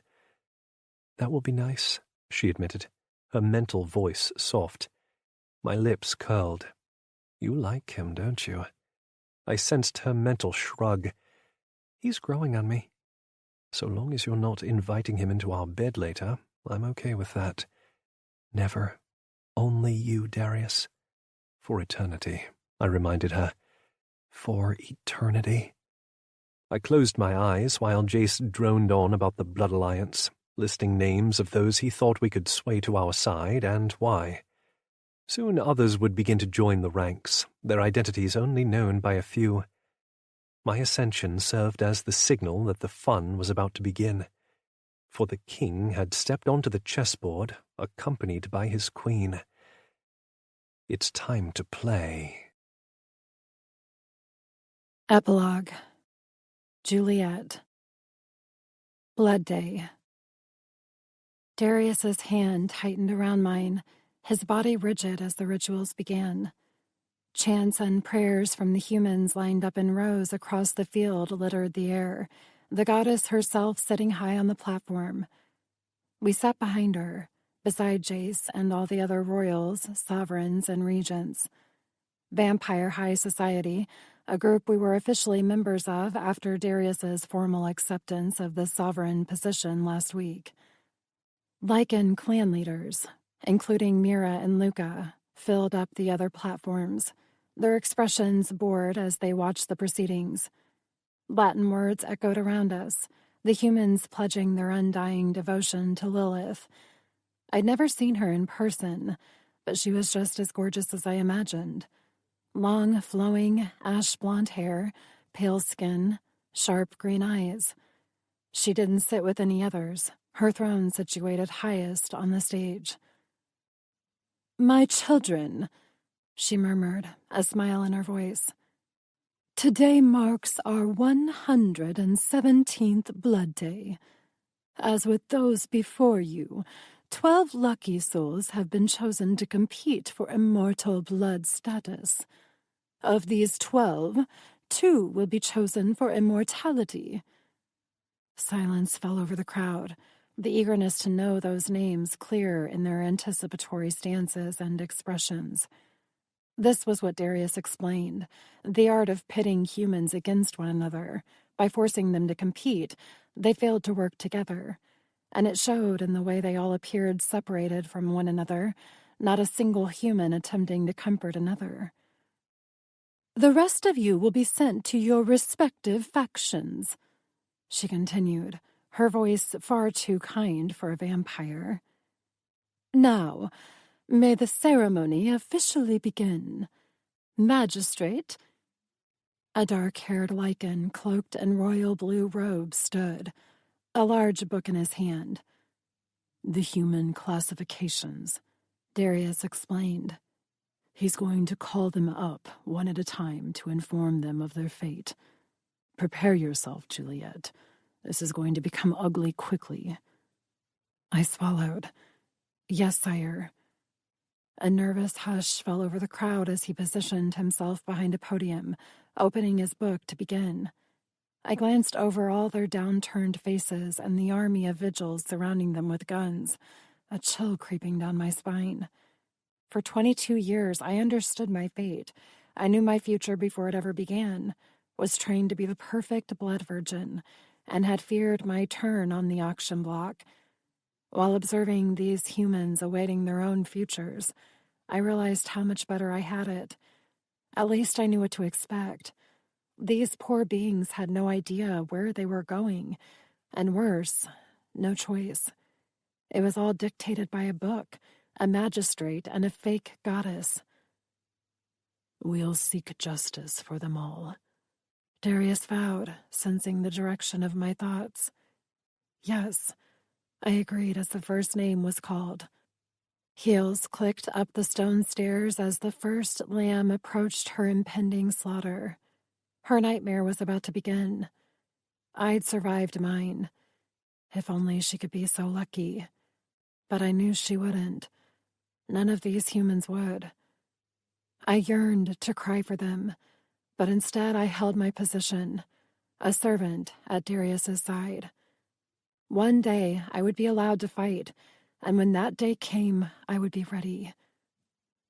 "To the future," Darius murmured. "To the future," I echoed. This concludes Chastely Bitten by Lexi C Foss. Narrated by Cale Williams and Sarah Puckett. Copyright 2018 by Lexi C Foss. This unabridged audiobook is published by arrangement with Lexi C Foss and was produced in the year 2019 by Tantor Media Incorporated, a division of Recorded Books which holds the copyright thereto. Please visit tantor.com for more information on our growing library of unabridged audiobooks.